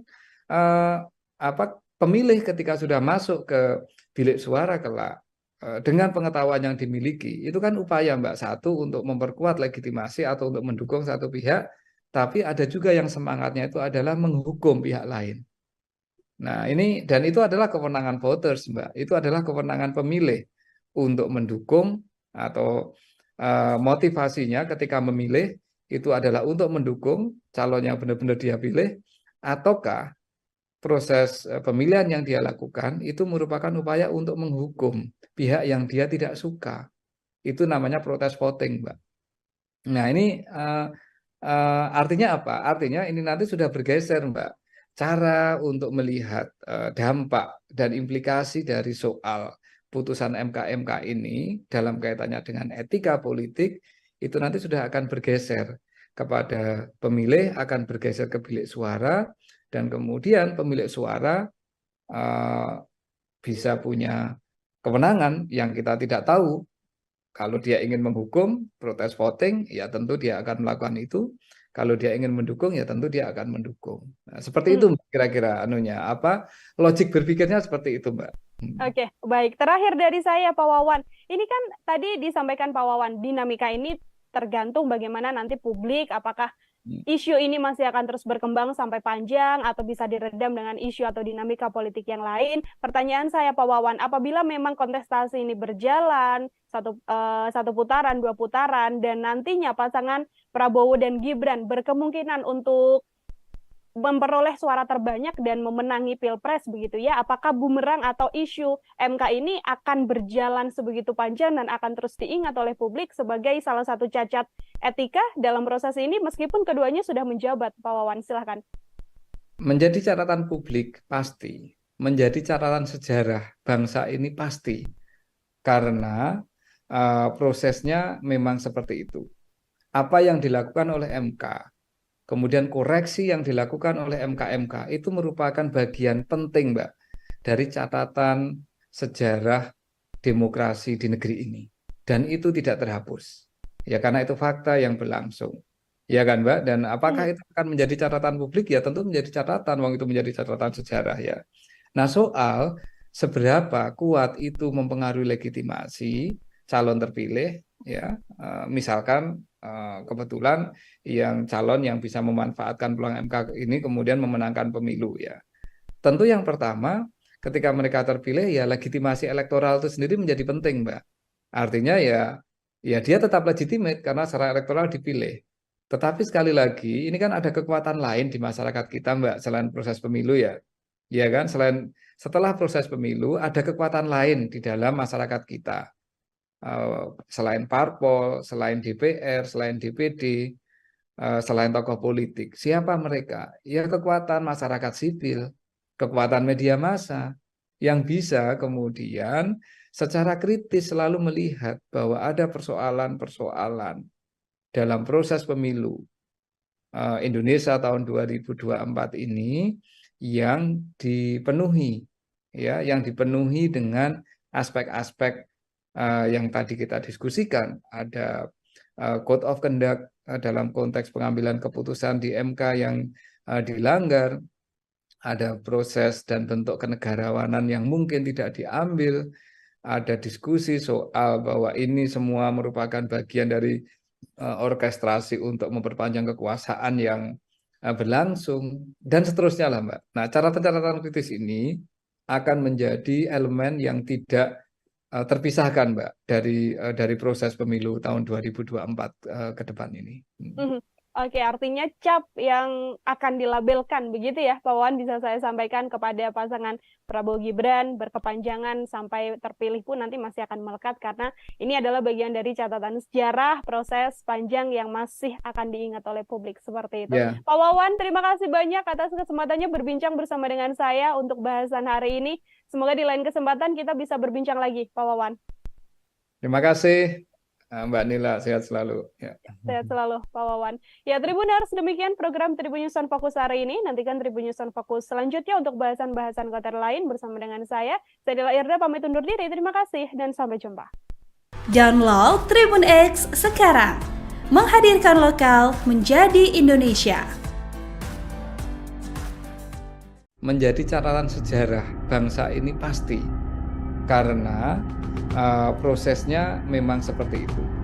Apa yang dilakukan oleh MK, kemudian koreksi yang dilakukan oleh MK itu merupakan bagian penting, Mbak, dari catatan sejarah demokrasi di negeri ini.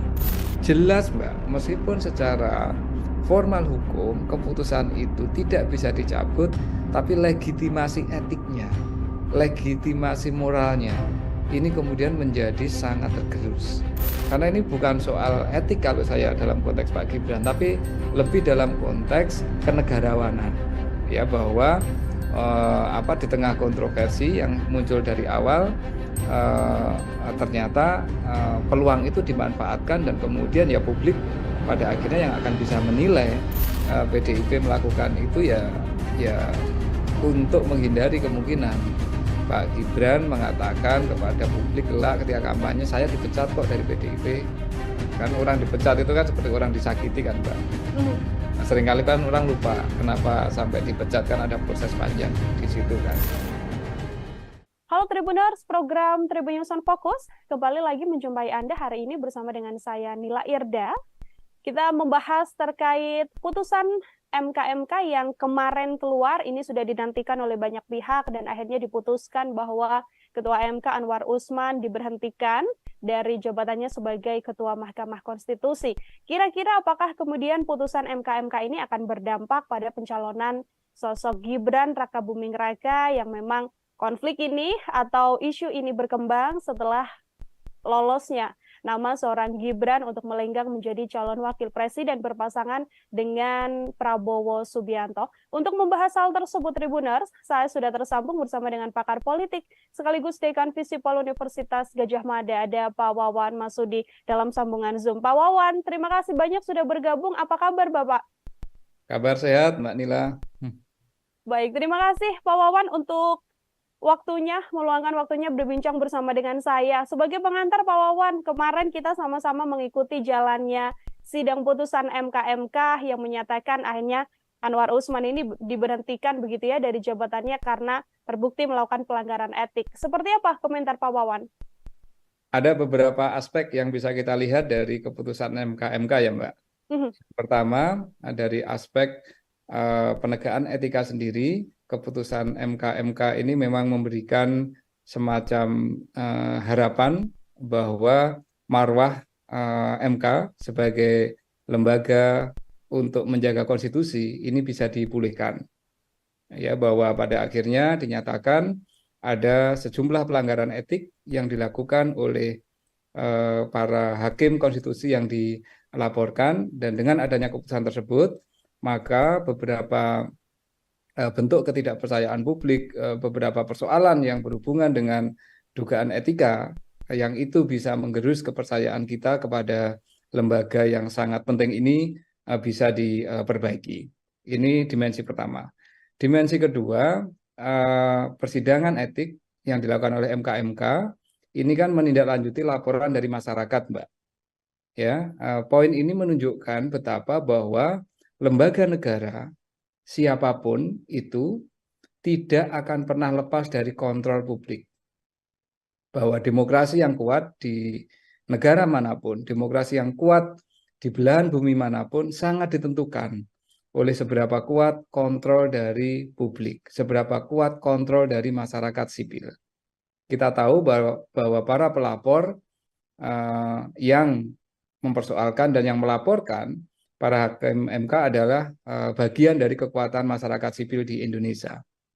Artinya, lembaga negara manapun saat ini dan ke depan harus benar-benar belajar apa yang mereka lakukan ini sepenuhnya ada di dalam pengawasan publik, ya, ada di dalam pengawasan masyarakat sipil.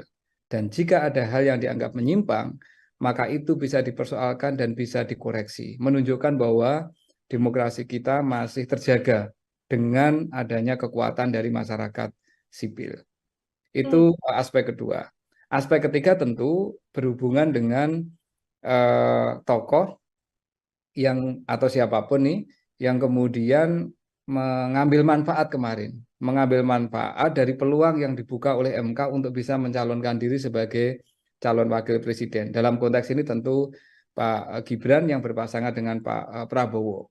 Bahwa meskipun keputusan MK tidak menggugurkan substansi keputusan, bahwa artinya calon wakil presiden maupun calon presiden boleh berusia di bawah 40 tahun sejauh pernah menduduki jabatan politik yang juga diperoleh lewat proses pemilihan umum, ini tidak berubah, tetapi prosesnya atau proses munculnya keputusan itu ternyata sudah diputus ada aspek-aspek pelanggaran etika. Bahwa sebuah keputusan mungkin tetap boleh berjalan, namun kita tahu akan selalu menjadi catatan publik bahwa keputusan tersebut muncul dalam konteks di mana ada pelanggaran-pelanggaran etika yang dilakukan oleh pengambil kebijakan tersebut. Sehingga ini secara hukum pencalonannya tidak akan bermasalah, tetapi secara politik tentu ada aspek legitimasi yang kemudian bisa menjadi pertanyaan dari waktu ke waktu. Dari sisi etika politik ada hal yang tidak sepenuhnya kemudian bisa bisa dibangun dari proses pencalonan tersebut. Artinya Pak Wawan jika melihat dari sisi atau poin yang ketiga begitu ya, apakah ini kemudian bisa menjadi bumerang besar bagi proses pencalonan pasangan Prabowo Gibran, termasuk juga ini juga bisa jadi salah satu senjata untuk semakin mengerus sentimen negatif dari publik terkait pasangan ini, Pak Wawan?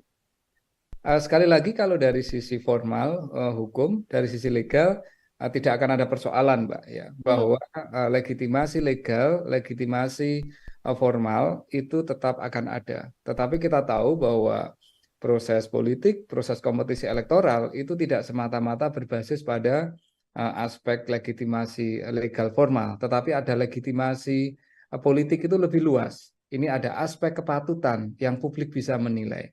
Ada aspek bahwa keputusan ini dibuat dalam suasana di mana tidak seluruh etika-etika yang harusnya dipegang oleh para hakim MK itu dilaksanakan, ya. Karena itu kemudian publik akan menilai bahwa oke, ini bisa mencalonkan, tetapi ada banyak kelemahan-kelemahan, ya. Ada aspek-aspek yang bisa kita katakan cacat dari sisi proses pencalonan yang kemudian ya tergantung nanti dalam proses kampanye apakah lawan politik akan menggunakan ini untuk melakukan serangan dengan mengatakan bahwa ada fondasi etika yang bermasalah dalam proses yang sedang berlangsung atau tidak dipakai oleh para lawan politiknya. Pun halnya di masyarakat, kita tidak tahu akan seberapa lama ini memori masyarakat terhadap proses yang berlangsung di MK ini kan. Kalau memori masyarakat kita panjang, tentu akan menjadi catatan yang itu akan bisa mempengaruhi keputusan pemilih, keputusan publik ketika menentukan siapa capres dan cawapresnya. Tetapi kalau memori publik kita ini tidak cukup kuat, ya mungkin tidak akan ada persoalan. Jadi ini sangat ditentukan, Mbak, oleh dinamika proses kampanye yang akan berlangsung dalam ya kira-kira 1,5 sampai 2 bulan ke depan, Mbak. Oke, akan dilihat bagaimana kemudian publik begitu ya, memorinya masih berkepanjangan untuk membawa isu ini sampai ke pencapresan nanti, atau akan hilang seiring berjalannya waktu dan dengan dinamika yang juga ada begitu ya, Pak Wawan. Ini kalau setelah putusan atau hasil yang dilakukan oleh MK kan memang tidak hanya berhenti sampai kemudian mengusut Ketua MK begitu ya, Pak Wawan, karena banyak juga publik yang berharap bahwa kemudian putusan ini bisa mengubah putusan nomor 90 soal batas usia capres dan juga cawapres, meskipun MK sendiri memang sudah mengatakan tidak dalam kapasitas hal tersebut. Menurut pandangan Pak Wawan seperti apa? Apakah kemudian dengan ada lanjutan gugatan yang hari ini juga disindangkan, apakah kemudian bisa mengubah hal tersebut, Pak? Gugatan publik terhadap aspek-aspek undang-undang, aspek hukum kepada MK itu bisa dilakukan kapanpun, Mbak. Ya, bisa dilakukan kapanpun.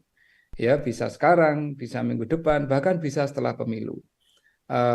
Pertanyaannya adalah kapan kemudian keputusan itu harus berlaku, Mbak.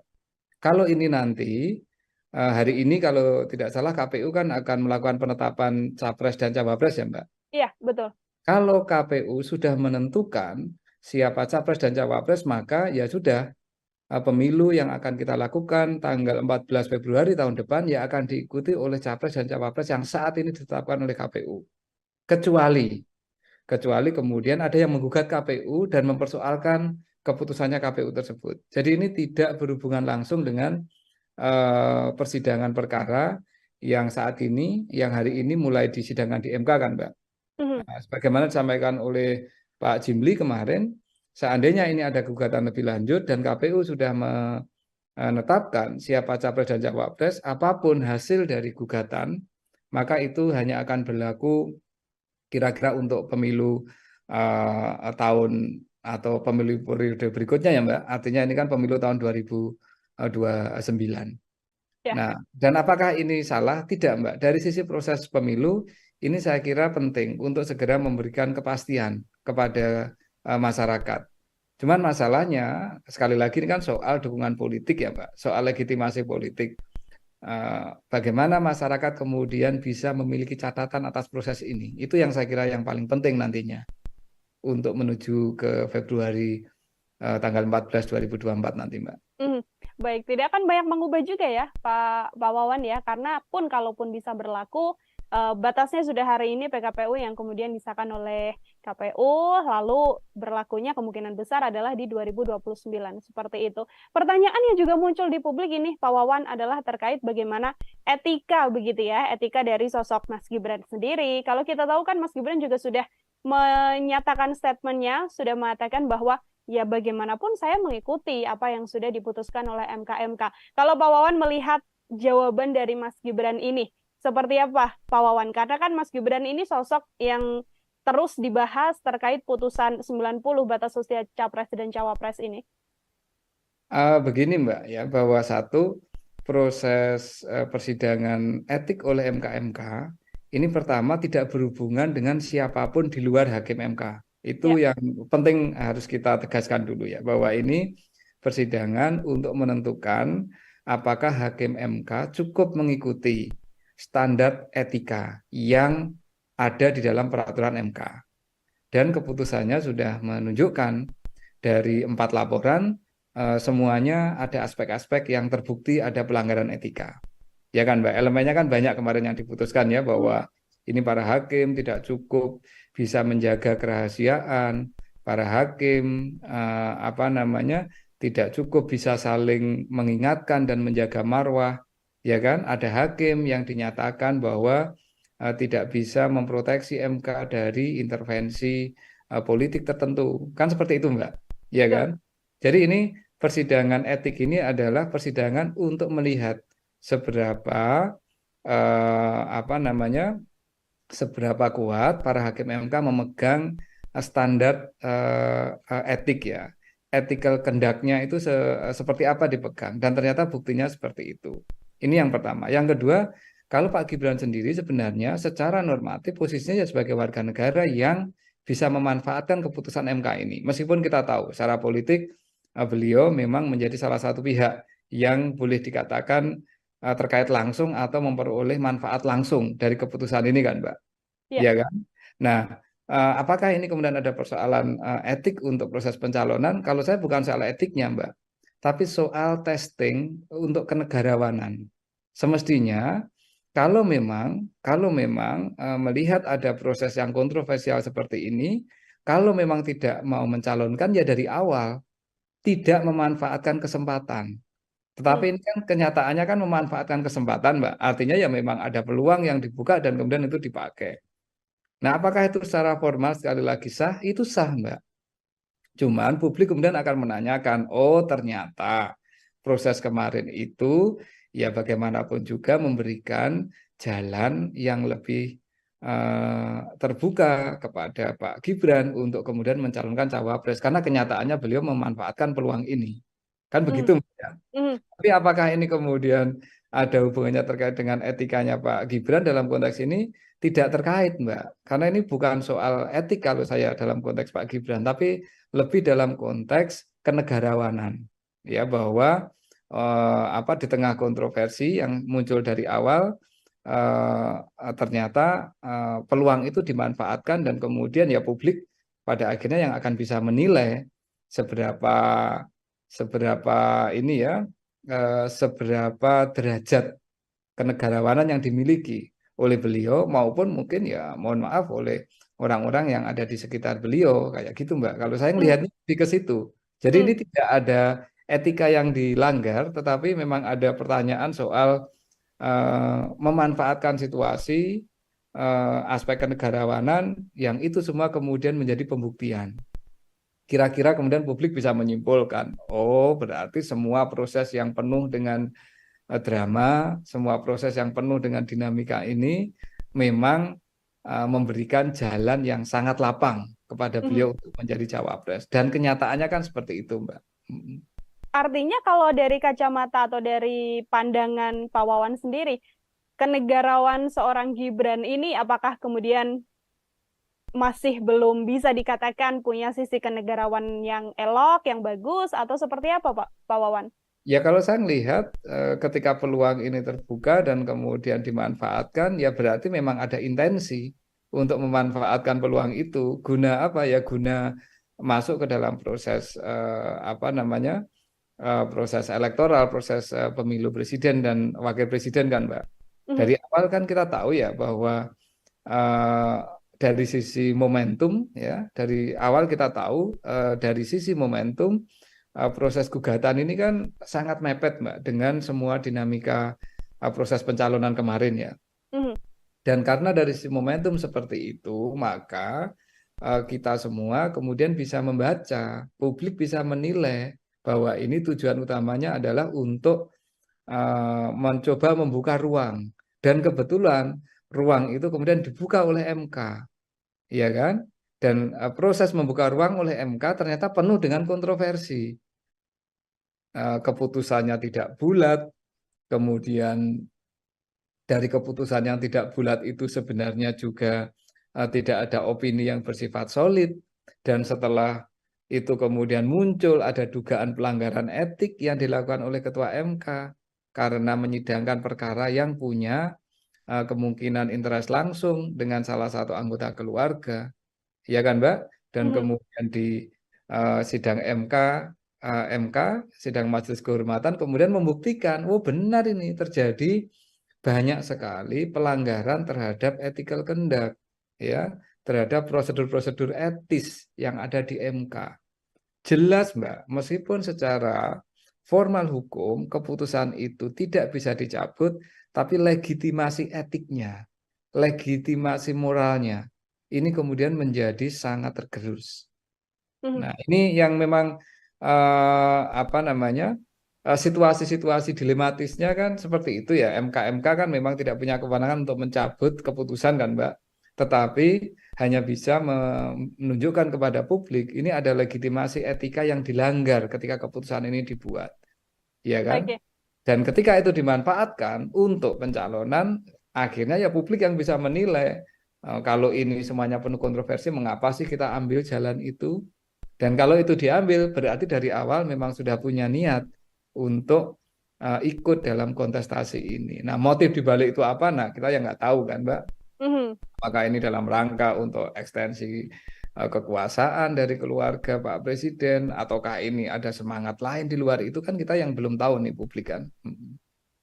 Termasuk kalau kita sedikit tarik mundur ke belakang, Pak Wawan, ini apakah proses kenegarawan atau etika seorang Mas Gibran ini juga bisa dilihat dari kemudian hilangnya atau pamitnya Mas Gibran dari PDIP yang selama ini sudah membesarkan namanya, bisa mencalonkan Mas Gibran sebagai wali kota Solo, termasuk juga 2 periode Presiden Joko Widodo bersama dengan PDI Perjuangan yang tiba-tiba bergabungnya bersama dengan Prabowo Subianto begitu?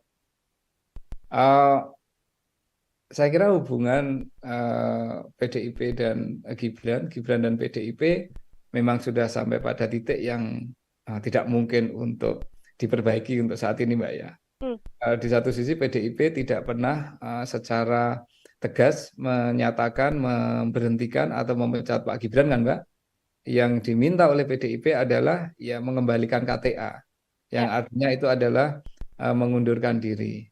Nah, yang dimau Pak Gibran kelihatannya nggak kayak gitu. Ya kalau tidak dipecat berarti saya masih di PDIP kan, kira-kira kan seperti itu toh, Mbak.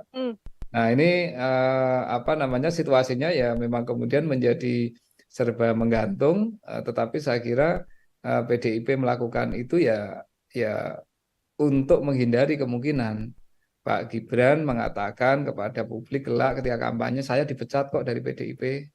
Kan orang dipecat itu kan seperti orang disakiti kan, Mbak. Seringkali kan orang lupa kenapa sampai dipecat, kan ada proses panjang di situ kan. Nah, PDIP nggak mau itu terjadi. Nah, PDIP maunya adalah ya Pak Gibran bergabung secara volunteer ke PDIP, kemudian mendapatkan tiket dari PDIP untuk meniti karir politik.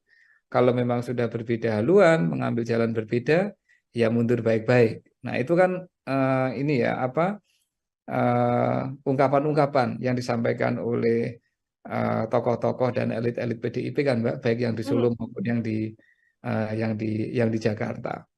Jadi ini soal tarik ulur politik lah antara Pak Gibran dengan PDIP ya, yang saya kira PDIP tidak akan pernah tegas menyatakan memecat dan hanya akan membiarkan, membuat Pak Gibran mungkin dalam posisi yang tidak enak juga. Tetapi ya udahlah, politik ya akan berlangsung seperti ini, dan saya kira situasinya ya akan saling menggantung. Tetapi publik tahu bahwa akhirnya Pak Gibran sudah tidak lagi di PDIP dan PDIP juga sudah tidak menganggap Pak Gibran. Setidaknya seperti itu, Mbak. Baik, sudah tidak bisa diperbaiki lagi ya artinya ya Pak Wawan ya, karena proses panjang yang terjadi ini tarik ulur menulur antara PDIP dan juga Mas Gibran. Ya, menurut pendapat saya agak susah Mbak, meskipun kita tahu bahwa dalam politik apa sih yang nggak mungkin, ya kan? Sejauh kepentingannya kecapean. Tetapi kalau saya lihat dari proses yang berlangsung, ini nampaknya ada proses yang secara sakit hati politik jauh lebih dalam lah. Dari perasaan politik jauh lebih dalam daripada sekedar keluar dari partai untuk pindah ke partai lain atau untuk mengambil pilihan politik lain. Oke, Pak Wawan, ini ada pihak juga yang kemudian mendesak agar Pak Prabowo Subianto, ini ada dari kubu Pak Anies begitu ya, dan juga Pak Ganjar yang sama-sama kompak mengatakan sedianya atau seyogyanya Pak Prabowo Subianto ini mengganti Mas Gibran dari Cawapres setelah adanya putusan MK. Komentar Pak Wawan seperti apa? Ya itu bagian dari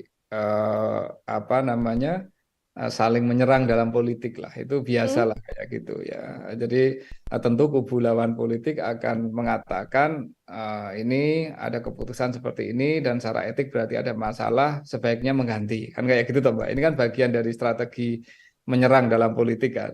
Nah, jadi ya, tidak ada masalah kalau itu yang menyampaikan partai politik. Nanti mungkin Pak Prabowo akan merespon dengan cara yang lain toh, bahwa mungkin mengatakan ya secara formal hukumnya tidak ada yang kami salahi dan kami akan jalan, dan kemudian kami akan masuk dengan program-program. Nah, ini bagian dari Mbak, political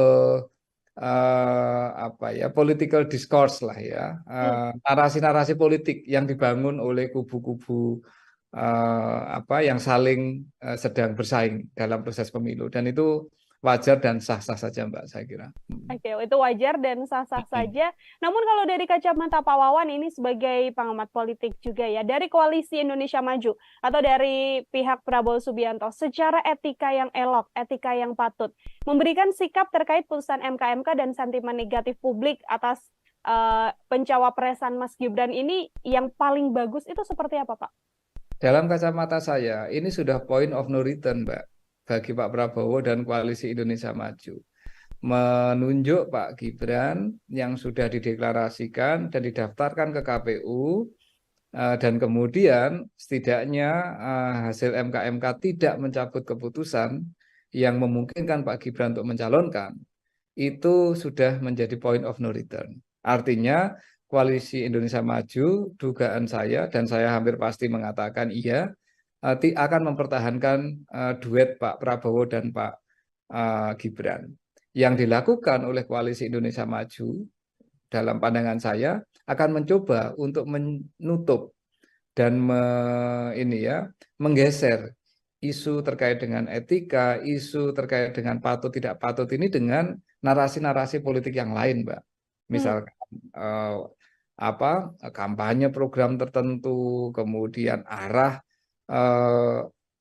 kepemimpinan yang akan mereka bawa, kemudian mencoba untuk membangun narasi-narasi langsung ke publik, membangun komunikasi ke grassroots dan seterusnya. Saya kira itu yang dilakukan. Jadi mereka tidak akan mengconsider lagi soal perdebatan etika itu, Mbak.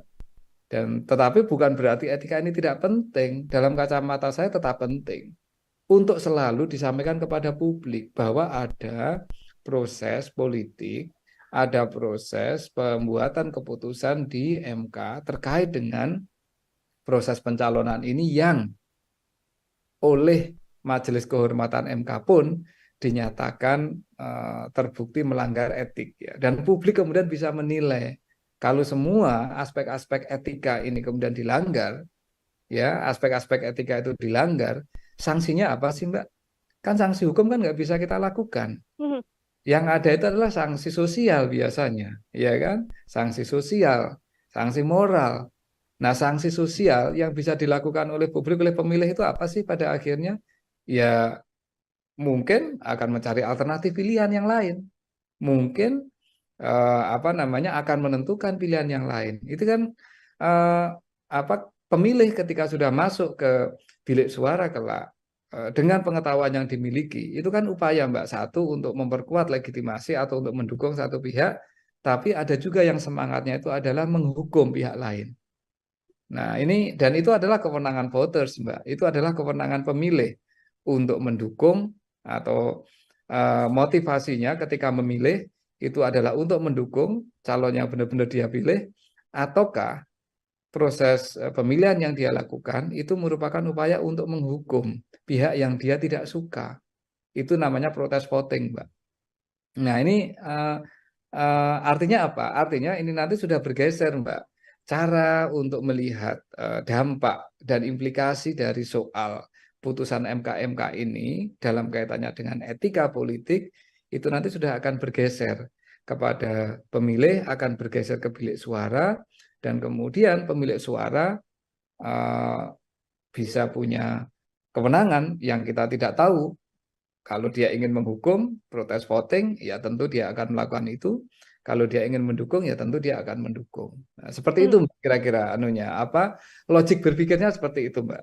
Oke, baik. Terakhir dari saya, Pak Wawan. Ini kan tadi disampaikan Pak Wawan, dinamika ini tergantung bagaimana nanti publik, apakah isu ini masih akan terus berkembang sampai panjang atau bisa diredam dengan isu atau dinamika politik yang lain. Pertanyaan saya, Pak Wawan, apabila memang kontestasi ini berjalan satu putaran, 2 putaran, dan nantinya pasangan Prabowo dan Gibran berkemungkinan untuk memperoleh suara terbanyak dan memenangi Pilpres begitu ya, apakah bumerang atau isu MK ini akan berjalan sebegitu panjang dan akan terus diingat oleh publik sebagai salah satu cacat etika dalam proses ini meskipun keduanya sudah menjabat? Pak Wawan, silahkan. Menjadi catatan publik pasti, menjadi catatan sejarah bangsa ini pasti, karena prosesnya memang seperti itu. Apa yang dilakukan oleh MK, kemudian koreksi yang dilakukan oleh MK itu merupakan bagian penting, Mbak, dari catatan sejarah demokrasi di negeri ini. Dan itu tidak terhapus. Ya, karena itu fakta yang berlangsung. Ya kan, Mbak? Dan apakah itu akan menjadi catatan publik? Ya tentu menjadi catatan, wong itu menjadi catatan sejarah ya. Nah, soal seberapa kuat itu mempengaruhi legitimasi calon terpilih, ya, misalkan kebetulan yang calon yang bisa memanfaatkan peluang MK ini kemudian memenangkan pemilu ya. Tentu yang pertama ketika mereka terpilih ya legitimasi elektoral itu sendiri menjadi penting, Mbak. Artinya ya dia tetap legitimate karena secara elektoral dipilih. Tetapi sekali lagi ini kan ada kekuatan lain di masyarakat kita, Mbak, selain proses pemilu ya. Ya kan, setelah proses pemilu ada kekuatan lain di dalam masyarakat kita. Selain parpol, selain DPR, selain DPD, selain tokoh politik. Siapa mereka? Ya kekuatan masyarakat sipil, kekuatan media massa yang bisa kemudian secara kritis selalu melihat bahwa ada persoalan-persoalan dalam proses pemilu Indonesia tahun 2024 ini yang dipenuhi ya, yang dipenuhi dengan aspek-aspek yang tadi kita diskusikan. Ada code of conduct dalam konteks pengambilan keputusan di MK yang dilanggar, ada proses dan bentuk kenegarawanan yang mungkin tidak diambil, ada diskusi soal bahwa ini semua merupakan bagian dari orkestrasi untuk memperpanjang kekuasaan yang berlangsung, dan seterusnya lah, Mbak. Nah, catatan kritis ini akan menjadi elemen yang tidak terpisahkan, Mbak, dari proses pemilu tahun 2024 ke depan ini. Oke, artinya cap yang akan dilabelkan begitu ya, Pak Wawan, bisa saya sampaikan kepada pasangan Prabowo Gibran berkepanjangan sampai terpilih pun nanti masih akan melekat karena ini adalah bagian dari catatan sejarah proses panjang yang masih akan diingat oleh publik seperti itu. Ya, Pak Wawan, terima kasih banyak atas kesempatannya berbincang bersama dengan saya untuk bahasan hari ini. Semoga di lain kesempatan kita bisa berbincang lagi, Pak Wawan. terima kasih Mbak Nila, sehat selalu. Ya. Sehat selalu, Pak Wawan. Ya, Tribuners, demikian program Tribun News on Fokus hari ini. Nantikan Tribun News on Fokus selanjutnya untuk bahasan-bahasan konten lain bersama dengan saya. Saya Nila Irda, pamit undur diri. Terima kasih dan sampai jumpa. Download Tribun X sekarang. Menghadirkan lokal menjadi Indonesia. Menjadi catatan sejarah bangsa ini pasti, karena prosesnya memang seperti itu. Apa yang dilakukan oleh MK, kemudian koreksi yang dilakukan oleh MK itu merupakan bagian penting, Mbak, dari catatan sejarah demokrasi di negeri ini. Jelas, Mbak, meskipun secara formal hukum keputusan itu tidak bisa dicabut, tapi legitimasi etiknya, legitimasi moralnya ini kemudian menjadi sangat tergerus. Karena ini bukan soal etik kalau saya dalam konteks Pak Gibran, tapi lebih dalam konteks kenegarawanan. Ya, bahwa di tengah kontroversi yang muncul dari awal, ternyata peluang itu dimanfaatkan dan kemudian ya publik pada akhirnya yang akan bisa menilai PDIP melakukan itu ya untuk menghindari kemungkinan Pak Gibran mengatakan kepada publik kelak ketika kampanye, saya dipecat kok dari PDIP. Kan orang dipecat itu kan seperti orang disakiti kan, Mbak. Nah, seringkali kan orang lupa kenapa sampai dipecat, kan ada proses panjang di situ kan. Halo Tribuners, program Tribun News on Fokus kembali lagi menjumpai Anda hari ini bersama dengan saya Nila Irda. Kita membahas terkait putusan MK yang kemarin keluar, ini sudah dinantikan oleh banyak pihak dan akhirnya diputuskan bahwa Ketua MK Anwar Usman diberhentikan dari jabatannya sebagai Ketua Mahkamah Konstitusi. Kira-kira apakah kemudian putusan MK ini akan berdampak pada pencalonan sosok Gibran Rakabuming Raka yang memang konflik ini atau isu ini berkembang setelah lolosnya nama seorang Gibran untuk melenggang menjadi calon wakil presiden berpasangan dengan Prabowo Subianto. Untuk membahas hal tersebut, Tribuners, saya sudah tersambung bersama dengan pakar politik sekaligus Dekan Visipol Universitas Gadjah Mada, ada Pak Wawan Masudi dalam sambungan Zoom. Pak Wawan, terima kasih banyak sudah bergabung. Apa kabar, Bapak? Kabar sehat, Mbak Nila. Baik, terima kasih Pak Wawan untuk meluangkan waktunya berbincang bersama dengan saya. Sebagai pengantar Pak Wawan, kemarin kita sama-sama mengikuti jalannya sidang putusan MK yang menyatakan akhirnya Anwar Usman ini diberhentikan begitu ya dari jabatannya karena terbukti melakukan pelanggaran etik. Seperti apa komentar Pak Wawan? Ada beberapa aspek yang bisa kita lihat dari keputusan MK ya, Mbak. Pertama, dari aspek penegakan etika sendiri. Keputusan MK ini memang memberikan semacam harapan bahwa marwah MK sebagai lembaga untuk menjaga konstitusi ini bisa dipulihkan. Ya, bahwa pada akhirnya dinyatakan ada sejumlah pelanggaran etik yang dilakukan oleh para hakim konstitusi yang dilaporkan, dan dengan adanya keputusan tersebut maka beberapa bentuk ketidakpercayaan publik, beberapa persoalan yang berhubungan dengan dugaan etika yang itu bisa menggerus kepercayaan kita kepada lembaga yang sangat penting ini bisa diperbaiki. Ini dimensi pertama. Dimensi kedua, persidangan etik yang dilakukan oleh MK ini kan menindaklanjuti laporan dari masyarakat, Mbak. Ya, poin ini menunjukkan betapa bahwa lembaga negara siapapun itu tidak akan pernah lepas dari kontrol publik. Bahwa demokrasi yang kuat di negara manapun, demokrasi yang kuat di belahan bumi manapun sangat ditentukan oleh seberapa kuat kontrol dari publik, seberapa kuat kontrol dari masyarakat sipil. Kita tahu bahwa para pelapor yang mempersoalkan dan yang melaporkan para hakim MK adalah bagian dari kekuatan masyarakat sipil di Indonesia. Artinya, lembaga negara manapun saat ini dan ke depan harus benar-benar belajar apa yang mereka lakukan ini sepenuhnya ada di dalam pengawasan publik, ya, ada di dalam pengawasan masyarakat sipil. Dan jika ada hal yang dianggap menyimpang, maka itu bisa dipersoalkan dan bisa dikoreksi, menunjukkan bahwa demokrasi kita masih terjaga dengan adanya kekuatan dari masyarakat sipil. Itu aspek kedua. Aspek ketiga tentu berhubungan dengan tokoh yang atau siapapun nih yang kemudian mengambil manfaat kemarin, mengambil manfaat dari peluang yang dibuka oleh MK untuk bisa mencalonkan diri sebagai calon wakil presiden. Dalam konteks ini tentu Pak Gibran yang berpasangan dengan Pak Prabowo. Bahwa meskipun keputusan MK tidak menggugurkan substansi keputusan, bahwa artinya calon wakil presiden maupun calon presiden boleh berusia di bawah 40 tahun sejauh pernah menduduki jabatan politik yang juga diperoleh lewat proses pemilihan umum, ini tidak berubah, tetapi prosesnya atau proses munculnya keputusan itu ternyata sudah diputus ada aspek-aspek pelanggaran etika.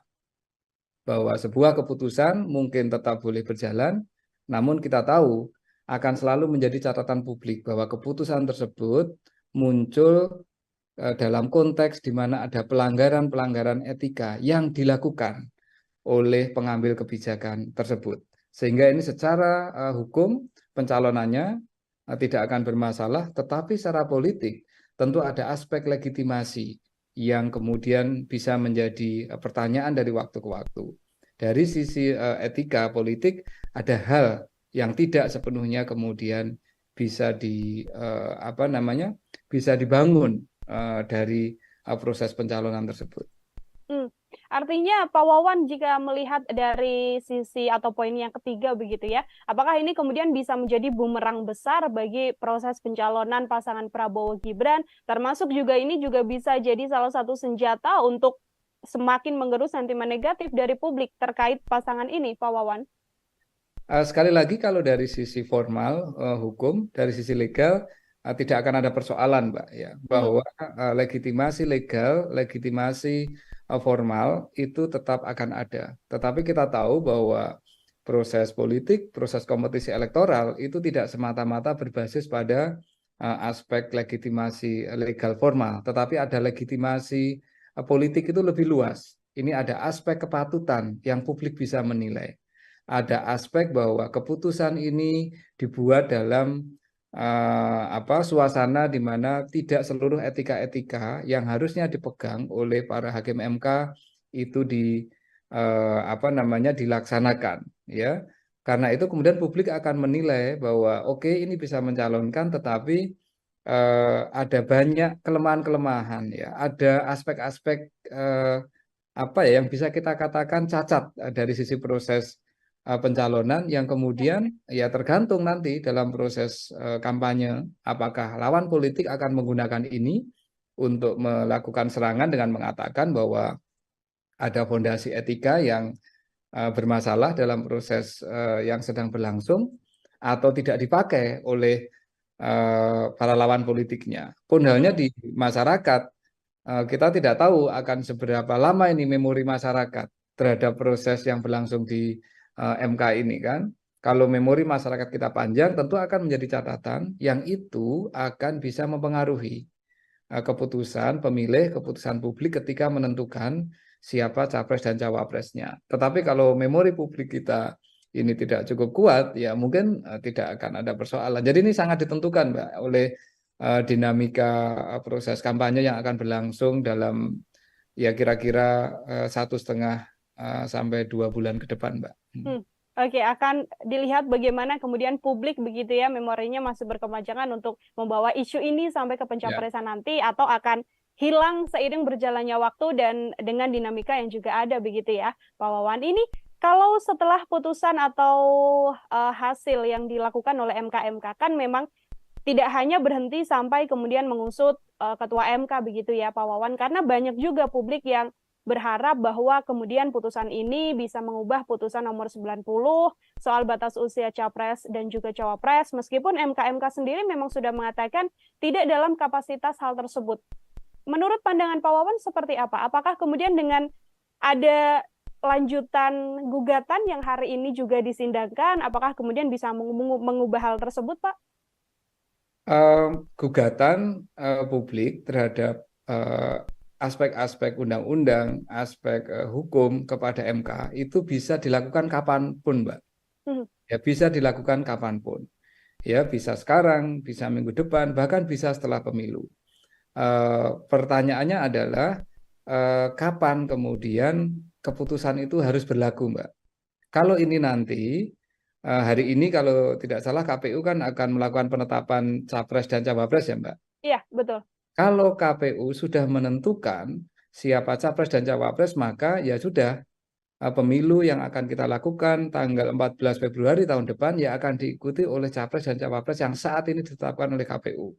Kecuali kemudian ada yang menggugat KPU dan mempersoalkan keputusannya KPU tersebut. Jadi ini tidak berhubungan langsung dengan persidangan perkara yang saat ini, yang hari ini mulai disidangkan di MK kan, Mbak?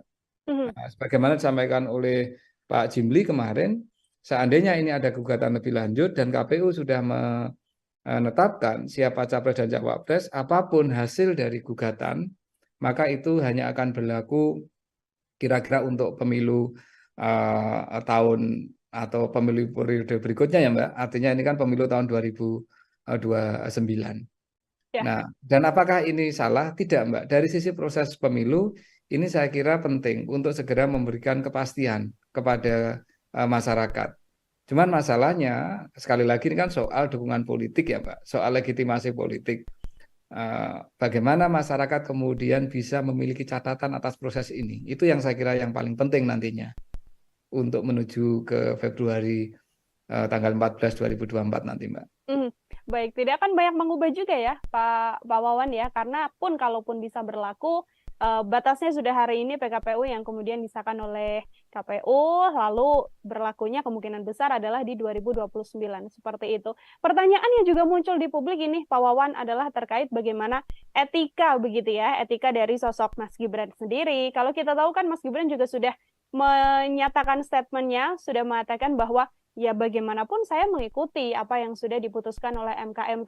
Kalau Pak Wawan melihat jawaban dari Mas Gibran ini, seperti apa Pak Wawan? Karena kan Mas Gibran ini sosok yang terus dibahas terkait putusan 90 batas usia capres dan cawapres ini.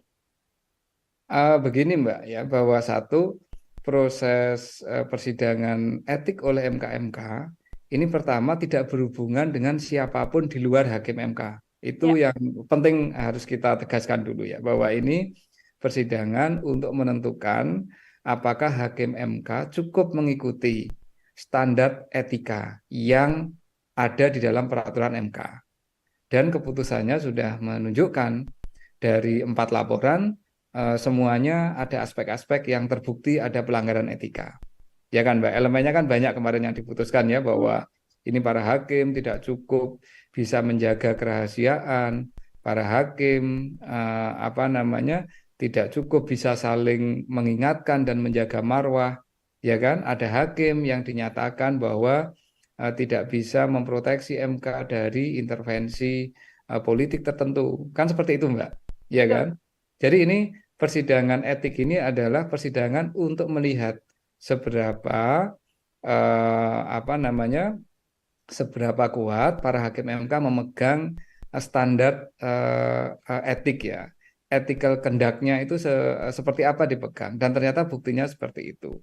Ini yang pertama. Yang kedua, kalau Pak Gibran sendiri sebenarnya secara normatif posisinya ya sebagai warga negara yang bisa memanfaatkan keputusan MK ini. Meskipun kita tahu secara politik beliau memang menjadi salah satu pihak yang boleh dikatakan terkait langsung atau memperoleh manfaat langsung dari keputusan ini kan Mbak, ya kan? Nah, apakah ini kemudian ada persoalan etik untuk proses pencalonan? Kalau saya bukan soal etiknya Mbak, tapi soal testing untuk kenegarawanan. Semestinya kalau memang melihat ada proses yang kontroversial seperti ini, kalau memang tidak mau mencalonkan ya dari awal tidak memanfaatkan kesempatan. Tetapi ini kan kenyataannya kan memanfaatkan kesempatan, Mbak. Artinya ya memang ada peluang yang dibuka dan kemudian itu dipakai. Nah, apakah itu secara formal sekali lagi sah? Itu sah, Mbak.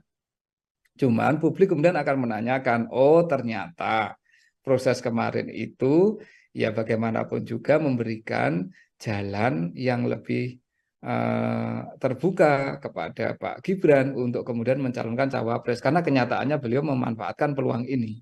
Kan begitu, Mbak, ya? Tapi apakah ini kemudian ada hubungannya terkait dengan etikanya Pak Gibran dalam konteks ini? Tidak terkait, Mbak. Karena ini bukan soal etik kalau saya dalam konteks Pak Gibran, tapi lebih dalam konteks kenegarawanan. Ya, bahwa di tengah kontroversi yang muncul dari awal, ternyata peluang itu dimanfaatkan dan kemudian ya publik pada akhirnya yang akan bisa menilai seberapa derajat kenegarawanan yang dimiliki oleh beliau maupun mungkin ya mohon maaf oleh orang-orang yang ada di sekitar beliau kayak gitu, Mbak. Kalau saya melihatnya lebih ke situ. Jadi ini tidak ada etika yang dilanggar, tetapi memang ada pertanyaan soal memanfaatkan situasi, aspek kenegarawanan yang itu semua kemudian menjadi pembuktian. Kira-kira kemudian publik bisa menyimpulkan, oh berarti semua proses yang penuh dengan drama, semua proses yang penuh dengan dinamika ini memang memberikan jalan yang sangat lapang kepada beliau untuk menjadi cawapres. Dan kenyataannya kan seperti itu, Mbak. Artinya kalau dari kacamata atau dari pandangan Pak Wawan sendiri, kenegarawan seorang Gibran ini apakah kemudian masih belum bisa dikatakan punya sisi kenegarawan yang elok, yang bagus, atau seperti apa, Pak Wawan? Ya kalau saya melihat ketika peluang ini terbuka dan kemudian dimanfaatkan, ya berarti memang ada intensi untuk memanfaatkan peluang itu. Guna apa ya? Guna masuk ke dalam proses proses elektoral, proses pemilu presiden dan wakil presiden kan, Mbak. Dari awal kan kita tahu ya bahwa dari sisi momentum ya, dari awal kita tahu dari sisi momentum proses gugatan ini kan sangat mepet, Mbak, dengan semua dinamika proses pencalonan kemarin ya. Dan karena dari sisi momentum seperti itu, maka kita semua kemudian bisa membaca, publik bisa menilai bahwa ini tujuan utamanya adalah untuk mencoba membuka ruang. Dan kebetulan ruang itu kemudian dibuka oleh MK. Iya kan? Dan proses membuka ruang oleh MK ternyata penuh dengan kontroversi. Keputusannya tidak bulat, kemudian dari keputusan yang tidak bulat itu sebenarnya juga tidak ada opini yang bersifat solid, dan setelah itu kemudian muncul ada dugaan pelanggaran etik yang dilakukan oleh Ketua MK karena menyidangkan perkara yang punya kemungkinan interest langsung dengan salah satu anggota keluarga, ya kan, Mbak? Dan kemudian di sidang sidang Majelis Kehormatan kemudian membuktikan, oh benar ini terjadi banyak sekali pelanggaran terhadap ethical conduct, ya, terhadap prosedur-prosedur etis yang ada di MK. Jelas, Mbak, meskipun secara formal hukum keputusan itu tidak bisa dicabut, tapi legitimasi etiknya, legitimasi moralnya, ini kemudian menjadi sangat tergerus. Nah, ini yang memang situasi-situasi dilematisnya kan seperti itu ya. MK kan memang tidak punya kewenangan untuk mencabut keputusan kan, Mbak. Tetapi hanya bisa menunjukkan kepada publik ini ada legitimasi etika yang dilanggar ketika keputusan ini dibuat. Ya kan? Okay. Dan ketika itu dimanfaatkan untuk pencalonan, akhirnya ya publik yang bisa menilai kalau ini semuanya penuh kontroversi, mengapa sih kita ambil jalan itu? Dan kalau itu diambil, berarti dari awal memang sudah punya niat untuk ikut dalam kontestasi ini. Nah, motif dibalik itu apa? Nah, kita yang nggak tahu kan, Mbak. Apakah ini dalam rangka untuk ekstensi kekuasaan dari keluarga Pak Presiden, ataukah ini ada semangat lain di luar itu, kan kita yang belum tahu nih publik kan. Termasuk kalau kita sedikit tarik mundur ke belakang, Pak Wawan, ini apakah proses kenegarawan atau etika seorang Mas Gibran ini juga bisa dilihat dari kemudian hilangnya atau pamitnya Mas Gibran dari PDIP yang selama ini sudah membesarkan namanya, bisa mencalonkan Mas Gibran sebagai wali kota Solo, termasuk juga 2 periode Presiden Joko Widodo bersama dengan PDI Perjuangan, yang tiba-tiba bergabungnya bersama dengan Prabowo Subianto begitu? Saya kira hubungan PDIP dan Gibran dan PDIP memang sudah sampai pada titik yang tidak mungkin untuk diperbaiki untuk saat ini, Mbak ya. Di satu sisi PDIP tidak pernah secara tegas menyatakan memberhentikan atau memecat Pak Gibran kan, Mbak. Yang diminta oleh PDIP adalah ya mengembalikan KTA, yang artinya itu adalah mengundurkan diri. Nah, yang dimau Pak Gibran kelihatannya nggak kayak gitu. Ya kalau tidak dipecat berarti saya masih di PDIP kan, kira-kira kan seperti itu toh, Mbak. Nah ini situasinya ya memang kemudian menjadi serba menggantung, tetapi saya kira PDIP melakukan itu ya untuk menghindari kemungkinan Pak Gibran mengatakan kepada publik kelak ketika kampanye, saya dipecat kok dari PDIP. Kan orang dipecat itu kan seperti orang disakiti kan, Mbak. Seringkali kan orang lupa kenapa sampai dipecat, kan ada proses panjang di situ kan. Nah PDIP nggak mau itu terjadi. Nah PDIP maunya adalah ya Pak Gibran bergabung secara volunteer ke PDIP, kemudian mendapatkan tiket dari PDIP untuk meniti karir politik. Kalau memang sudah berbeda haluan, mengambil jalan berbeda, ya mundur baik-baik. Nah itu kan ungkapan-ungkapan yang disampaikan oleh tokoh-tokoh dan elit-elit PDIP kan, Mbak, baik yang di Solo maupun yang di Jakarta.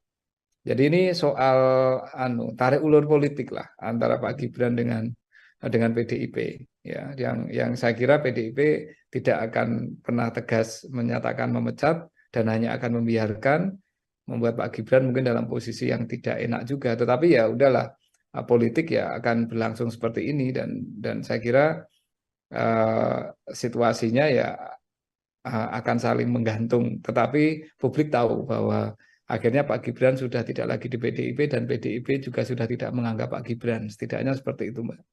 Baik, sudah tidak bisa diperbaiki lagi ya artinya ya Pak Wawan ya, karena proses panjang yang terjadi ini tarik ulur menulur antara PDIP dan juga Mas Gibran. Ya, menurut pendapat saya agak susah, Mbak. Meskipun kita tahu bahwa dalam politik apa sih yang nggak mungkin, ya kan?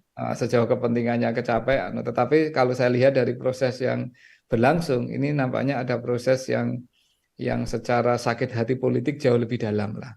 Dari perasaan politik jauh lebih dalam daripada sekedar keluar dari partai untuk pindah ke partai lain atau untuk mengambil pilihan politik lain. Oke, Pak Wawan, ini ada pihak juga yang kemudian mendesak agar Pak Prabowo Subianto, ini ada dari kubu Pak Anies begitu ya, dan juga Pak Ganjar yang sama-sama kompak mengatakan sedianya atau seyogyanya Pak Prabowo Subianto ini mengganti Mas Gibran dari Cawapres setelah adanya putusan MK. Komentar Pak Wawan seperti apa? Ya itu bagian dari saling menyerang dalam politik lah, itu biasalah kayak gitu ya. Jadi tentu kubu lawan politik akan mengatakan ini ada keputusan seperti ini dan secara etik berarti ada masalah, sebaiknya mengganti, kan kayak gitu toh, Mbak. Ini kan bagian dari strategi menyerang dalam politik kan. Nah, jadi ya, tidak ada masalah kalau itu yang menyampaikan partai politik. Nanti mungkin Pak Prabowo akan merespon dengan cara yang lain toh, bahwa mungkin mengatakan ya secara formal hukumnya tidak ada yang kami salahi dan kami akan jalan, dan kemudian kami akan masuk dengan program-program. Nah ini bagian dari Mbak, political political discourse lah ya, narasi-narasi politik yang dibangun oleh kubu-kubu yang saling sedang bersaing dalam proses pemilu, dan itu wajar dan sah-sah saja, Mbak, saya kira. Oke, itu wajar dan sah-sah saja. Namun kalau dari kacamata Pak Wawan ini sebagai pengamat politik juga ya, dari Koalisi Indonesia Maju atau dari pihak Prabowo Subianto, secara etika yang elok, etika yang patut, memberikan sikap terkait putusan MK dan sentimen negatif publik atas pencawapresan Mas Gibran ini yang paling bagus itu seperti apa, Pak? Dalam kacamata saya, ini sudah point of no return, Mbak, bagi Pak Prabowo dan Koalisi Indonesia Maju. menunjuk Pak Gibran yang sudah dideklarasikan dan didaftarkan ke KPU, dan kemudian setidaknya hasil MK tidak mencabut keputusan yang memungkinkan Pak Gibran untuk mencalonkan, itu sudah menjadi point of no return. Artinya Koalisi Indonesia Maju, dugaan saya dan saya hampir pasti mengatakan iya, akan mempertahankan duet Pak Prabowo dan Pak Gibran. Yang dilakukan oleh Koalisi Indonesia Maju dalam pandangan saya akan mencoba untuk menutup dan menggeser isu terkait dengan etika, isu terkait dengan patut tidak patut ini dengan narasi-narasi politik yang lain, Mbak. Misalkan kampanye program tertentu, kemudian arah kepemimpinan yang akan mereka bawa, kemudian mencoba untuk membangun narasi-narasi langsung ke publik, membangun komunikasi ke grassroots dan seterusnya. Saya kira itu yang dilakukan. Jadi mereka tidak akan mengconsider lagi soal perdebatan etika itu, Mbak. Dan tetapi bukan berarti etika ini tidak penting. Dalam kacamata saya tetap penting untuk selalu disampaikan kepada publik bahwa ada proses politik, ada proses pembuatan keputusan di MK terkait dengan proses pencalonan ini yang oleh Majelis Kehormatan MK pun dinyatakan terbukti melanggar etik, ya. Dan publik kemudian bisa menilai kalau semua aspek-aspek etika ini kemudian dilanggar, ya, aspek-aspek etika itu dilanggar, sanksinya apa sih, Mbak? Kan sanksi hukum kan nggak bisa kita lakukan. Yang ada itu adalah sanksi sosial biasanya, ya kan? Sanksi sosial, sanksi moral. Nah, sanksi sosial yang bisa dilakukan oleh publik, oleh pemilih itu apa sih pada akhirnya? Ya, mungkin akan mencari alternatif pilihan yang lain. Mungkin akan menentukan pilihan yang lain. Itu kan pemilih ketika sudah masuk ke bilik suara kelak, dengan pengetahuan yang dimiliki, itu kan upaya, Mbak, satu untuk memperkuat legitimasi atau untuk mendukung satu pihak, tapi ada juga yang semangatnya itu adalah menghukum pihak lain. Nah, dan itu adalah kewenangan voters, Mbak. Itu adalah kewenangan pemilih untuk mendukung atau motivasinya ketika memilih itu adalah untuk mendukung calon yang benar-benar dia pilih, ataukah proses pemilihan yang dia lakukan itu merupakan upaya untuk menghukum pihak yang dia tidak suka. Itu namanya protes voting, Mbak. Nah, ini artinya apa? Artinya ini nanti sudah bergeser, Mbak. Cara untuk melihat dampak dan implikasi dari soal putusan MK ini dalam kaitannya dengan etika politik itu nanti sudah akan bergeser kepada pemilih, akan bergeser ke bilik suara, dan kemudian pemilik suara bisa punya kewenangan yang kita tidak tahu. Kalau dia ingin menghukum, protes voting, ya tentu dia akan melakukan itu. Kalau dia ingin mendukung, ya tentu dia akan mendukung. Nah, seperti itu kira-kira logik berpikirnya seperti itu, Mbak. Oke, baik. Terakhir dari saya, Pak Wawan. Ini kan tadi disampaikan Pak Wawan, dinamika ini tergantung bagaimana nanti publik, apakah isu ini masih akan terus berkembang sampai panjang atau bisa diredam dengan isu atau dinamika politik yang lain. Pertanyaan saya, Pak Wawan, apabila memang kontestasi ini berjalan satu putaran, 2 putaran, dan nantinya pasangan Prabowo dan Gibran berkemungkinan untuk memperoleh suara terbanyak dan memenangi Pilpres begitu ya, apakah bumerang atau isu MK ini akan berjalan sebegitu panjang dan akan terus diingat oleh publik sebagai salah satu cacat etika dalam proses ini meskipun keduanya sudah menjabat? Pak Wawan, silahkan. Menjadi catatan publik pasti, menjadi catatan sejarah bangsa ini pasti, karena prosesnya memang seperti itu. Apa yang dilakukan oleh MK, kemudian koreksi yang dilakukan oleh MK itu merupakan bagian penting, Mbak, dari catatan sejarah demokrasi di negeri ini. Dan itu tidak terhapus. Ya, karena itu fakta yang berlangsung. Ya kan, Mbak? Dan apakah itu akan menjadi catatan publik? Ya tentu menjadi catatan, wong itu menjadi catatan sejarah ya. Nah, soal seberapa kuat itu mempengaruhi legitimasi calon terpilih, ya, misalkan kebetulan calon yang bisa memanfaatkan peluang MK ini kemudian memenangkan pemilu, ya. tentu yang pertama ketika mereka terpilih ya legitimasi elektoral itu sendiri menjadi penting, Mbak. Artinya ya dia tetap legitimate karena secara elektoral dipilih. Tetapi sekali lagi ini kan ada kekuatan lain di masyarakat kita, Mbak, selain proses pemilu ya. Ya kan, setelah proses pemilu ada kekuatan lain di dalam masyarakat kita.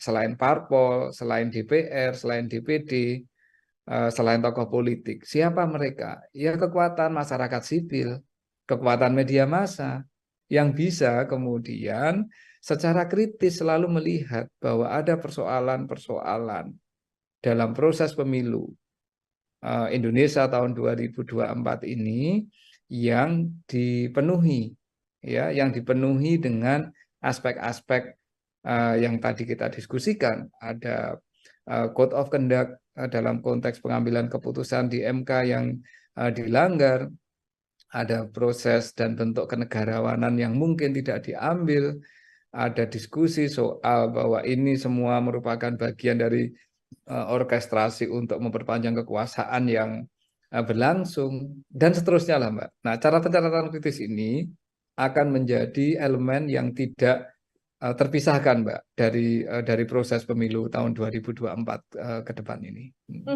Oke, artinya cap yang akan dilabelkan begitu ya, Pak Wawan, bisa saya sampaikan kepada pasangan Prabowo Gibran berkepanjangan sampai terpilih pun nanti masih akan melekat karena ini adalah bagian dari catatan sejarah proses panjang yang masih akan diingat oleh publik seperti itu. Yeah. Pak Wawan, terima kasih banyak atas kesempatannya berbincang bersama dengan saya untuk bahasan hari ini. Semoga di lain kesempatan kita bisa berbincang lagi, Pak Wawan. Terima kasih. Mbak Nila, sehat selalu. Ya. Sehat selalu, Pak Wawan. Ya, Tribuners, demikian program Tribun News on Focus hari ini. Nantikan Tribun News on Focus selanjutnya untuk bahasan-bahasan konten lain bersama dengan saya. Saya Nila Irda, pamit undur diri. Terima kasih dan sampai jumpa. Download Tribun X sekarang. Menghadirkan lokal menjadi Indonesia. Menjadi catatan sejarah bangsa ini pasti. Karena prosesnya memang seperti itu. Apa yang dilakukan oleh MK, kemudian koreksi yang dilakukan oleh MK itu merupakan bagian penting, Mbak, dari catatan sejarah demokrasi di negeri ini. Jelas, Mbak, meskipun secara formal hukum keputusan itu tidak bisa dicabut, tapi legitimasi etiknya, legitimasi moralnya ini kemudian menjadi sangat tergerus. Karena ini bukan soal etik kalau saya dalam konteks Pak Gibran, tapi lebih dalam konteks kenegarawanan. Ya, bahwa di tengah kontroversi yang muncul dari awal ternyata peluang itu dimanfaatkan dan kemudian ya publik pada akhirnya yang akan bisa menilai PDIP melakukan itu ya untuk menghindari kemungkinan Pak Gibran mengatakan kepada publik kelak ketika kampanye, saya dipecat kok dari PDIP. Kan orang dipecat itu kan seperti orang disakiti kan, Mbak. Nah, seringkali kan orang lupa kenapa sampai dipecat, kan ada proses panjang di situ kan. Halo Tribuners, program Tribun News on Focus kembali lagi menjumpai Anda hari ini bersama dengan saya Nila Irda. Kita membahas terkait putusan MK yang kemarin keluar, ini sudah dinantikan oleh banyak pihak dan akhirnya diputuskan bahwa Ketua MK Anwar Usman diberhentikan dari jabatannya sebagai Ketua Mahkamah Konstitusi. Kira-kira apakah kemudian putusan MK ini akan berdampak pada pencalonan sosok Gibran Rakabuming Raka yang memang konflik ini atau isu ini berkembang setelah lolosnya nama seorang Gibran untuk melenggang menjadi calon wakil presiden berpasangan dengan Prabowo Subianto. Untuk membahas hal tersebut, Tribuners, saya sudah tersambung bersama dengan pakar politik sekaligus Dekan Visipol Universitas Gadjah Mada, ada Pak Wawan Masudi dalam sambungan Zoom. Pak Wawan, terima kasih banyak sudah bergabung. Apa kabar, Bapak? Kabar sehat, Mbak Nila. Baik, terima kasih Pak Wawan untuk meluangkan waktunya berbincang bersama dengan saya. Sebagai pengantar Pak Wawan, kemarin kita sama-sama mengikuti jalannya sidang putusan MK yang menyatakan akhirnya Anwar Usman ini diberhentikan begitu ya dari jabatannya karena terbukti melakukan pelanggaran etik. Seperti apa komentar Pak Wawan? Ada beberapa aspek yang bisa kita lihat dari keputusan MK ya, Mbak. Pertama, dari aspek penegakan etika sendiri. Keputusan MK ini memang memberikan semacam harapan bahwa marwah MK sebagai lembaga untuk menjaga konstitusi ini bisa dipulihkan. Ya, bahwa pada akhirnya dinyatakan ada sejumlah pelanggaran etik yang dilakukan oleh para hakim konstitusi yang dilaporkan, dan dengan adanya keputusan tersebut maka beberapa bentuk ketidakpercayaan publik, beberapa persoalan yang berhubungan dengan dugaan etika yang itu bisa menggerus kepercayaan kita kepada lembaga yang sangat penting ini bisa diperbaiki. Ini dimensi pertama. Dimensi kedua, persidangan etik yang dilakukan oleh MK-MK ini kan menindaklanjuti laporan dari masyarakat, Mbak. Ya, poin ini menunjukkan betapa bahwa lembaga negara siapapun itu tidak akan pernah lepas dari kontrol publik. Bahwa demokrasi yang kuat di negara manapun, demokrasi yang kuat di belahan bumi manapun sangat ditentukan oleh seberapa kuat kontrol dari publik, seberapa kuat kontrol dari masyarakat sipil. Kita tahu bahwa para pelapor yang mempersoalkan dan yang melaporkan para hakim MK adalah bagian dari kekuatan masyarakat sipil di Indonesia. Artinya, lembaga negara manapun saat ini dan ke depan harus benar-benar belajar apa yang mereka lakukan ini sepenuhnya ada di dalam pengawasan publik, ya, ada di dalam pengawasan masyarakat sipil. Dan jika ada hal yang dianggap menyimpang, maka itu bisa dipersoalkan dan bisa dikoreksi, menunjukkan bahwa demokrasi kita masih terjaga dengan adanya kekuatan dari masyarakat sipil. Itu aspek kedua. Aspek ketiga tentu berhubungan dengan tokoh yang atau siapapun nih yang kemudian mengambil manfaat kemarin, mengambil manfaat dari peluang yang dibuka oleh MK untuk bisa mencalonkan diri sebagai calon wakil presiden. Dalam konteks ini tentu Pak Gibran yang berpasangan dengan Pak Prabowo.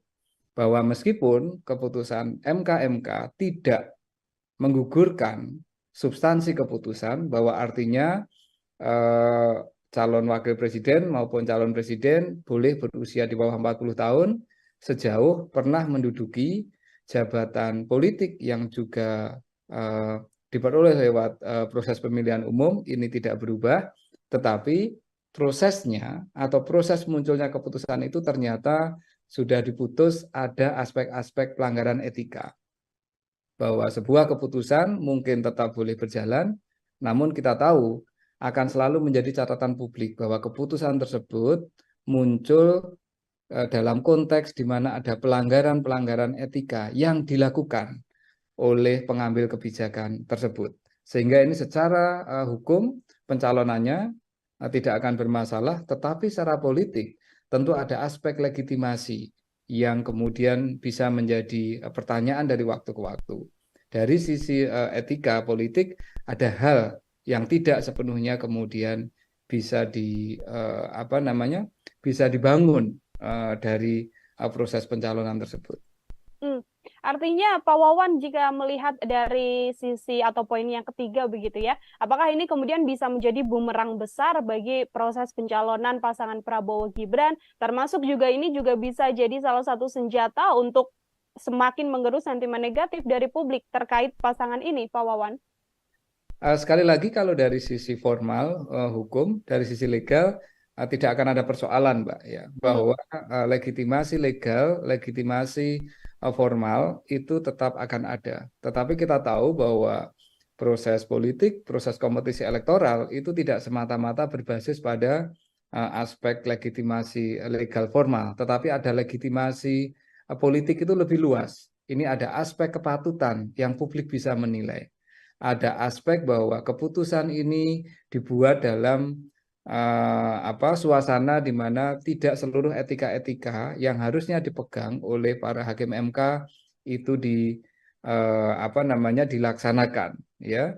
Karena itu kemudian publik akan menilai bahwa oke, ini bisa mencalonkan, tetapi ada banyak kelemahan-kelemahan, ya. Ada aspek-aspek yang bisa kita katakan cacat dari sisi proses pencalonan yang kemudian ya tergantung nanti dalam proses kampanye apakah lawan politik akan menggunakan ini untuk melakukan serangan dengan mengatakan bahwa ada fondasi etika yang bermasalah dalam proses yang sedang berlangsung atau tidak dipakai oleh para lawan politiknya. Pun halnya di masyarakat, kita tidak tahu akan seberapa lama ini memori masyarakat terhadap proses yang berlangsung di MK ini kan. Kalau memori masyarakat kita panjang, tentu akan menjadi catatan yang itu akan bisa mempengaruhi keputusan pemilih, keputusan publik ketika menentukan siapa capres dan cawapresnya. Tetapi kalau memori publik kita ini tidak cukup kuat, ya mungkin tidak akan ada persoalan. Jadi ini sangat ditentukan, Mbak, oleh dinamika proses kampanye yang akan berlangsung dalam ya kira-kira 1,5 sampai 2 bulan ke depan, Mbak. Oke, akan dilihat bagaimana kemudian publik begitu ya, memorinya masih berkepanjangan untuk membawa isu ini sampai ke pencapresan nanti, atau akan hilang seiring berjalannya waktu dan dengan dinamika yang juga ada begitu ya, Pak Wawan. Ini kalau setelah putusan atau hasil yang dilakukan oleh MK kan memang tidak hanya berhenti sampai kemudian mengusut Ketua MK begitu ya, Pak Wawan, karena banyak juga publik yang berharap bahwa kemudian putusan ini bisa mengubah putusan nomor 90 soal batas usia capres dan juga cawapres, meskipun MK sendiri memang sudah mengatakan tidak dalam kapasitas hal tersebut. Menurut pandangan Pak Wawan seperti apa? Apakah kemudian dengan ada lanjutan gugatan yang hari ini juga disindangkan, apakah kemudian bisa mengubah hal tersebut, Pak? Gugatan publik terhadap aspek-aspek undang-undang, aspek hukum kepada MK itu bisa dilakukan kapanpun, Mbak. Ya bisa dilakukan kapanpun. Ya bisa sekarang, bisa minggu depan, bahkan bisa setelah pemilu. Pertanyaannya adalah kapan kemudian keputusan itu harus berlaku, Mbak. Kalau ini nanti hari ini kalau tidak salah KPU kan akan melakukan penetapan capres dan cawapres ya, Mbak. Iya, betul. Kalau KPU sudah menentukan siapa capres dan cawapres, maka ya sudah pemilu yang akan kita lakukan tanggal 14 Februari tahun depan ya akan diikuti oleh capres dan cawapres yang saat ini ditetapkan oleh KPU. Kecuali kemudian ada yang menggugat KPU dan mempersoalkan keputusannya KPU tersebut. Jadi ini tidak berhubungan langsung dengan persidangan perkara yang saat ini, yang hari ini mulai disidangkan di MK kan, Mbak. Nah, sebagaimana disampaikan oleh Pak Jimli kemarin, seandainya ini ada gugatan lebih lanjut dan KPU sudah menetapkan siapa capres dan cawapres, apapun hasil dari gugatan, maka itu hanya akan berlaku kira-kira untuk pemilu tahun atau pemilu periode berikutnya ya, Mbak. Artinya ini kan pemilu tahun 2029. Ya. Nah, dan apakah ini salah? Tidak, Mbak. Dari sisi proses pemilu, ini saya kira penting untuk segera memberikan kepastian kepada masyarakat. Cuman masalahnya, sekali lagi ini kan soal dukungan politik ya, Mbak. Soal legitimasi politik. Bagaimana masyarakat kemudian bisa memiliki catatan atas proses ini. Itu yang saya kira yang paling penting nantinya untuk menuju ke Februari tanggal 14 2024 nanti, Mbak. Baik, tidak akan banyak mengubah juga ya Pak Wawan ya, karena kalaupun bisa berlaku, batasnya sudah hari ini PKPU yang kemudian disahkan oleh KPU, lalu berlakunya kemungkinan besar adalah di 2029, seperti itu. Pertanyaan yang juga muncul di publik ini, Pak Wawan, adalah terkait bagaimana etika begitu ya, etika dari sosok Mas Gibran sendiri. Kalau kita tahu kan Mas Gibran juga sudah menyatakan statementnya, sudah mengatakan bahwa ya bagaimanapun saya mengikuti apa yang sudah diputuskan oleh MK. Kalau Pak Wawan melihat jawaban dari Mas Gibran ini, seperti apa Pak Wawan? Karena kan Mas Gibran ini sosok yang terus dibahas terkait putusan 90 batas usia capres dan cawapres ini.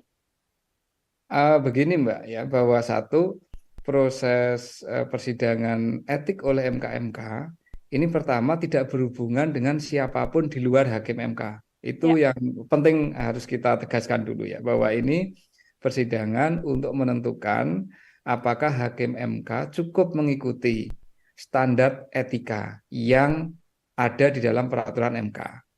Dan keputusannya sudah menunjukkan dari 4 laporan semuanya ada aspek-aspek yang terbukti ada pelanggaran etika.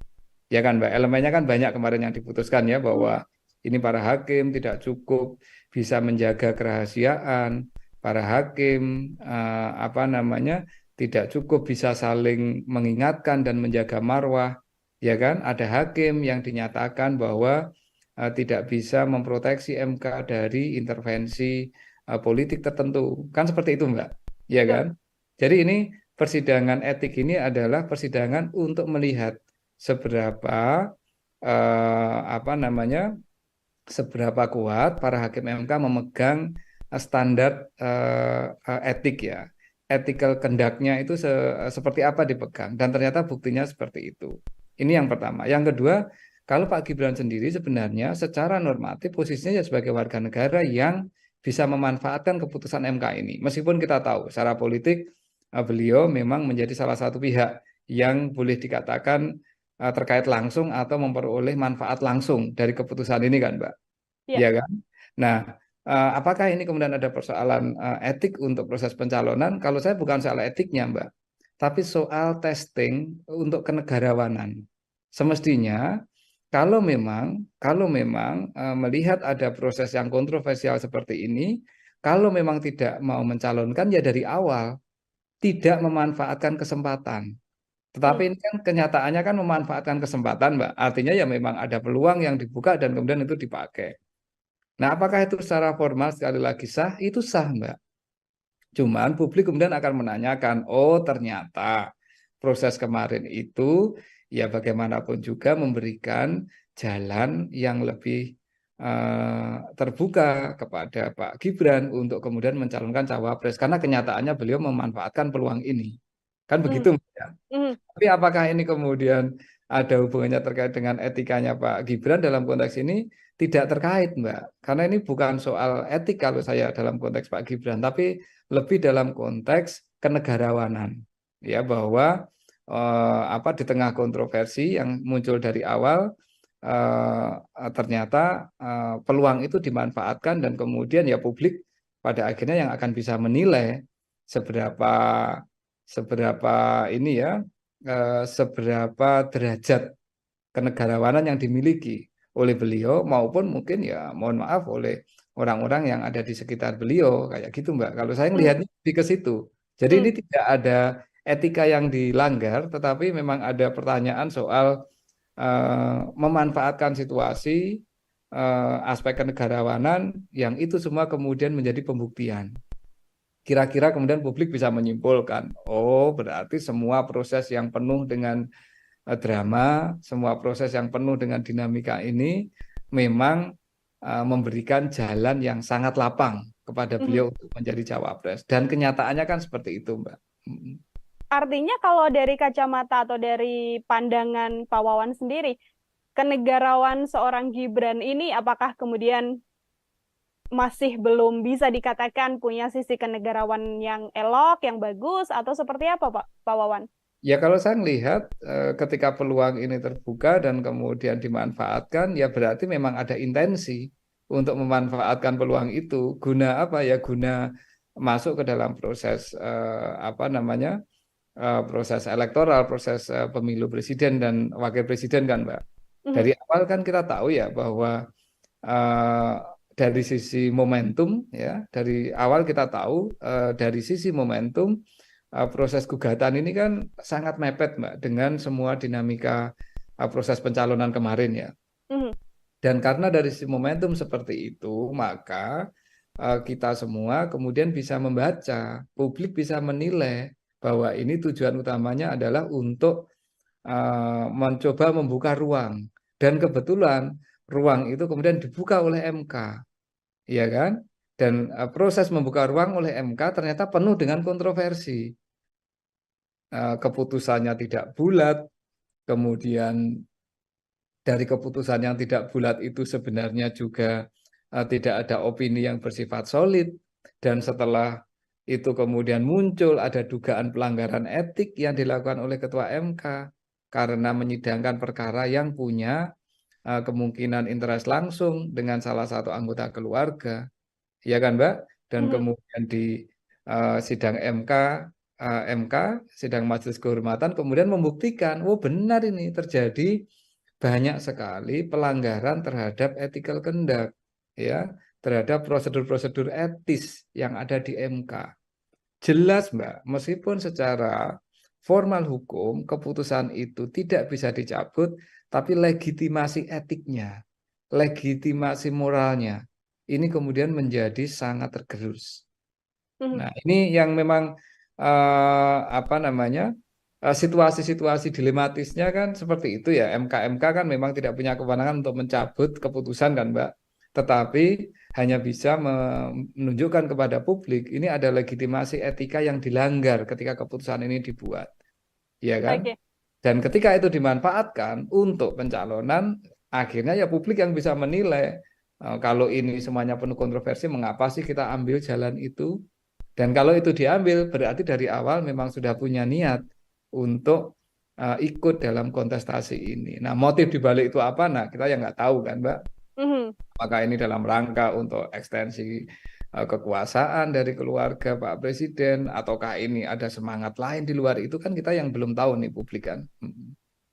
Termasuk kalau kita sedikit tarik mundur ke belakang, Pak Wawan, ini apakah proses kenegarawan atau etika seorang Mas Gibran ini juga bisa dilihat dari kemudian hilangnya atau pamitnya Mas Gibran dari PDIP yang selama ini sudah membesarkan namanya, bisa mencalonkan Mas Gibran sebagai wali kota Solo, termasuk juga 2 periode Presiden Joko Widodo bersama dengan PDI Perjuangan yang tiba-tiba bergabungnya bersama dengan Prabowo Subianto begitu? Saya kira hubungan PDIP dan Gibran dan PDIP memang sudah sampai pada titik yang tidak mungkin untuk diperbaiki untuk saat ini, Mbak ya. Di satu sisi PDIP tidak pernah secara tegas menyatakan memberhentikan atau memecat Pak Gibran kan, Mbak. Yang diminta oleh PDIP adalah ya mengembalikan KTA, yang artinya itu adalah mengundurkan diri. Nah, yang dimau Pak Gibran kelihatannya nggak kayak gitu. Ya kalau tidak dipecat berarti saya masih di PDIP kan, kira-kira kan seperti itu toh, Mbak. Nah, ini apa namanya, situasinya ya memang kemudian menjadi serba menggantung, tetapi saya kira PDIP melakukan itu ya untuk menghindari kemungkinan Pak Gibran mengatakan kepada publik kelak ketika kampanye, saya dipecat kok dari PDIP. Kan orang dipecat itu kan seperti orang disakiti kan, Mbak. Seringkali kan orang lupa kenapa sampai dipecat, kan ada proses panjang di situ kan. Nah, PDIP nggak mau itu terjadi. Nah, PDIP maunya adalah ya Pak Gibran bergabung secara volunteer ke PDIP, kemudian mendapatkan tiket dari PDIP untuk meniti karir politik. Kalau memang sudah berbeda haluan, mengambil jalan berbeda, ya mundur baik-baik. Nah, itu kan ini ya apa, ungkapan-ungkapan yang disampaikan oleh tokoh-tokoh dan elit-elit PDIP kan, Mbak, baik yang di Solo maupun yang di Jakarta. Jadi ini soal tarik ulur politik lah antara Pak Gibran dengan PDIP ya, yang saya kira PDIP tidak akan pernah tegas menyatakan memecat dan hanya akan membiarkan, membuat Pak Gibran mungkin dalam posisi yang tidak enak juga. Tetapi ya udahlah, politik ya akan berlangsung seperti ini, dan saya kira situasinya ya akan saling menggantung. Tetapi publik tahu bahwa akhirnya Pak Gibran sudah tidak lagi di PDIP dan PDIP juga sudah tidak menganggap Pak Gibran. Setidaknya seperti itu, Mbak. Baik, sudah tidak bisa diperbaiki lagi ya artinya ya Pak Wawan ya, karena proses panjang yang terjadi ini tarik ulur menulur antara PDIP dan juga Mas Gibran. Ya, menurut pendapat saya agak susah, Mbak. Meskipun kita tahu bahwa dalam politik apa sih yang nggak mungkin, ya kan? Sejauh kepentingannya kecapean. Tetapi kalau saya lihat dari proses yang berlangsung, ini nampaknya ada proses yang secara sakit hati politik jauh lebih dalam lah. Dari perasaan politik jauh lebih dalam daripada sekedar keluar dari partai untuk pindah ke partai lain atau untuk mengambil pilihan politik lain. Oke, Pak Wawan, ini ada pihak juga yang kemudian mendesak agar Pak Prabowo Subianto, ini ada dari kubu Pak Anies begitu ya, dan juga Pak Ganjar yang sama-sama kompak mengatakan sedianya atau seyogyanya Pak Prabowo Subianto ini mengganti Mas Gibran dari Cawapres setelah adanya putusan MK. Komentar Pak Wawan seperti apa? Ya, itu bagian dari apa namanya saling menyerang dalam politik lah, itu biasalah kayak gitu ya. Jadi tentu kubu lawan politik akan mengatakan ini ada keputusan seperti ini dan secara etik berarti ada masalah, sebaiknya mengganti, kan kayak gitu toh Mbak. Ini kan bagian dari strategi menyerang dalam politik kan. Ya. Nah, jadi ya, tidak ada masalah kalau itu yang menyampaikan partai politik.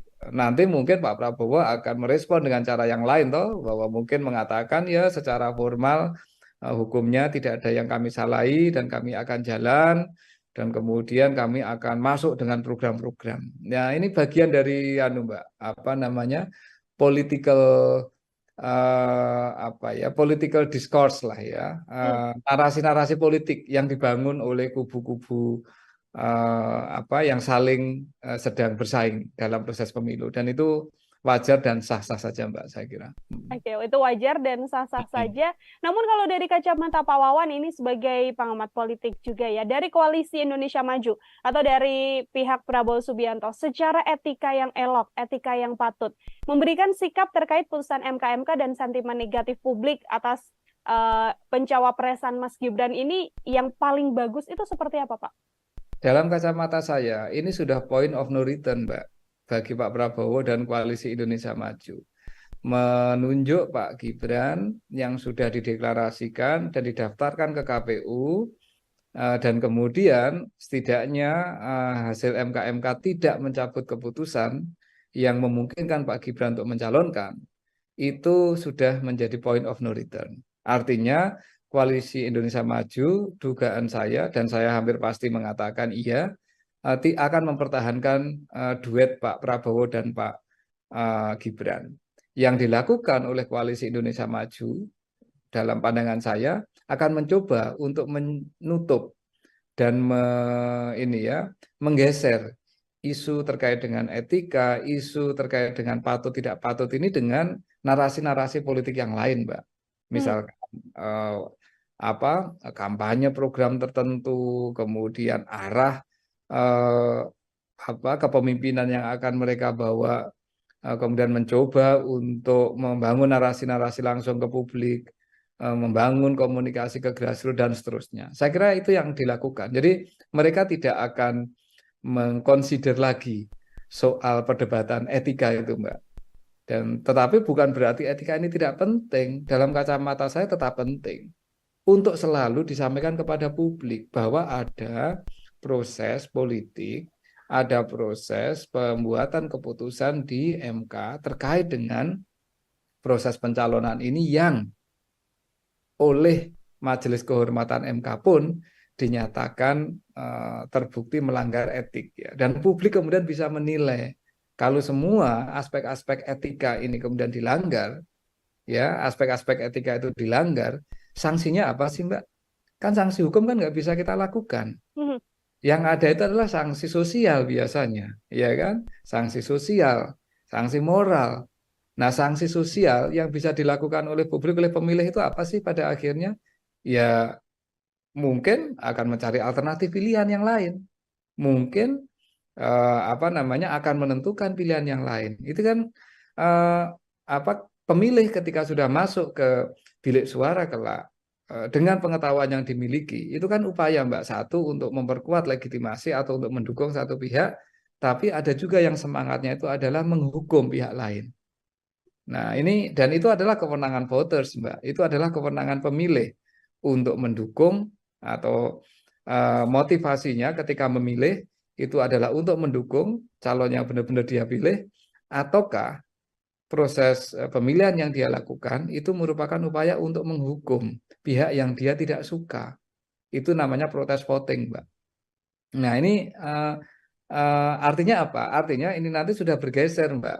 Cara untuk melihat dampak dan implikasi dari soal putusan MK ini dalam kaitannya dengan etika politik itu nanti sudah akan bergeser kepada pemilih, akan bergeser ke bilik suara.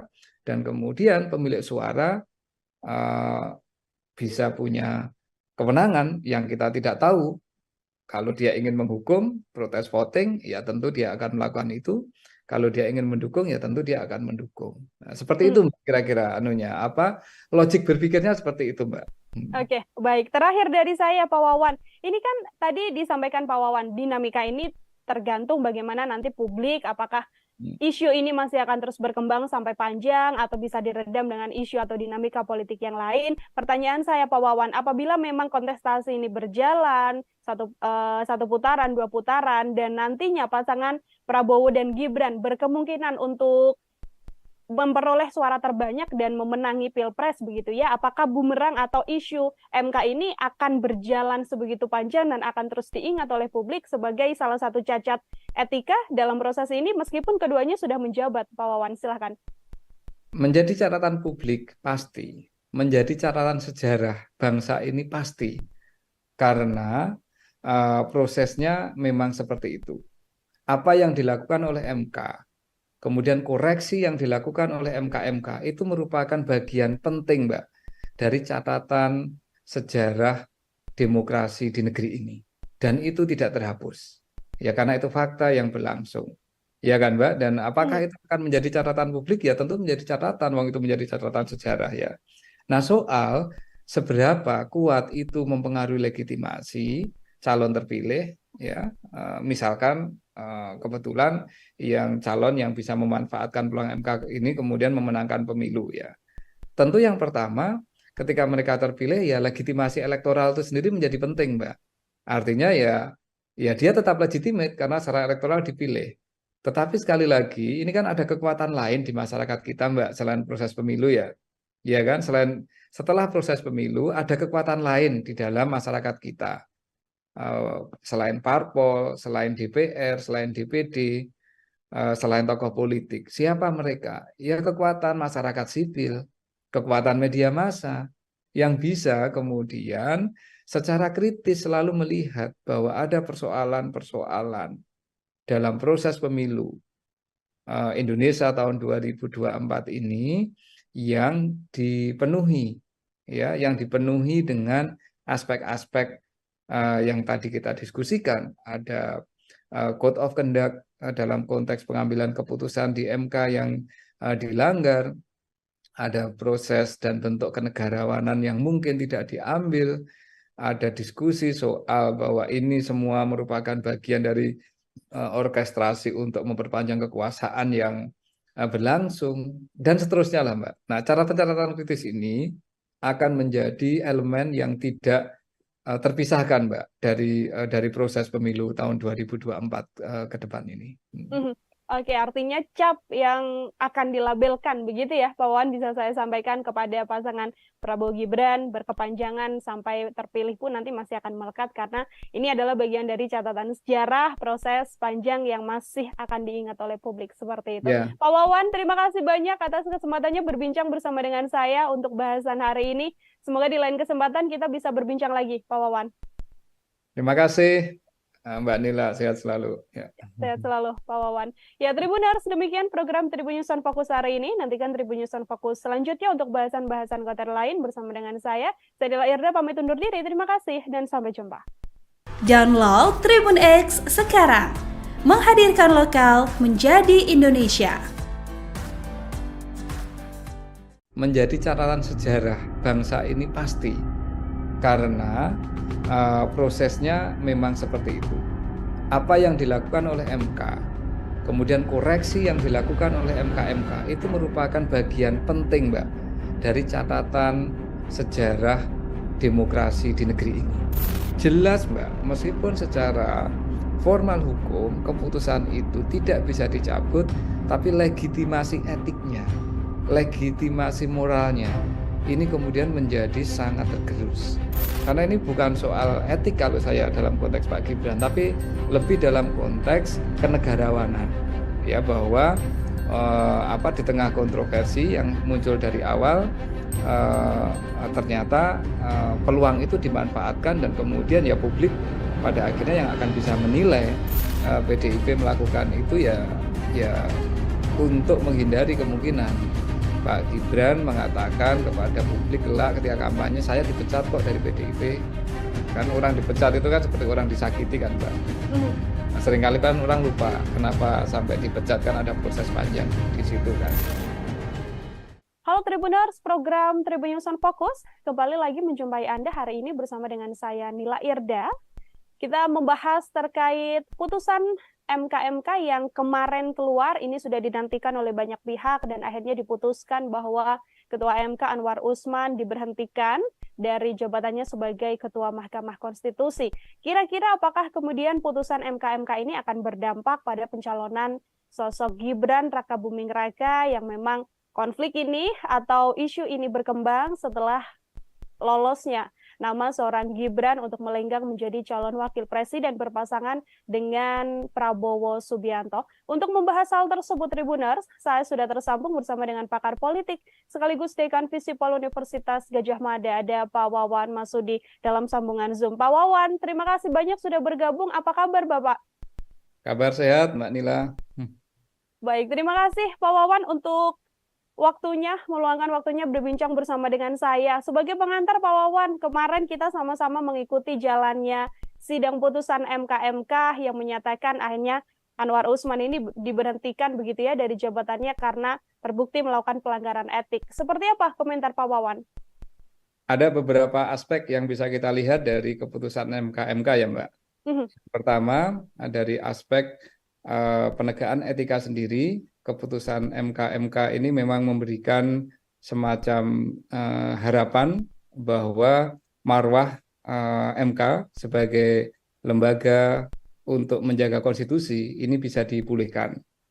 Ya, bahwa pada akhirnya dinyatakan ada sejumlah pelanggaran etik yang dilakukan oleh para hakim konstitusi yang dilaporkan, dan dengan adanya keputusan tersebut maka beberapa bentuk ketidakpercayaan publik, beberapa persoalan yang berhubungan dengan dugaan etika yang itu bisa menggerus kepercayaan kita kepada lembaga yang sangat penting ini bisa diperbaiki.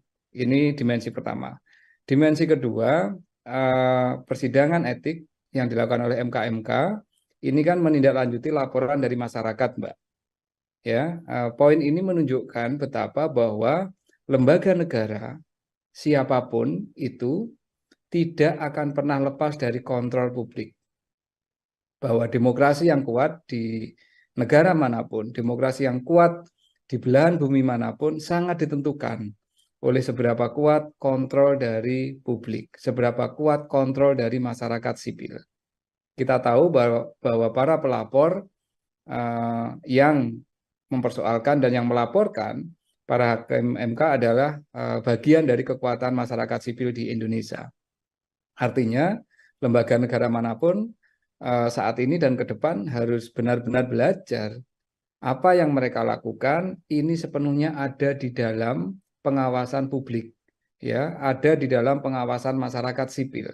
Dan jika ada hal yang dianggap menyimpang, maka itu bisa dipersoalkan dan bisa dikoreksi, menunjukkan bahwa demokrasi kita masih terjaga dengan adanya kekuatan dari masyarakat sipil. Itu aspek kedua. Aspek ketiga tentu berhubungan dengan tokoh yang atau siapapun nih yang kemudian mengambil manfaat kemarin, mengambil manfaat dari peluang yang dibuka oleh MK untuk bisa mencalonkan diri sebagai calon wakil presiden. Dalam konteks ini tentu Pak Gibran yang berpasangan dengan Pak Prabowo.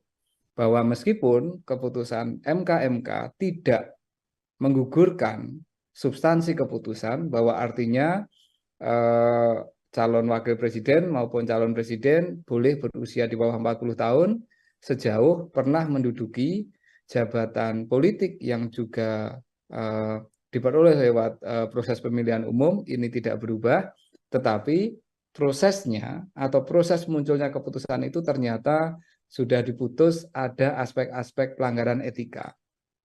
Bahwa sebuah keputusan mungkin tetap boleh berjalan, namun kita tahu akan selalu menjadi catatan publik bahwa keputusan tersebut muncul dalam konteks di mana ada pelanggaran-pelanggaran etika yang dilakukan oleh pengambil kebijakan tersebut. Sehingga ini secara hukum pencalonannya tidak akan bermasalah, tetapi secara politik tentu ada aspek legitimasi yang kemudian bisa menjadi pertanyaan dari waktu ke waktu. Dari sisi etika politik ada hal yang tidak sepenuhnya kemudian bisa bisa dibangun dari proses pencalonan tersebut. Artinya Pak Wawan jika melihat dari sisi atau poin yang ketiga begitu ya, apakah ini kemudian bisa menjadi bumerang besar bagi proses pencalonan pasangan Prabowo Gibran, termasuk juga ini juga bisa jadi salah satu senjata untuk semakin menggerus sentimen negatif dari publik terkait pasangan ini, Pak Wawan? Sekali lagi kalau dari sisi formal hukum, dari sisi legal tidak akan ada persoalan, Mbak, ya, bahwa legitimasi legal, legitimasi formal itu tetap akan ada. Tetapi kita tahu bahwa proses politik, proses kompetisi elektoral itu tidak semata-mata berbasis pada aspek legitimasi legal formal, tetapi ada legitimasi politik itu lebih luas. Ini ada aspek kepatutan yang publik bisa menilai.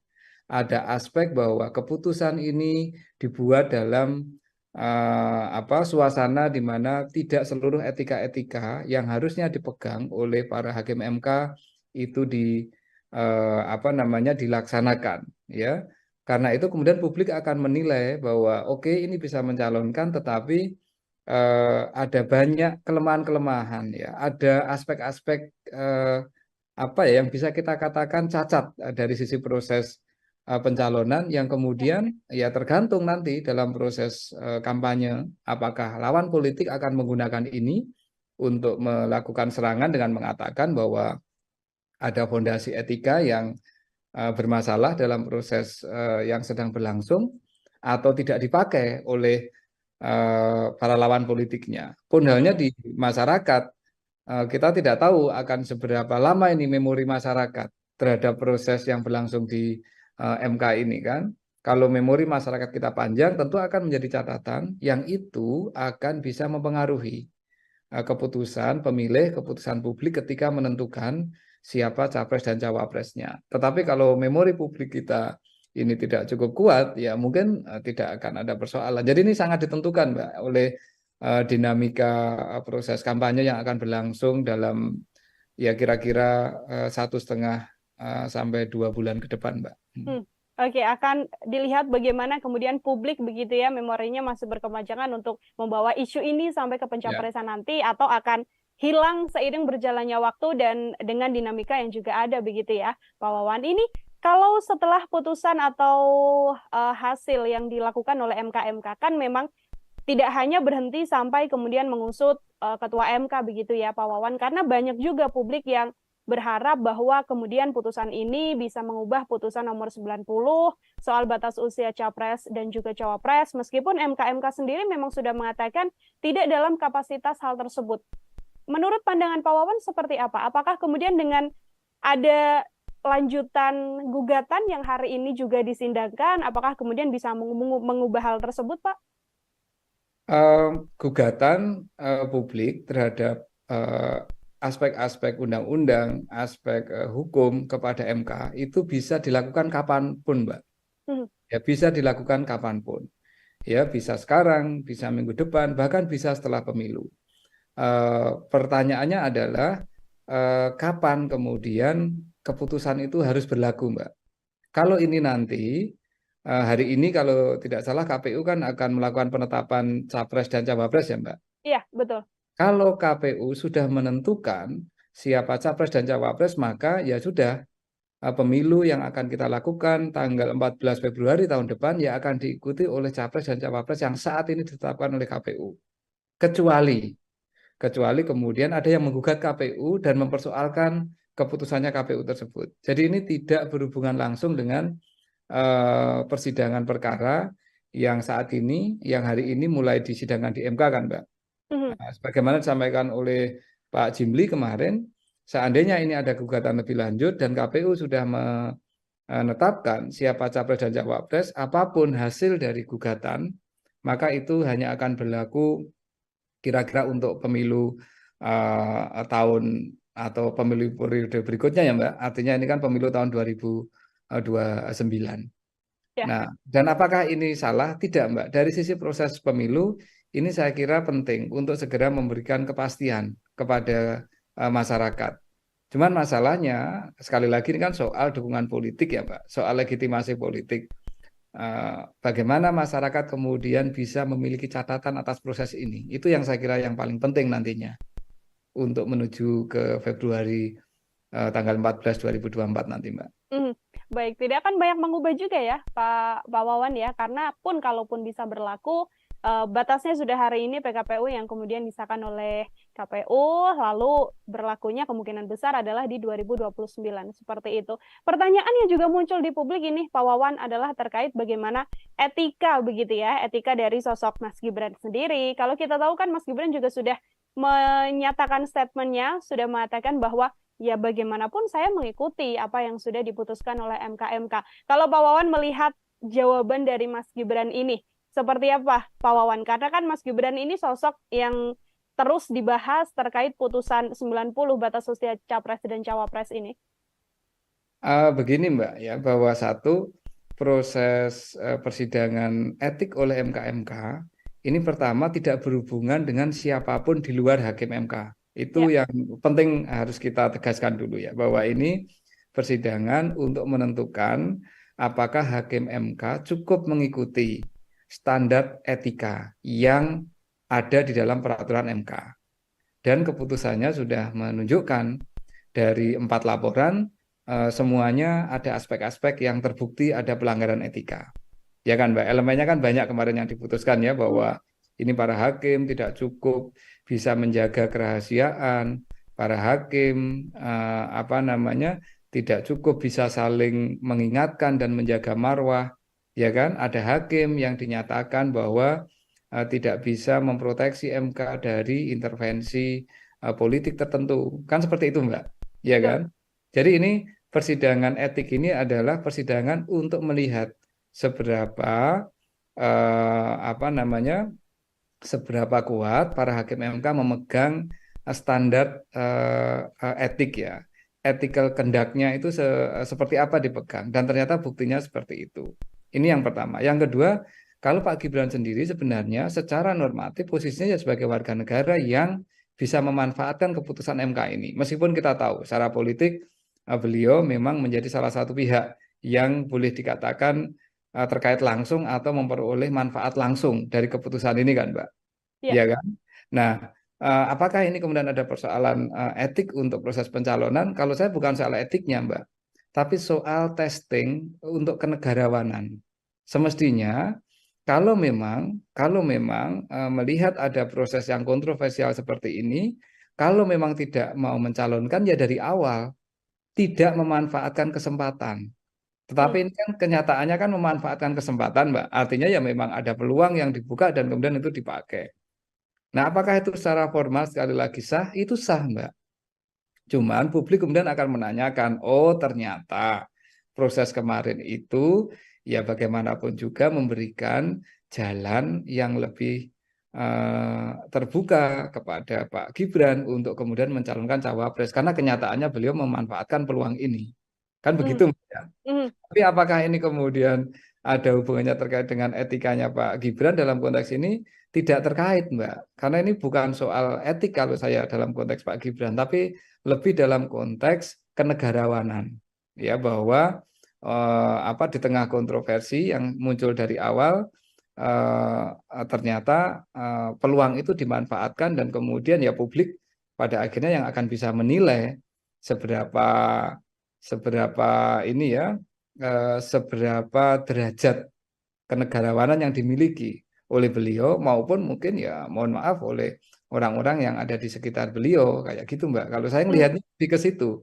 Jadi ini tidak ada etika yang dilanggar, tetapi memang ada pertanyaan soal memanfaatkan situasi, aspek kenegarawanan yang itu semua kemudian menjadi pembuktian. Kira-kira kemudian publik bisa menyimpulkan, oh berarti semua proses yang penuh dengan drama, semua proses yang penuh dengan dinamika ini memang memberikan jalan yang sangat lapang kepada beliau untuk menjadi cawapres. Dan kenyataannya kan seperti itu, Mbak. Artinya kalau dari kacamata atau dari pandangan Pak Wawan sendiri, kenegarawan seorang Gibran ini apakah kemudian masih belum bisa dikatakan punya sisi kenegarawan yang elok, yang bagus, atau seperti apa Pak Wawan? Ya kalau saya melihat ketika peluang ini terbuka dan kemudian dimanfaatkan, ya berarti memang ada intensi untuk memanfaatkan peluang itu. Guna apa ya? Guna masuk ke dalam proses apa namanya? Proses elektoral, proses pemilu presiden dan wakil presiden kan, Mbak. Dari awal kan kita tahu ya bahwa eh, dari sisi momentum ya, dari awal kita tahu dari sisi momentum proses gugatan ini kan sangat mepet, Mbak, dengan semua dinamika proses pencalonan kemarin ya. Dan karena dari sisi momentum seperti itu, maka kita semua kemudian bisa membaca, publik bisa menilai bahwa ini tujuan utamanya adalah untuk mencoba membuka ruang. Dan kebetulan ruang itu kemudian dibuka oleh MK, ya kan? Dan proses membuka ruang oleh MK ternyata penuh dengan kontroversi. Keputusannya tidak bulat, kemudian dari keputusan yang tidak bulat itu sebenarnya juga tidak ada opini yang bersifat solid, dan setelah itu kemudian muncul ada dugaan pelanggaran etik yang dilakukan oleh Ketua MK karena menyidangkan perkara yang punya kemungkinan interest langsung dengan salah satu anggota keluarga, ya kan, Mbak? Dan kemudian di sidang MK, sidang Majelis Kehormatan kemudian membuktikan, oh benar ini terjadi banyak sekali pelanggaran terhadap ethical conduct, ya, terhadap prosedur-prosedur etis yang ada di MK. Jelas, Mbak, meskipun secara formal hukum keputusan itu tidak bisa dicabut, tapi legitimasi etiknya, legitimasi moralnya, ini kemudian menjadi sangat tergerus.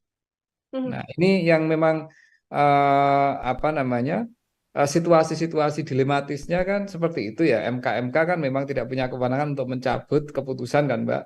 Tetapi hanya bisa menunjukkan kepada publik ini ada legitimasi etika yang dilanggar ketika keputusan ini dibuat, ya kan? Oke. Dan ketika itu dimanfaatkan untuk pencalonan, akhirnya ya publik yang bisa menilai kalau ini semuanya penuh kontroversi, mengapa sih kita ambil jalan itu? Dan kalau itu diambil, berarti dari awal memang sudah punya niat untuk ikut dalam kontestasi ini. Nah, motif dibalik itu apa? Nah, kita yang nggak tahu kan, Mbak. Apakah ini dalam rangka untuk ekstensi kekuasaan dari keluarga Pak Presiden, ataukah ini ada semangat lain di luar itu, kan kita yang belum tahu nih publik kan.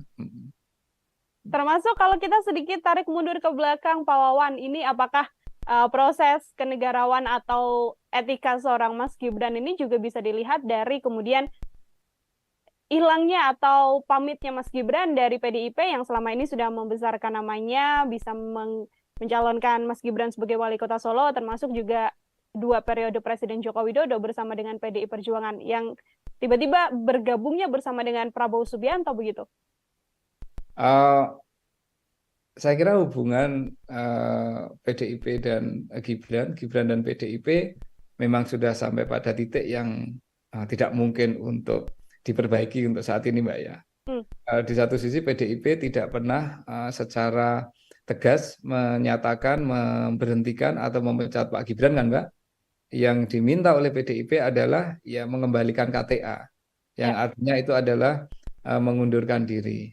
Nah, yang dimau Pak Gibran kelihatannya nggak kayak gitu. Ya kalau tidak dipecat berarti saya masih di PDIP kan, kira-kira kan seperti itu toh, Mbak. Nah, ini apa namanya situasinya ya memang kemudian menjadi serba menggantung, tetapi saya kira PDIP melakukan itu ya untuk menghindari kemungkinan Pak Gibran mengatakan kepada publik kelak ketika kampanye, saya dipecat kok dari PDIP. Kan orang dipecat itu kan seperti orang disakiti kan, Mbak. Seringkali kan orang lupa kenapa sampai dipecat, kan ada proses panjang di situ kan. Nah, PDIP nggak mau itu terjadi. Nah, PDIP maunya adalah ya Pak Gibran bergabung secara volunteer ke PDIP, kemudian mendapatkan tiket dari PDIP untuk meniti karir politik. Kalau memang sudah berbeda haluan, mengambil jalan berbeda, ya mundur baik-baik. Nah, itu kan ini ya apa ungkapan-ungkapan yang disampaikan oleh tokoh-tokoh dan elit-elit PDIP kan, Mbak, baik yang di Solo maupun yang di Jakarta. Jadi ini soal tarik ulur politik lah antara Pak Gibran dengan dengan PDIP, ya, yang saya kira PDIP tidak akan pernah tegas menyatakan memecat dan hanya akan membiarkan, membuat Pak Gibran mungkin dalam posisi yang tidak enak juga. Tetapi ya udahlah, politik ya akan berlangsung seperti ini, dan saya kira situasinya ya akan saling menggantung. Tetapi publik tahu bahwa akhirnya Pak Gibran sudah tidak lagi di PDIP dan PDIP juga sudah tidak menganggap Pak Gibran. Setidaknya seperti itu, Mbak. Baik, sudah tidak bisa diperbaiki lagi ya artinya ya Pak Wawan ya, karena proses panjang yang terjadi ini tarik ulur menulur antara Ya. PDIP dan juga Mas Gibran. Ya, Pak menurut Wawan, pendapat saya agak susah, Mbak. Meskipun kita tahu bahwa dalam politik apa sih yang nggak mungkin, ya kan? Sejauh kepentingannya kecapean. Tetapi kalau saya lihat dari proses yang berlangsung, ini nampaknya ada proses yang secara sakit hati politik jauh lebih dalam lah. Dari sisi perasaan politik jauh lebih dalam daripada sekedar keluar dari partai untuk pindah ke partai lain atau untuk mengambil pilihan politik lain. Oke, Pak Wawan, ini ada pihak juga yang kemudian mendesak agar Pak Prabowo Subianto, ini ada dari kubu Pak Anies begitu ya, dan juga Pak Ganjar yang sama-sama kompak mengatakan sedianya atau seyogyanya Pak Prabowo Subianto ini mengganti Mas Gibran dari Cawapres setelah adanya putusan MK. Komentar Pak Wawan seperti apa? Ya, itu bagian dari saling menyerang dalam politik lah, itu biasa lah kayak gitu ya. Jadi tentu kubu lawan politik akan mengatakan ini ada keputusan seperti ini dan secara etik berarti ada masalah, sebaiknya mengganti, kan kayak gitu toh, Mbak. Ini kan bagian dari strategi menyerang dalam politik kan. Ya. Nah, jadi ya, tidak ada masalah kalau itu yang menyampaikan partai politik. Nanti mungkin Pak Prabowo akan merespon dengan cara yang lain toh, bahwa mungkin mengatakan ya secara formal hukumnya tidak ada yang kami salahi dan kami akan jalan dan kemudian kami akan masuk dengan program-program. Nah, ini bagian dari Mbak, political political discourse lah ya, narasi-narasi politik yang dibangun oleh kubu-kubu yang saling sedang bersaing dalam proses pemilu, dan itu wajar dan sah-sah saja, Mbak, saya kira. Oke, itu wajar dan sah-sah saja. Namun kalau dari kacamata Pak Wawan ini sebagai pengamat politik juga ya, dari Koalisi Indonesia Maju atau dari pihak Prabowo Subianto, secara etika yang elok, etika yang patut, memberikan sikap terkait putusan MK dan sentimen negatif publik atas pencawapresan Mas Gibran ini yang paling bagus itu seperti apa, Pak? Dalam kacamata saya, ini sudah point of no return, Mbak, bagi Pak Prabowo dan Koalisi Indonesia Maju. Menunjuk Pak Gibran yang sudah dideklarasikan dan didaftarkan ke KPU, dan kemudian setidaknya hasil MK tidak mencabut keputusan yang memungkinkan Pak Gibran untuk mencalonkan, itu sudah menjadi point of no return. Artinya Koalisi Indonesia Maju, dugaan saya dan saya hampir pasti mengatakan iya, akan mempertahankan duet Pak Prabowo dan Pak Gibran. Yang dilakukan oleh Koalisi Indonesia Maju dalam pandangan saya akan mencoba untuk menutup dan menggeser isu terkait dengan etika, isu terkait dengan patut tidak patut ini dengan narasi-narasi politik yang lain, Mbak. Misalkan kampanye program tertentu, kemudian arah kepemimpinan yang akan mereka bawa, kemudian mencoba untuk membangun narasi-narasi langsung ke publik, membangun komunikasi ke grassroots dan seterusnya. Saya kira itu yang dilakukan. Jadi mereka tidak akan mengconsider lagi soal perdebatan etika itu, Mbak. Dan tetapi bukan berarti etika ini tidak penting. Dalam kacamata saya tetap penting untuk selalu disampaikan kepada publik bahwa ada proses politik, ada proses pembuatan keputusan di MK terkait dengan proses pencalonan ini yang oleh Majelis Kehormatan MK pun dinyatakan terbukti melanggar etik ya. Dan publik kemudian bisa menilai kalau semua aspek-aspek etika ini kemudian dilanggar, ya, aspek-aspek etika itu dilanggar, sanksinya apa sih, Mbak? Kan sanksi hukum kan nggak bisa kita lakukan. Yang ada itu adalah sanksi sosial biasanya, ya kan? Sanksi sosial, sanksi moral. Nah, sanksi sosial yang bisa dilakukan oleh publik, oleh pemilih itu apa sih pada akhirnya? Ya, mungkin akan mencari alternatif pilihan yang lain, mungkin akan menentukan pilihan yang lain. Itu kan pemilih ketika sudah masuk ke bilik suara kelak dengan pengetahuan yang dimiliki, itu kan upaya Mbak, satu untuk memperkuat legitimasi atau untuk mendukung satu pihak, tapi ada juga yang semangatnya itu adalah menghukum pihak lain. Nah, dan itu adalah kewenangan voters, Mbak. Itu adalah kewenangan pemilih untuk mendukung atau motivasinya ketika memilih itu adalah untuk mendukung calon yang benar-benar dia pilih, ataukah proses pemilihan yang dia lakukan itu merupakan upaya untuk menghukum pihak yang dia tidak suka. Itu namanya protes voting, Mbak. Nah, ini artinya apa? Artinya ini nanti sudah bergeser, Mbak.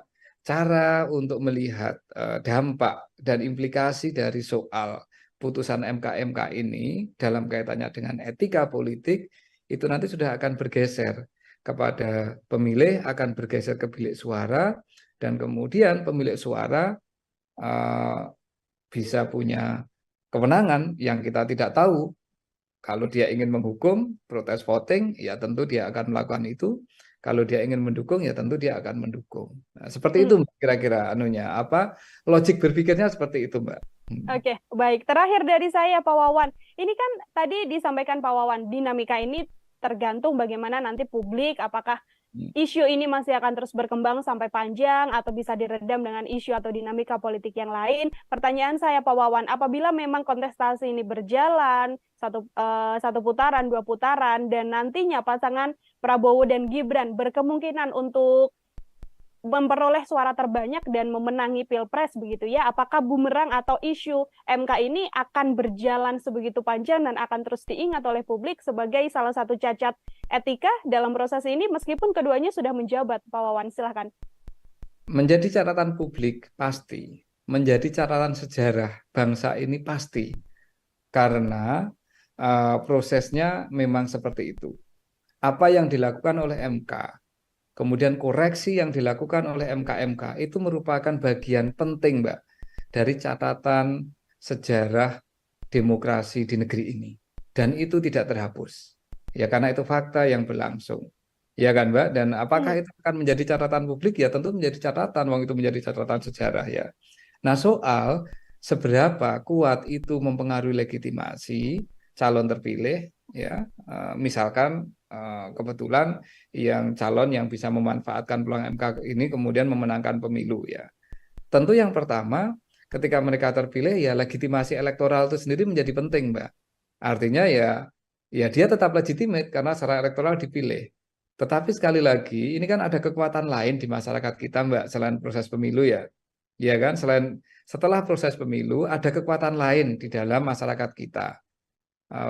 Selain parpol, selain DPR, selain DPD, selain tokoh politik. Siapa mereka? Ya kekuatan masyarakat sipil, kekuatan media massa yang bisa kemudian secara kritis selalu melihat bahwa ada persoalan-persoalan dalam proses pemilu Indonesia tahun 2024 ini yang dipenuhi dengan aspek-aspek yang tadi kita diskusikan. Ada code of conduct dalam konteks pengambilan keputusan di MK yang dilanggar, ada proses dan bentuk kenegarawanan yang mungkin tidak diambil, ada diskusi soal bahwa ini semua merupakan bagian dari orkestrasi untuk memperpanjang kekuasaan yang berlangsung, dan seterusnya lah, Mbak. Nah, catatan kritis ini akan menjadi elemen yang tidak terpisahkan, Mbak, dari proses pemilu tahun 2024 ke depan ini.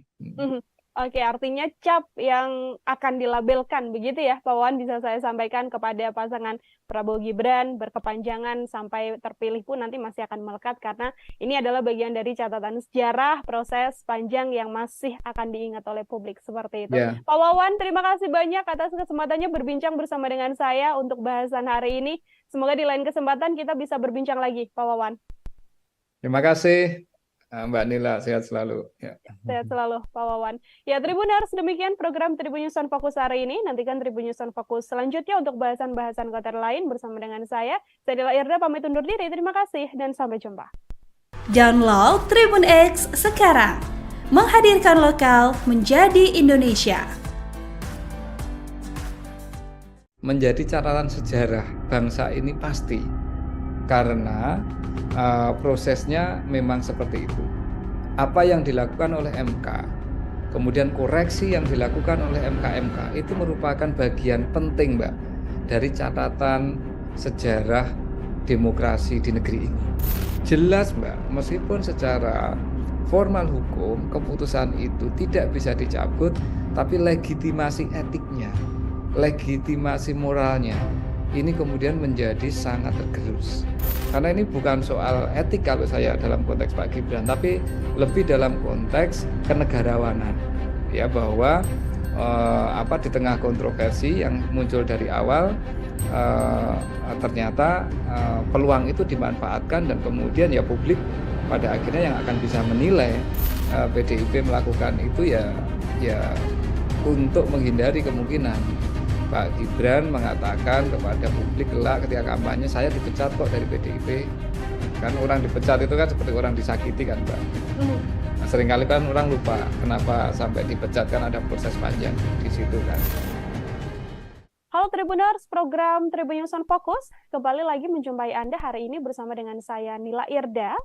Kita membahas terkait putusan MK yang kemarin keluar, ini sudah dinantikan oleh banyak pihak dan akhirnya diputuskan bahwa Ketua MK Anwar Usman diberhentikan dari jabatannya sebagai Ketua Mahkamah Konstitusi. Kira-kira apakah kemudian putusan MK ini akan berdampak pada pencalonan sosok Gibran Rakabuming Raka yang memang konflik ini atau isu ini berkembang setelah lolosnya nama seorang Gibran untuk melenggang menjadi calon wakil presiden berpasangan dengan Prabowo Subianto. Untuk membahas hal tersebut, Tribuners, saya sudah tersambung bersama dengan pakar politik sekaligus Dekan Visipol Universitas Gadjah Mada, ada Pak Wawan Masudi dalam sambungan Zoom. Pak Wawan, terima kasih banyak sudah bergabung. Apa kabar, Bapak?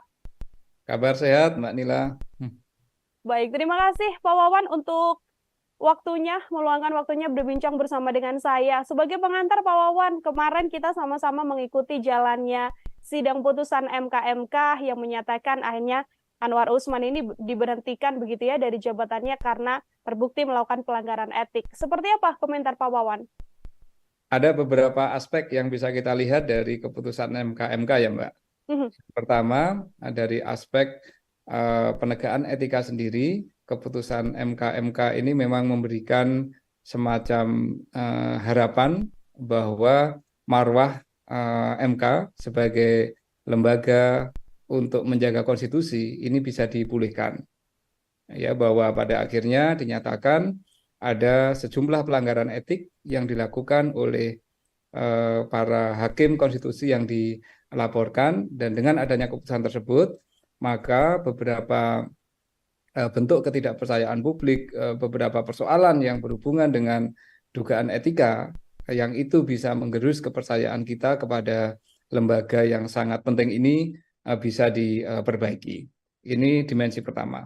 Dimensi kedua, persidangan etik yang dilakukan oleh MK ini kan menindaklanjuti laporan dari masyarakat, Mbak. Ya, poin ini menunjukkan betapa bahwa lembaga negara siapapun itu tidak akan pernah lepas dari kontrol publik. Bahwa demokrasi yang kuat di negara manapun, demokrasi yang kuat di belahan bumi manapun sangat ditentukan oleh seberapa kuat kontrol dari publik, seberapa kuat kontrol dari masyarakat sipil. Kita tahu bahwa para pelapor yang mempersoalkan dan yang melaporkan para hakim MK adalah bagian dari kekuatan masyarakat sipil di Indonesia. Artinya, lembaga negara manapun saat ini dan ke depan harus benar-benar belajar apa yang mereka lakukan ini sepenuhnya ada di dalam pengawasan publik, ya, ada di dalam pengawasan masyarakat sipil. Dan jika ada hal yang dianggap menyimpang, maka itu bisa dipersoalkan dan bisa dikoreksi, menunjukkan bahwa demokrasi kita masih terjaga dengan adanya kekuatan dari masyarakat sipil. Itu aspek kedua. Aspek ketiga tentu berhubungan dengan tokoh yang atau siapapun nih yang kemudian mengambil manfaat kemarin, mengambil manfaat dari peluang yang dibuka oleh MK untuk bisa mencalonkan diri sebagai calon wakil presiden. Dalam konteks ini tentu Pak Gibran yang berpasangan dengan Pak Prabowo.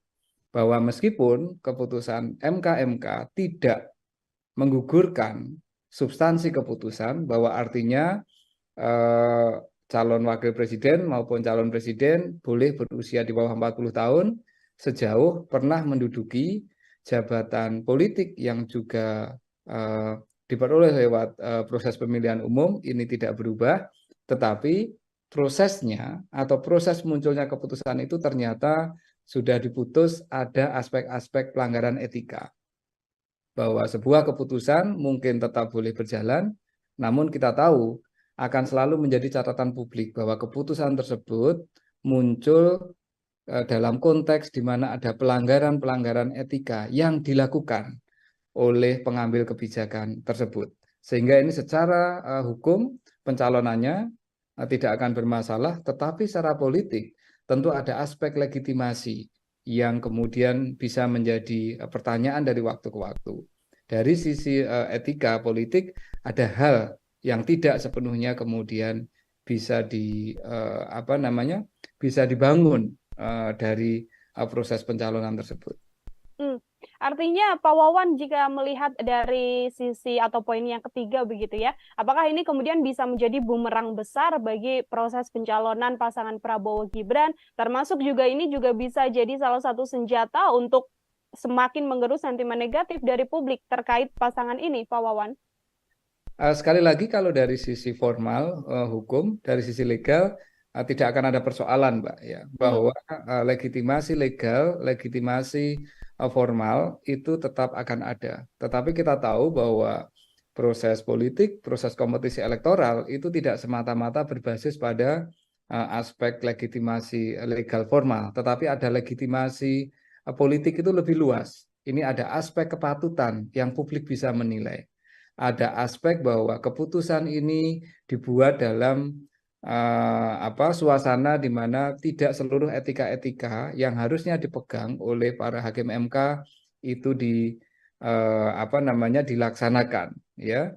Karena itu kemudian publik akan menilai bahwa oke, ini bisa mencalonkan, tetapi ada banyak kelemahan-kelemahan, ya. Ada aspek-aspek yang bisa kita katakan cacat dari sisi proses pencalonan yang kemudian ya tergantung nanti dalam proses kampanye apakah lawan politik akan menggunakan ini untuk melakukan serangan dengan mengatakan bahwa ada fondasi etika yang bermasalah dalam proses yang sedang berlangsung atau tidak dipakai oleh para lawan politiknya. Pun halnya di masyarakat, kita tidak tahu akan seberapa lama ini memori masyarakat terhadap proses yang berlangsung di MK ini kan. Kalau memori masyarakat kita panjang, tentu akan menjadi catatan yang itu akan bisa mempengaruhi keputusan pemilih, keputusan publik ketika menentukan siapa capres dan cawapresnya. Tetapi kalau memori publik kita ini tidak cukup kuat, ya mungkin tidak akan ada persoalan. Jadi ini sangat ditentukan, Mbak, oleh dinamika proses kampanye yang akan berlangsung dalam ya kira-kira 1,5 sampai 2 bulan ke depan, Mbak. Oke, akan dilihat bagaimana kemudian publik begitu ya, memorinya masih berkepanjangan untuk membawa isu ini sampai ke pencapresan nanti, atau akan hilang seiring berjalannya waktu dan dengan dinamika yang juga ada begitu ya, Pak Wawan. Ini kalau setelah putusan atau hasil yang dilakukan oleh MK kan memang tidak hanya berhenti sampai kemudian mengusut Ketua MK begitu ya, Pak Wawan, karena banyak juga publik yang berharap bahwa kemudian putusan ini bisa mengubah putusan nomor 90 soal batas usia capres dan juga cawapres, meskipun MK sendiri memang sudah mengatakan tidak dalam kapasitas hal tersebut.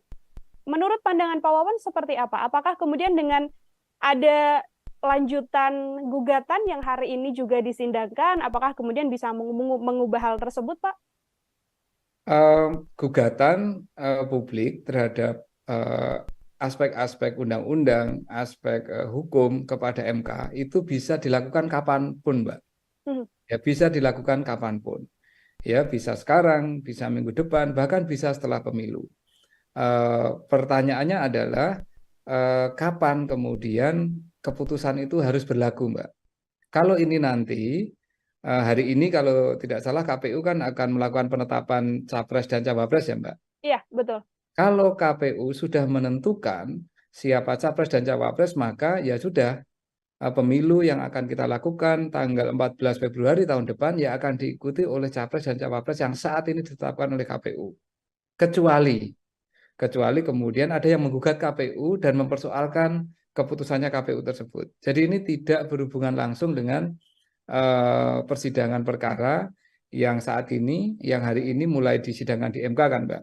Nah, sebagaimana disampaikan oleh Pak Jimli kemarin, seandainya ini ada gugatan lebih lanjut dan KPU sudah menetapkan siapa capres dan cawapres, apapun hasil dari gugatan, maka itu hanya akan berlaku kira-kira untuk pemilu tahun atau pemilu periode berikutnya ya, Mbak. Artinya ini kan pemilu tahun 2029.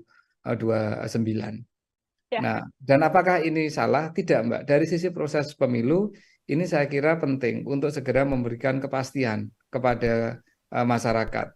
Cuman masalahnya, sekali lagi ini kan soal dukungan politik ya, Mbak. Soal legitimasi politik. Bagaimana masyarakat kemudian bisa memiliki catatan atas proses ini. Itu yang saya kira yang paling penting nantinya untuk menuju ke Februari tanggal 14 2024 nanti, Mbak.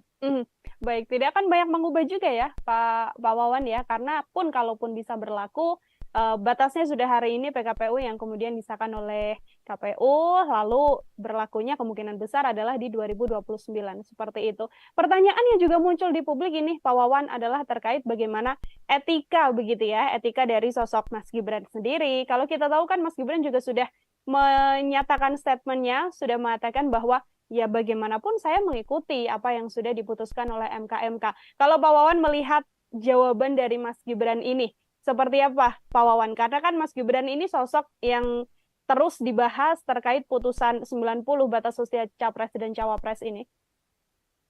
Begini Mbak ya, bahwa satu proses persidangan etik oleh MK-MK ini pertama tidak berhubungan dengan siapapun di luar hakim MK. Itu yang penting harus kita tegaskan dulu ya, bahwa ini persidangan untuk menentukan apakah hakim MK cukup mengikuti standar etika yang ada di dalam peraturan MK. Dan keputusannya sudah menunjukkan dari 4 laporan, semuanya ada aspek-aspek yang terbukti ada pelanggaran etika. Ya kan Mbak, elemennya kan banyak kemarin yang diputuskan ya, bahwa ini para hakim tidak cukup bisa menjaga kerahasiaan, para hakim tidak cukup bisa saling mengingatkan dan menjaga marwah, ya kan? Ada hakim yang dinyatakan bahwa tidak bisa memproteksi MK dari intervensi politik tertentu, kan seperti itu Mbak, ya kan? Jadi ini persidangan etik ini adalah persidangan untuk melihat seberapa seberapa kuat para hakim MK memegang standar etik ya, ethical conduct-nya itu seperti apa dipegang, dan ternyata buktinya seperti itu. Ini yang pertama. Yang kedua, kalau Pak Gibran sendiri sebenarnya secara normatif posisinya ya sebagai warga negara yang bisa memanfaatkan keputusan MK ini. Meskipun kita tahu secara politik beliau memang menjadi salah satu pihak yang boleh dikatakan terkait langsung atau memperoleh manfaat langsung dari keputusan ini kan Mbak, ya kan? Nah, apakah ini kemudian ada persoalan etik untuk proses pencalonan? Kalau saya bukan soal etiknya Mbak, tapi soal testing untuk kenegarawanan. Semestinya kalau memang melihat ada proses yang kontroversial seperti ini, kalau memang tidak mau mencalonkan ya dari awal tidak memanfaatkan kesempatan. Tetapi ini kan kenyataannya kan memanfaatkan kesempatan, Mbak. Artinya ya memang ada peluang yang dibuka dan kemudian itu dipakai. Nah, apakah itu secara formal sekali lagi sah? Itu sah, Mbak. Cuman publik kemudian akan menanyakan, oh ternyata proses kemarin itu ya bagaimanapun juga memberikan jalan yang lebih terbuka kepada Pak Gibran untuk kemudian mencalonkan cawapres. Karena kenyataannya beliau memanfaatkan peluang ini. Kan begitu Mbak ya. Tapi apakah ini kemudian ada hubungannya terkait dengan etikanya Pak Gibran dalam konteks ini? Tidak terkait Mbak. Karena ini bukan soal etik kalau saya dalam konteks Pak Gibran, tapi lebih dalam konteks kenegarawanan, ya, bahwa di tengah kontroversi yang muncul dari awal, ternyata peluang itu dimanfaatkan dan kemudian ya publik pada akhirnya yang akan bisa menilai seberapa ini ya, seberapa derajat kenegarawanan yang dimiliki oleh beliau maupun mungkin ya mohon maaf oleh orang-orang yang ada di sekitar beliau, kayak gitu Mbak. Kalau saya melihatnya lebih ke situ. Jadi ini tidak ada etika yang dilanggar, tetapi memang ada pertanyaan soal memanfaatkan situasi, aspek kenegarawanan yang itu semua kemudian menjadi pembuktian. Kira-kira kemudian publik bisa menyimpulkan, oh berarti semua proses yang penuh dengan drama, semua proses yang penuh dengan dinamika ini memang memberikan jalan yang sangat lapang kepada beliau untuk menjadi cawapres. Dan kenyataannya kan seperti itu, Mbak. Artinya kalau dari kacamata atau dari pandangan Pak Wawan sendiri, kenegarawan seorang Gibran ini apakah kemudian masih belum bisa dikatakan punya sisi kenegarawan yang elok, yang bagus, atau seperti apa Pak Wawan? Ya kalau saya melihat ketika peluang ini terbuka dan kemudian dimanfaatkan, ya berarti memang ada intensi untuk memanfaatkan peluang itu. Guna apa ya? Guna masuk ke dalam proses proses elektoral, proses pemilu presiden dan wakil presiden kan, Mbak. Dari awal kan kita tahu ya bahwa dari sisi momentum ya, dari awal kita tahu dari sisi momentum proses gugatan ini kan sangat mepet Mbak dengan semua dinamika proses pencalonan kemarin ya. Dan karena dari sisi momentum seperti itu, maka kita semua kemudian bisa membaca, publik bisa menilai bahwa ini tujuan utamanya adalah untuk mencoba membuka ruang. Dan kebetulan ruang itu kemudian dibuka oleh MK, ya kan? Dan proses membuka ruang oleh MK ternyata penuh dengan kontroversi. Keputusannya tidak bulat, kemudian dari keputusan yang tidak bulat itu sebenarnya juga tidak ada opini yang bersifat solid, dan setelah itu kemudian muncul ada dugaan pelanggaran etik yang dilakukan oleh Ketua MK karena menyidangkan perkara yang punya kemungkinan interest langsung dengan salah satu anggota keluarga, ya kan Mbak? Dan kemudian di sidang MK, sidang Majelis Kehormatan kemudian membuktikan, oh benar ini terjadi banyak sekali pelanggaran terhadap ethical conduct, ya, terhadap prosedur-prosedur etis yang ada di MK. Jelas Mbak, meskipun secara formal hukum keputusan itu tidak bisa dicabut, tapi legitimasi etiknya, legitimasi moralnya, ini kemudian menjadi sangat tergerus. Nah, ini yang memang situasi-situasi dilematisnya kan seperti itu ya. MK kan memang tidak punya kewenangan untuk mencabut keputusan kan Mbak, tetapi hanya bisa menunjukkan kepada publik ini ada legitimasi etika yang dilanggar ketika keputusan ini dibuat, ya kan? Dan ketika itu dimanfaatkan untuk pencalonan, akhirnya ya publik yang bisa menilai kalau ini semuanya penuh kontroversi, mengapa sih kita ambil jalan itu? Dan kalau itu diambil, berarti dari awal memang sudah punya niat untuk ikut dalam kontestasi ini. Nah, motif dibalik itu apa? Nah, kita yang nggak tahu kan, Mbak. Apakah ini dalam rangka untuk ekstensi kekuasaan dari keluarga Pak Presiden, ataukah ini ada semangat lain di luar itu, kan kita yang belum tahu nih publik kan. Termasuk kalau kita sedikit tarik mundur ke belakang, Pak Wawan, ini apakah proses kenegarawan atau etika seorang Mas Gibran ini juga bisa dilihat dari kemudian hilangnya atau pamitnya Mas Gibran dari PDIP yang selama ini sudah membesarkan namanya, bisa mencalonkan Mas Gibran sebagai wali kota Solo, termasuk juga 2 periode Presiden Joko Widodo bersama dengan PDI Perjuangan yang tiba-tiba bergabungnya bersama dengan Prabowo Subianto begitu? Saya kira hubungan PDIP dan Gibran dan PDIP memang sudah sampai pada titik yang tidak mungkin untuk diperbaiki untuk saat ini, Mbak ya. Di satu sisi PDIP tidak pernah secara tegas menyatakan memberhentikan atau memecat Pak Gibran kan, Mbak. yang diminta oleh PDIP adalah ya mengembalikan KTA, yang artinya itu adalah mengundurkan diri. Nah, yang dimau Pak Gibran kelihatannya nggak kayak gitu. Ya kalau tidak dipecat berarti saya masih di PDIP, kan kira-kira kan seperti itu toh Mbak.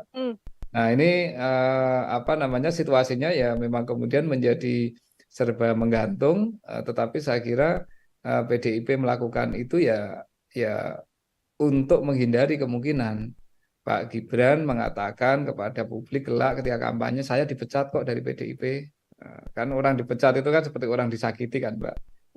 Seringkali kan orang lupa kenapa sampai dipecat, kan ada proses panjang di situ. PDIP nggak mau itu terjadi. Nah PDIP maunya adalah ya Pak Gibran bergabung secara volunteer ke PDIP, kemudian mendapatkan tiket dari PDIP untuk meniti karir politik.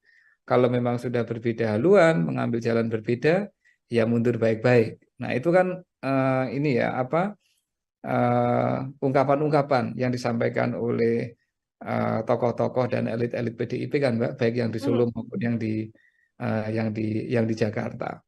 Jadi ini soal tarik ulur politik lah antara Pak Gibran dengan PDIP ya, yang saya kira PDIP tidak akan pernah tegas menyatakan memecat dan hanya akan membiarkan, membuat Pak Gibran mungkin dalam posisi yang tidak enak juga, tetapi ya udahlah, politik ya akan berlangsung seperti ini, dan saya kira situasinya ya akan saling menggantung, tetapi publik tahu bahwa akhirnya Pak Gibran sudah tidak lagi di PDIP dan PDIP juga sudah tidak menganggap Pak Gibran, setidaknya seperti itu Mbak. Baik, sudah tidak bisa diperbaiki lagi ya artinya ya Pak Wawan ya, karena proses panjang yang terjadi ini tarik ulur menulur antara PDIP dan juga Mas Gibran. Ya menurut pendapat saya agak susah Mbak, meskipun kita tahu bahwa dalam politik apa sih yang nggak mungkin, ya kan, sejauh kepentingannya kecapai, tetapi kalau saya lihat dari proses yang berlangsung ini nampaknya ada proses yang secara sakit hati politik jauh lebih dalam lah, dari perasaan politik jauh lebih dalam daripada sekedar keluar dari partai. Antara Pak Wawan seperti apa? Ya itu bagian dari apa namanya saling menyerang dalam politik lah, itu biasa lah kayak gitu ya. Jadi tentu kubu lawan politik akan mengatakan ini ada keputusan seperti ini dan secara etik berarti ada masalah, sebaiknya mengganti, kan kayak gitu toh Mbak. Ini kan bagian dari strategi menyerang dalam politik kan. Nah, jadi ya, tidak ada masalah kalau itu yang menyampaikan partai politik. Nanti mungkin Pak Prabowo akan merespon dengan cara yang lain toh, bahwa mungkin mengatakan ya secara formal hukumnya tidak ada yang kami salahi dan kami akan jalan, dan kemudian kami akan masuk dengan program-program. Ya ini bagian dari Mbak, apa namanya, political political discourse lah ya, narasi-narasi politik yang dibangun oleh kubu-kubu yang saling sedang bersaing dalam proses pemilu, dan itu wajar dan sah-sah saja Mbak, saya kira. Oke, itu wajar dan sah-sah saja. Namun kalau dari kacamata Pak Wawan ini sebagai pengamat politik juga ya, dari Koalisi Indonesia Maju atau dari pihak Prabowo Subianto, secara etika yang elok, etika yang patut, memberikan sikap terkait putusan MK dan sentimen negatif publik atas pencawapresan Mas Gibran ini yang paling bagus itu seperti apa Pak? Dalam kacamata saya, ini sudah point of no return Mbak, bagi Pak Prabowo dan Koalisi Indonesia Maju. Menunjuk Pak Gibran yang sudah dideklarasikan dan didaftarkan ke KPU, dan kemudian setidaknya hasil MK tidak mencabut keputusan yang memungkinkan Pak Gibran untuk mencalonkan, itu sudah menjadi point of no return. Artinya Koalisi Indonesia Maju, dugaan saya dan saya hampir pasti mengatakan iya, akan mempertahankan duet Pak Prabowo dan Pak Gibran. Yang dilakukan oleh Koalisi Indonesia Maju dalam pandangan saya akan mencoba untuk menutup dan menggeser isu terkait dengan etika, isu terkait dengan patut tidak patut ini dengan narasi-narasi politik yang lain, Mbak. Misalkan kampanye program tertentu, kemudian arah kepemimpinan yang akan mereka bawa, kemudian mencoba untuk membangun narasi-narasi langsung ke publik, membangun komunikasi ke grassroots dan seterusnya. Saya kira itu yang dilakukan. Jadi mereka tidak akan mengconsider lagi soal perdebatan etika itu, Mbak. Dan tetapi bukan berarti etika ini tidak penting. Dalam kacamata saya tetap penting untuk selalu disampaikan kepada publik bahwa ada proses politik, ada proses pembuatan keputusan di MK terkait dengan proses pencalonan ini yang oleh Majelis Kehormatan MK pun dinyatakan terbukti melanggar etik, ya. Dan publik kemudian bisa menilai kalau semua aspek-aspek etika ini kemudian dilanggar, ya, aspek-aspek etika itu dilanggar, sanksinya apa sih, Mbak? Kan sanksi hukum kan nggak bisa kita lakukan. Yang ada itu adalah sanksi sosial biasanya, ya kan? Sanksi sosial, sanksi moral. Nah, sanksi sosial yang bisa dilakukan oleh publik, oleh pemilih itu apa sih pada akhirnya? Ya, mungkin akan mencari alternatif pilihan yang lain. Mungkin akan menentukan pilihan yang lain. Itu kan pemilih ketika sudah masuk ke bilik suara kelak dengan pengetahuan yang dimiliki, itu kan upaya, Mbak, satu untuk memperkuat legitimasi atau untuk mendukung satu pihak, tapi ada juga yang semangatnya itu adalah menghukum pihak lain. Nah, ini dan itu adalah kewenangan voters, Mbak. Itu adalah kewenangan pemilih untuk mendukung atau motivasinya ketika memilih itu adalah untuk mendukung calon yang benar-benar dia pilih, ataukah proses pemilihan yang dia lakukan itu merupakan upaya untuk menghukum pihak yang dia tidak suka. Itu namanya protes voting, Mbak. Nah, ini artinya apa? Artinya ini nanti sudah bergeser, Mbak. Cara untuk melihat dampak dan implikasi dari soal putusan MK ini dalam kaitannya dengan etika politik itu nanti sudah akan bergeser kepada pemilih, akan bergeser ke bilik suara, dan kemudian pemilik suara bisa punya kewenangan yang kita tidak tahu. Kalau dia ingin menghukum, protes voting, ya tentu dia akan melakukan itu. Kalau dia ingin mendukung, ya tentu dia akan mendukung. Nah, seperti itu kira-kira logik berpikirnya seperti itu, Mbak. Oke, baik. Terakhir dari saya, Pak Wawan. Ini kan tadi disampaikan Pak Wawan, dinamika ini tergantung bagaimana nanti publik, apakah isu ini masih akan terus berkembang sampai panjang atau bisa diredam dengan isu atau dinamika politik yang lain. Pertanyaan saya, Pak Wawan, apabila memang kontestasi ini berjalan satu putaran, 2 putaran, dan nantinya pasangan Prabowo dan Gibran berkemungkinan untuk memperoleh suara terbanyak dan memenangi Pilpres begitu ya, apakah bumerang atau isu MK ini akan berjalan sebegitu panjang dan akan terus diingat oleh publik sebagai salah satu cacat etika dalam proses ini meskipun keduanya sudah menjabat? Pak Wawan, silahkan. Menjadi catatan publik pasti, menjadi catatan sejarah bangsa ini pasti, karena prosesnya memang seperti itu. Apa yang dilakukan oleh MK, kemudian koreksi yang dilakukan oleh MK itu merupakan bagian penting, Mbak, dari catatan sejarah demokrasi di negeri ini. Dan itu tidak terhapus. Ya, karena itu fakta yang berlangsung. Ya kan, Mbak? Dan apakah itu akan menjadi catatan publik? Ya tentu menjadi catatan, wong itu menjadi catatan sejarah ya. Nah, soal seberapa kuat itu mempengaruhi legitimasi calon terpilih, ya, misalkan kebetulan yang calon yang bisa memanfaatkan peluang MK ini kemudian memenangkan pemilu ya. Tentu yang pertama ketika mereka terpilih ya legitimasi elektoral itu sendiri menjadi penting, Mbak. Artinya ya dia tetap legitimate karena secara elektoral dipilih.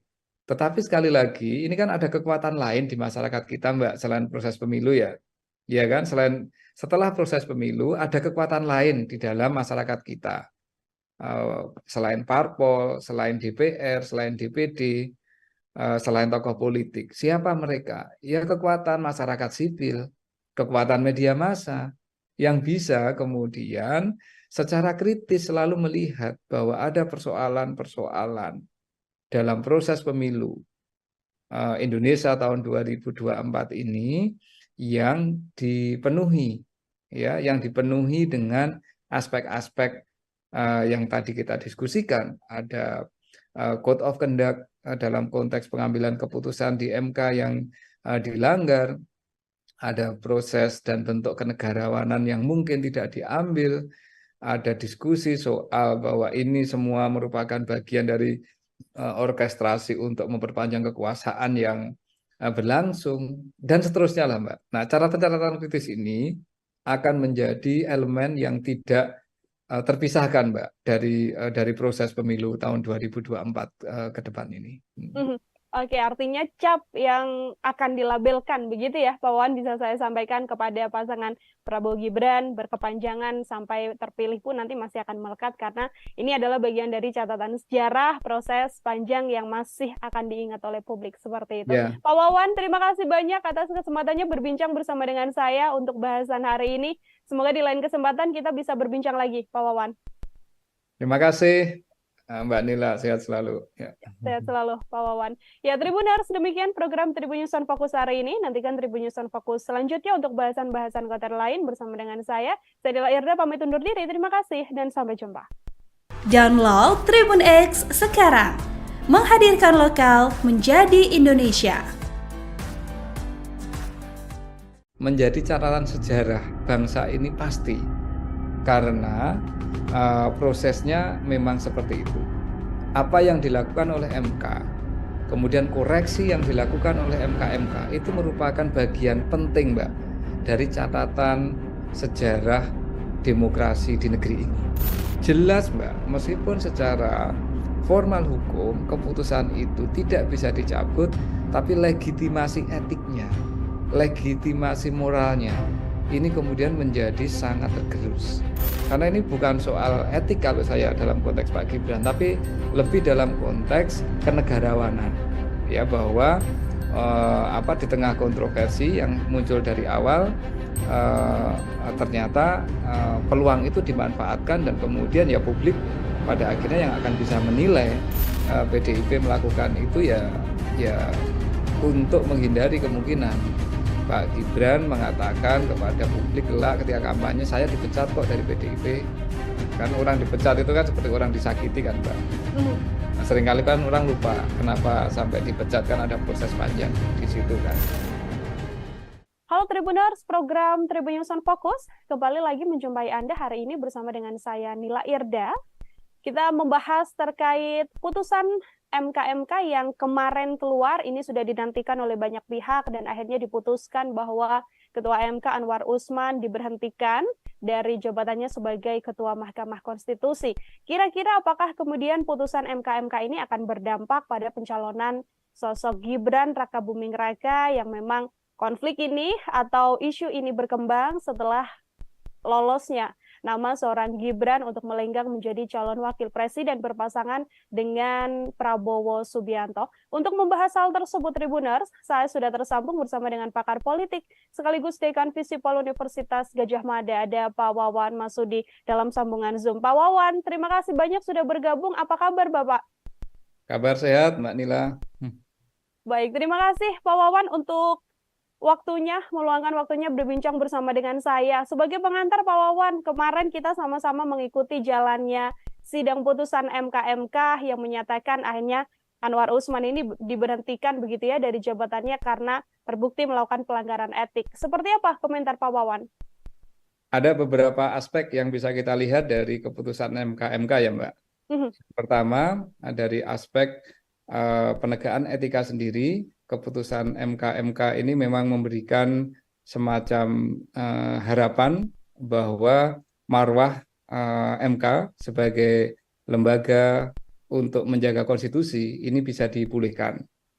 Ya, bahwa pada akhirnya dinyatakan ada sejumlah pelanggaran etik yang dilakukan oleh para hakim konstitusi yang dilaporkan, dan dengan adanya keputusan tersebut maka beberapa bentuk ketidakpercayaan publik, beberapa persoalan yang berhubungan dengan dugaan etika yang itu bisa menggerus kepercayaan kita kepada lembaga yang sangat penting ini bisa diperbaiki. Ini dimensi pertama. Dimensi kedua, persidangan etik yang dilakukan oleh MK ini kan menindaklanjuti laporan dari masyarakat, Mbak. Ya, poin ini menunjukkan betapa bahwa lembaga negara siapapun itu tidak akan pernah lepas dari kontrol publik. Bahwa demokrasi yang kuat di negara manapun, demokrasi yang kuat di belahan bumi manapun sangat ditentukan oleh seberapa kuat kontrol dari publik, seberapa kuat kontrol dari masyarakat sipil.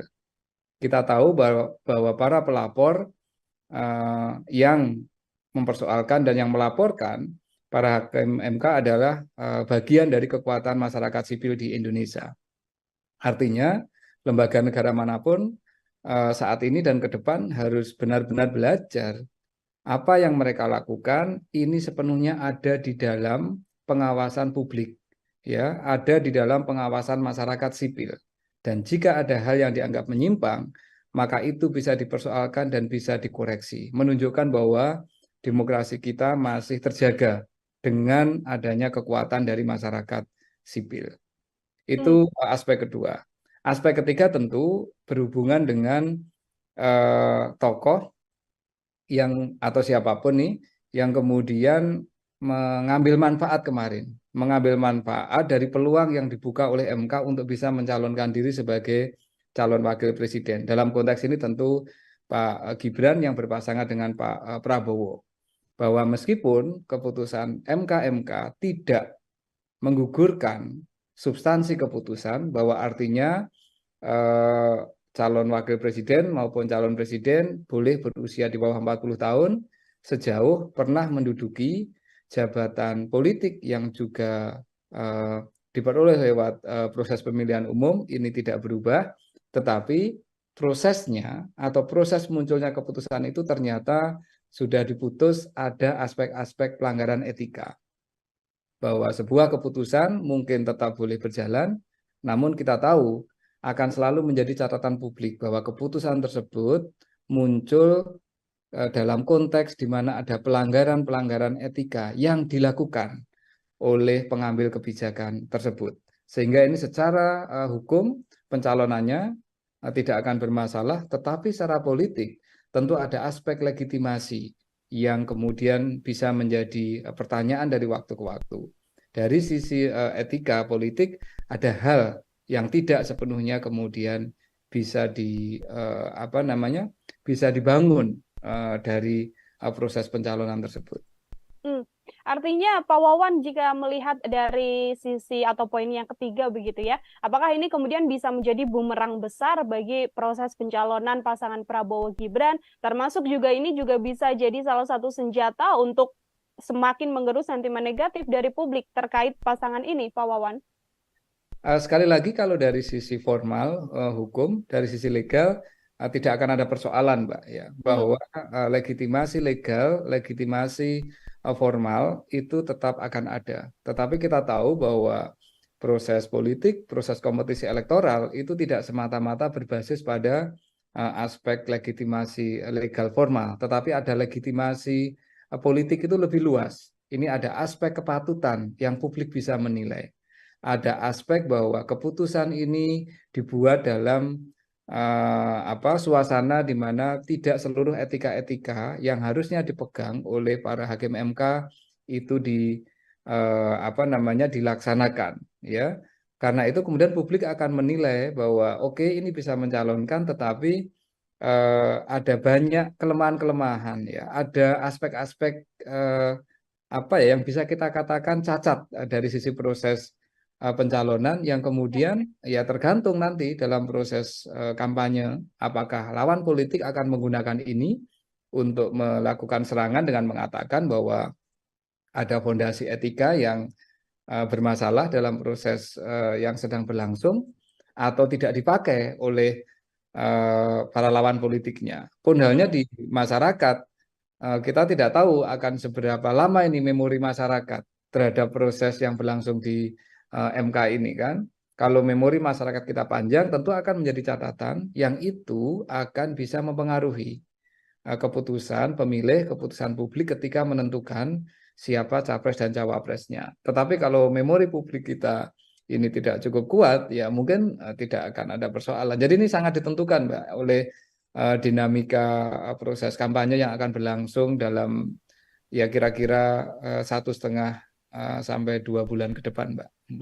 Oke, akan dilihat bagaimana kemudian publik begitu ya, memorinya masih berkepanjangan untuk membawa isu ini sampai ke pencapresan nanti, atau akan hilang seiring berjalannya waktu dan dengan dinamika yang juga ada begitu ya, Pak Wawan. Ini Kalau setelah putusan atau hasil yang dilakukan oleh MK kan memang tidak hanya berhenti sampai kemudian mengusut Ketua MK begitu ya Pak Wawan, karena banyak juga publik yang berharap bahwa kemudian putusan ini bisa mengubah putusan nomor 90 soal batas usia capres dan juga cawapres, meskipun MK sendiri memang sudah mengatakan tidak dalam kapasitas hal tersebut.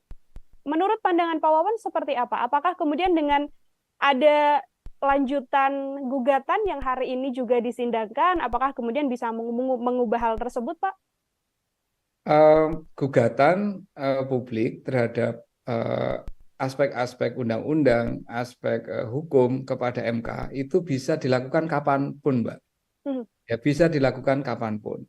Ya, bisa sekarang, bisa minggu depan, bahkan bisa setelah pemilu. Pertanyaannya adalah kapan kemudian keputusan itu harus berlaku, Mbak. Kalau ini nanti hari ini kalau tidak salah KPU kan akan melakukan penetapan capres dan cawapres ya, Mbak. Iya, betul.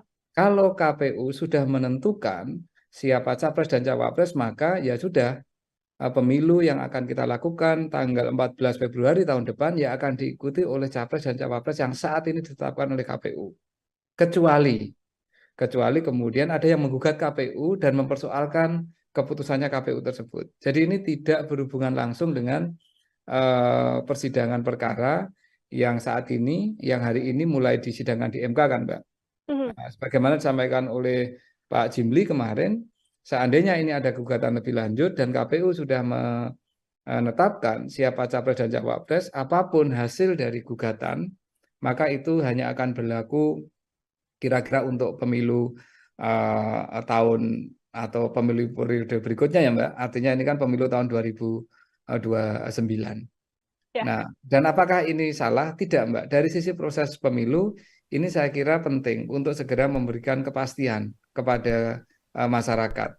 Cuman masalahnya, sekali lagi ini kan soal dukungan politik ya, Mbak. Soal legitimasi politik.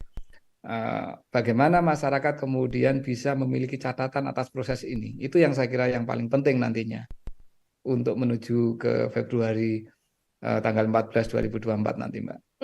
Baik, tidak akan banyak mengubah juga ya Pak Wawan ya, karena pun kalaupun bisa berlaku, batasnya sudah hari ini PKPU yang kemudian disahkan oleh KPU, lalu berlakunya kemungkinan besar adalah di 2029, seperti itu. Pertanyaan yang juga muncul di publik ini Pak Wawan adalah terkait bagaimana etika begitu ya, etika dari sosok Mas Gibran sendiri. Kalau kita tahu kan Mas Gibran juga sudah menyatakan statementnya, sudah mengatakan bahwa ya bagaimanapun saya mengikuti apa yang sudah diputuskan oleh MK.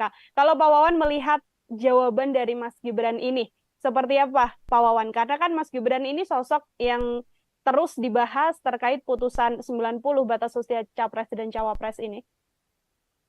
Begini Mbak ya, bahwa satu proses persidangan etik oleh MK ini pertama tidak berhubungan dengan siapapun di luar hakim MK. Itu yang penting harus kita tegaskan dulu ya, bahwa ini persidangan untuk menentukan apakah hakim MK cukup mengikuti standar etika yang ada di dalam peraturan MK. Dan keputusannya sudah menunjukkan dari 4 laporan, semuanya ada aspek-aspek yang terbukti ada pelanggaran etika. Ya kan Mbak, elemennya kan banyak kemarin yang diputuskan ya, bahwa ini para hakim tidak cukup bisa menjaga kerahasiaan, para hakim tidak cukup bisa saling mengingatkan dan menjaga marwah, ya kan? Ada hakim yang dinyatakan bahwa tidak bisa memproteksi MK dari intervensi politik tertentu, kan seperti itu Mbak, ya kan? Jadi ini persidangan etik ini adalah persidangan untuk melihat seberapa seberapa kuat para hakim MK memegang standar etik ya, ethical conduct-nya itu seperti apa dipegang, dan ternyata buktinya seperti itu. Ini yang pertama. Yang kedua, kalau Pak Gibran sendiri sebenarnya secara normatif posisinya ya sebagai warga negara yang bisa memanfaatkan keputusan MK ini. Meskipun kita tahu secara politik beliau memang menjadi salah satu pihak yang boleh dikatakan terkait langsung atau memperoleh manfaat langsung dari keputusan ini kan Mbak, ya kan? Nah, apakah ini kemudian ada persoalan etik untuk proses pencalonan? Kalau saya bukan soal etiknya Mbak, tapi soal testing untuk kenegarawanan. Semestinya kalau memang melihat ada proses yang kontroversial seperti ini, kalau memang tidak mau mencalonkan ya dari awal tidak memanfaatkan kesempatan. Tetapi ini kan kenyataannya kan memanfaatkan kesempatan, Mbak. Artinya ya memang ada peluang yang dibuka dan kemudian itu dipakai. Nah, apakah itu secara formal sekali lagi sah? Itu sah, Mbak. Cuman publik kemudian akan menanyakan, oh ternyata proses kemarin itu ya bagaimanapun juga memberikan jalan yang lebih terbuka kepada Pak Gibran untuk kemudian mencalonkan cawapres. Karena kenyataannya beliau memanfaatkan peluang ini. Kan begitu, Mbak, ya? Tapi apakah ini kemudian ada hubungannya terkait dengan etikanya Pak Gibran dalam konteks ini? Tidak terkait, Mbak. Karena ini bukan soal etik kalau saya dalam konteks Pak Gibran, tapi lebih dalam konteks kenegarawanan.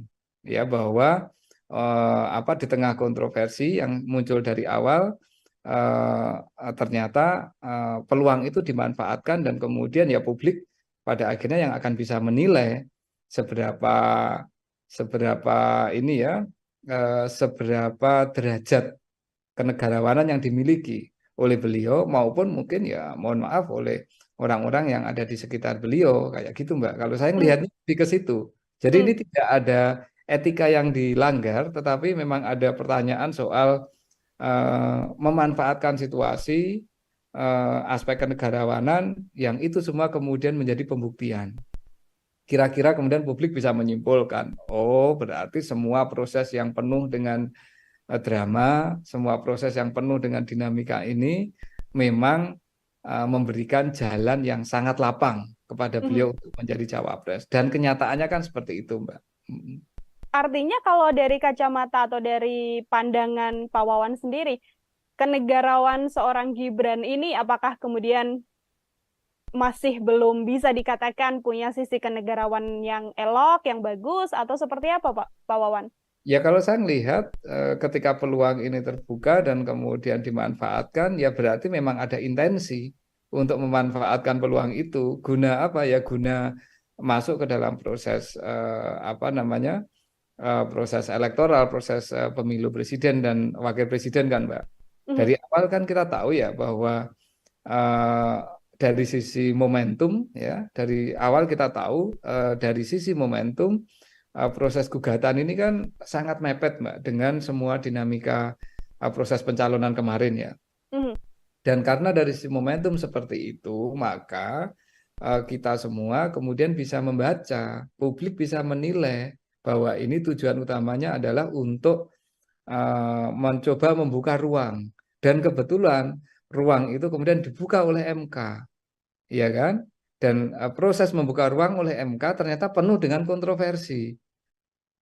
Keputusannya tidak bulat, kemudian dari keputusan yang tidak bulat itu sebenarnya juga tidak ada opini yang bersifat solid, dan setelah itu kemudian muncul ada dugaan pelanggaran etik yang dilakukan oleh Ketua MK karena menyidangkan perkara yang punya kemungkinan interest langsung dengan salah satu anggota keluarga, ya kan, Mbak? Dan kemudian di sidang MK, sidang Majelis Kehormatan kemudian membuktikan, oh benar ini terjadi banyak sekali pelanggaran terhadap ethical conduct, ya, terhadap prosedur-prosedur etis yang ada di MK. Jelas, Mbak, meskipun secara formal hukum keputusan itu tidak bisa dicabut, tapi legitimasi etiknya, legitimasi moralnya, ini kemudian menjadi sangat tergerus. Nah, ini yang memang situasi-situasi dilematisnya kan seperti itu ya. MK kan memang tidak punya kewenangan untuk mencabut keputusan kan, Mbak. Tetapi hanya bisa menunjukkan kepada publik ini ada legitimasi etika yang dilanggar ketika keputusan ini dibuat, ya kan? Okay. Dan ketika itu dimanfaatkan untuk pencalonan, akhirnya ya publik yang bisa menilai kalau ini semuanya penuh kontroversi, mengapa sih kita ambil jalan itu? Dan kalau itu diambil, berarti dari awal memang sudah punya niat untuk ikut dalam kontestasi ini. Nah, motif dibalik itu apa? Nah, kita yang nggak tahu kan, Mbak. Apakah ini dalam rangka untuk ekstensi kekuasaan dari keluarga Pak Presiden, ataukah ini ada semangat lain di luar itu, kan kita yang belum tahu nih publik kan. Termasuk kalau kita sedikit tarik mundur ke belakang, Pak Wawan, ini apakah proses kenegarawan atau etika seorang Mas Gibran ini juga bisa dilihat dari kemudian hilangnya atau pamitnya Mas Gibran dari PDIP yang selama ini sudah membesarkan namanya, bisa mencalonkan Mas Gibran sebagai wali kota Solo, termasuk juga 2 periode Presiden Joko Widodo bersama dengan PDI Perjuangan, yang tiba-tiba bergabungnya bersama dengan Prabowo Subianto begitu? Saya kira hubungan PDIP dan Gibran dan PDIP memang sudah sampai pada titik yang tidak mungkin untuk diperbaiki untuk saat ini, Mbak ya.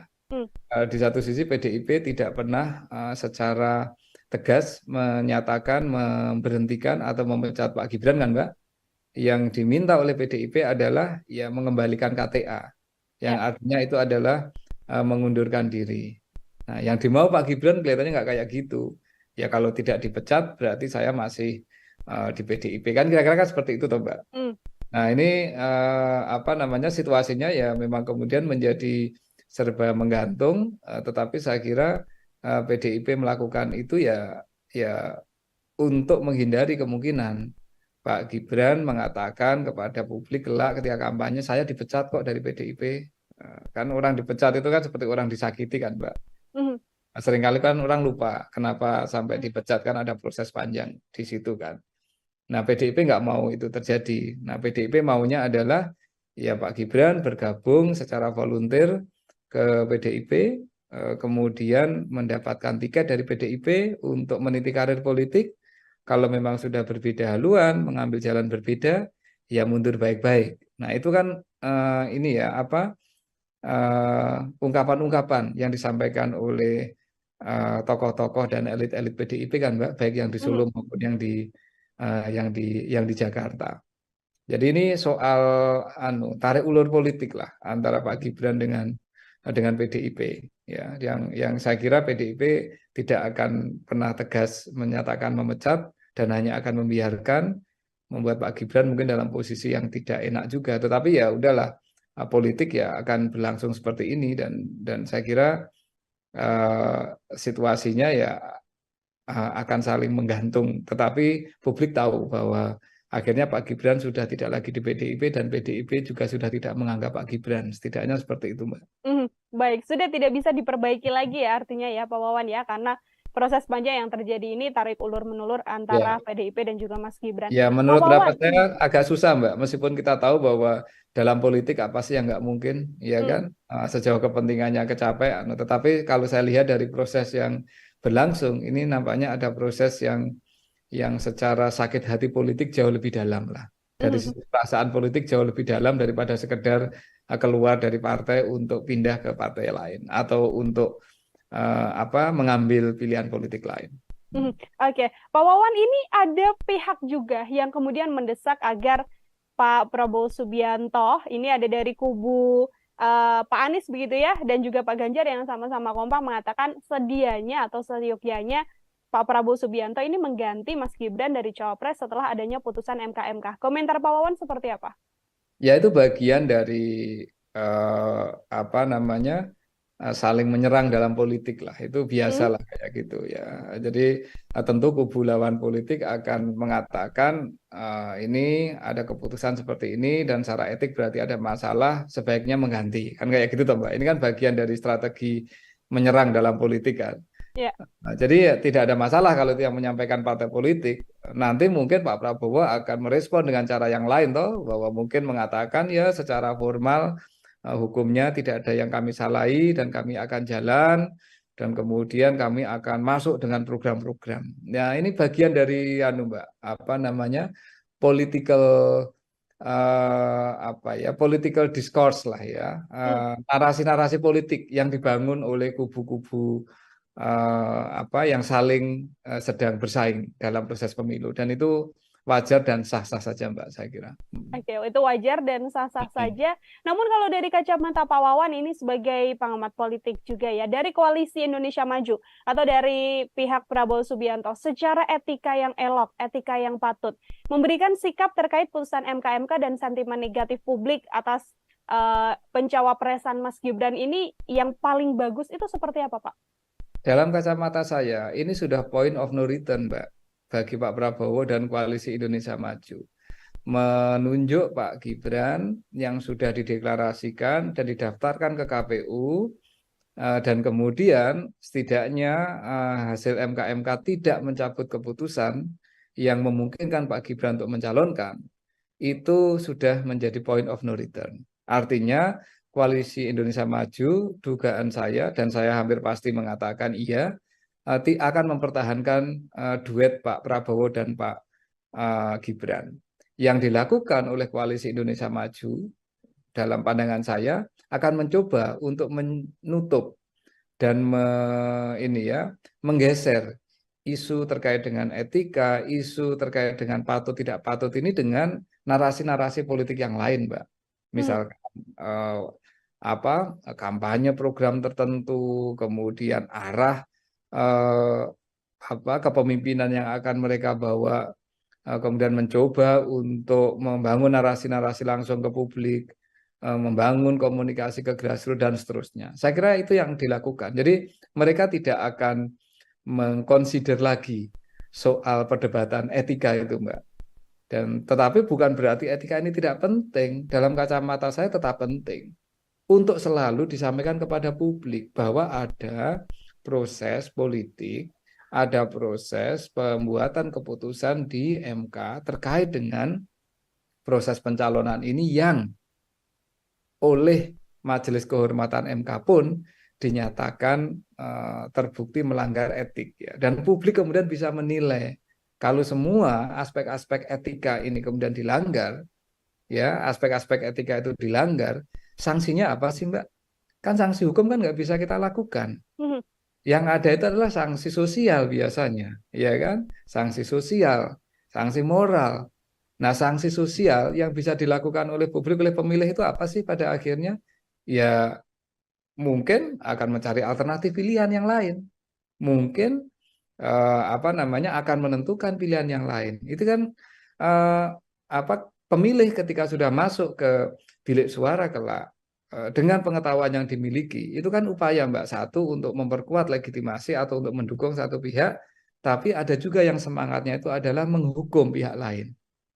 Nah, ini dan itu adalah kewenangan voters, Mbak. Itu adalah kewenangan pemilih untuk mendukung atau motivasinya ketika memilih itu adalah untuk mendukung calon yang benar-benar dia pilih, ataukah proses pemilihan yang dia lakukan itu merupakan upaya untuk menghukum pihak yang dia tidak suka. Itu namanya protes voting, Mbak. Nah, ini artinya apa? Artinya ini nanti sudah bergeser, Mbak.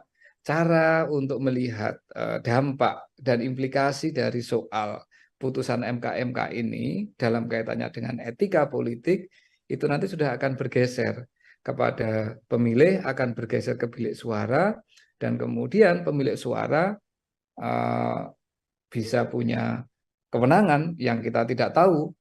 Kalau dia ingin menghukum, protes voting, ya tentu dia akan melakukan itu. Kalau dia ingin mendukung, ya tentu dia akan mendukung. Nah, seperti itu kira-kira logik berpikirnya seperti itu, Mbak. Oke, baik. Terakhir dari saya, Pak Wawan. Ini kan tadi disampaikan Pak Wawan, dinamika ini tergantung bagaimana nanti publik, apakah isu ini masih akan terus berkembang sampai panjang atau bisa diredam dengan isu atau dinamika politik yang lain. Pertanyaan saya, Pak Wawan, apabila memang kontestasi ini berjalan satu putaran, 2 putaran, dan nantinya pasangan Prabowo dan Gibran berkemungkinan untuk memperoleh suara terbanyak dan memenangi Pilpres begitu ya, apakah bumerang atau isu MK ini akan berjalan sebegitu panjang dan akan terus diingat oleh publik sebagai salah satu cacat etika dalam proses ini meskipun keduanya sudah menjabat? Pak Wawan, silahkan. Menjadi catatan publik pasti, menjadi catatan sejarah bangsa ini pasti, karena prosesnya memang seperti itu. Apa yang dilakukan oleh MK kemudian koreksi yang dilakukan oleh MK-MK itu merupakan bagian penting, Mbak, dari catatan sejarah demokrasi di negeri ini. Dan itu tidak terhapus. Ya karena itu fakta yang berlangsung. Ya kan, Mbak? Dan apakah itu akan menjadi catatan publik? Ya tentu menjadi catatan, wong itu menjadi catatan sejarah ya. Nah, soal seberapa kuat itu mempengaruhi legitimasi calon terpilih, ya, misalkan kebetulan yang calon yang bisa memanfaatkan peluang MK ini kemudian memenangkan pemilu ya. Tentu yang pertama, ketika mereka terpilih ya legitimasi elektoral itu sendiri menjadi penting, Mbak. Artinya ya dia tetap legitimate karena secara elektoral dipilih. Tetapi sekali lagi, ini kan ada kekuatan lain di masyarakat kita, Mbak, selain proses pemilu ya. Ya kan, setelah proses pemilu ada kekuatan lain di dalam masyarakat kita. Selain parpol, selain DPR, selain DPD, selain tokoh politik. Siapa mereka? Ya kekuatan masyarakat sipil, kekuatan media massa yang bisa kemudian secara kritis selalu melihat bahwa ada persoalan-persoalan dalam proses pemilu Indonesia tahun 2024 ini yang dipenuhi dengan aspek-aspek yang tadi kita diskusikan. Ada code of conduct dalam konteks pengambilan keputusan di MK yang dilanggar, ada proses dan bentuk kenegarawanan yang mungkin tidak diambil, ada diskusi soal bahwa ini semua merupakan bagian dari orkestrasi untuk memperpanjang kekuasaan yang berlangsung, dan seterusnya lah, Mbak. Nah, catatan-catatan kritis ini akan menjadi elemen yang tidak terpisahkan, Mbak, dari proses pemilu tahun 2024 ke depan ini. Oke, artinya cap yang akan dilabelkan begitu ya, Pak Wawan, bisa saya sampaikan kepada pasangan Prabowo Gibran berkepanjangan sampai terpilih pun nanti masih akan melekat karena ini adalah bagian dari catatan sejarah proses panjang yang masih akan diingat oleh publik seperti itu. Yeah. Pak Wawan, terima kasih banyak atas kesempatannya berbincang bersama dengan saya untuk bahasan hari ini. Semoga di lain kesempatan kita bisa berbincang lagi, Pak Wawan. Terima kasih. Mbak Nila, sehat selalu. Ya. Sehat selalu, Pak Wawan. Ya, Tribuners, demikian program Tribun News on Focus hari ini. Nantikan Tribun News on Focus selanjutnya untuk bahasan-bahasan konten lain bersama dengan saya. Saya Nila Irda, pamit undur diri. Terima kasih dan sampai jumpa. Download Tribun X sekarang.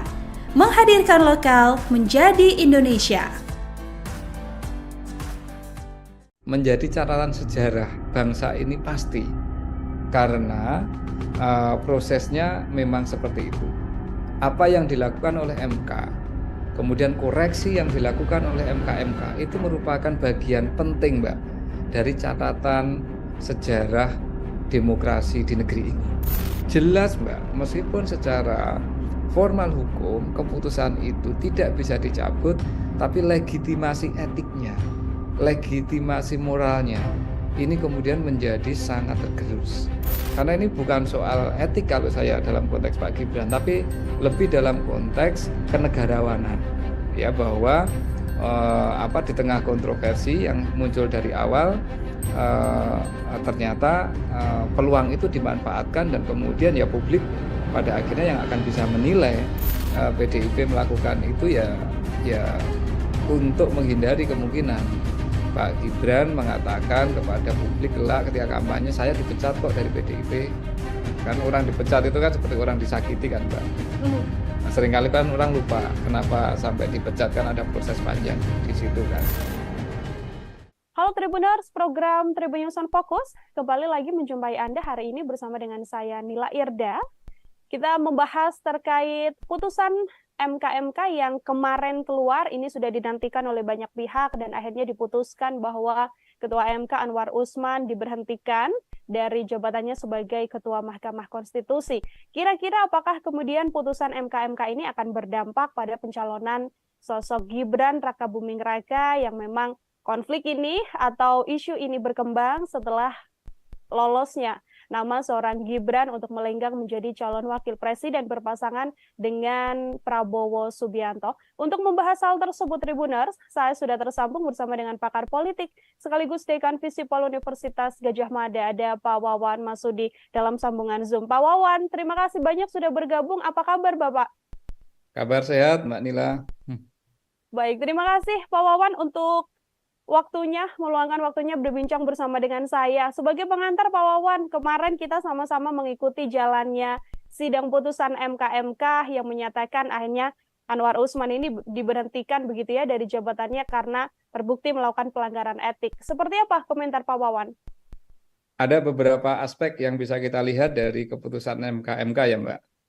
Pertama, dari aspek penegakan etika sendiri, keputusan MK ini memang memberikan semacam harapan bahwa marwah MK sebagai lembaga untuk menjaga konstitusi ini bisa dipulihkan.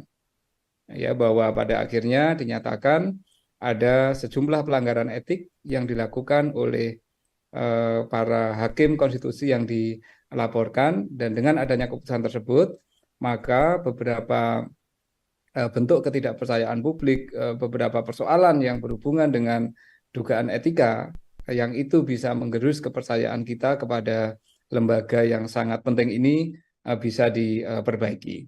Ini dimensi pertama.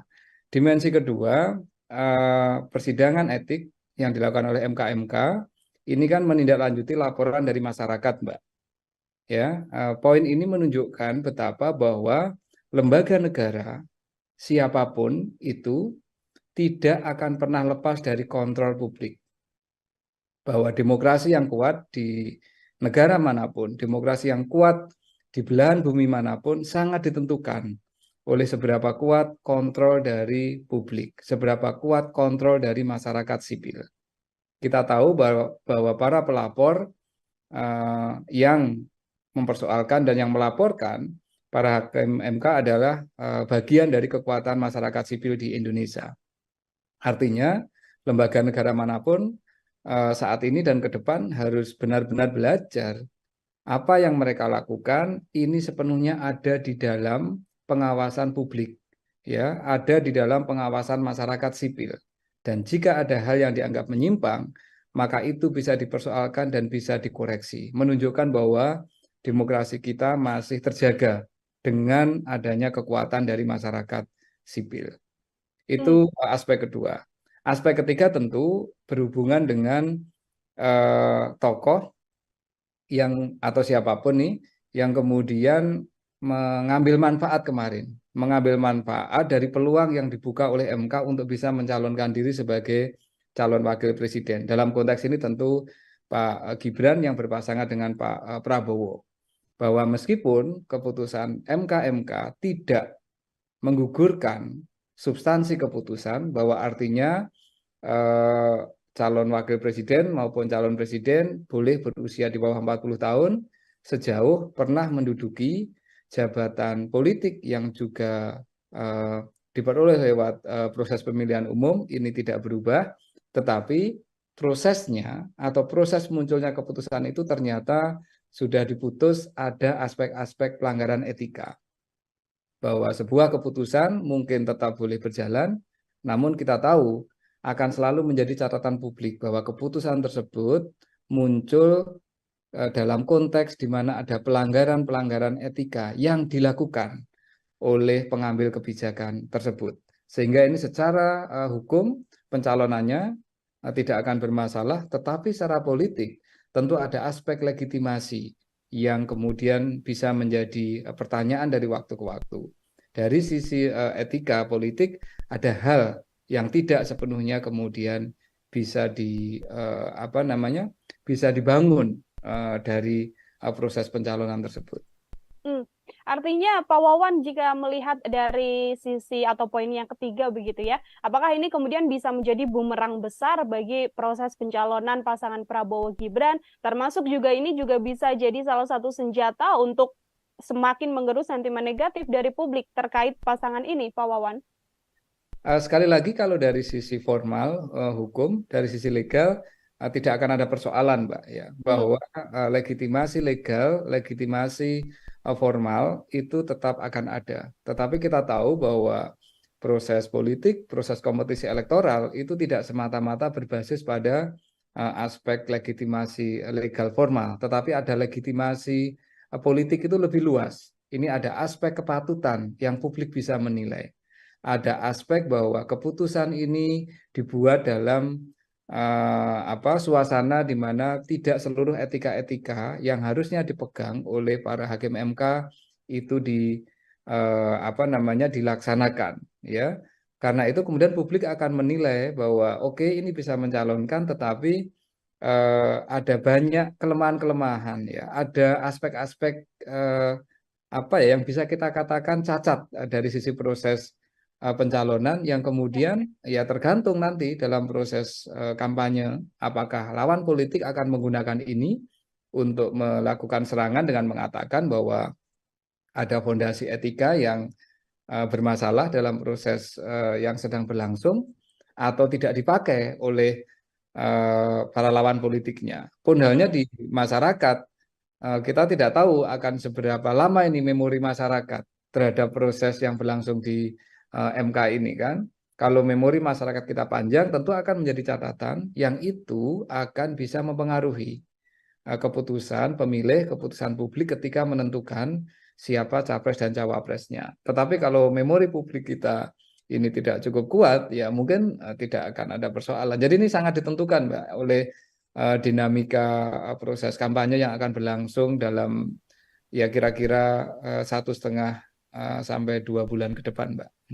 Oke, akan dilihat bagaimana kemudian publik begitu ya, memorinya masih berkepanjangan untuk membawa isu ini sampai ke pencapresan nanti, atau akan hilang seiring berjalannya waktu dan dengan dinamika yang juga ada begitu ya, Pak Wawan. Ini kalau setelah putusan atau hasil yang dilakukan oleh MK kan memang tidak hanya berhenti sampai kemudian mengusut Ketua MK begitu ya, Pak Wawan, karena banyak juga publik yang berharap bahwa kemudian putusan ini bisa mengubah putusan nomor 90 soal batas usia capres dan juga cawapres, meskipun MK sendiri memang sudah mengatakan tidak dalam kapasitas hal tersebut. Menurut pandangan Pak Wawan seperti apa? Apakah kemudian dengan ada lanjutan gugatan yang hari ini juga disindangkan, apakah kemudian bisa mengubah hal tersebut, Pak? Gugatan publik terhadap aspek-aspek undang-undang, aspek hukum kepada MK itu bisa dilakukan kapanpun, Mbak. Ya, bisa dilakukan kapanpun. Ya, bisa sekarang, bisa minggu depan, bahkan bisa setelah pemilu. Pertanyaannya adalah kapan kemudian keputusan itu harus berlaku, Mbak. Kalau ini nanti hari ini kalau tidak salah KPU kan akan melakukan penetapan capres dan cawapres, ya, Mbak. Iya, betul. Kalau KPU sudah menentukan siapa capres dan cawapres, maka ya sudah, pemilu yang akan kita lakukan tanggal 14 Februari tahun depan ya akan diikuti oleh capres dan cawapres yang saat ini ditetapkan oleh KPU. Kecuali kemudian ada yang menggugat KPU dan mempersoalkan keputusannya KPU tersebut. Jadi ini tidak berhubungan langsung dengan persidangan perkara yang saat ini, yang hari ini mulai disidangkan di MK, kan, Mbak. Nah, sebagaimana disampaikan oleh Pak Jimli kemarin, seandainya ini ada gugatan lebih lanjut dan KPU sudah menetapkan siapa capres dan cawapres, apapun hasil dari gugatan, maka itu hanya akan berlaku kira-kira untuk pemilu tahun atau pemilu periode berikutnya, ya, Mbak. Artinya ini kan pemilu tahun 2029. Ya. Nah, dan apakah ini salah? Tidak, Mbak. Dari sisi proses pemilu, ini saya kira penting untuk segera memberikan kepastian kepada masyarakat. Cuman masalahnya, sekali lagi ini kan soal dukungan politik, ya, Pak. Soal legitimasi politik. Bagaimana masyarakat kemudian bisa memiliki catatan atas proses ini. Itu yang saya kira yang paling penting nantinya untuk menuju ke Februari tanggal 14 2024 nanti, Mbak. Baik, tidak akan banyak mengubah juga ya Pak Wawan ya, karena pun kalaupun bisa berlaku, batasnya sudah hari ini PKPU yang kemudian disahkan oleh KPU, lalu berlakunya kemungkinan besar adalah di 2029, seperti itu. Pertanyaan yang juga muncul di publik ini, Pak Wawan, adalah terkait bagaimana etika begitu ya, etika dari sosok Mas Gibran sendiri. Kalau kita tahu kan Mas Gibran juga sudah menyatakan statementnya, sudah mengatakan bahwa ya bagaimanapun saya mengikuti apa yang sudah diputuskan oleh MK. Kalau Pak Wawan melihat jawaban dari Mas Gibran ini, seperti apa Pak Wawan? Karena kan Mas Gibran ini sosok yang terus dibahas terkait putusan 90 batas usia capres dan cawapres ini. Begini, Mbak, ya, bahwa satu, proses persidangan etik oleh MK-MK ini pertama tidak berhubungan dengan siapapun di luar hakim MK. Itu yang penting harus kita tegaskan dulu ya, bahwa ini persidangan untuk menentukan apakah hakim MK cukup mengikuti standar etika yang ada di dalam peraturan MK. Dan keputusannya sudah menunjukkan dari 4 laporan semuanya ada aspek-aspek yang terbukti ada pelanggaran etika. Ya kan Mbak, elemennya kan banyak kemarin yang diputuskan ya, bahwa ini para hakim tidak cukup bisa menjaga kerahasiaan, para hakim tidak cukup bisa saling mengingatkan dan menjaga marwah, ya kan? Ada hakim yang dinyatakan bahwa tidak bisa memproteksi MK dari intervensi politik tertentu, kan seperti itu Mbak, ya kan? Jadi ini persidangan etik ini adalah persidangan untuk melihat seberapa seberapa kuat para hakim MK memegang standar etik ya, ethical conduct-nya itu seperti apa dipegang, dan ternyata buktinya seperti itu. Ini yang pertama. Yang kedua, kalau Pak Gibran sendiri sebenarnya secara normatif posisinya ya sebagai warga negara yang bisa memanfaatkan keputusan MK ini. Meskipun kita tahu secara politik beliau memang menjadi salah satu pihak yang boleh dikatakan terkait langsung atau memperoleh manfaat langsung dari keputusan ini kan Mbak, ya kan? Nah, apakah ini kemudian ada persoalan etik untuk proses pencalonan? Kalau saya bukan soal etiknya Mbak, tapi soal testing untuk kenegarawanan. Semestinya kalau memang melihat ada proses yang kontroversial seperti ini, kalau memang tidak mau mencalonkan ya dari awal tidak memanfaatkan kesempatan. Tetapi ini kan kenyataannya kan memanfaatkan kesempatan, Mbak. Artinya ya memang ada peluang yang dibuka dan kemudian itu dipakai. Nah, apakah itu secara formal sekali lagi sah? Itu sah, Mbak. Cuman publik kemudian akan menanyakan, oh ternyata proses kemarin itu ya bagaimanapun juga memberikan jalan yang lebih terbuka kepada Pak Gibran untuk kemudian mencalonkan cawapres. Karena kenyataannya beliau memanfaatkan peluang ini. Kan begitu Mbak ya? Tapi apakah ini kemudian ada hubungannya terkait dengan etikanya Pak Gibran dalam konteks ini? Tidak terkait Mbak, karena ini bukan soal etik kalau saya dalam konteks Pak Gibran, tapi lebih dalam konteks kenegarawanan, ya, bahwa di tengah kontroversi yang muncul dari awal ternyata peluang itu dimanfaatkan dan kemudian ya publik pada akhirnya yang akan bisa menilai seberapa derajat kenegarawanan yang dimiliki oleh beliau maupun mungkin ya mohon maaf oleh orang-orang yang ada di sekitar beliau, kayak gitu Mbak. Kalau saya melihatnya lebih ke situ. Jadi ini tidak ada etika yang dilanggar, tetapi memang ada pertanyaan soal memanfaatkan situasi, aspek kenegarawanan yang itu semua kemudian menjadi pembuktian. Kira-kira kemudian publik bisa menyimpulkan, oh berarti semua proses yang penuh dengan drama, semua proses yang penuh dengan dinamika ini memang memberikan jalan yang sangat lapang kepada beliau untuk menjadi cawapres. Dan kenyataannya kan seperti itu, Mbak. Artinya kalau dari kacamata atau dari pandangan Pak Wawan sendiri, kenegarawan seorang Gibran ini apakah kemudian masih belum bisa dikatakan punya sisi kenegarawan yang elok, yang bagus, atau seperti apa Pak Wawan? Ya kalau saya melihat ketika peluang ini terbuka dan kemudian dimanfaatkan, ya berarti memang ada intensi untuk memanfaatkan peluang itu. Guna apa ya? Guna masuk ke dalam proses proses elektoral, proses pemilu presiden dan wakil presiden kan Mbak.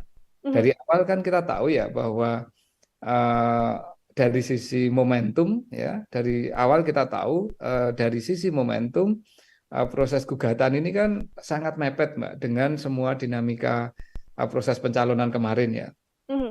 Dan karena dari sisi momentum seperti itu, maka kita semua kemudian bisa membaca, publik bisa menilai bahwa ini tujuan utamanya adalah untuk mencoba membuka ruang.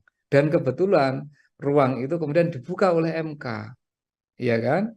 Dan proses membuka ruang oleh MK ternyata penuh dengan kontroversi.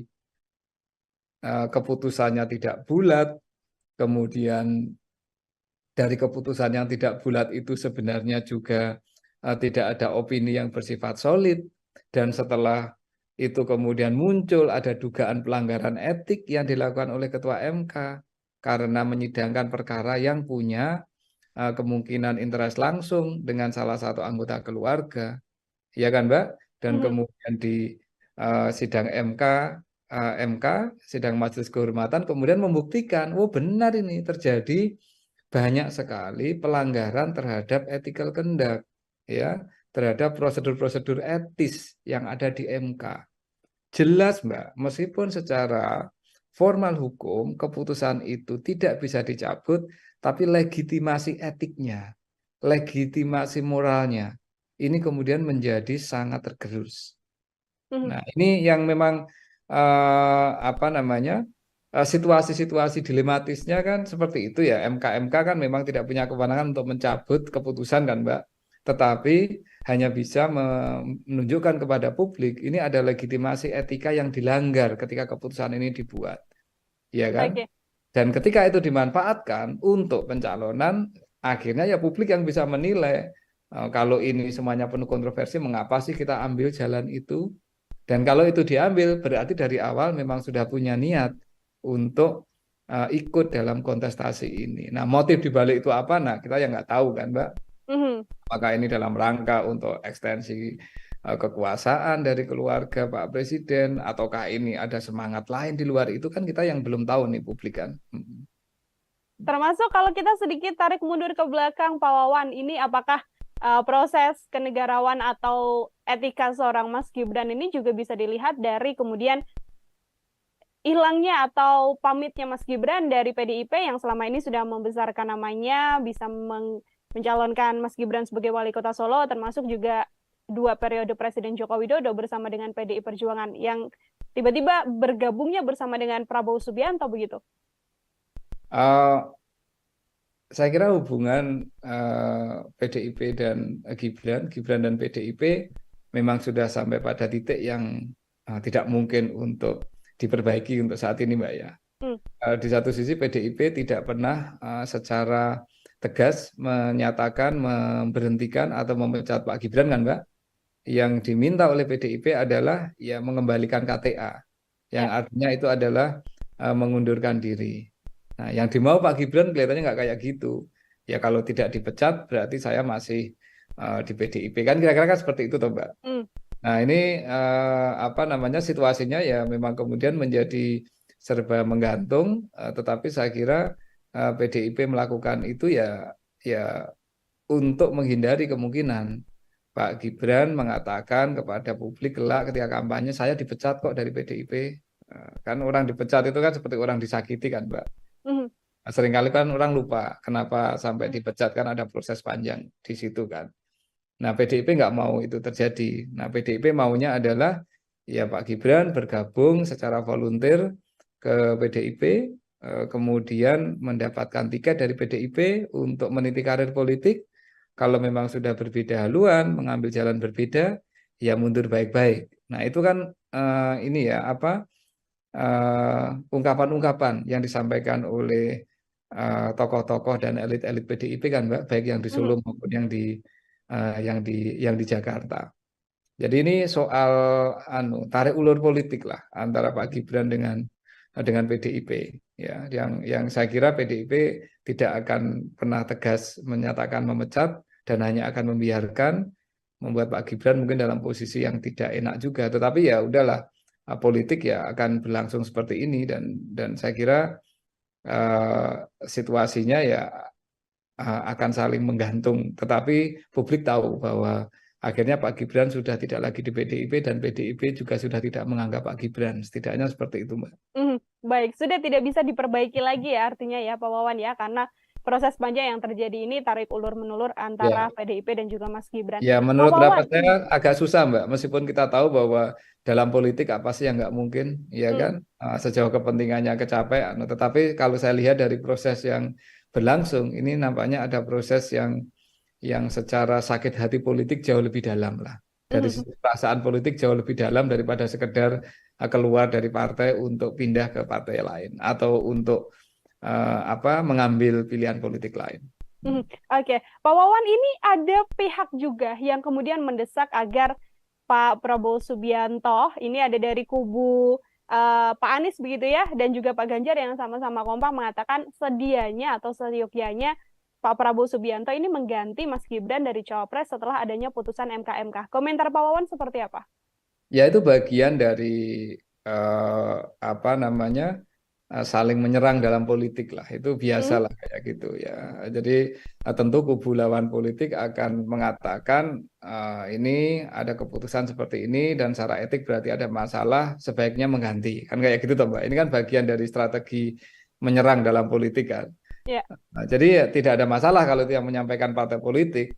Nanti mungkin Pak Prabowo akan merespon dengan cara yang lain toh, bahwa mungkin mengatakan ya secara formal hukumnya tidak ada yang kami salahi dan kami akan jalan dan kemudian kami akan masuk dengan program-program. Ya, ini bagian dari Mbak, political political discourse lah ya. Narasi-narasi politik yang dibangun oleh kubu-kubu yang saling sedang bersaing dalam proses pemilu, dan itu wajar dan sah-sah saja Mbak, saya kira. Oke, itu wajar dan sah-sah saja. Namun kalau dari kacamata Pak Wawan ini sebagai pengamat politik juga ya, dari Koalisi Indonesia Maju atau dari pihak Prabowo Subianto, secara etika yang elok, etika yang patut, memberikan sikap terkait putusan MK dan sentimen negatif publik atas pencawapresan Mas Gibran ini yang paling bagus itu seperti apa Pak? Dalam kacamata saya, ini sudah point of no return, Mbak, bagi Pak Prabowo dan Koalisi Indonesia Maju. Menunjuk Pak Gibran yang sudah dideklarasikan dan didaftarkan ke KPU, dan kemudian setidaknya hasil MK tidak mencabut keputusan yang memungkinkan Pak Gibran untuk mencalonkan, itu sudah menjadi point of no return. Artinya, Koalisi Indonesia Maju, dugaan saya, dan saya hampir pasti mengatakan iya, akan mempertahankan duet Pak Prabowo dan Pak Gibran. Yang dilakukan oleh Koalisi Indonesia Maju, dalam pandangan saya, akan mencoba untuk menutup dan menggeser isu terkait dengan etika, isu terkait dengan patut tidak patut ini dengan narasi-narasi politik yang lain, Mbak. Misalkan kampanye program tertentu, kemudian arah kepemimpinan yang akan mereka bawa, kemudian mencoba untuk membangun narasi-narasi langsung ke publik, membangun komunikasi ke grassroots dan seterusnya. Saya kira itu yang dilakukan. Jadi mereka tidak akan mengconsider lagi soal perdebatan etika itu, Mbak.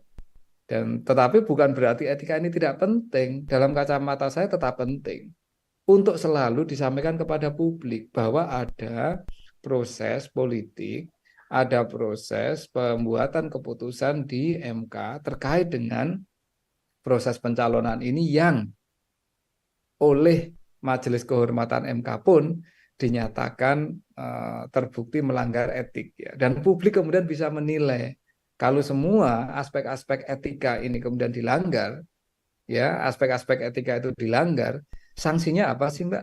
Kan sanksi hukum kan nggak bisa kita lakukan. Yang ada itu adalah sanksi sosial biasanya, ya kan? Sanksi sosial, sanksi moral. Nah, sanksi sosial yang bisa dilakukan oleh publik, oleh pemilih itu apa sih pada akhirnya? Ya, mungkin akan mencari alternatif pilihan yang lain.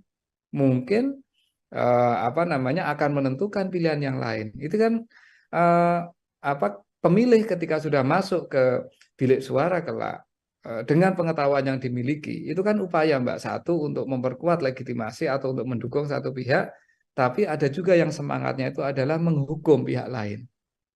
Nah, ini dan itu adalah kewenangan voters, Mbak. Itu adalah kewenangan pemilih untuk mendukung atau motivasinya ketika memilih itu adalah untuk mendukung calon yang benar-benar dia pilih, ataukah proses pemilihan yang dia lakukan itu merupakan upaya untuk menghukum pihak yang dia tidak suka. Itu namanya protes voting, Mbak. Nah, ini artinya apa? Artinya ini nanti sudah bergeser, Mbak. Cara untuk melihat dampak dan implikasi dari soal putusan MK ini dalam kaitannya dengan etika politik itu nanti sudah akan bergeser kepada pemilih, akan bergeser ke bilik suara, dan kemudian pemilik suara bisa punya kewenangan yang kita tidak tahu. Kalau dia ingin menghukum, protes voting, ya tentu dia akan melakukan itu. Kalau dia ingin mendukung, ya tentu dia akan mendukung. Nah, seperti itu kira-kira logik berpikirnya seperti itu, Mbak. Oke, baik. Terakhir dari saya, Pak Wawan. Ini kan tadi disampaikan Pak Wawan, dinamika ini tergantung bagaimana nanti publik, apakah isu ini masih akan terus berkembang sampai panjang atau bisa diredam dengan isu atau dinamika politik yang lain. Pertanyaan saya, Pak Wawan, apabila memang kontestasi ini berjalan satu putaran, 2 putaran, dan nantinya pasangan Prabowo dan Gibran berkemungkinan untuk memperoleh suara terbanyak dan memenangi Pilpres begitu ya, apakah bumerang atau isu MK ini akan berjalan sebegitu panjang dan akan terus diingat oleh publik sebagai salah satu cacat etika dalam proses ini meskipun keduanya sudah menjabat? Pak Wawan, silahkan. Menjadi catatan publik pasti, menjadi catatan sejarah bangsa ini pasti, karena prosesnya memang seperti itu. Apa yang dilakukan oleh MK, kemudian koreksi yang dilakukan oleh MK itu merupakan bagian penting, Mbak, dari catatan sejarah demokrasi di negeri ini. Dan itu tidak terhapus. Ya karena itu fakta yang berlangsung. Ya kan, Mbak? Dan apakah itu akan menjadi catatan publik? Ya tentu menjadi catatan, wong itu menjadi catatan sejarah ya. Nah, soal seberapa kuat itu mempengaruhi legitimasi calon terpilih, ya, misalkan kebetulan yang calon yang bisa memanfaatkan peluang MK ini kemudian memenangkan pemilu ya.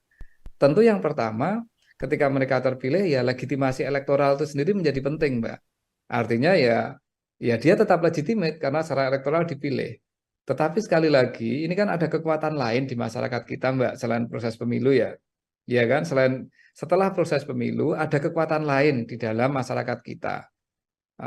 Selain parpol, selain DPR, selain DPD, selain tokoh politik. Siapa mereka? Ya kekuatan masyarakat sipil, kekuatan media massa yang bisa kemudian secara kritis selalu melihat bahwa ada persoalan-persoalan dalam proses pemilu Indonesia tahun 2024 ini yang dipenuhi, ya, yang dipenuhi dengan aspek-aspek yang tadi kita diskusikan. Ada code of conduct dalam konteks pengambilan keputusan di MK yang dilanggar, ada proses dan bentuk kenegarawanan yang mungkin tidak diambil, ada diskusi soal bahwa ini semua merupakan bagian dari orkestrasi untuk memperpanjang kekuasaan yang berlangsung, dan seterusnya lah, Mbak. Nah, catatan kritis ini akan menjadi elemen yang tidak terpisahkan, Mbak, dari proses pemilu tahun 2024 ke depan ini. Oke, artinya cap yang akan dilabelkan begitu ya, Pak Wawan, bisa saya sampaikan kepada pasangan Prabowo Gibran berkepanjangan sampai terpilih pun nanti masih akan melekat karena ini adalah bagian dari catatan sejarah proses panjang yang masih akan diingat oleh publik seperti itu. Yeah. Pak Wawan, terima kasih banyak atas kesempatannya berbincang bersama dengan saya untuk bahasan hari ini. Semoga di lain kesempatan kita bisa berbincang lagi, Pak Wawan. Terima kasih. Mbak Nila, sehat selalu. Ya. Sehat selalu, Pak Wawan. Ya, Tribuners, demikian program Tribun News on Focus hari ini. Nantikan Tribun News on Focus selanjutnya untuk bahasan-bahasan konten lain bersama dengan saya. Saya Nila Irda, pamit undur diri. Terima kasih dan sampai jumpa. Download Tribun X sekarang. Menghadirkan lokal menjadi Indonesia. Menjadi catatan sejarah bangsa ini pasti. Karena prosesnya memang seperti itu. Apa yang dilakukan oleh MK, kemudian koreksi yang dilakukan oleh MK itu merupakan bagian penting, Mbak, dari catatan sejarah demokrasi di negeri ini. Jelas, Mbak, meskipun secara formal hukum keputusan itu tidak bisa dicabut, tapi legitimasi etiknya, legitimasi moralnya ini kemudian menjadi sangat tergerus. Karena ini bukan soal etik kalau saya dalam konteks Pak Gibran, tapi lebih dalam konteks kenegarawanan.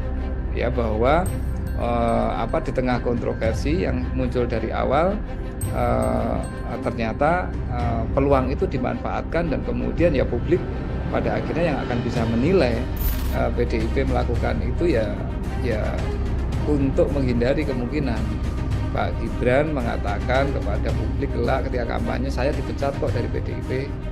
Kan orang dipecat itu kan seperti orang disakiti kan, Mbak. Nah, seringkali kan orang lupa kenapa sampai dipecat, kan ada proses panjang di situ kan. Halo Tribuners, program Tribun News on Focus kembali lagi menjumpai Anda hari ini bersama dengan saya Nila Irda. Kita membahas terkait putusan MK yang kemarin keluar, ini sudah dinantikan oleh banyak pihak dan akhirnya diputuskan bahwa Ketua MK Anwar Usman diberhentikan dari jabatannya sebagai Ketua Mahkamah Konstitusi. Kira-kira apakah kemudian putusan MK ini akan berdampak pada pencalonan sosok Gibran Rakabuming Raka yang memang konflik ini atau isu ini berkembang setelah lolosnya nama seorang Gibran untuk melenggang menjadi calon wakil presiden berpasangan dengan Prabowo Subianto. Untuk membahas hal tersebut, Tribuners, saya sudah tersambung bersama dengan pakar politik sekaligus Dekan Visipol Universitas Gadjah Mada, ada Pak Wawan Masudi dalam sambungan Zoom. Pak Wawan, terima kasih banyak sudah bergabung. Apa kabar, Bapak? Kabar sehat, Mbak Nila. Baik, terima kasih Pak Wawan untuk meluangkan waktunya berbincang bersama dengan saya. Sebagai pengantar Pak Wawan, kemarin kita sama-sama mengikuti jalannya sidang putusan MK yang menyatakan akhirnya Anwar Usman ini diberhentikan begitu ya dari jabatannya karena terbukti melakukan pelanggaran etik. Seperti apa komentar Pak Wawan? Ada beberapa aspek yang bisa kita lihat dari keputusan MK ya, Mbak. Pertama, dari aspek penegakan etika sendiri. Keputusan MK ini memang memberikan semacam harapan bahwa marwah MK sebagai lembaga untuk menjaga konstitusi ini bisa dipulihkan. Ya, bahwa pada akhirnya dinyatakan ada sejumlah pelanggaran etik yang dilakukan oleh para hakim konstitusi yang dilaporkan, dan dengan adanya keputusan tersebut maka beberapa bentuk ketidakpercayaan publik, beberapa persoalan yang berhubungan dengan dugaan etika yang itu bisa menggerus kepercayaan kita kepada lembaga yang sangat penting ini bisa diperbaiki. Ini dimensi pertama. Dimensi kedua, persidangan etik yang dilakukan oleh MK ini kan menindaklanjuti laporan dari masyarakat, Mbak. Ya, poin ini menunjukkan betapa bahwa lembaga negara siapapun itu tidak akan pernah lepas dari kontrol publik. Bahwa demokrasi yang kuat di negara manapun, demokrasi yang kuat di belahan bumi manapun sangat ditentukan oleh seberapa kuat kontrol dari publik, seberapa kuat kontrol dari masyarakat sipil. Kita tahu bahwa para pelapor yang mempersoalkan dan yang melaporkan para hakim MK adalah bagian dari kekuatan masyarakat sipil di Indonesia. Artinya, lembaga negara manapun saat ini dan ke depan harus benar-benar belajar apa yang mereka lakukan ini sepenuhnya ada di dalam pengawasan publik, ya, ada di dalam pengawasan masyarakat sipil. Dan jika ada hal yang dianggap menyimpang, maka itu bisa dipersoalkan dan bisa dikoreksi, menunjukkan bahwa demokrasi kita masih terjaga dengan adanya kekuatan dari masyarakat sipil. Itu aspek kedua. Aspek ketiga tentu berhubungan dengan tokoh yang atau siapapun nih yang kemudian mengambil manfaat kemarin, mengambil manfaat dari peluang yang dibuka oleh MK untuk bisa mencalonkan diri sebagai calon wakil presiden. Dalam konteks ini tentu Pak Gibran yang berpasangan dengan Pak Prabowo.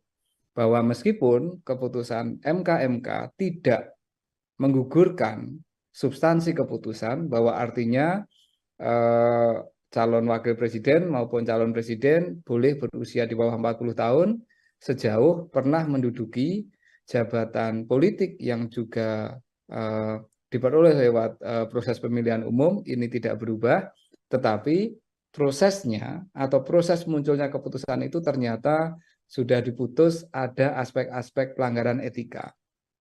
Bahwa sebuah keputusan mungkin tetap boleh berjalan, namun kita tahu akan selalu menjadi catatan publik bahwa keputusan tersebut muncul dalam konteks di mana ada pelanggaran-pelanggaran etika yang dilakukan oleh pengambil kebijakan tersebut.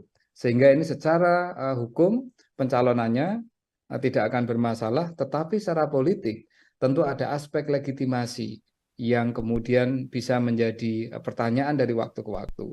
Dari sisi etika politik ada hal yang tidak sepenuhnya kemudian bisa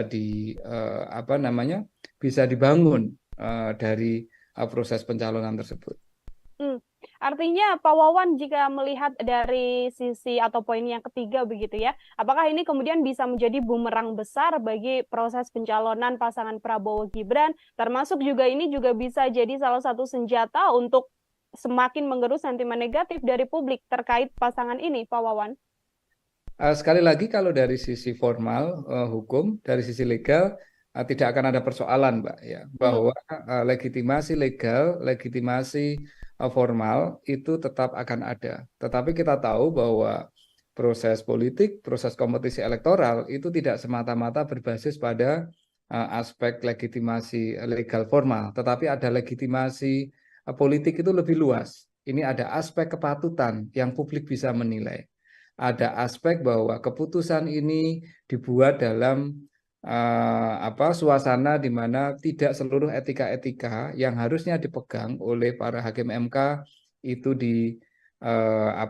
dilaksanakan, ya.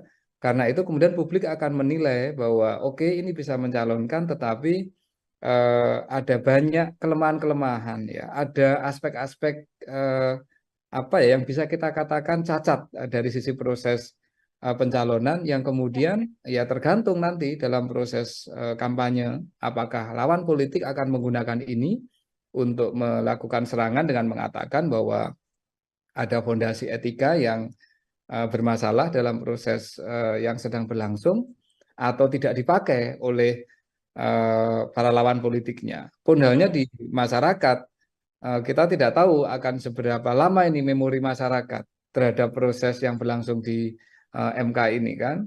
Kalau memori masyarakat kita panjang, tentu akan menjadi catatan yang itu akan bisa mempengaruhi keputusan pemilih, keputusan publik ketika menentukan siapa capres dan cawapresnya. Tetapi kalau memori publik kita ini tidak cukup kuat, ya mungkin tidak akan ada persoalan. Jadi ini sangat ditentukan, Mbak, oleh dinamika proses kampanye yang akan berlangsung dalam ya kira-kira 1,5 sampai 2 bulan ke depan, Mbak.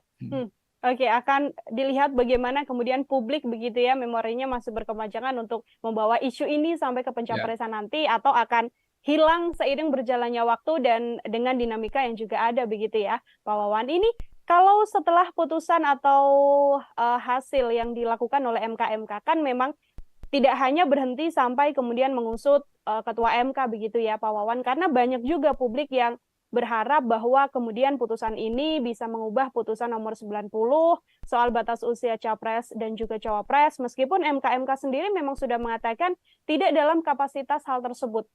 Menurut pandangan Pak Wawan seperti apa? Apakah kemudian dengan ada lanjutan gugatan yang hari ini juga disindangkan, apakah kemudian bisa mengubah hal tersebut, Pak? Gugatan publik terhadap aspek-aspek undang-undang, aspek hukum kepada MK itu bisa dilakukan kapanpun, Mbak. Ya, bisa dilakukan kapanpun. Ya, bisa sekarang, bisa minggu depan, bahkan bisa setelah pemilu. Pertanyaannya adalah kapan kemudian keputusan itu harus berlaku, Mbak. Kalau ini nanti, hari ini kalau tidak salah KPU kan akan melakukan penetapan capres dan cawapres ya, Mbak? Iya, betul. Kalau KPU sudah menentukan siapa capres dan cawapres, maka ya sudah, pemilu yang akan kita lakukan tanggal 14 Februari tahun depan ya akan diikuti oleh capres dan cawapres yang saat ini ditetapkan oleh KPU. Kecuali kemudian ada yang menggugat KPU dan mempersoalkan keputusannya KPU tersebut. Jadi ini tidak berhubungan langsung dengan persidangan perkara yang saat ini, yang hari ini mulai disidangkan di MK kan, Mbak? Nah, sebagaimana disampaikan oleh Pak Jimli kemarin, seandainya ini ada gugatan lebih lanjut dan KPU sudah menetapkan siapa capres dan cawapres, apapun hasil dari gugatan, maka itu hanya akan berlaku kira-kira untuk pemilu tahun atau pemilu periode berikutnya ya Mbak. Artinya ini kan pemilu tahun 2029.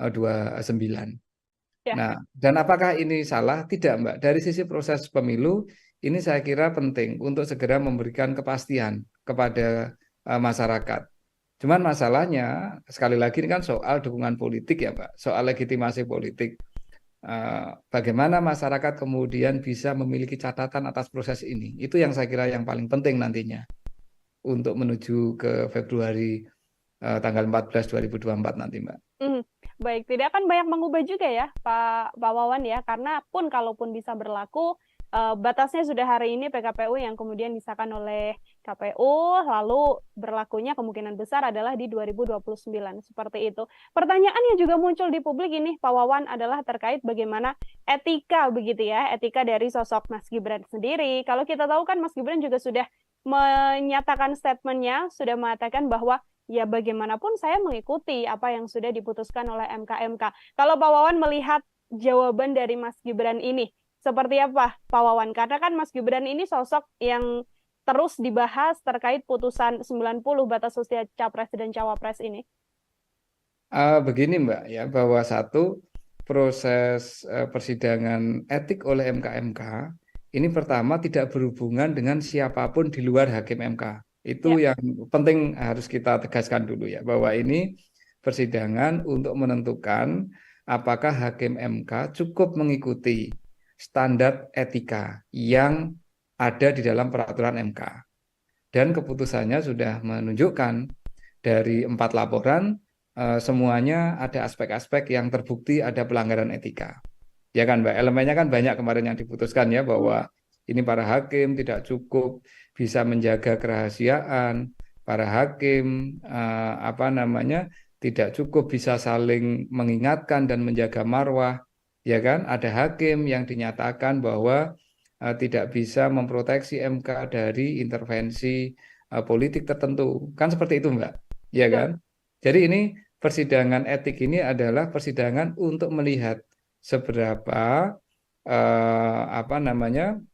seberapa kuat para hakim MK memegang standar etik ya, ethical conduct-nya itu seperti apa dipegang, dan ternyata buktinya seperti itu. Ini yang pertama. Yang kedua, kalau Pak Gibran sendiri sebenarnya secara normatif posisinya sebagai warga negara yang bisa memanfaatkan keputusan MK ini. Meskipun kita tahu secara politik beliau memang menjadi salah satu pihak yang boleh dikatakan terkait langsung atau memperoleh manfaat langsung dari keputusan ini kan Mbak, ya kan? Nah, apakah ini kemudian ada persoalan etik untuk proses pencalonan? Kalau saya bukan soal etiknya Mbak, tapi soal testing untuk kenegarawanan. Semestinya kalau memang melihat ada proses yang kontroversial seperti ini, kalau memang tidak mau mencalonkan ya dari awal tidak memanfaatkan kesempatan. Tetapi ini kan kenyataannya kan memanfaatkan kesempatan Mbak. Artinya ya memang ada peluang yang dibuka dan kemudian itu dipakai. Nah, apakah itu secara formal sekali lagi sah? Itu sah Mbak. Cuman publik kemudian akan menanyakan, oh ternyata proses kemarin itu ya bagaimanapun juga memberikan jalan yang lebih terbuka kepada Pak Gibran untuk kemudian mencalonkan cawapres. Karena kenyataannya beliau memanfaatkan peluang ini. Kan begitu Mbak ya? Tapi apakah ini kemudian ada hubungannya terkait dengan etikanya Pak Gibran dalam konteks ini? Tidak terkait Mbak, karena ini bukan soal etik kalau saya dalam konteks Pak Gibran, tapi lebih dalam konteks kenegarawanan, ya, bahwa di tengah kontroversi yang muncul dari awal, ternyata peluang itu dimanfaatkan dan kemudian ya publik pada akhirnya yang akan bisa menilai seberapa derajat kenegarawanan yang dimiliki oleh beliau maupun mungkin ya mohon maaf oleh orang-orang yang ada di sekitar beliau, kayak gitu Mbak. Kalau saya melihatnya lebih ke situ. Jadi ini tidak ada etika yang dilanggar, tetapi memang ada pertanyaan soal memanfaatkan situasi, aspek kenegarawanan yang itu semua kemudian menjadi pembuktian. Kira-kira kemudian publik bisa menyimpulkan, oh berarti semua proses yang penuh dengan drama, semua proses yang penuh dengan dinamika ini memang memberikan jalan yang sangat lapang kepada beliau untuk menjadi cawapres. Dan kenyataannya kan seperti itu, Mbak. Artinya kalau dari kacamata atau dari pandangan Pak Wawan sendiri, kenegarawan seorang Gibran ini apakah kemudian masih belum bisa dikatakan punya sisi kenegarawan yang elok, yang bagus, atau seperti apa Pak Wawan? Ya kalau saya melihat ketika peluang ini terbuka dan kemudian dimanfaatkan, ya berarti memang ada intensi untuk memanfaatkan peluang itu. Guna apa ya? Guna masuk ke dalam proses proses elektoral, proses pemilu presiden dan wakil presiden kan, Mbak. Dari awal kan kita tahu ya bahwa dari sisi momentum ya, dari awal kita tahu dari sisi momentum proses gugatan ini kan sangat mepet, Mbak, dengan semua dinamika proses pencalonan kemarin ya. Dan karena dari sisi momentum seperti itu, maka kita semua kemudian bisa membaca, publik bisa menilai bahwa ini tujuan utamanya adalah untuk mencoba membuka ruang. Dan kebetulan ruang itu kemudian dibuka oleh MK, ya kan? Dan proses membuka ruang oleh MK ternyata penuh dengan kontroversi. Keputusannya tidak bulat, kemudian dari keputusan yang tidak bulat itu sebenarnya juga tidak ada opini yang bersifat solid, dan setelah itu kemudian muncul ada dugaan pelanggaran etik yang dilakukan oleh Ketua MK karena menyidangkan perkara yang punya kemungkinan interest langsung dengan salah satu anggota keluarga, ya kan, Mbak? Dan kemudian di sidang MK, sidang Majelis Kehormatan kemudian membuktikan, oh benar ini terjadi banyak sekali pelanggaran terhadap ethical conduct, ya, terhadap prosedur-prosedur etis yang ada di MK. Jelas, Mbak, meskipun secara formal hukum keputusan itu tidak bisa dicabut, tapi legitimasi etiknya, legitimasi moralnya, ini kemudian menjadi sangat tergerus. Nah, ini yang memang situasi-situasi dilematisnya kan seperti itu ya. MK kan memang tidak punya kewenangan untuk mencabut keputusan kan, Mbak. Tetapi hanya bisa menunjukkan kepada publik ini ada legitimasi etika yang dilanggar ketika keputusan ini dibuat, ya kan? Okay. Dan ketika itu dimanfaatkan untuk pencalonan, akhirnya ya publik yang bisa menilai kalau ini semuanya penuh kontroversi, mengapa sih kita ambil jalan itu? Dan kalau itu diambil, berarti dari awal memang sudah punya niat untuk ikut dalam kontestasi ini. Nah, motif dibalik itu apa? Nah, kita yang nggak tahu kan, Mbak. Apakah ini dalam rangka untuk ekstensi kekuasaan dari keluarga Pak Presiden, ataukah ini ada semangat lain di luar itu, kan kita yang belum tahu nih publik kan. Termasuk kalau kita sedikit tarik mundur ke belakang, Pak Wawan, ini apakah proses kenegarawan atau etika seorang Mas Gibran ini juga bisa dilihat dari kemudian hilangnya atau pamitnya Mas Gibran dari PDIP yang selama ini sudah membesarkan namanya, bisa mencalonkan Mas Gibran sebagai wali kota Solo, termasuk juga 2 periode Presiden Joko Widodo bersama dengan PDI Perjuangan yang tiba-tiba bergabungnya bersama dengan Prabowo Subianto begitu? Saya kira hubungan PDIP dan Gibran dan PDIP memang sudah sampai pada titik yang tidak mungkin untuk diperbaiki untuk saat ini, Mbak ya. Di satu sisi PDIP tidak pernah secara tegas menyatakan memberhentikan atau memecat Pak Gibran kan, Mbak. Yang diminta oleh PDIP adalah ya mengembalikan KTA, yang artinya itu adalah mengundurkan diri. Nah, yang dimau Pak Gibran kelihatannya nggak kayak gitu. Ya kalau tidak dipecat berarti saya masih di PDIP kan, kira-kira kan seperti itu toh, Mbak. Nah, ini situasinya ya memang kemudian menjadi serba menggantung, tetapi saya kira PDIP melakukan itu ya untuk menghindari kemungkinan Pak Gibran mengatakan kepada publik kelak ketika kampanye, saya dipecat kok dari PDIP. Kan orang dipecat itu kan seperti orang disakiti kan, Mbak. Seringkali kan orang lupa kenapa sampai dipecat, kan ada proses panjang di situ kan. Nah, PDIP nggak mau itu terjadi. Nah, PDIP maunya adalah ya Pak Gibran bergabung secara volunteer ke PDIP, kemudian mendapatkan tiket dari PDIP untuk meniti karir politik, kalau memang sudah berbeda haluan, mengambil jalan berbeda, ya mundur baik-baik. Nah, itu kan ini ya apa ungkapan-ungkapan yang disampaikan oleh tokoh-tokoh dan elit-elit PDIP kan, Mbak, baik yang di Solo maupun yang di Jakarta. Jadi ini soal tarik ulur politik lah antara Pak Gibran dengan PDIP, ya, yang saya kira PDIP tidak akan pernah tegas menyatakan memecat dan hanya akan membiarkan, membuat Pak Gibran mungkin dalam posisi yang tidak enak juga. Tetapi ya udahlah, politik ya akan berlangsung seperti ini, dan saya kira situasinya ya akan saling menggantung. Tetapi publik tahu bahwa akhirnya Pak Gibran sudah tidak lagi di PDIP dan PDIP juga sudah tidak menganggap Pak Gibran. Setidaknya seperti itu, Mbak.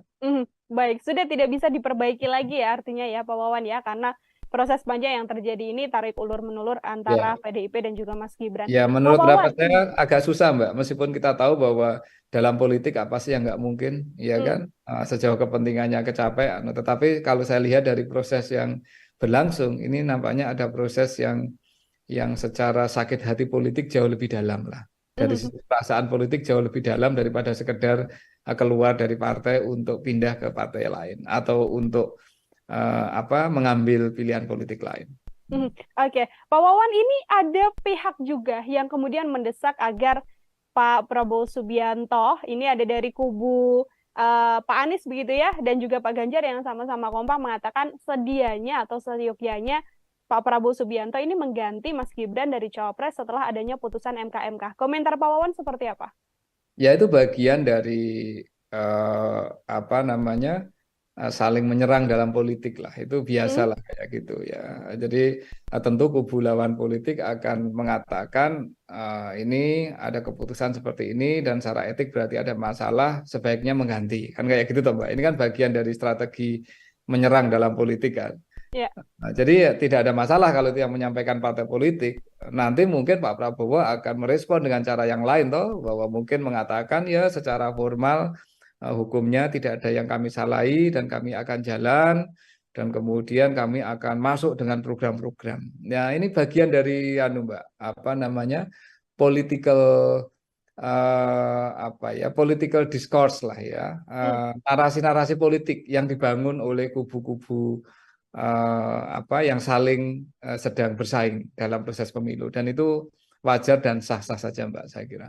Oke, itu wajar dan sah-sah saja. Namun kalau dari kacamata Pak Wawan ini sebagai pengamat politik juga ya, dari Koalisi Indonesia Maju atau dari pihak Prabowo Subianto, secara etika yang elok, etika yang patut, memberikan sikap terkait putusan MK dan sentimen negatif publik atas pencawapresan Mas Gibran ini yang paling bagus itu seperti apa, Pak? Dalam kacamata saya, ini sudah point of no return, Mbak, bagi Pak Prabowo dan Koalisi Indonesia Maju. Menunjuk Pak Gibran yang sudah dideklarasikan dan didaftarkan ke KPU, dan kemudian setidaknya hasil MK tidak mencabut keputusan yang memungkinkan Pak Gibran untuk mencalonkan, itu sudah menjadi point of no return. Artinya Koalisi Indonesia Maju, dugaan saya, dan saya hampir pasti mengatakan iya, akan mempertahankan duet Pak Prabowo dan Pak Gibran. Yang dilakukan oleh Koalisi Indonesia Maju, dalam pandangan saya, akan mencoba untuk menutup dan menggeser isu terkait dengan etika, isu terkait dengan patut tidak patut ini dengan narasi-narasi politik yang lain, Mbak. Misalkan kampanye program tertentu, kemudian arah kepemimpinan yang akan mereka bawa, kemudian mencoba untuk membangun narasi-narasi langsung ke publik, membangun komunikasi ke grassroots dan seterusnya. Saya kira itu yang dilakukan. Jadi mereka tidak akan mengconsider lagi soal perdebatan etika itu, Mbak. Tetapi bukan berarti etika ini tidak penting. Dalam kacamata saya tetap penting untuk selalu disampaikan kepada publik bahwa ada proses politik, ada proses pembuatan keputusan di MK terkait dengan proses pencalonan ini yang oleh Majelis Kehormatan MK pun dinyatakan terbukti melanggar etik ya. Dan publik kemudian bisa menilai Kalau semua aspek-aspek etika ini kemudian dilanggar, ya aspek-aspek etika itu dilanggar, sanksinya apa sih Mbak?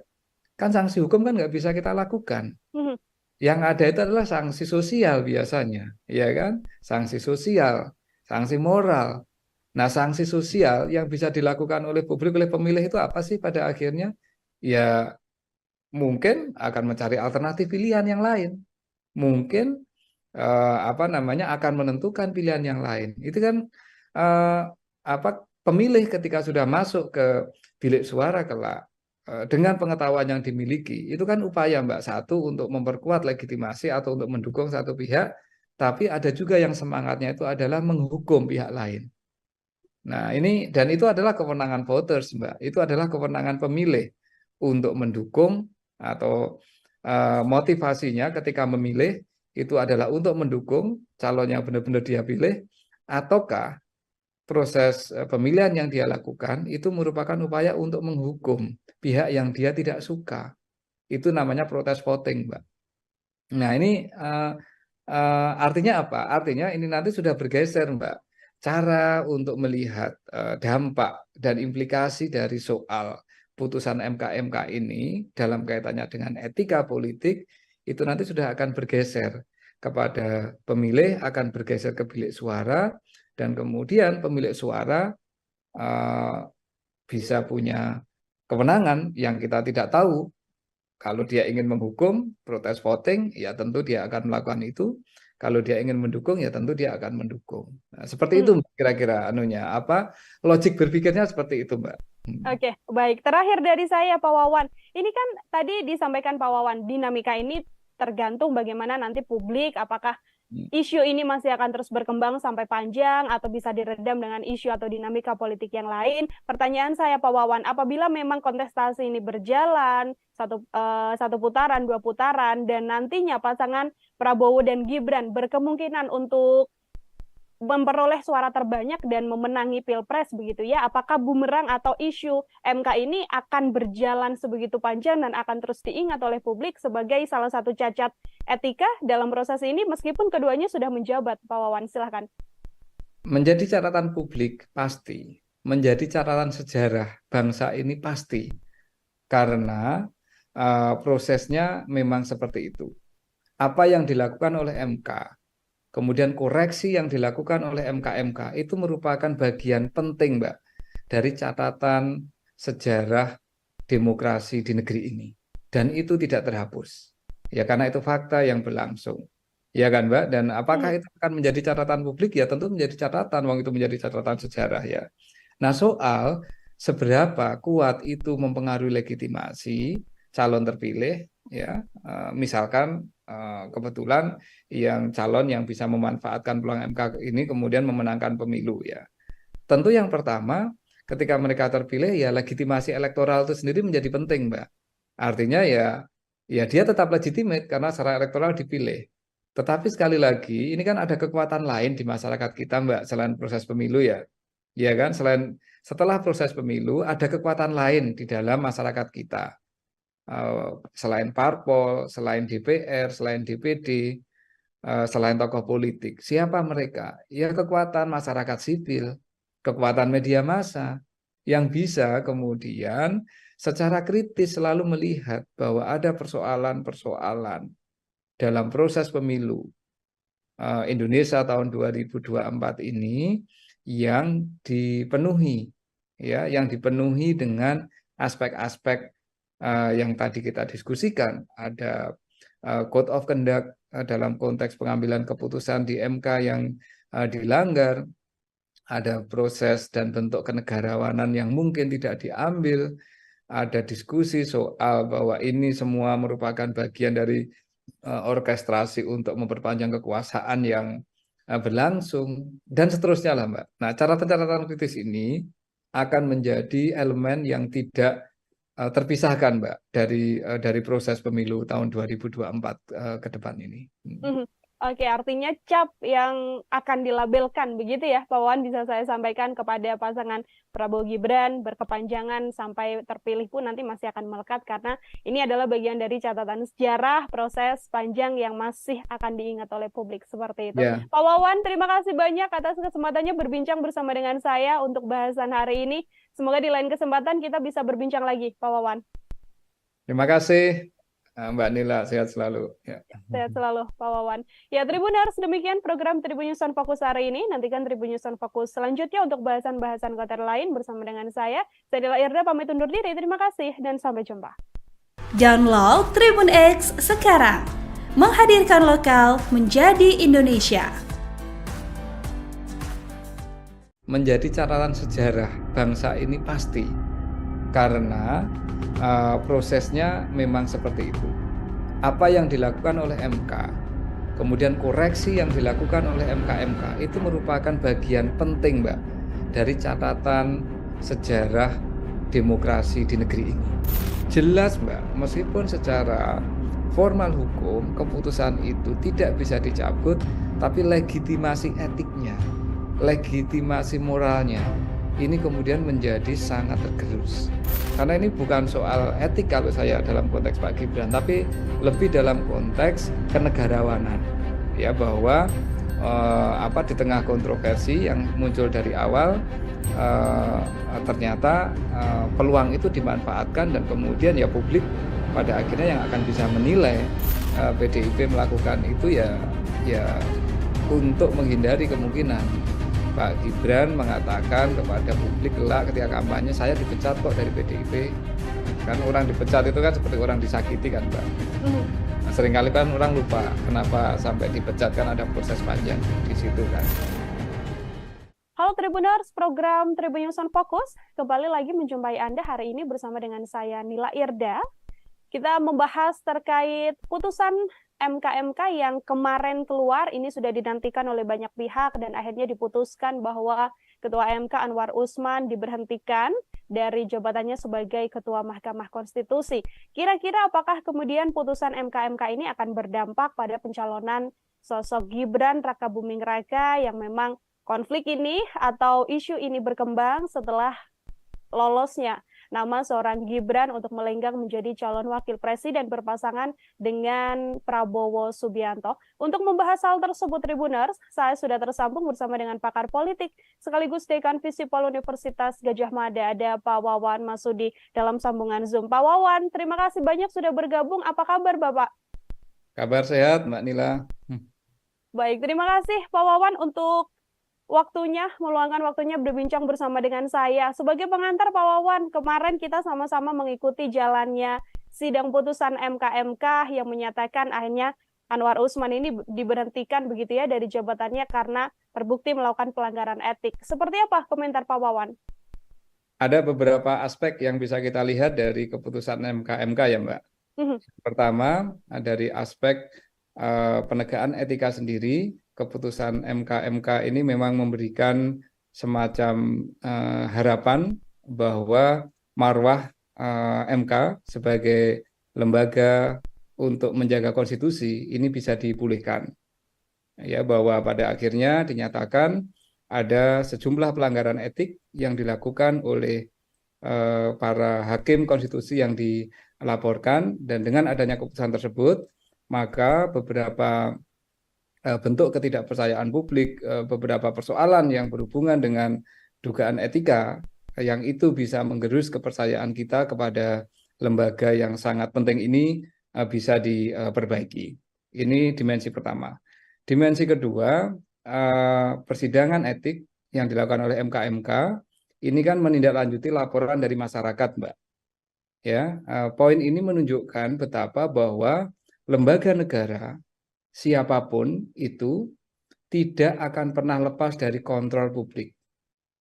Bahwa demokrasi yang kuat di negara manapun, demokrasi yang kuat di belahan bumi manapun sangat ditentukan oleh seberapa kuat kontrol dari publik, seberapa kuat kontrol dari masyarakat sipil. Kita tahu bahwa para pelapor yang mempersoalkan dan yang melaporkan para hakim MK adalah bagian dari kekuatan masyarakat sipil di Indonesia. Artinya, lembaga negara manapun saat ini dan ke depan harus benar-benar belajar apa yang mereka lakukan ini sepenuhnya ada di dalam pengawasan publik, ya, ada di dalam pengawasan masyarakat sipil. Dan jika ada hal yang dianggap menyimpang, maka itu bisa dipersoalkan dan bisa dikoreksi, menunjukkan bahwa demokrasi kita masih terjaga dengan adanya kekuatan dari masyarakat sipil. Itu aspek kedua. Aspek ketiga tentu berhubungan dengan tokoh yang atau siapapun nih yang kemudian mengambil manfaat kemarin, mengambil manfaat dari peluang yang dibuka oleh MK untuk bisa mencalonkan diri sebagai calon wakil presiden. Dalam konteks ini tentu Pak Gibran yang berpasangan dengan Pak Prabowo. Bahwa meskipun keputusan MK tidak menggugurkan substansi keputusan, bahwa artinya calon wakil presiden maupun calon presiden boleh berusia di bawah 40 tahun sejauh pernah menduduki jabatan politik yang juga diperoleh lewat proses pemilihan umum, ini tidak berubah, tetapi prosesnya atau proses munculnya keputusan itu ternyata sudah diputus ada aspek-aspek pelanggaran etika. Bahwa sebuah keputusan mungkin tetap boleh berjalan, namun kita tahu akan selalu menjadi catatan publik bahwa keputusan tersebut muncul dalam konteks di mana ada pelanggaran-pelanggaran etika yang dilakukan oleh pengambil kebijakan tersebut. Sehingga ini secara hukum pencalonannya tidak akan bermasalah, tetapi secara politik tentu ada aspek legitimasi yang kemudian bisa menjadi pertanyaan dari waktu ke waktu. Dari sisi etika politik ada hal yang tidak sepenuhnya kemudian bisa bisa dibangun dari proses pencalonan tersebut. Artinya Pak Wawan jika melihat dari sisi atau poin yang ketiga begitu ya, apakah ini kemudian bisa menjadi bumerang besar bagi proses pencalonan pasangan Prabowo Gibran, termasuk juga ini juga bisa jadi salah satu senjata untuk semakin mengerus sentimen negatif dari publik terkait pasangan ini, Pak Wawan? Sekali lagi kalau dari sisi formal hukum, dari sisi legal tidak akan ada persoalan, Mbak, ya, bahwa legitimasi legal, legitimasi formal itu tetap akan ada. Tetapi kita tahu bahwa proses politik, proses kompetisi elektoral itu tidak semata-mata berbasis pada aspek legitimasi legal formal, tetapi ada legitimasi politik itu lebih luas. Ini ada aspek kepatutan yang publik bisa menilai.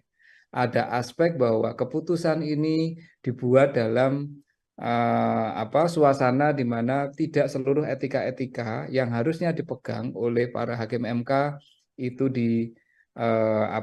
dilaksanakan, ya.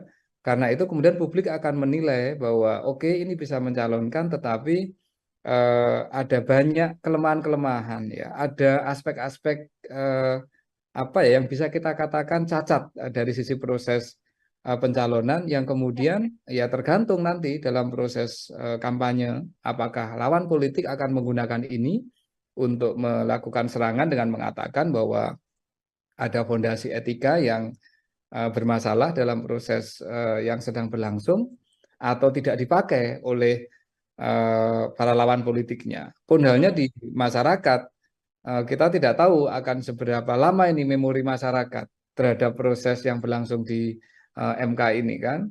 Kalau memori masyarakat kita panjang, tentu akan menjadi catatan yang itu akan bisa mempengaruhi keputusan pemilih, keputusan publik ketika menentukan siapa capres dan cawapresnya. Tetapi kalau memori publik kita ini tidak cukup kuat, ya mungkin tidak akan ada persoalan. Jadi ini sangat ditentukan, Mbak, oleh dinamika proses kampanye yang akan berlangsung dalam ya kira-kira 1,5 sampai 2 bulan ke depan, Mbak.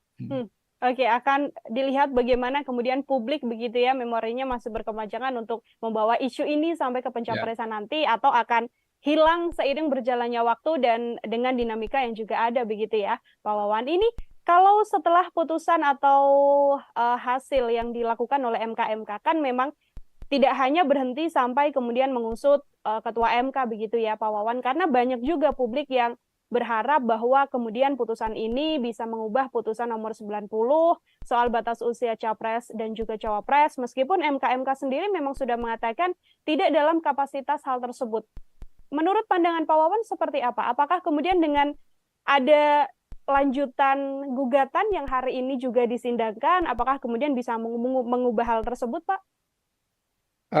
Gugatan publik terhadap aspek-aspek undang-undang, aspek hukum kepada MK itu bisa dilakukan kapanpun, Mbak.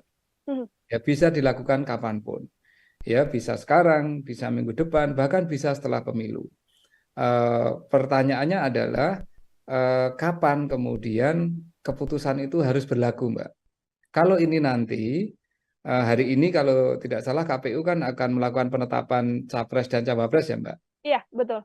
Kalau KPU sudah menentukan siapa capres dan cawapres, maka ya sudah, pemilu yang akan kita lakukan tanggal 14 Februari tahun depan ya akan diikuti oleh capres dan cawapres yang saat ini ditetapkan oleh KPU.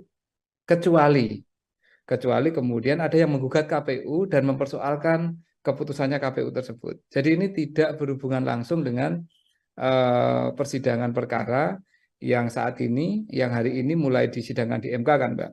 Nah, sebagaimana disampaikan oleh Pak Jimli kemarin, seandainya ini ada gugatan lebih lanjut dan KPU sudah menetapkan siapa capres dan cawapres, apapun hasil dari gugatan, maka itu hanya akan berlaku kira-kira untuk pemilu tahun atau pemilu periode berikutnya ya, Mbak. Artinya ini kan pemilu tahun 2029. Ya. Nah, dan apakah ini salah? Tidak, Mbak. Dari sisi proses pemilu, ini saya kira penting untuk segera memberikan kepastian kepada masyarakat. Cuman masalahnya, sekali lagi ini kan soal dukungan politik ya, Mbak. Soal legitimasi politik. Bagaimana masyarakat kemudian bisa memiliki catatan atas proses ini. Itu yang saya kira yang paling penting nantinya untuk menuju ke Februari tanggal 14 2024 nanti, Mbak.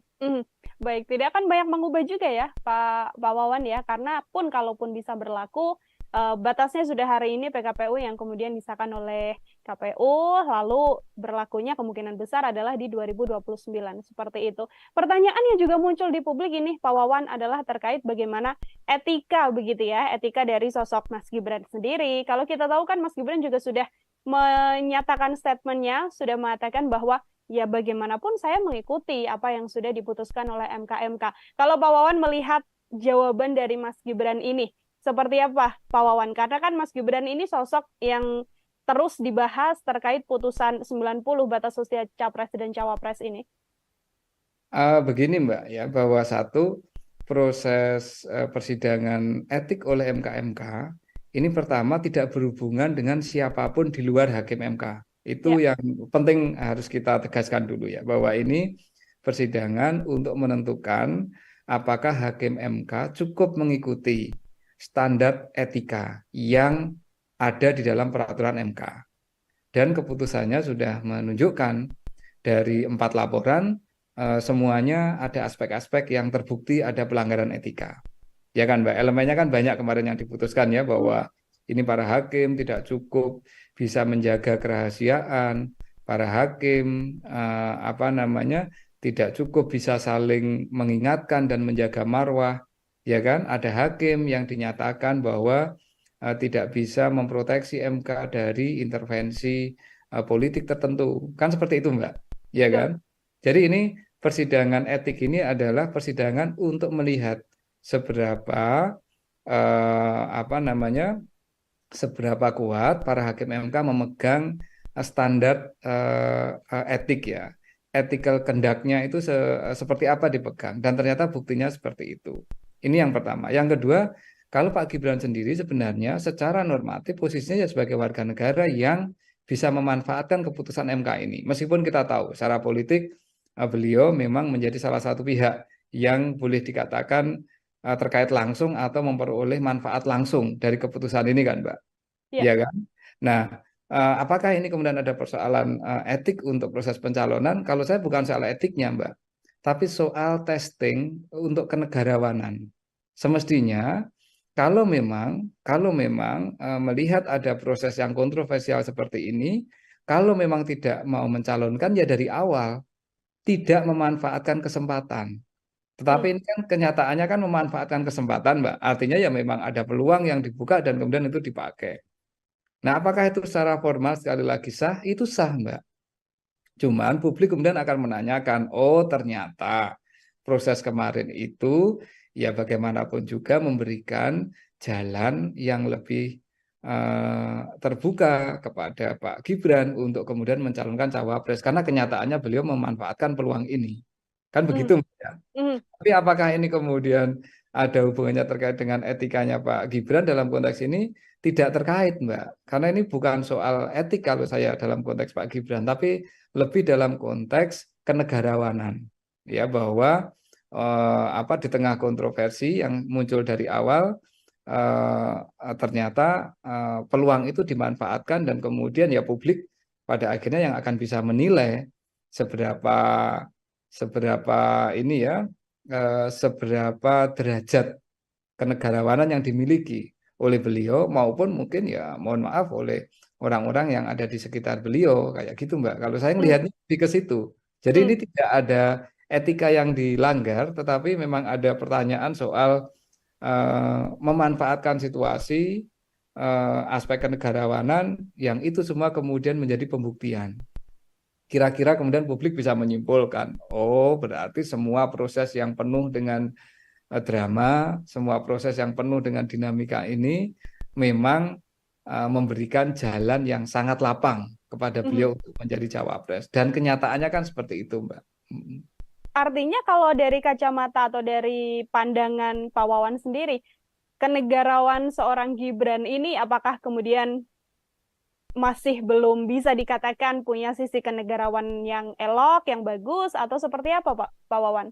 Ya kalau saya melihat ketika peluang ini terbuka dan kemudian dimanfaatkan, ya berarti memang ada intensi untuk memanfaatkan peluang itu. Guna apa ya? Guna masuk ke dalam proses proses elektoral, proses pemilu presiden dan wakil presiden kan, Mbak. Dari awal kan kita tahu ya bahwa dari sisi momentum ya, dari awal kita tahu dari sisi momentum proses gugatan ini kan sangat mepet, Mbak, dengan semua dinamika proses pencalonan kemarin ya. Dan karena dari sisi momentum seperti itu, maka kita semua kemudian bisa membaca, publik bisa menilai bahwa ini tujuan utamanya adalah untuk mencoba membuka ruang. Dan kebetulan ruang itu kemudian dibuka oleh MK, ya kan? Dan proses membuka ruang oleh MK ternyata penuh dengan kontroversi. Keputusannya tidak bulat, kemudian dari keputusan yang tidak bulat itu sebenarnya juga tidak ada opini yang bersifat solid, dan setelah itu kemudian muncul ada dugaan pelanggaran etik yang dilakukan oleh Ketua MK karena menyidangkan perkara yang punya kemungkinan interest langsung dengan salah satu anggota keluarga, ya kan, Mbak? Dan kemudian di sidang MK, sidang Majelis Kehormatan kemudian membuktikan, oh benar ini terjadi banyak sekali pelanggaran terhadap ethical conduct, ya, terhadap prosedur-prosedur etis yang ada di MK. Jelas, Mbak, meskipun secara formal hukum keputusan itu tidak bisa dicabut, tapi legitimasi etiknya, legitimasi moralnya, ini kemudian menjadi sangat tergerus. Nah, ini yang memang situasi-situasi dilematisnya kan seperti itu ya. MK kan memang tidak punya kewenangan untuk mencabut keputusan kan, Mbak. Tetapi hanya bisa menunjukkan kepada publik ini ada legitimasi etika yang dilanggar ketika keputusan ini dibuat, ya kan? Dan ketika itu dimanfaatkan untuk pencalonan, akhirnya ya publik yang bisa menilai kalau ini semuanya penuh kontroversi, mengapa sih kita ambil jalan itu? Dan kalau itu diambil, berarti dari awal memang sudah punya niat untuk ikut dalam kontestasi ini. Nah, motif dibalik itu apa? Nah, kita yang nggak tahu kan, Mbak. Apakah ini dalam rangka untuk ekstensi kekuasaan dari keluarga Pak Presiden, ataukah ini ada semangat lain di luar itu, kan kita yang belum tahu nih publik kan. Termasuk kalau kita sedikit tarik mundur ke belakang, Pak Wawan, ini apakah proses kenegarawan atau etika seorang Mas Gibran ini juga bisa dilihat dari kemudian hilangnya atau pamitnya Mas Gibran dari PDIP yang selama ini sudah membesarkan namanya, bisa mencalonkan Mas Gibran sebagai wali kota Solo, termasuk juga 2 periode Presiden Joko Widodo bersama dengan PDI Perjuangan, yang tiba-tiba bergabungnya bersama dengan Prabowo Subianto begitu? Saya kira hubungan PDIP dan Gibran dan PDIP memang sudah sampai pada titik yang tidak mungkin untuk diperbaiki untuk saat ini, Mbak ya. Di satu sisi PDIP tidak pernah secara tegas menyatakan memberhentikan atau memecat Pak Gibran kan, Mbak. Yang diminta oleh PDIP adalah ya mengembalikan KTA, yang artinya itu adalah mengundurkan diri. Nah, yang dimau Pak Gibran kelihatannya nggak kayak gitu. Ya kalau tidak dipecat berarti saya masih di PDIP kan, kira-kira kan seperti itu toh, Mbak. Nah ini situasinya ya memang kemudian menjadi serba menggantung, tetapi saya kira PDIP melakukan itu ya untuk menghindari kemungkinan Pak Gibran mengatakan kepada publik kelak ketika kampanye, saya dipecat kok dari PDIP. Kan orang dipecat itu kan seperti orang disakiti kan, Mbak. Seringkali kan orang lupa kenapa sampai dipecat, kan ada proses panjang di situ kan. Nah PDIP nggak mau itu terjadi. Nah PDIP maunya adalah ya Pak Gibran bergabung secara volunteer ke PDIP, kemudian mendapatkan tiket dari PDIP untuk meniti karir politik. Kalau memang sudah berbeda haluan, mengambil jalan berbeda, ya mundur baik-baik. Nah itu kan ungkapan-ungkapan yang disampaikan oleh tokoh-tokoh dan elit-elit PDIP kan, Mbak, baik yang di Solo maupun yang di Jakarta. Jadi ini soal tarik ulur politik lah antara Pak Gibran dengan PDIP. Ya, yang saya kira PDIP tidak akan pernah tegas menyatakan memecat dan hanya akan membiarkan, membuat Pak Gibran mungkin dalam posisi yang tidak enak juga. Tetapi ya udahlah, politik ya akan berlangsung seperti ini, dan saya kira situasinya ya akan saling menggantung. Tetapi publik tahu bahwa akhirnya Pak Gibran sudah tidak lagi di PDIP dan PDIP juga sudah tidak menganggap Pak Gibran. Setidaknya seperti itu, Mbak. Baik, sudah tidak bisa diperbaiki lagi ya artinya ya Pak Wawan ya, karena proses panjang yang terjadi ini tarik ulur-menulur antara PDIP dan juga Mas Gibran. Ya, menurut pendapat saya agak susah, Mbak. Meskipun kita tahu bahwa dalam politik apa sih yang nggak mungkin, ya kan? Sejauh kepentingannya kecapai. Tetapi kalau saya lihat dari proses yang berlangsung, ini nampaknya ada proses yang secara sakit hati politik jauh lebih dalam lah.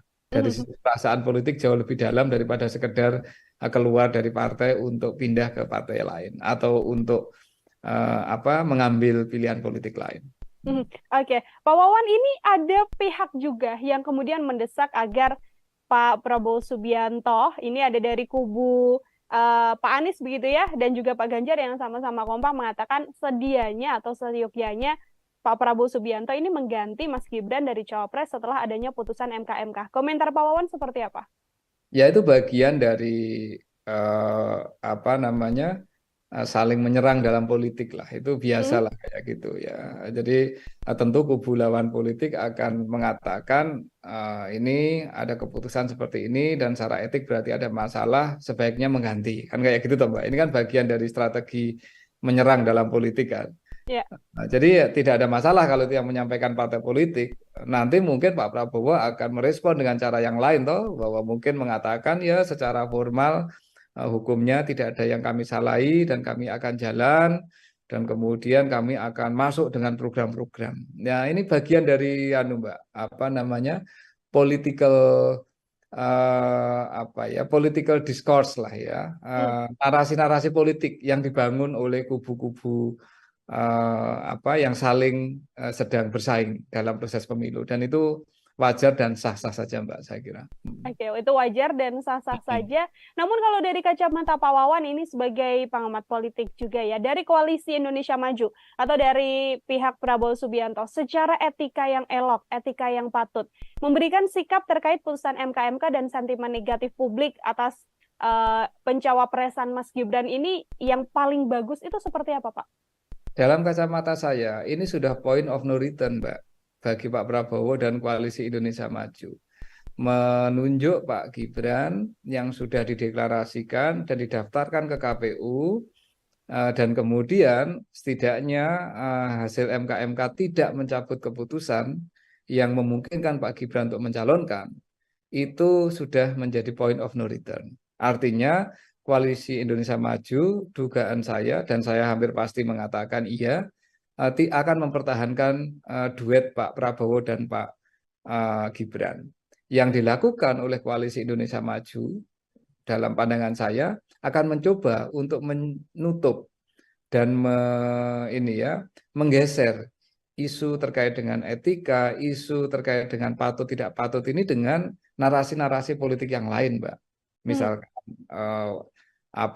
kampanye program tertentu, kemudian arah kepemimpinan yang akan mereka bawa, kemudian mencoba untuk membangun narasi-narasi langsung ke publik, membangun komunikasi ke grassroots dan seterusnya. Saya kira itu yang dilakukan. Jadi mereka tidak akan mengconsider lagi soal perdebatan etika itu, Mbak.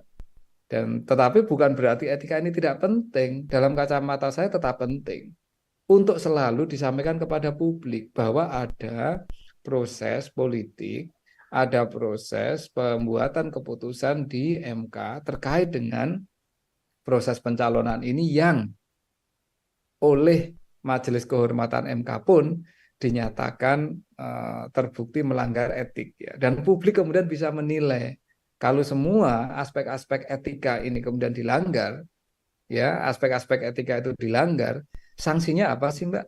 Kan sanksi hukum kan nggak bisa kita lakukan. Yang ada itu adalah sanksi sosial biasanya, ya kan? Sanksi sosial, sanksi moral. Nah, sanksi sosial yang bisa dilakukan oleh publik, oleh pemilih itu apa sih pada akhirnya? Ya, mungkin akan mencari alternatif pilihan yang lain. Mungkin akan menentukan pilihan yang lain. Itu kan pemilih ketika sudah masuk ke bilik suara kelak, dengan pengetahuan yang dimiliki, itu kan upaya, Mbak, satu untuk memperkuat legitimasi atau untuk mendukung satu pihak, tapi ada juga yang semangatnya itu adalah menghukum pihak lain.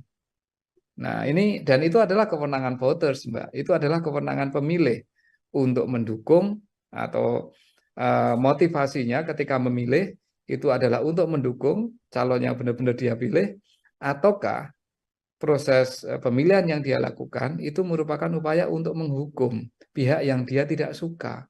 Itu namanya protes voting, Mbak.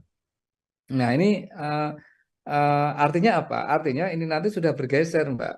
Cara untuk melihat dampak dan implikasi dari soal putusan MK ini dalam kaitannya dengan etika politik itu nanti sudah akan bergeser kepada pemilih, akan bergeser ke bilik suara, dan kemudian pemilik suara bisa punya kewenangan yang kita tidak tahu. Kalau dia ingin menghukum, protes voting, ya tentu dia akan melakukan itu. Kalau dia ingin mendukung, ya tentu dia akan mendukung. Nah, seperti itu kira-kira logik berpikirnya seperti itu, Mbak. Oke, baik. Terakhir dari saya, Pak Wawan. Ini kan tadi disampaikan Pak Wawan, dinamika ini tergantung bagaimana nanti publik, apakah isu ini masih akan terus berkembang sampai panjang atau bisa diredam dengan isu atau dinamika politik yang lain. Pertanyaan saya, Pak Wawan, apabila memang kontestasi ini berjalan satu putaran, 2 putaran, dan nantinya pasangan Prabowo dan Gibran berkemungkinan untuk memperoleh suara terbanyak dan memenangi Pilpres begitu ya, apakah bumerang atau isu MK ini akan berjalan sebegitu panjang dan akan terus diingat oleh publik sebagai salah satu cacat etika dalam proses ini meskipun keduanya sudah menjabat? Pak Wawan, silahkan. Menjadi catatan publik pasti, menjadi catatan sejarah bangsa ini pasti, karena prosesnya memang seperti itu. Apa yang dilakukan oleh MK, kemudian koreksi yang dilakukan oleh MK itu merupakan bagian penting, Mbak, dari catatan sejarah demokrasi di negeri ini. Dan itu tidak terhapus. Ya, karena itu fakta yang berlangsung. Ya kan, Mbak? Dan apakah itu akan menjadi catatan publik? Ya tentu menjadi catatan, wong itu menjadi catatan sejarah ya. Nah, soal seberapa kuat itu mempengaruhi legitimasi calon terpilih, ya, misalkan kebetulan calon yang bisa memanfaatkan peluang MK ini kemudian memenangkan pemilu, ya. Tentu yang pertama, ketika mereka terpilih, ya legitimasi elektoral itu sendiri menjadi penting, Mbak. Artinya ya dia tetap legitimate karena secara elektoral dipilih. Tetapi sekali lagi, ini kan ada kekuatan lain di masyarakat kita, Mbak, selain proses pemilu ya. Ya kan, setelah proses pemilu, ada kekuatan lain di dalam masyarakat kita. Selain parpol, selain DPR, selain DPD, selain tokoh politik. Siapa mereka? Ya kekuatan masyarakat sipil, kekuatan media massa, yang bisa kemudian secara kritis selalu melihat bahwa ada persoalan-persoalan dalam proses pemilu Indonesia tahun 2024 ini yang dipenuhi, ya, yang dipenuhi dengan aspek-aspek yang tadi kita diskusikan. Ada code of conduct dalam konteks pengambilan keputusan di MK yang dilanggar, ada proses dan bentuk kenegarawanan yang mungkin tidak diambil, ada diskusi soal bahwa ini semua merupakan bagian dari orkestrasi untuk memperpanjang kekuasaan yang berlangsung, dan seterusnya lah, Mbak. Nah, catatan kritis ini akan menjadi elemen yang tidak terpisahkan, Mbak, dari proses pemilu tahun 2024 ke depan ini. Oke, artinya cap yang akan dilabelkan begitu ya, Pak Wawan, bisa saya sampaikan kepada pasangan Prabowo Gibran berkepanjangan sampai terpilih pun nanti masih akan melekat karena ini adalah bagian dari catatan sejarah proses panjang yang masih akan diingat oleh publik seperti itu. Yeah. Pak Wawan, terima kasih banyak atas kesempatannya berbincang bersama dengan saya untuk bahasan hari ini. Semoga di lain kesempatan kita bisa berbincang lagi, Pak Wawan. Terima kasih. Mbak Nila, sehat selalu. Ya. Sehat selalu, Pak Wawan. Ya, Tribuners, demikian program Tribun News on Focus hari ini. Nantikan Tribun News on Focus selanjutnya untuk bahasan-bahasan konten lain bersama dengan saya. Saya Nila Irda, pamit undur diri. Terima kasih dan sampai jumpa. Download Tribun X sekarang. Menghadirkan lokal menjadi Indonesia. Menjadi catatan sejarah bangsa ini pasti. Karena prosesnya memang seperti itu. Apa yang dilakukan oleh MK, kemudian koreksi yang dilakukan oleh MK itu merupakan bagian penting, Mbak, dari catatan sejarah demokrasi di negeri ini. Jelas, Mbak, meskipun secara formal hukum keputusan itu tidak bisa dicabut, tapi legitimasi etiknya, legitimasi moralnya ini kemudian menjadi sangat tergerus. Karena ini bukan soal etik kalau saya dalam konteks Pak Gibran, tapi lebih dalam konteks kenegarawanan. Ya, bahwa di tengah kontroversi yang muncul dari awal, ternyata peluang itu dimanfaatkan dan kemudian ya publik pada akhirnya yang akan bisa menilai PDIP melakukan itu ya untuk menghindari kemungkinan Pak Gibran mengatakan kepada publik kelak ketika kampanye, saya dipecat kok dari PDIP. Kan orang dipecat itu kan seperti orang disakiti kan, Mbak. Nah, seringkali kan orang lupa kenapa sampai dipecat, kan ada proses panjang di situ kan. Halo Tribuners, program Tribun News on Focus kembali lagi menjumpai Anda hari ini bersama dengan saya Nila Irda. Kita membahas terkait putusan MK yang kemarin keluar, ini sudah dinantikan oleh banyak pihak dan akhirnya diputuskan bahwa Ketua MK Anwar Usman diberhentikan dari jabatannya sebagai Ketua Mahkamah Konstitusi. Kira-kira apakah kemudian putusan MK ini akan berdampak pada pencalonan sosok Gibran Rakabuming Raka yang memang konflik ini atau isu ini berkembang setelah lolosnya nama seorang Gibran untuk melenggang menjadi calon wakil presiden berpasangan dengan Prabowo Subianto. Untuk membahas hal tersebut, Tribuners, saya sudah tersambung bersama dengan pakar politik sekaligus Dekan Visipol Universitas Gadjah Mada, ada Pak Wawan Masudi dalam sambungan Zoom. Pak Wawan, terima kasih banyak sudah bergabung. Apa kabar, Bapak? Kabar sehat, Mbak Nila.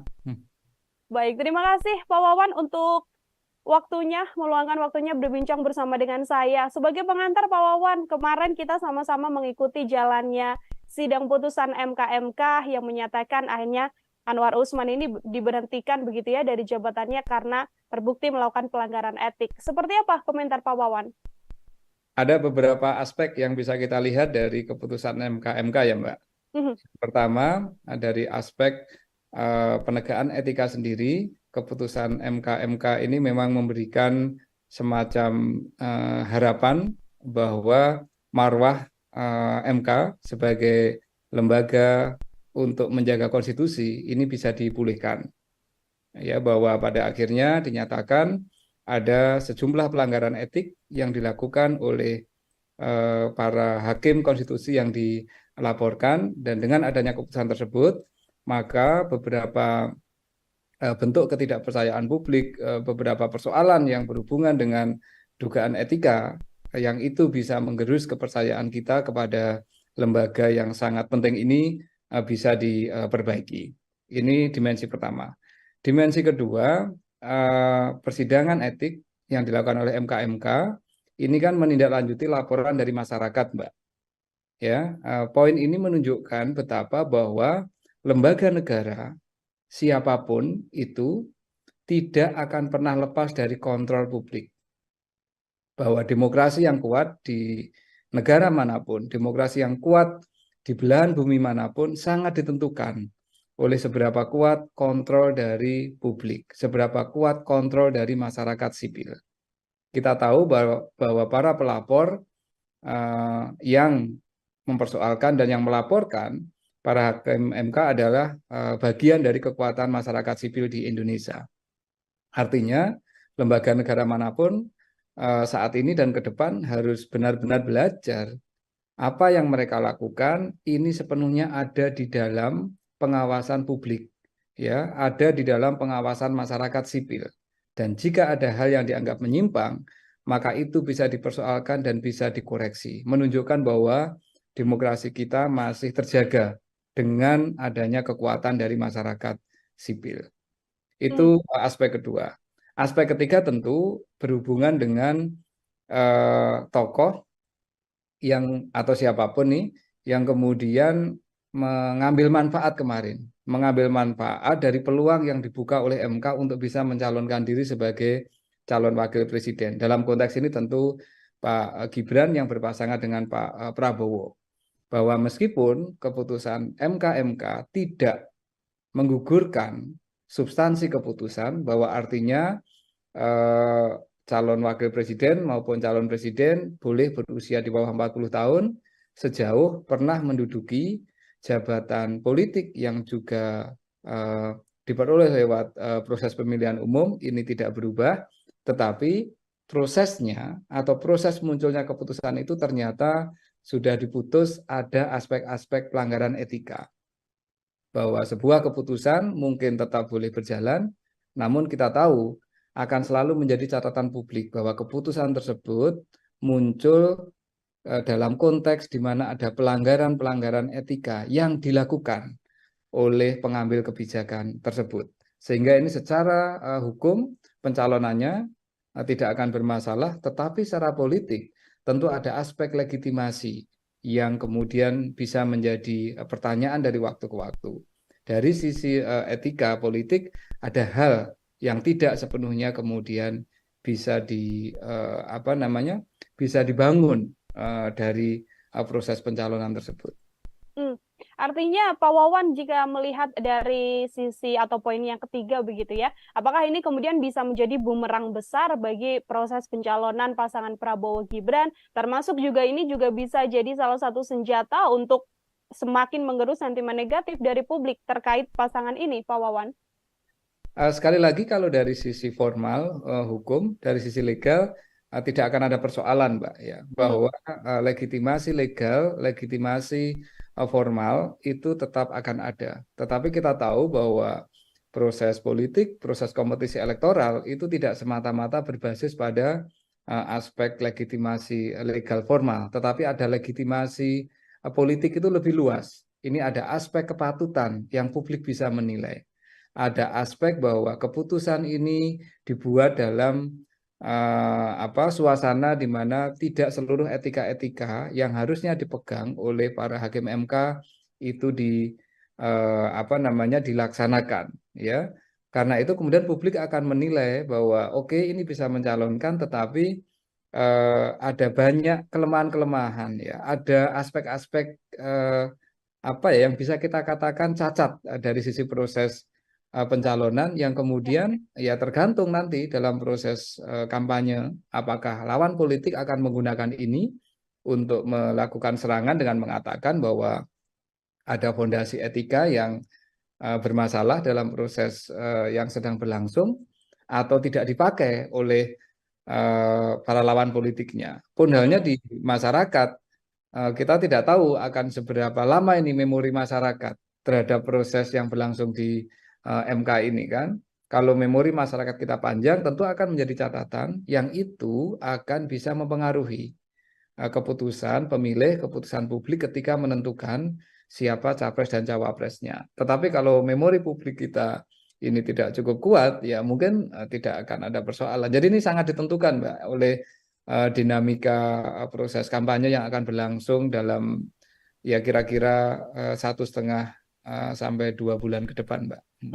Oke, akan dilihat bagaimana kemudian publik begitu ya, memorinya masih berkepanjangan untuk membawa isu ini sampai ke pencapresan nanti, atau akan hilang seiring berjalannya waktu dan dengan dinamika yang juga ada begitu ya, Pak Wawan. Ini kalau setelah putusan atau hasil yang dilakukan oleh MK kan memang tidak hanya berhenti sampai kemudian mengusut Ketua MK begitu ya, Pak Wawan, karena banyak juga publik yang berharap bahwa kemudian putusan ini bisa mengubah putusan nomor 90 soal batas usia capres dan juga cawapres, meskipun MK sendiri memang sudah mengatakan tidak dalam kapasitas hal tersebut. Menurut pandangan Pak Wawan seperti apa? Apakah kemudian dengan ada lanjutan gugatan yang hari ini juga disindangkan, apakah kemudian bisa mengubah hal tersebut, Pak? Gugatan publik terhadap aspek-aspek undang-undang, aspek hukum kepada MK itu bisa dilakukan kapanpun, Mbak. Ya bisa dilakukan kapanpun. Ya bisa sekarang, bisa minggu depan, bahkan bisa setelah pemilu. Pertanyaannya adalah kapan kemudian keputusan itu harus berlaku, Mbak. Kalau ini nanti hari ini kalau tidak salah KPU kan akan melakukan penetapan capres dan cawapres ya, Mbak. Iya, betul. Kalau KPU sudah menentukan siapa capres dan cawapres, maka ya sudah pemilu yang akan kita lakukan tanggal 14 Februari tahun depan ya akan diikuti oleh capres dan cawapres yang saat ini ditetapkan oleh KPU. Kecuali kemudian ada yang menggugat KPU dan mempersoalkan keputusannya KPU tersebut. Jadi ini tidak berhubungan langsung dengan persidangan perkara yang saat ini, yang hari ini mulai disidangkan di MK kan, Mbak.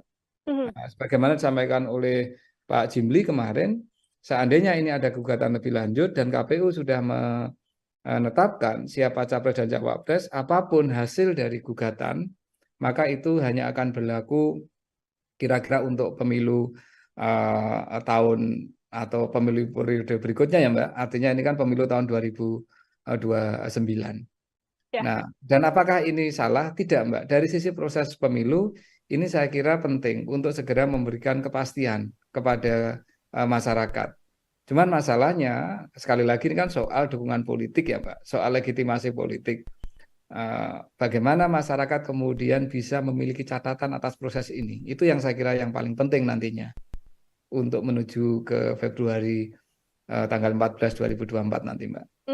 Baik, tidak akan banyak mengubah juga ya Pak Wawan ya, karena pun kalaupun bisa berlaku, batasnya sudah hari ini PKPU yang kemudian disahkan oleh KPU, lalu berlakunya kemungkinan besar adalah di 2029, seperti itu. Pertanyaan yang juga muncul di publik ini Pak Wawan adalah terkait bagaimana etika begitu ya, etika dari sosok Mas Gibran sendiri. Kalau kita tahu kan Mas Gibran juga sudah menyatakan statementnya, sudah mengatakan bahwa ya bagaimanapun saya mengikuti apa yang sudah diputuskan oleh MK. Kalau Pak Wawan melihat jawaban dari Mas Gibran ini, seperti apa Pak Wawan? Karena kan Mas Gibran ini sosok yang terus dibahas terkait putusan 90 batas usia capres dan cawapres ini. Begini Mbak ya, bahwa satu proses persidangan etik oleh MK ini pertama tidak berhubungan dengan siapapun di luar hakim MK. Itu yang penting harus kita tegaskan dulu ya, bahwa ini persidangan untuk menentukan apakah hakim MK cukup mengikuti standar etika yang ada di dalam peraturan MK. Dan keputusannya sudah menunjukkan dari 4 laporan semuanya ada aspek-aspek yang terbukti ada pelanggaran etika. Ya kan Mbak, elemennya kan banyak kemarin yang diputuskan ya, bahwa ini para hakim tidak cukup bisa menjaga kerahasiaan, para hakim tidak cukup bisa saling mengingatkan dan menjaga marwah, ya kan? Ada hakim yang dinyatakan bahwa tidak bisa memproteksi MK dari intervensi politik tertentu, kan seperti itu Mbak, ya kan? Jadi ini persidangan etik ini adalah persidangan untuk melihat seberapa seberapa kuat para hakim MK memegang standar etik ya, ethical conduct-nya itu seperti apa dipegang, dan ternyata buktinya seperti itu. Ini yang pertama. Yang kedua, kalau Pak Gibran sendiri sebenarnya secara normatif posisinya ya sebagai warga negara yang bisa memanfaatkan keputusan MK ini. Meskipun kita tahu secara politik beliau memang menjadi salah satu pihak yang boleh dikatakan terkait langsung atau memperoleh manfaat langsung dari keputusan ini kan Mbak, ya kan? Nah, apakah ini kemudian ada persoalan etik untuk proses pencalonan? Kalau saya bukan soal etiknya Mbak, tapi soal testing untuk kenegarawanan. Semestinya kalau memang melihat ada proses yang kontroversial seperti ini, kalau memang tidak mau mencalonkan ya dari awal tidak memanfaatkan kesempatan. Tetapi ini kan kenyataannya kan memanfaatkan kesempatan, Mbak. Artinya ya memang ada peluang yang dibuka dan kemudian itu dipakai. Nah, apakah itu secara formal sekali lagi sah? Itu sah, Mbak. Cuman publik kemudian akan menanyakan, oh ternyata proses kemarin itu ya bagaimanapun juga memberikan jalan yang lebih terbuka kepada Pak Gibran untuk kemudian mencalonkan cawapres. Karena kenyataannya beliau memanfaatkan peluang ini. Kan begitu, Mbak, ya? Tapi apakah ini kemudian ada hubungannya terkait dengan etikanya Pak Gibran dalam konteks ini? Tidak terkait, Mbak. Karena ini bukan soal etik kalau saya dalam konteks Pak Gibran, tapi lebih dalam konteks kenegarawanan. Ya, bahwa di tengah kontroversi yang muncul dari awal, ternyata peluang itu dimanfaatkan dan kemudian ya publik pada akhirnya yang akan bisa menilai seberapa derajat kenegarawanan yang dimiliki oleh beliau maupun mungkin ya mohon maaf oleh orang-orang yang ada di sekitar beliau, kayak gitu Mbak. Kalau saya melihatnya lebih ke situ. Jadi ini tidak ada etika yang dilanggar, tetapi memang ada pertanyaan soal memanfaatkan situasi, aspek kenegarawanan yang itu semua kemudian menjadi pembuktian.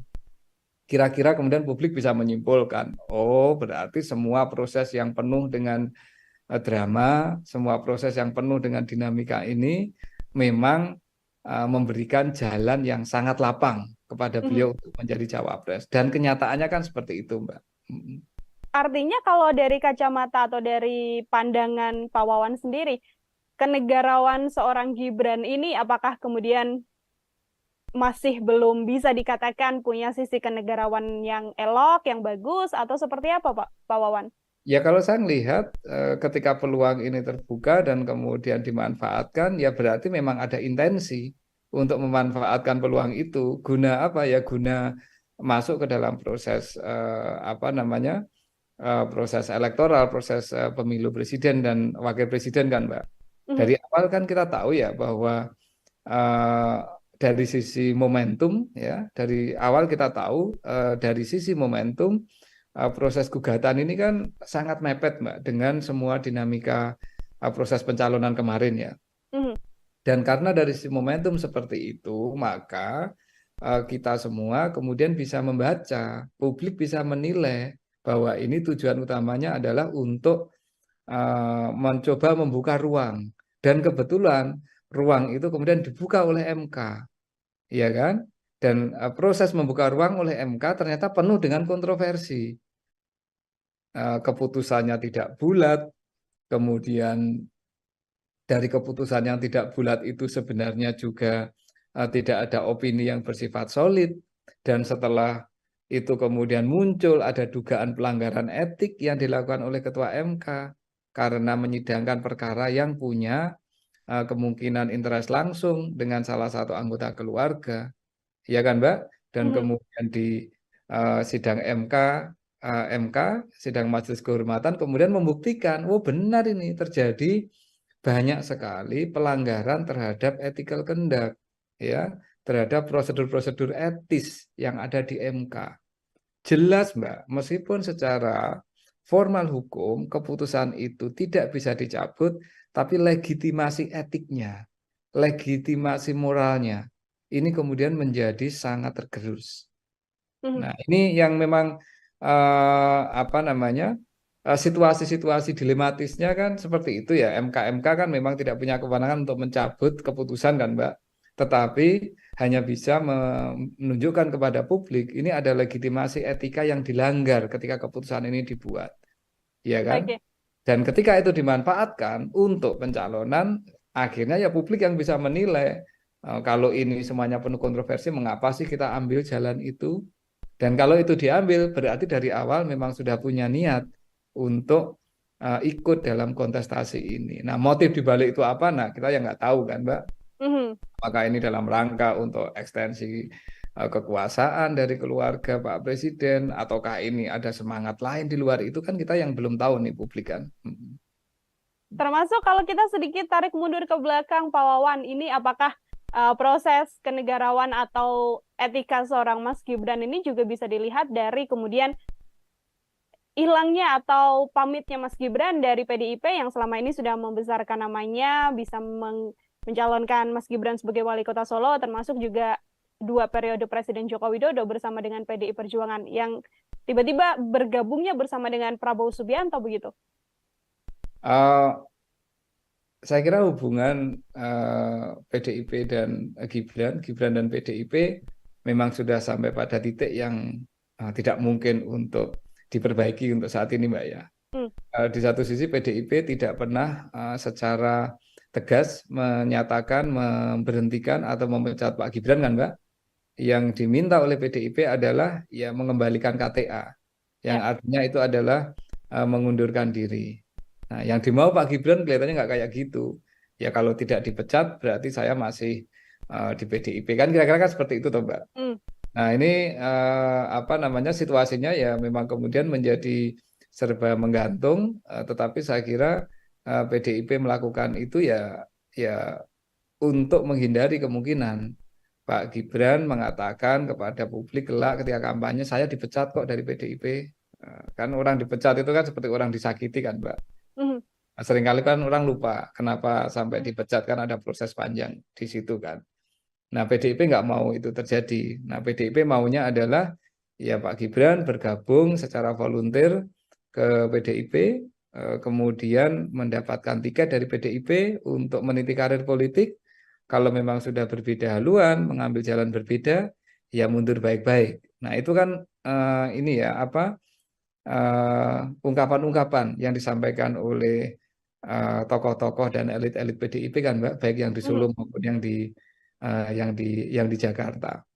Jadi ini soal tarik ulur politik lah antara Pak Gibran dengan PDIP ya, yang saya kira PDIP tidak akan pernah tegas menyatakan memecat dan hanya akan membiarkan, membuat Pak Gibran mungkin dalam posisi yang tidak enak juga. Tetapi ya udahlah, politik ya akan berlangsung seperti ini, dan saya kira situasinya ya akan saling menggantung. Tetapi publik tahu bahwa akhirnya Pak Gibran sudah tidak lagi di PDIP dan PDIP juga sudah tidak menganggap Pak Gibran. Setidaknya seperti itu, Mbak.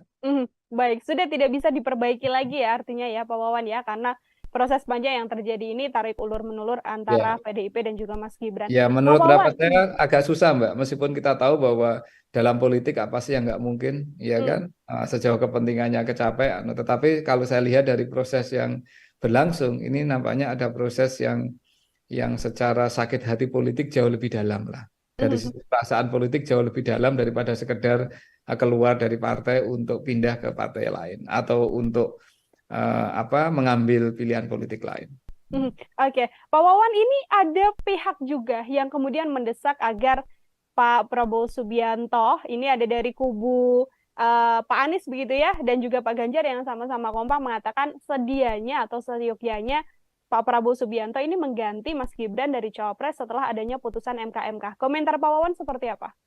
Ya, itu bagian dari apa namanya saling menyerang dalam politik lah, itu biasalah kayak gitu ya. Jadi tentu kubu lawan politik akan mengatakan ini ada keputusan seperti ini dan secara etik berarti ada masalah, sebaiknya mengganti, kan kayak gitu toh Mbak. Ini kan bagian dari strategi menyerang dalam politik kan.